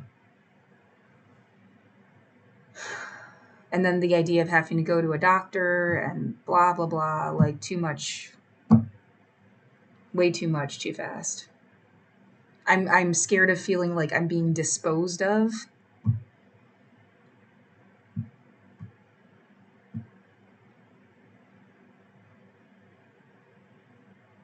Um, yeah, I want to say something definitive. Like, if you've been stalking me for years on end, you were hurting me on purpose, I want you to be haunted. How long do you expect to live? Till you're 75? Till you're 100? I want you to be fucking haunted, especially if I die. And you have no remorse, you didn't care, you thought it was funny, you were just doing your job. I don't give it, like, I want you to be fucking haunted. I want you to feel followed by satellites. Like, I want the memory of what you did to me to be, like, lodged in your fucking skull.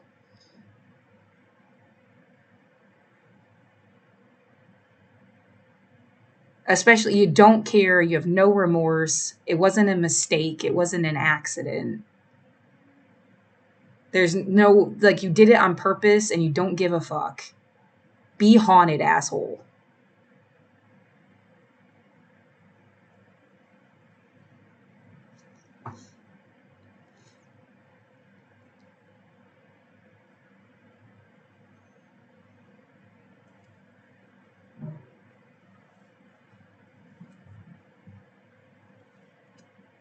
I mean, the fucker would have killed you anyway, you know? It's not, oh, well, if you had been nice, we would have killed you different or something. Fuck you.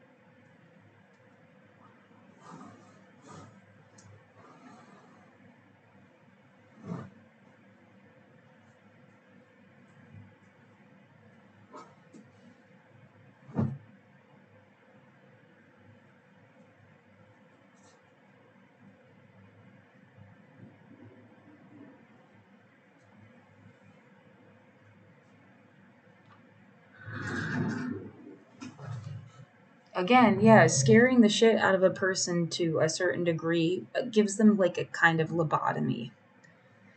Can't think, don't know what to do, go into panic mode.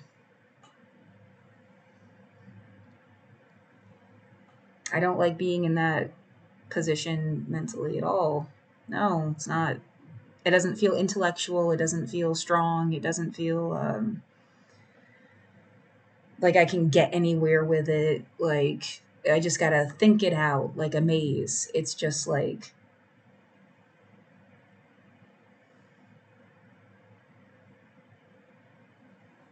asshole. Um,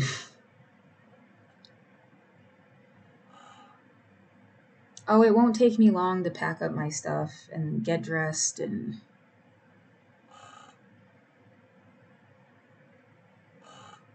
No, I don't even have the chat heads on Facebook don't even have like no one even looked at the messages I sent. And I think someone's fucking with my stuff. It's not about people didn't care. They never saw the message. I mean, there's one response from somebody that sounds a whole lot more like somebody else wrote it. I don't know how the fuck that works out. And it's funny how, yeah, it's been like onesie, twosie, somebody responds at all. Well, again, 100 years from now, somebody should know the truth of this fucking situation. When all the fuckers are dead, all their games are over, all the scams are done, someone should be able to be like, so this is what they did and how they did it and why, and know all the warped parts of the fucking chess match. And some world will get to be a better place. They won't do the same shit again forever. Like, there's even some awareness that it happened. Like,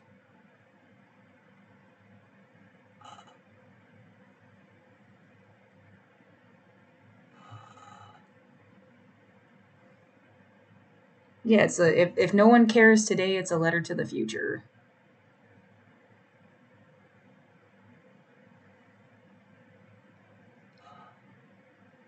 They put me in this demented position. Like, it could always be the last time you make a video. It could always be the last time. They just love having you in that mental position. So it's like you can't even think.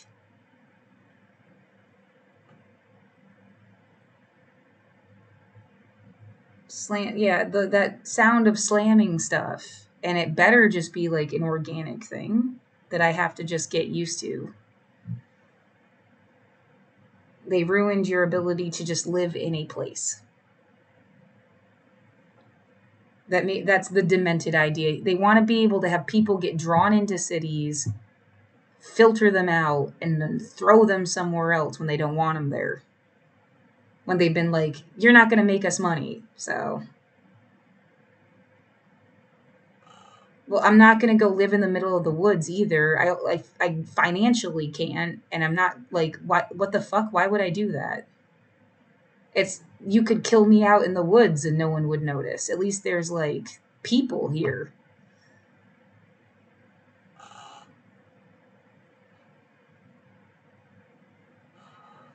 Yeah, really. Like, oh, we thought we'd get these people to think they'd be safer if they ran to, and no one can hear you scream.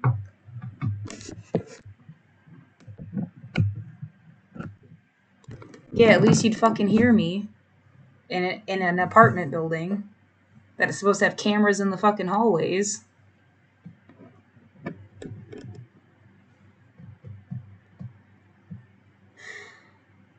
Yeah, someone can figure out, did they set this bitch up for years? And someday someone will care and they'll figure it out. Again, when all the people with some self-serving interest are not part of the equation anymore.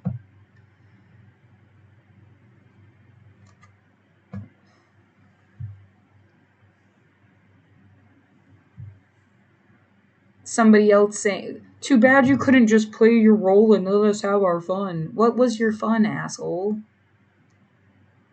Part of your fun was to gas my apartment every day? Cause no, you're just like slowly killing me.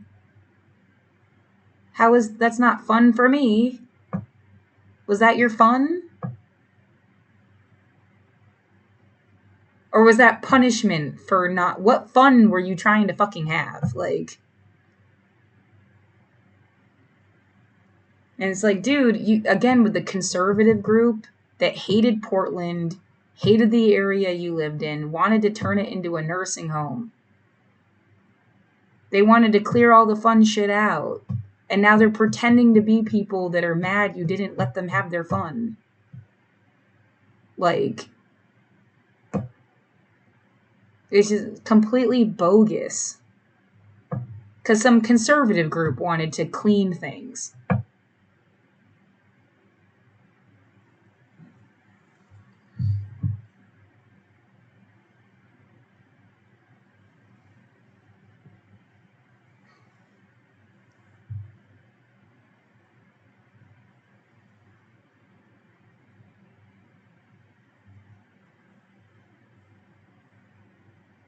Right, using like a weaponized sound thing to attack the building when it seems like the clubs that are still there soundproofed their buildings. You don't hear them anymore. I know that they have like a concert or something because they put it on the internet and you don't hear them at all. But there's some asshole in a car doing this like fucked up sound thing that isn't music. As it, they wanted you to be mad. That's a distortion of like, it's like falsifying evidence. It's fucking bullshit. And then what, this has been like every fucking day. Like,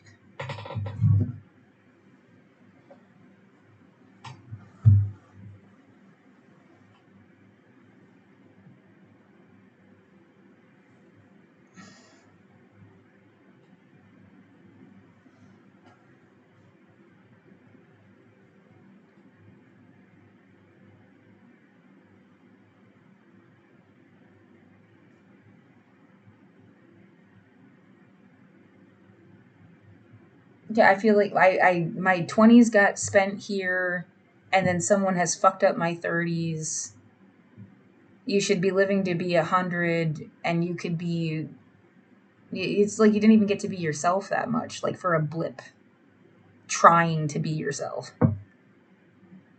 Because it's always stuck in a dog in somebody else's house, like, and their demented concept of what life should be. Yeah, like a dog in the seventh heaven house, and you should have at least been in like, I don't want to say Shameless because they used Shameless to shame people eventually with the storylines. It really got, yeah, for drama's sake. But you know, something closer to like secular, chaotic, artistic, politically progressive, you know, a little bit different or something than clean cut, cookie cutter, suburbia, conservative shit.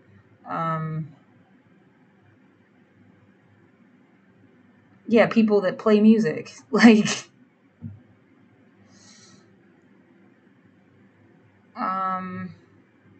versus people that, well, they tune it to a radio station I wouldn't listen to.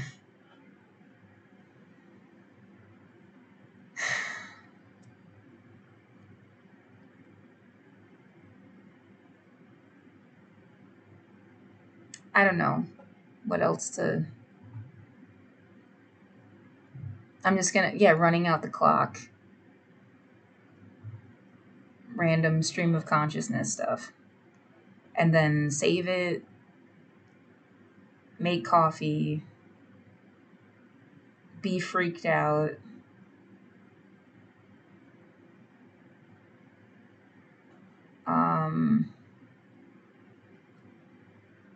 Go to the library. Yeah, feels defeated and hijacked and tortured and violated, and go to the library.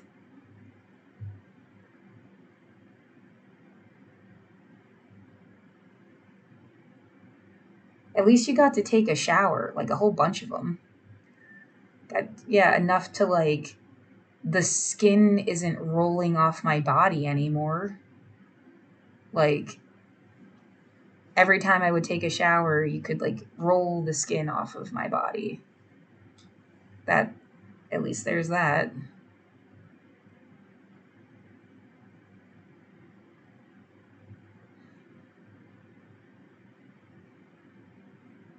Yeah, it would not normally be that way. I've been washing my laundry in the tub. I've had to take sporadic showers because I don't have enough soap. And the laundry, having to wash it by hand is just really difficult.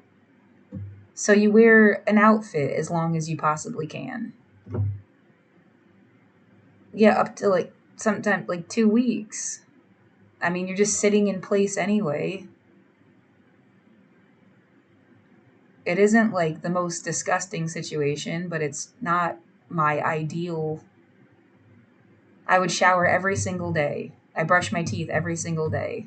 I don't leave the house without like at least brushing my teeth. And if I showered, it was yesterday at least. Like if I didn't shower that morning or whatever when I left, I showered the day before. My dad had like I'd go to his place on the weekends for visiting, and there's dust in the tub. Like he didn't shower. He also never said like he thought people were watching him in the bathroom or anything. Um, it's like I'm aware of how that play like a mental illness issue, and then they say you're dysfunctional. And no, I had very justified and practical reasons why it got to be this way. It wasn't a choice. I shower every fucking day. Like I love taking. Yeah, it's nice. I don't like feeling watched, and I don't like not having enough supplies to take care of shit. But like, yeah, not being able to hold my body up for the length of a shower and then feeling winded, like I'm like heavy breathing, like I ran somewhere when I get out of my shower.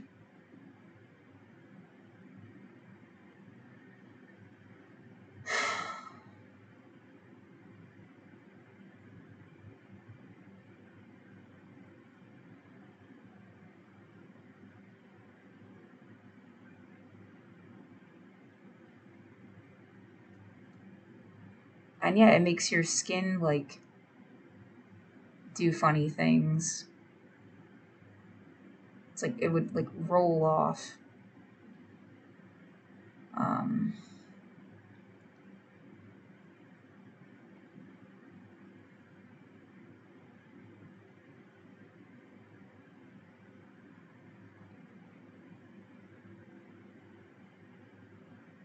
but yeah, and it was nice to be in a. This was like so clean, and so the air was so fresh, and like the bed was so nice.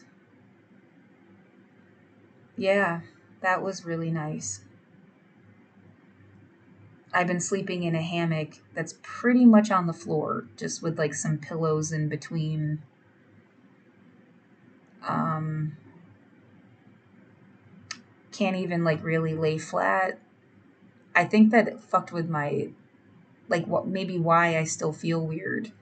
It's like using different muscles to lay flat in the bed than what I was like to sleep in my hammock. Um, it's not like necessarily a bad thing, but yeah, it's like my knees have been held at a weird position. That's just different than when you can actually lay down all the way. Um, maybe that's also part of why there's so much swelling in my ankle. Because, like, my feet would essentially be elevated since 2022 or 3. Yeah, I don't remember exactly when I bought the hammock. I got rid of the bed I had like almost like right away. It was $700. I've spent $1,400 taking my trash out, and it was $700 um the first time. Yeah, it's both, sorry. Anyway, and the first time I got them to take the mattress, it had a metal thing poking out of it. So it was like dangerous and broke. Yeah, it sucked. Um,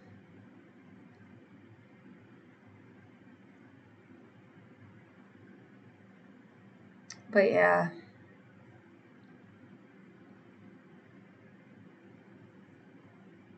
a good shower. The coffee, I haven't had hot coffee since 2023. Um,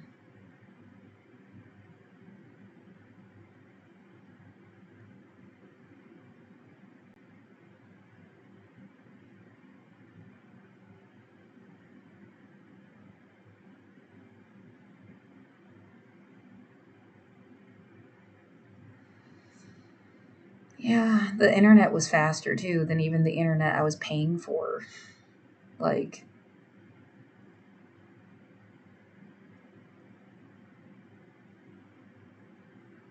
I'm surprised how fast it uploaded stuff.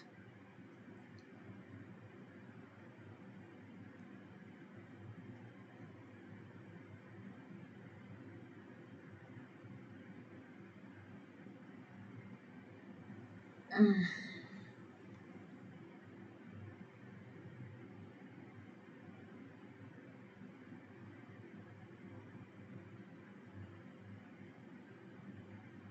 You can almost feel other people's expectations of, and but I don't know what the fuck I'm supposed to feel differently. How? Why? But it's as if like someone else expects you to. I don't get it. Yeah.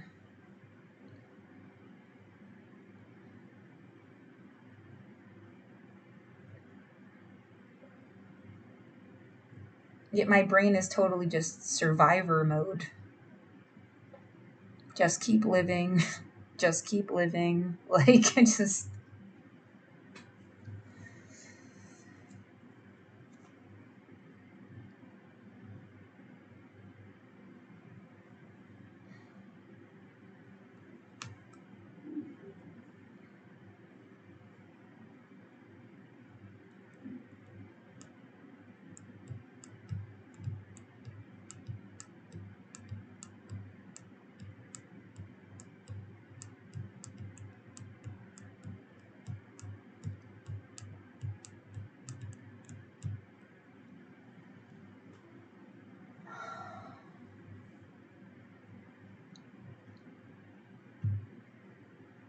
I don't want the time here to be over, but thinking about it that way is going to make it worse.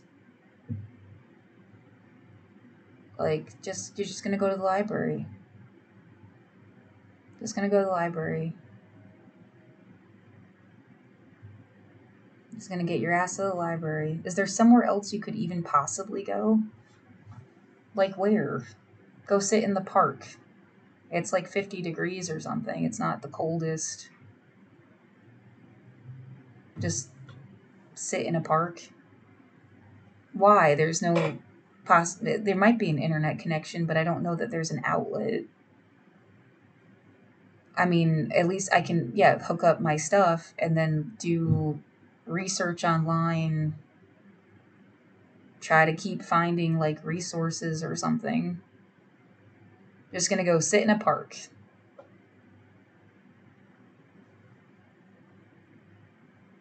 Um, yeah, there's a train sound blowing in the distance. There were people laughing in the hallway. You needed to be scarier than the people trying to scare you. Oh my god, get over yourself. Like, you're just annoying. You're like a little Halloween decoration that won't shut the fuck up. Like,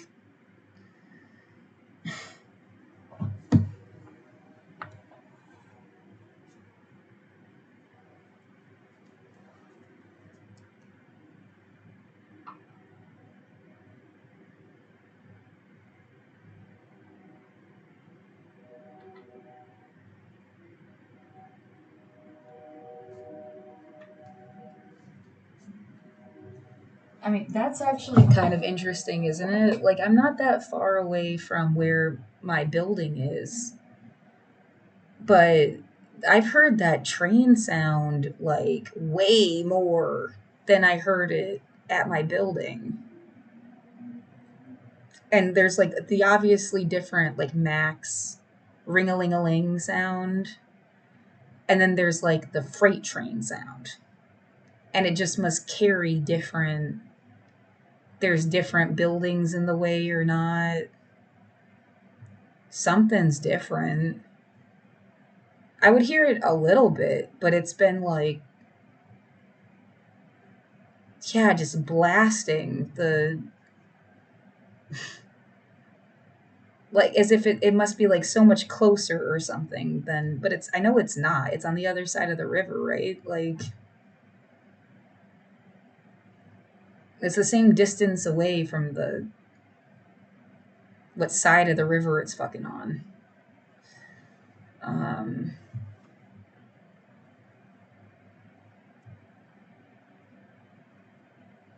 yeah, it just seemed, it's just funny how the sounds could be different. I've only heard what sounded like a motorcycle like once in a week. The big vroom vroom vroom, rev rev rev.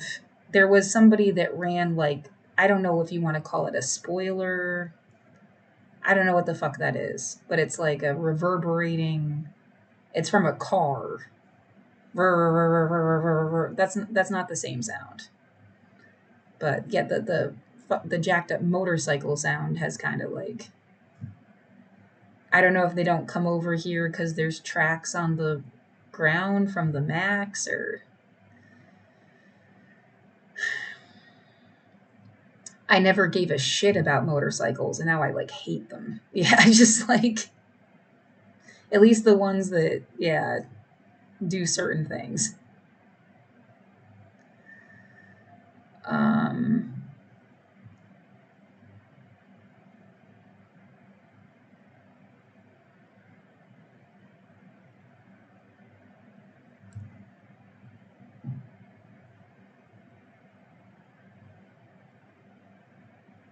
what else has been different?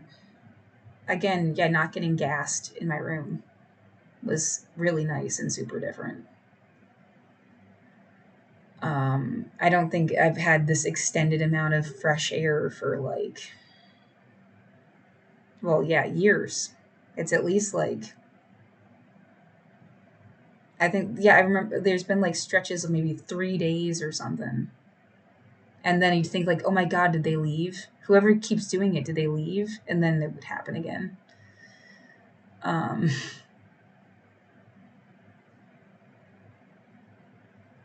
yeah, I've got all sorts of theories about it, but whatever, I guess. Um,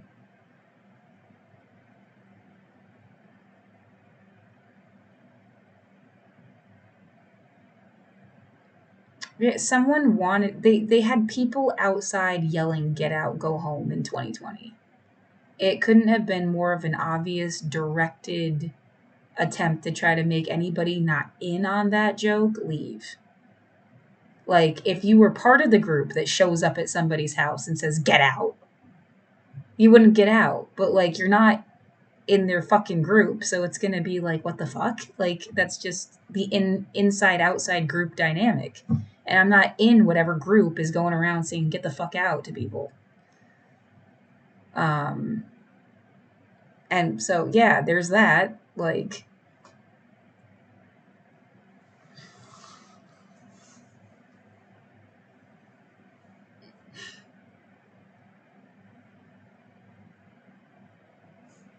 mm,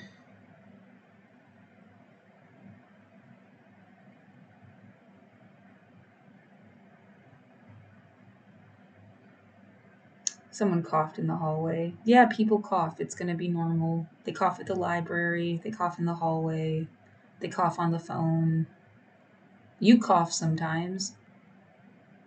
It's normal. There's like that was always normal. If it was normal in 2019, it has to be normal now.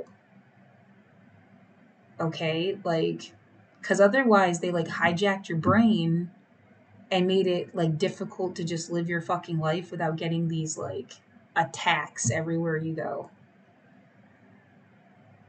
And someone just clearing their throat or coughing is fucking normal.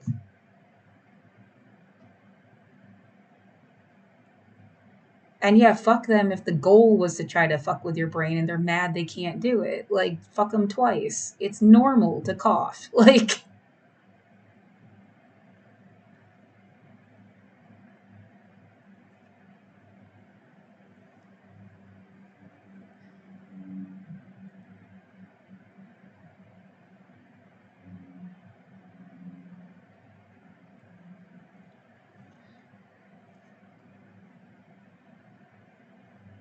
right, I don't know why, but the sound of people fucking around like 8 a.m., you know, that would also be kind of normal. It happens. You're at a hotel. That's not like directed abusive shit.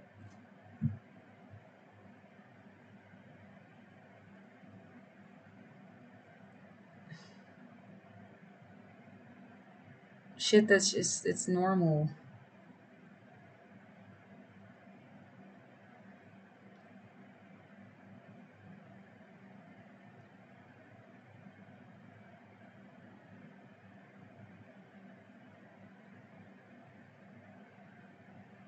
Well, if you got picked up like a claw machine and thrown somewhere else in the world, surrounded by people who had nothing to do with anybody screwing with you, the things that might happen, and they would be normal. It would be organic life on some level. It would not be like a directed attack. And you'd like it's a cruelty to try to screw with you so much that you couldn't live anywhere. Yeah, hearing a motorcycle sound or whatever the fuck, like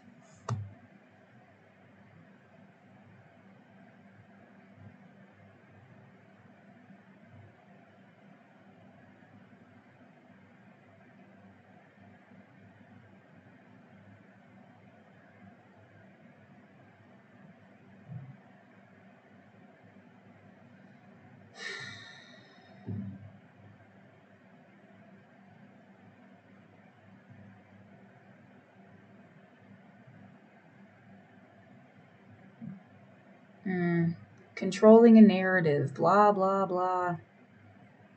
If I can't prove it on my own, I'm sick of hearing it. Like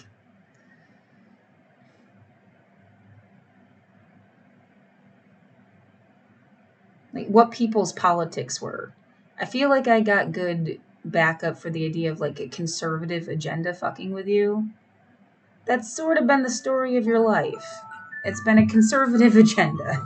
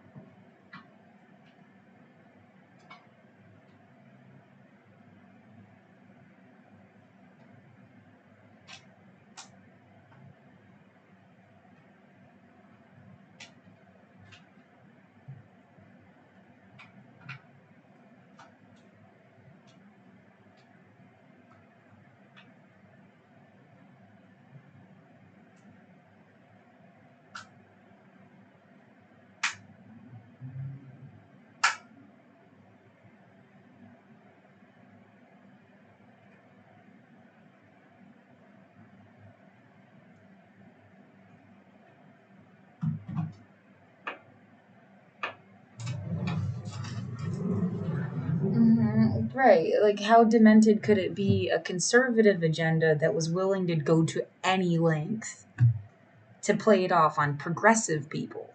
Like, That's it's like they need a new word for that. It's just demented. Like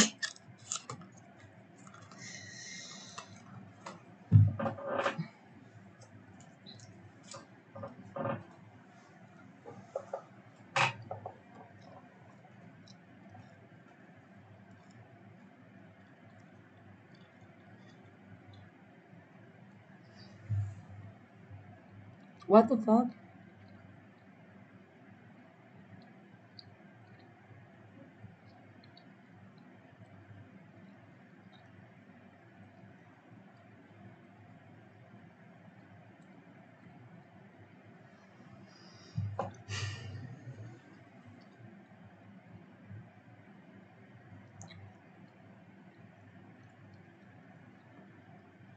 Mm-hmm. Well, yeah. If any, closing in is the time. This recording has about 15 minutes left before I need to cut it off, and I can start streaming again. But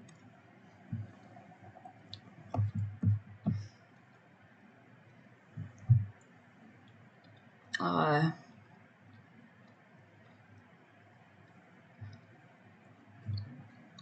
yeah, it can't be longer than 12 hours to upload to YouTube.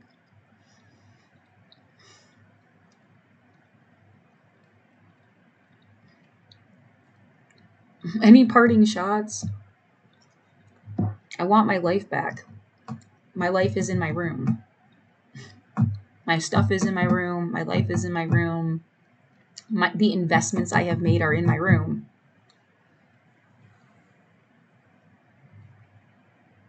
Super fuck you. I don't know, for trying to hurt me in the place that should have been all I had. Like, almost guarantee it's smaller and less than whatever the fuck you've got or ever had in your lifetime.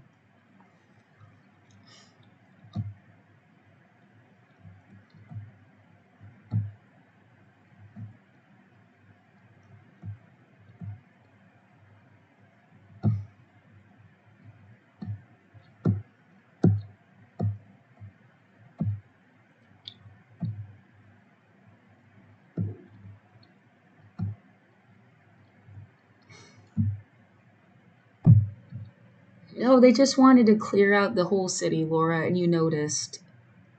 And it's going to be different if I went to a different city. You know, I'm going to say the same shit my entire life.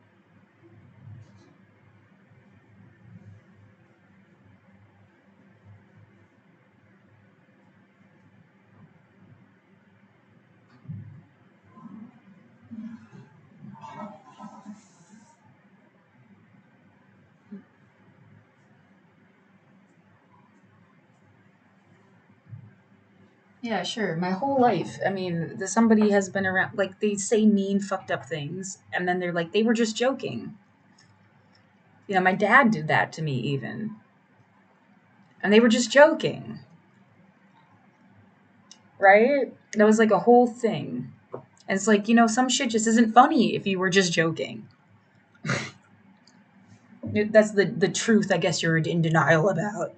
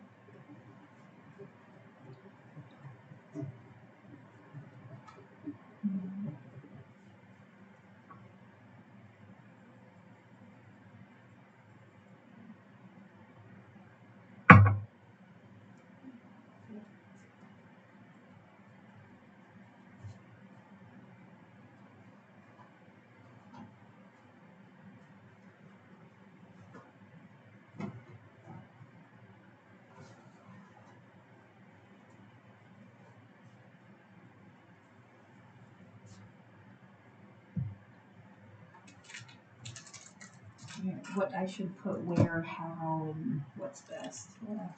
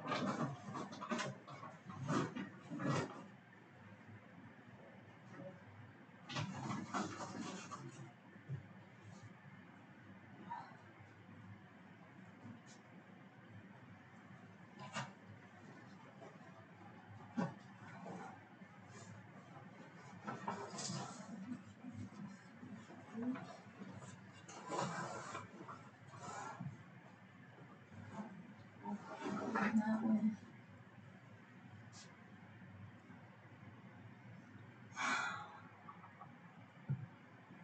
Should you bother with this?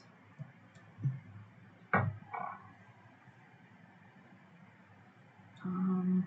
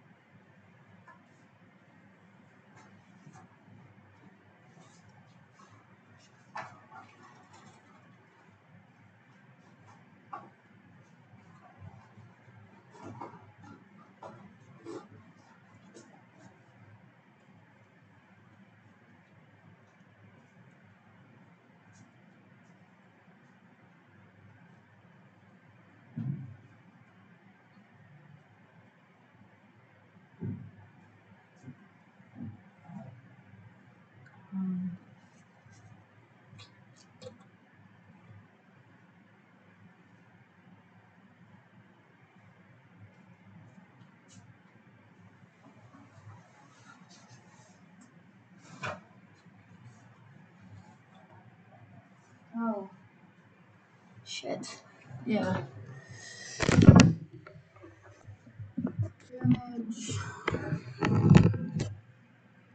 Universal human rights are everything is bullshit. Please help me out here if you can and you see this. Laura Linda Gamari. That's it.